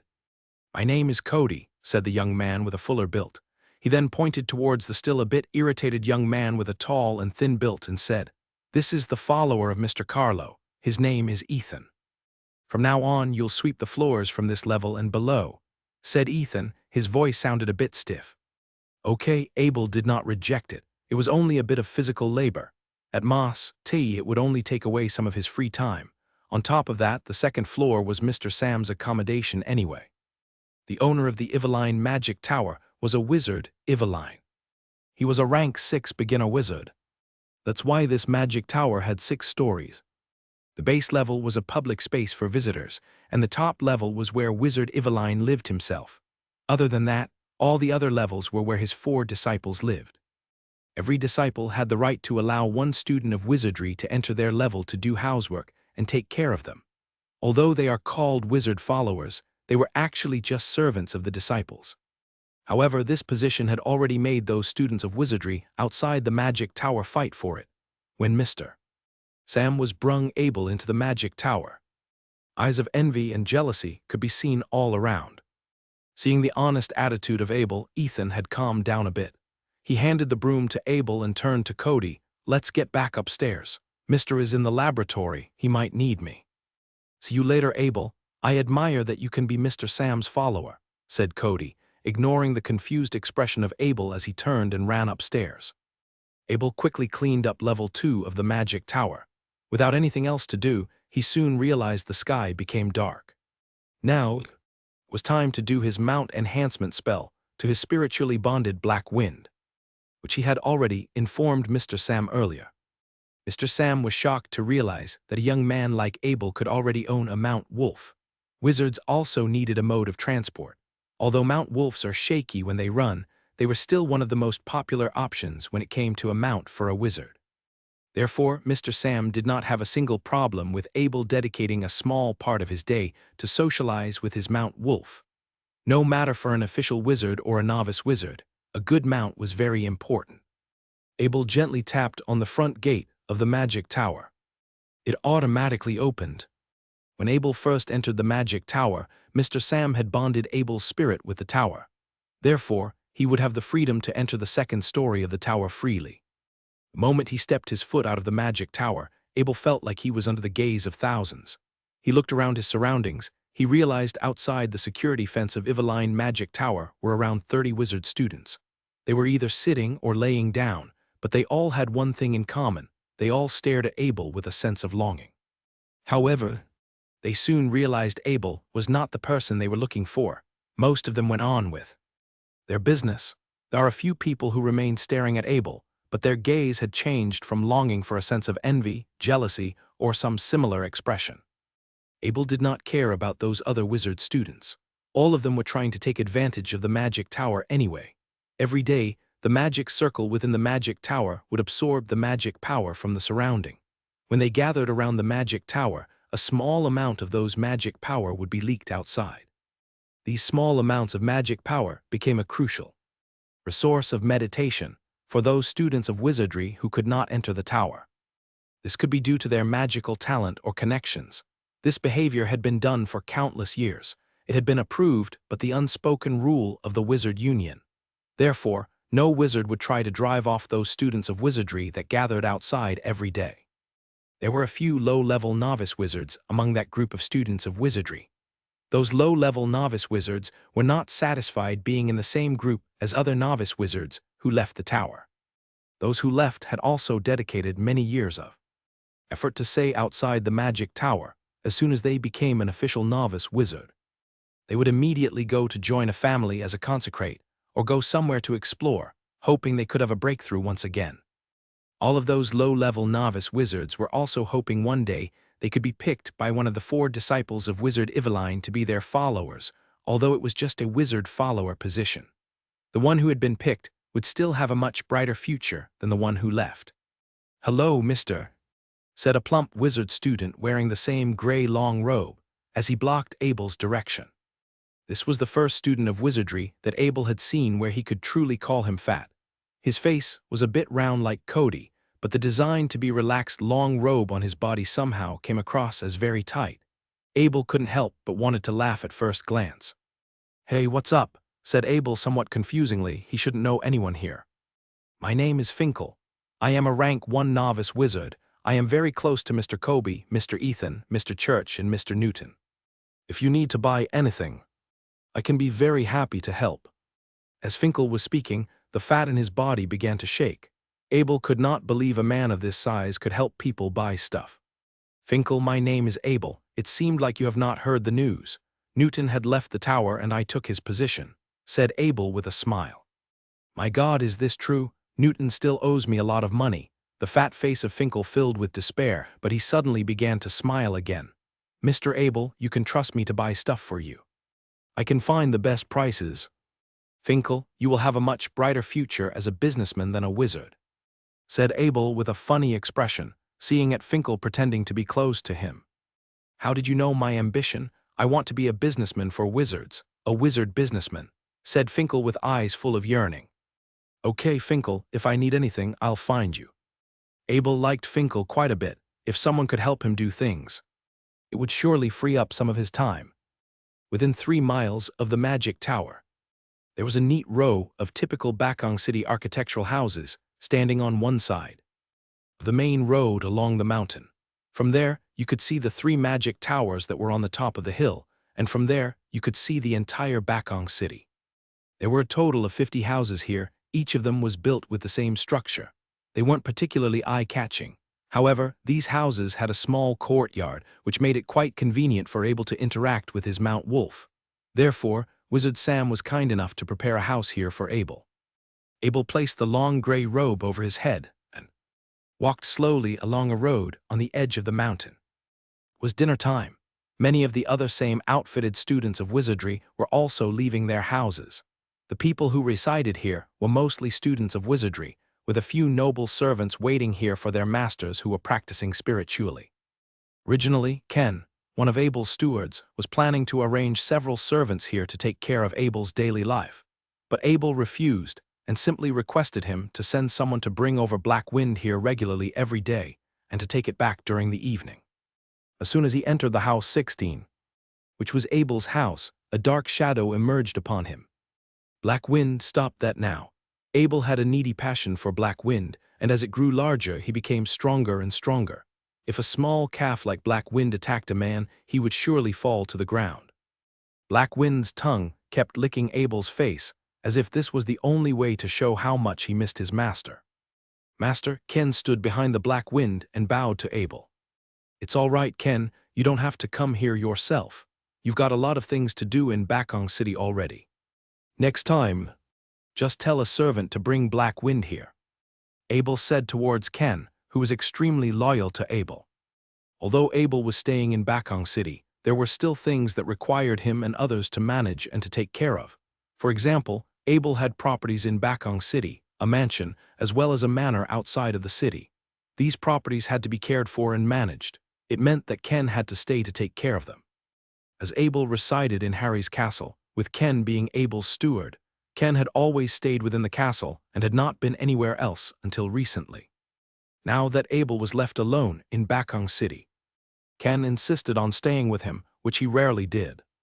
This meant that Ken was now in charge of all affairs in Bakong City, so that Abel would be able to spare all of his time to enter the magic tower and to become a sorcerer's apprentice.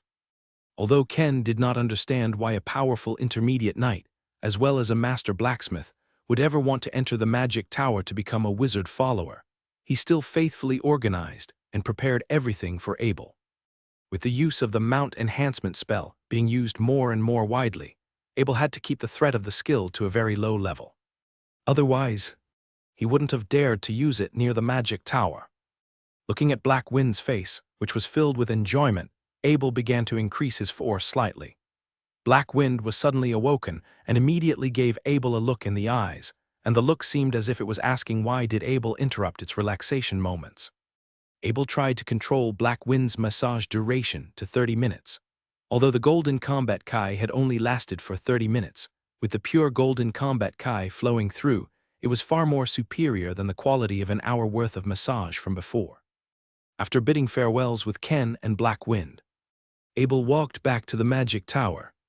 As he journeyed back, his heart was thinking about when he could finally learn the methods of the wizard's meditation. Only when Abel stepped inside the magic tower did he realize that Eveline, Sam's teacher, had already left. With the wizard's travel time being extremely difficult to determine, it made Abel quite anxious, as he was only one step away from attaining his dream method of the wizard's meditation. Now, he was stuck in the final step. When approaching the magic tower, Abel felt a trace of malice from the apprentice wizard outside of the tower. He couldn't help but immediately felt a sense of distraction within his heart. Why would anyone gain a sense of hatred towards him when he had only just entered the magic tower? When Abel was about to turn to look, the sense of malice was suddenly gone. Abel then tried to examine at the 30 or so students of wizardry that were in front of his eyes, but he couldn't find anything, and there was nothing more he could do about it. Maybe it was just someone who was jealous of his luck.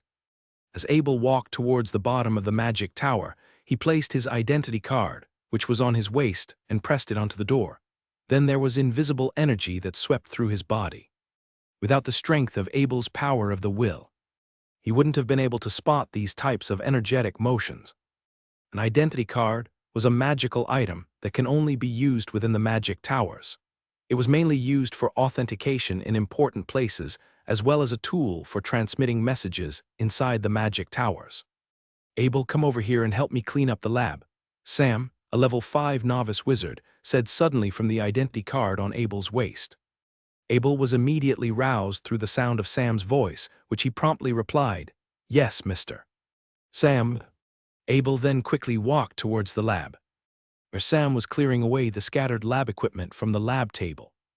Judging from the mess that was on the floor, Abel realized it was another unsuccessful experiment. So he took out a broom from the corner and began to sweep away the debris and pieces of fragments that were on the floor. When he was finished, he mopped the floor with water. "Abel, please don't blame me for making a lord like you to do these chores," said Sam, while smiling towards Abel. "Of course not. Thank you for giving me this opportunity, Mr. Sam." Obviously, Abel knew everything that Sam had done for him. Here, Abel wasn't allowed to refer Sam as uncle, as Sam had explained to him before already. Since Abel possessed the lowest status within the magic tower, everyone had to be addressed as Mr. Except for other fellow students of Wizardry Wizard. In order to make Abel in becoming his follower, Sam had to drive out his former follower, which was not known until he came to hear about it from other wizard followers. Sam had never told him about this matter. The teacher won't be back anytime soon. He sent a message today, and he said he won't be back for another 2 months, Sam said. It's all right, Mr. Sam, it's only 2 months. I can always wait. Although Abel was disappointed, he didn't express it.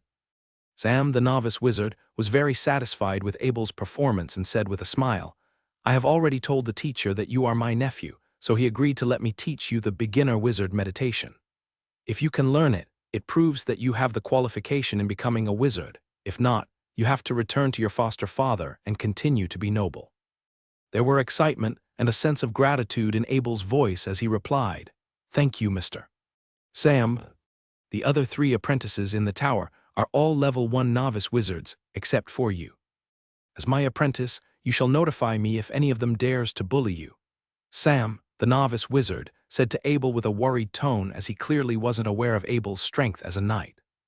Each of the 4 disciples of Evelyn, the level 6 wizard, was allowed to bring in 1 wizard follower into the tower, more like a servant than a follower, whose main job in the tower was to look after their own superiors. They didn't bully me, Mr. Sam. Abel felt a little strange as he wondered why Sam would say something like this. Sam, the novice wizard, sneered. He seemed not to want to bring up this particular subject again. He then took a thin sheepskin book out of his arms and handed it to Abel. This book is not a precious secret, but it is the root of our wizardry, so don't let others see it. Yes, Mr. Sam. Abel took the sheepskin and held it tightly in his hand, as if afraid that the book might fly away. Read through the book yourself first. If there's anything you don't understand, feel free to ask me. Sam looked at the instruments that were on the laboratory table and whispered ruefully, It failed again. Now I need to search for new materials for the experiment. Seeing Abel was still standing at where he was, Sam waved his hands and said, Go ahead, study hard, and when your magic powers are fully mapped out in your mind, you will see a complete beginner wizard meditation pattern in your mind. When you're truly ready, you can come over to me to learn your first spell. Yes, Mr. Sam. Abel gave Sam a bow and left the room. Abel's room was a small room that was located on the 2nd floor of the magic tower. The room had no windows. There was only a bed, a desk, and a chair. Moreover, there weren't even any extra spaces to allocate for any other necessities, with the majority of the magic tower's space being used to place more decorating magic circle. This meant there wasn't much space left over in each level of the tower. As long as there were basic necessities, it was already pretty decent for an apprentice like Abel. The good thing about a wizard's diet was it didn't require their followers to take care of it, as there were dedicated people who were able to deliver fresh honey bread, wine, as well as various meats to the magic towers. With various selections of foods, there was even a specific set of meals for a follower like Abel. Abel was not someone with a lot of interest in food, but he still felt that the food was quite delicate and has an exquisite taste. Abel hurried back to his room with large strides. He took a deep breath, calmed his nerves, and solemnly picked up the Beginner Wizard Meditation Guide. The surface of the book was covered with a layer of gray-black orc skin. At the center of the book, there was the word wizard printed in dark gold color with a small line on the bottom that read, Beginner Meditation. As Abel's eyes stared towards the book, he became very excited. Becoming a wizard had always been a goal of his ever since he came to this world. Any information regarding the wizards had made him indescribably exciting. From now on, he was about to unveil the secret of the wizards. He would rely on this book to become a member of the wizards, which made him extremely confident. At that moment, Abel couldn't help but press onto the Horadric cube on his left arm with his right hand once again.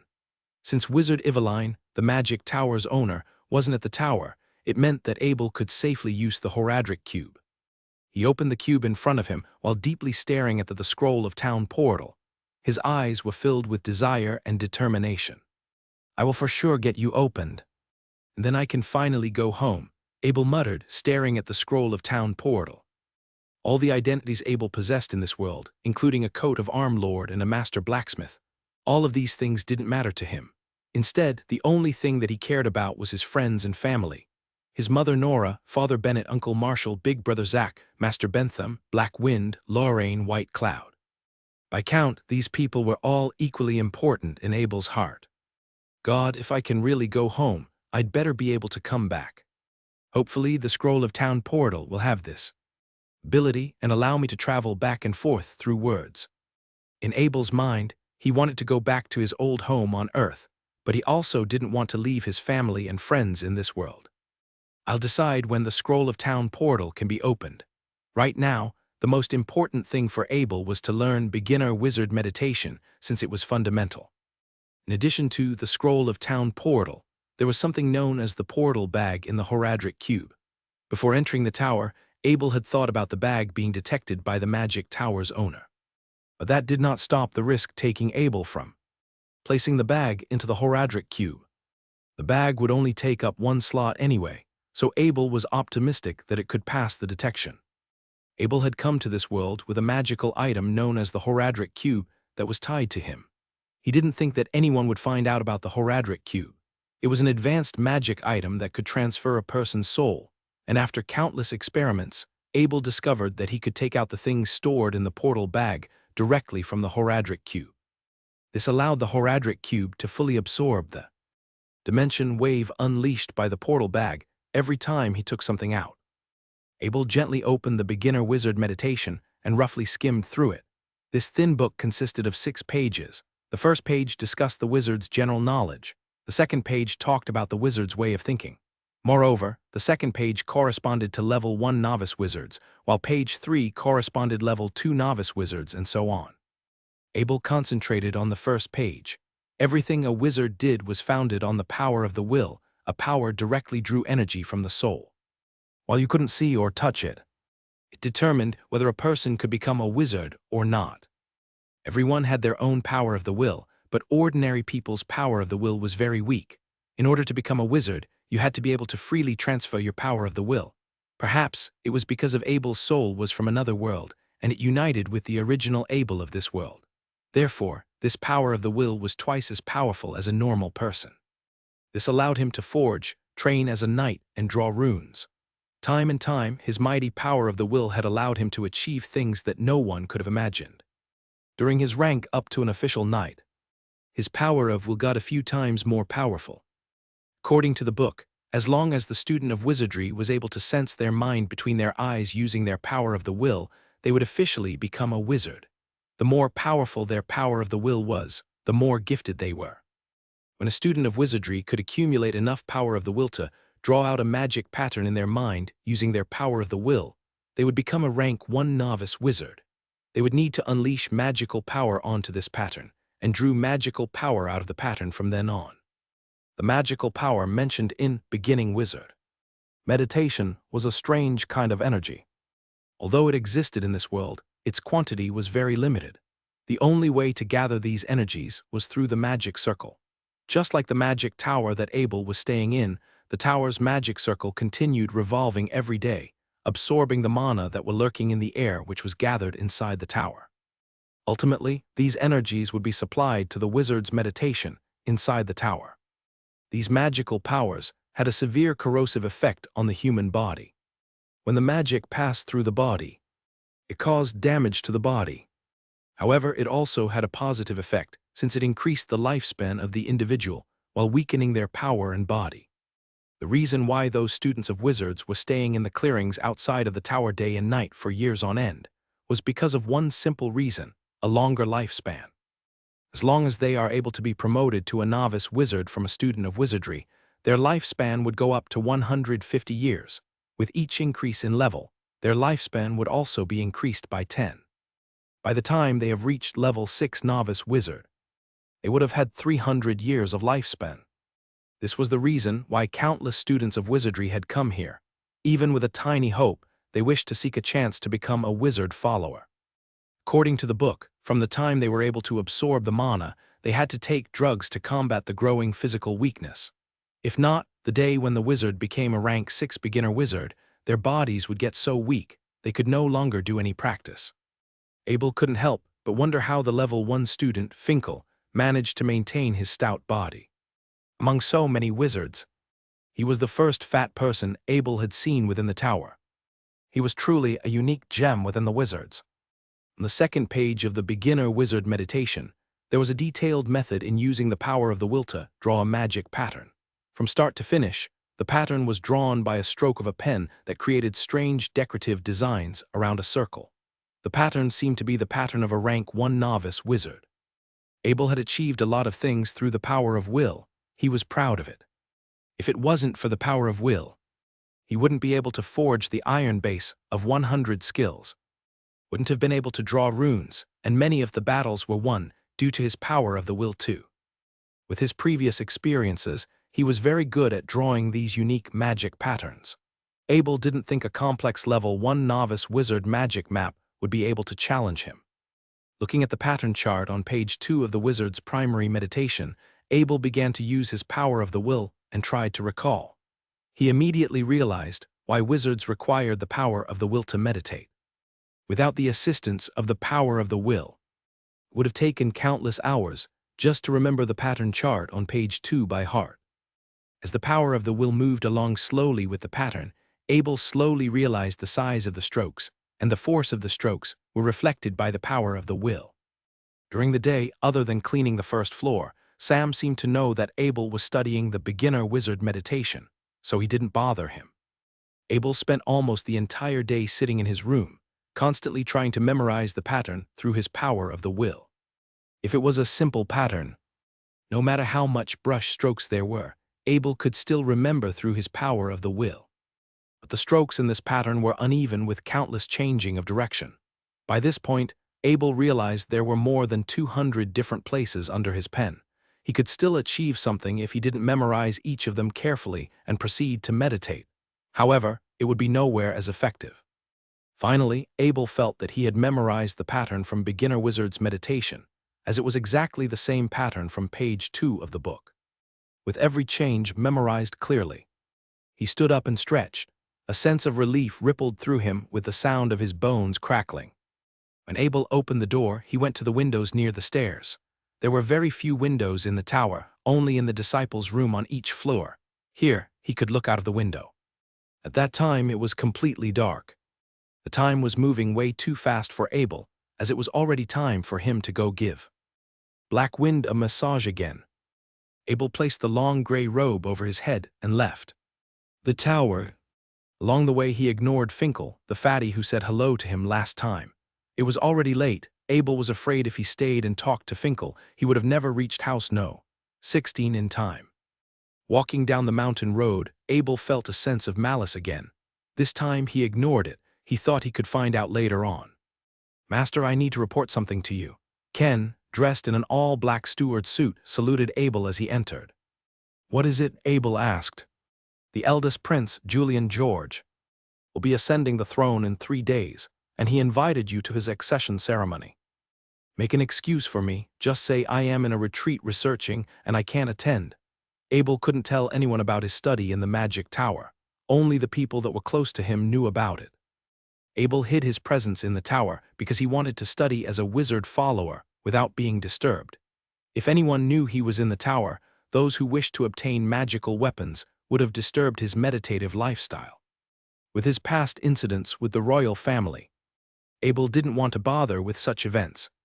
It was none of his business who became the king anyway. Instead of attending those events, he could just read more books in the meantime. "Master, your outstanding military service has been recognized by the army, and the eldest Prince Julian has approved you in becoming a lord. From now on, I will address you as the Lord of Abel." Ken's voice sounded overly emotional. It was considered to be a very high-status position to be a steward of a coat of arm lord and a coat of arm baron. Furthermore, with Abel being a lord at such a young age, his future ahead was bright. "What about Uncle Marshall?" Abel said with a flat face. He didn't seem to care about these titles. An increase in status could only make ordinary people respect him more, but to Abel, genuine improvement meant improving his abilities. The Lord of Marshall didn't have enough outstanding military service to reach his promotion, so he didn't get promoted, Ken explained. "How did that happen?" Aren't I supposed to share the outstanding military service with Uncle Marshall? Abel had left the rest of the battle to Lord Marshall and the 3 knights who had helped him complete the battle. This made Abel extremely confused about what was going on. The Lord of Marshall gave you the majority of the outstanding military service to you. He said it was the only way to ensure that one of the 2 was promoted. Uncle Marshall, Abel murmured emotionally. All his life, the Lord of Marshall had cared most about these fancy titles. Every time he was promoted to a higher title, he was always thrilled, but he gave his chance of attaining a higher title to him this time. Also, the eldest prince, Julian George, invited you to the noble arbitral tribunal to collect your compensation at your convenience, Ken added. Compensation, why? Abel asked curiously. Because Prince Middleton George ordered the attack on you. These payments were intended to get you to give up pursuing Prince Middleton George, who I've heard was pressured by a powerful figure, Ken said hesitantly.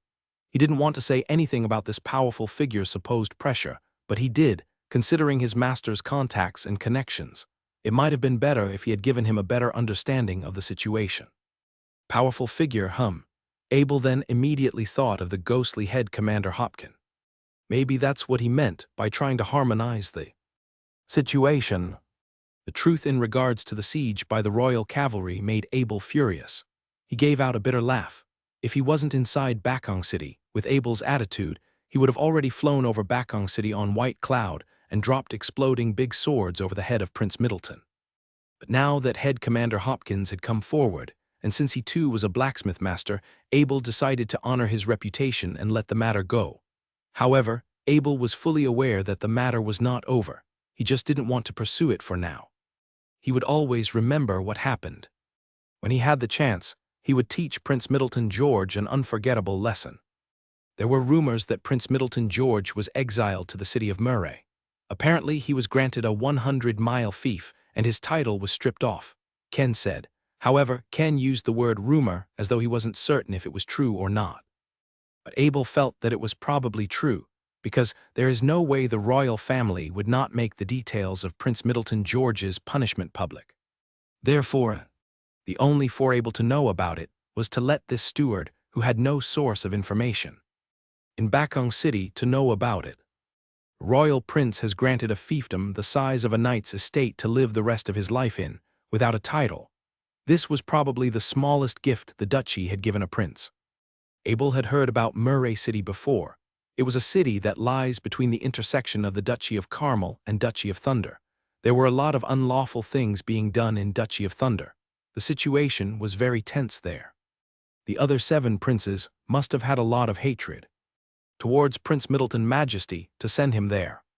But Prince Middleton George didn't deserve any pity.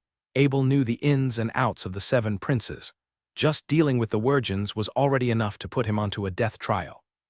Abel had no idea how much gold they demanded from Prince Middleton, but the presence of head Commander Hopkins meant that it would be large.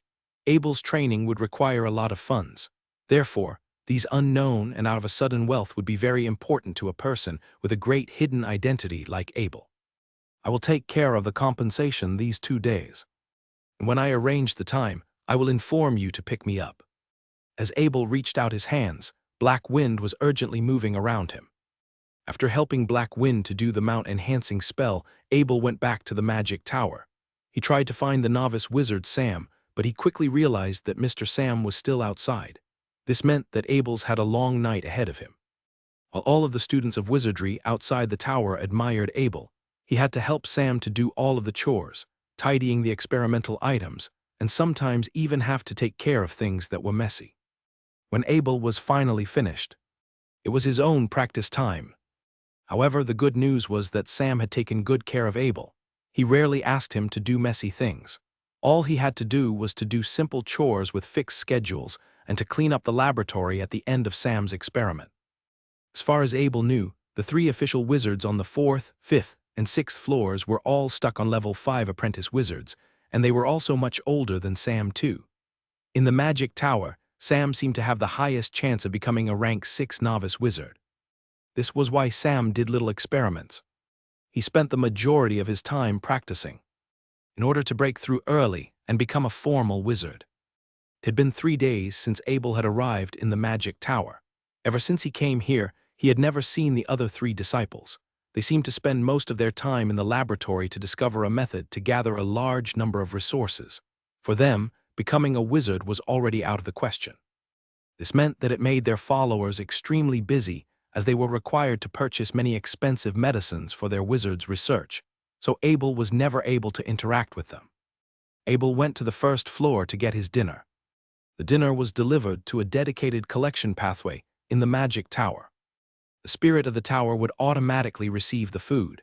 After it had examined its quality, it would deliver it to the dining hall. Every member of the magic tower could freely get their food here, but of course, most of the time, the wizard followers would bring the food to the official wizard disciples. The food today was pretty decent.